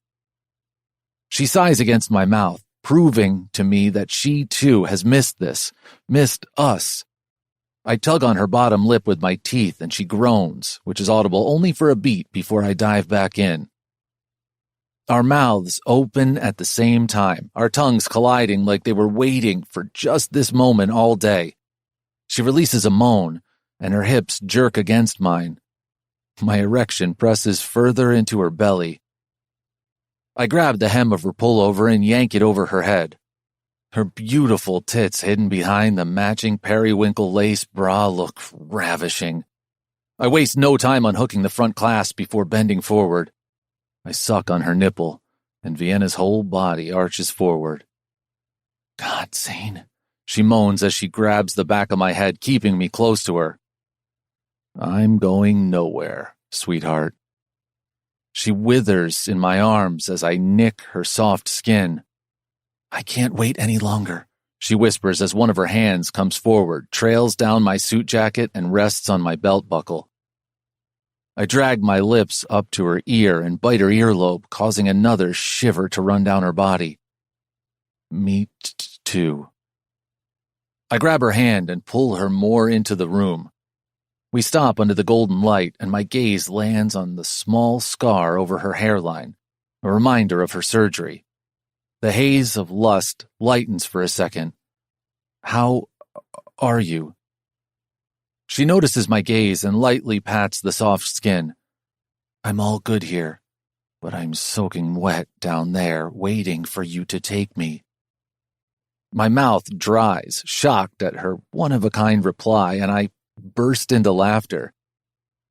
I don't even know why I'm surprised you fucking said that. She bites her bottom lip and looks up at me. You make me say all the crazy things, Zane Teager. I pull her closer and remove her hanging bra, which leaves her topless. Why the fuck are you blaming me for your dirty mouth? I run my fingers over her pointed nipples. God, how I've missed this.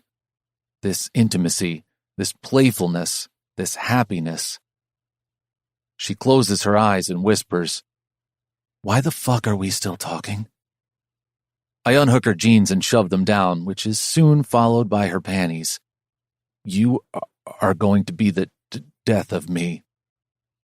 After removing her shoes and clothes, I place my naked wife on the bed and flip her over. At the speed of light, I get out of my clothes, glide on a condom, and climb over her. I cover her body with mine, my chest flush against her back. I grab her hands and move them above her head. Don't forget, wife, you begged me to take you. God, Zane, I'm loving this dominant side. Fuck me. Shit, I curse. But God, could she get any hotter? I grab her wrist in one hand and with the other guide my stiff as a rod cock into her. I'm slow in the beginning, but when I realize she's really soaking wet, I thrust into her with a groan. She cries out my name. Fuck, Zane, you feel so good. That should have been my line. I bite her earlobe before tugging her head to the side and taking her lips in a sloppy kiss. I jerk my hips forward, and she pushes backward in sync with my movements. Around my lips, she continues to mumble my name. I thrust inside her.